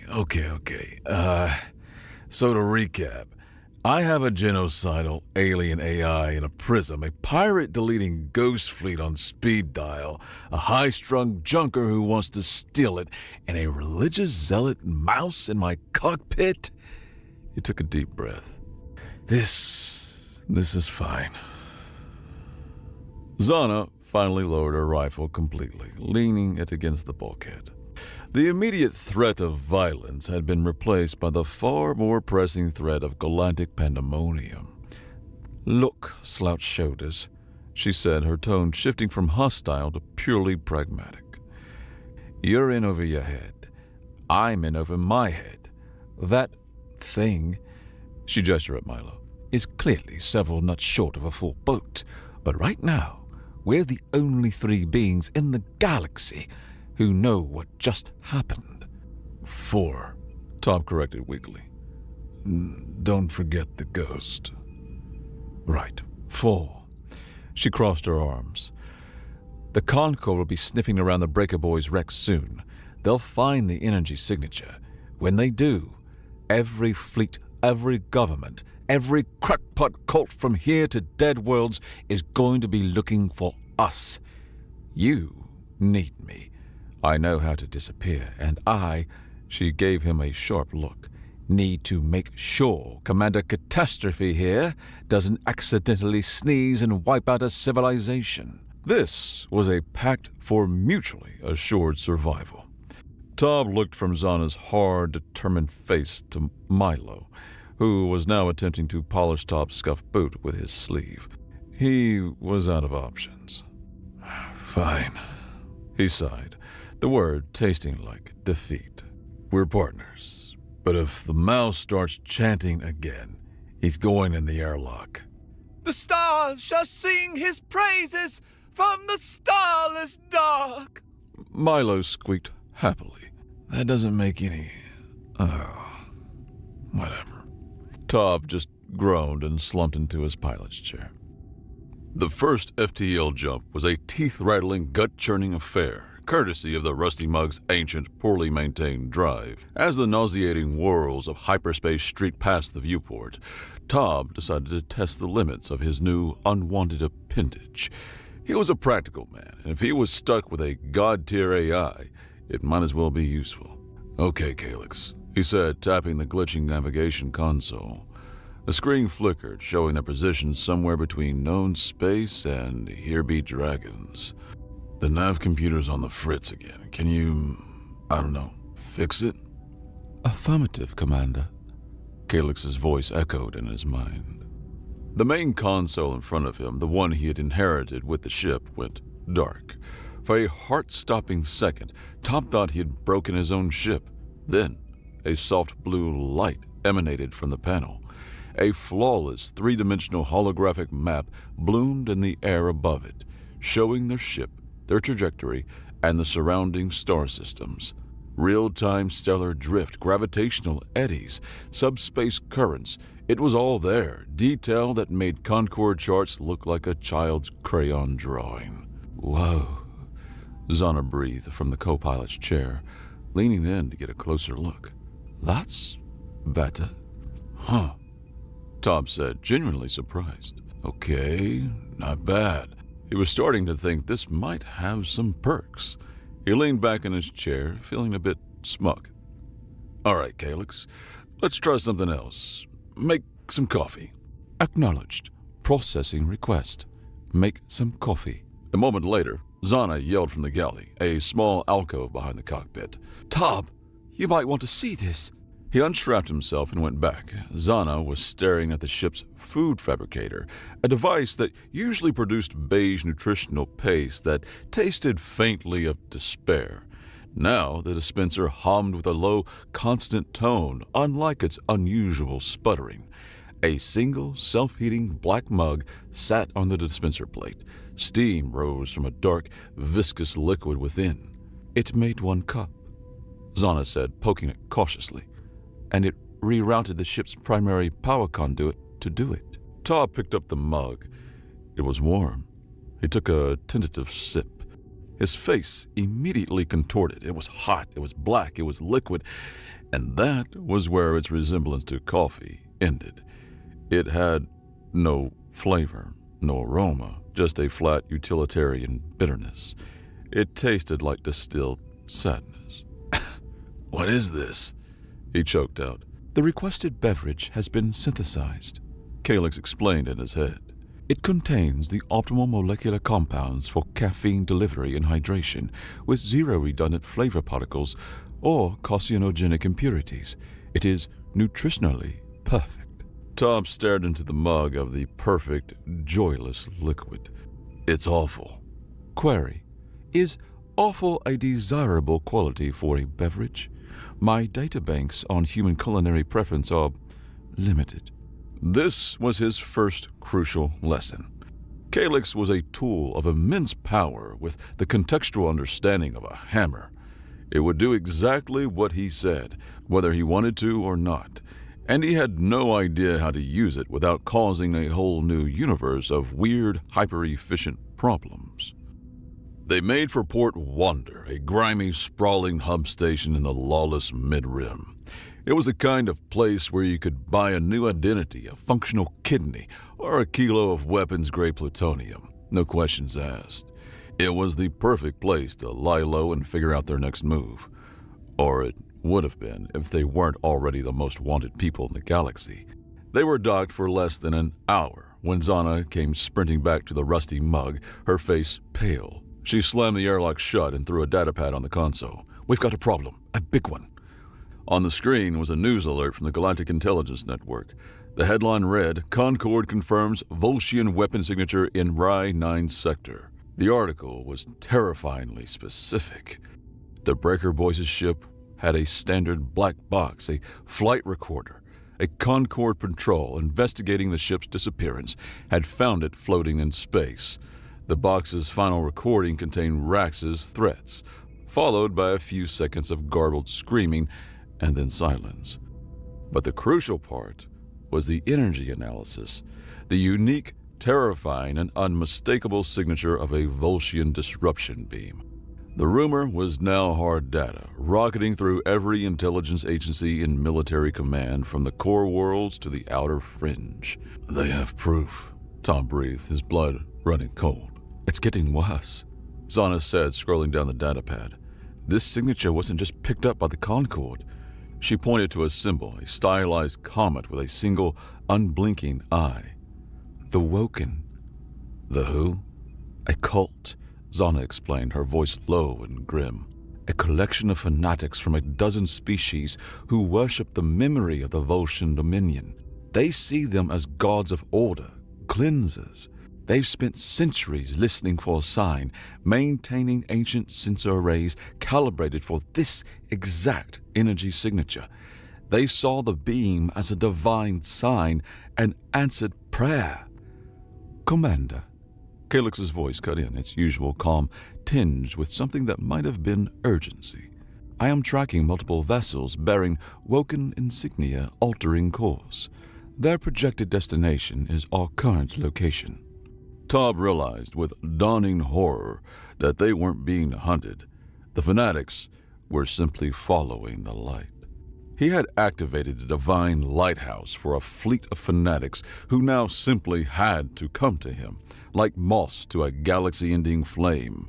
"We have to go," Zana said, already at the helm, her fingers toggling power relays and confirming system readiness on the console. "Now!"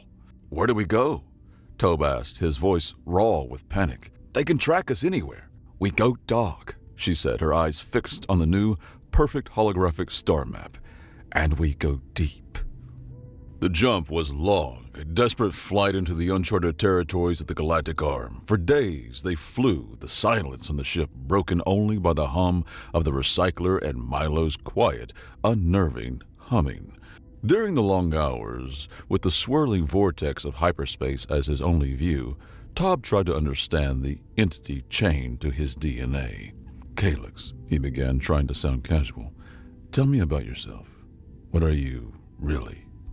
"I am the Gestalt consciousness of the Voshian Dominion's Third Grand Fleet," the AI replied.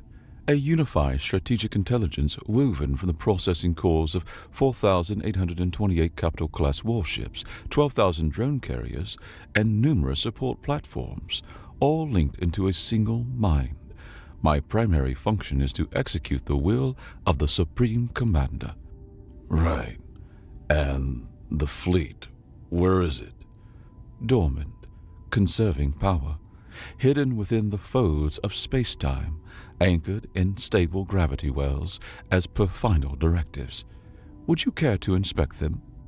Before Tob could answer, his vision dissolved.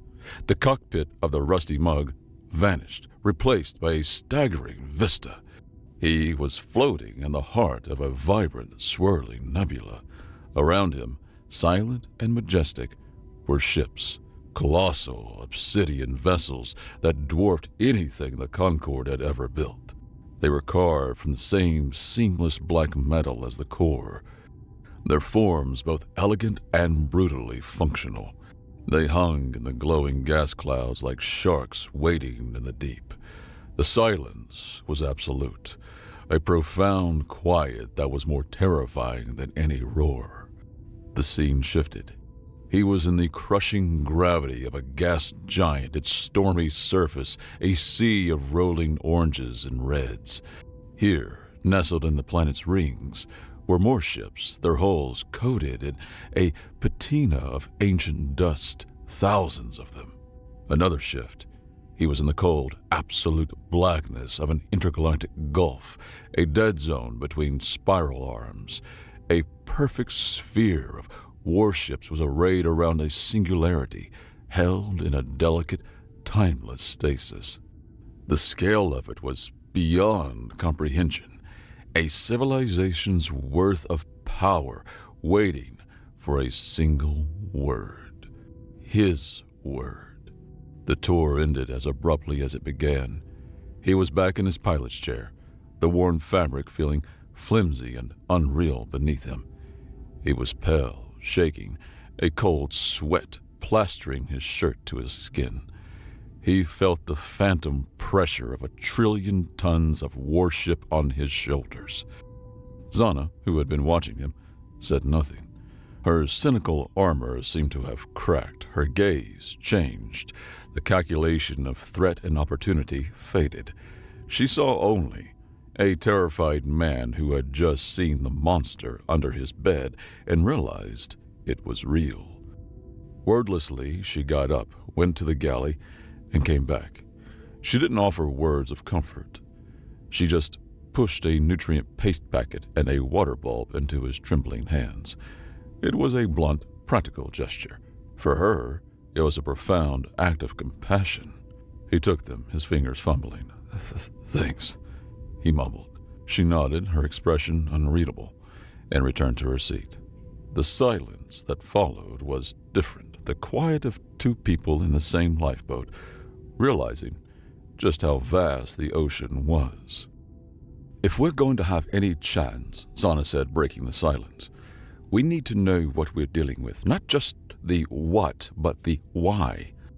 I know a place." The place was a data haven called the Archive of Whispers, located on the shattered moon of a dead world in a system even the pirates avoided. It was run by information brokers who valued privacy and credits above all else. They navigated the rusty mug through a graveyard of decommissioned satellites and automated defense platforms. Zana's skilled piloting, the only thing keeping them from being turned into scrap.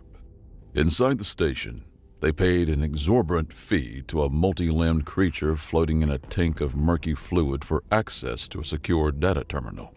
Tob set the glowing prism on the console beside him. Zana sliced through layers of archaic encryption, her fingers swiping through menus and disabling firewalls in the holographic interface, looking for files on the Voshian Dominion, the deep stuff, unredacted. The files began to load. They weren't historical records, they were raw data. Military logs, colonial reports, internal communiques. What they found turned Tom's stomach. What they found turned Tom's stomach. The Voshian Dominion hadn't just been conquerors. They had been systematic industrial-scale monsters. The screen, filled with images and text logs,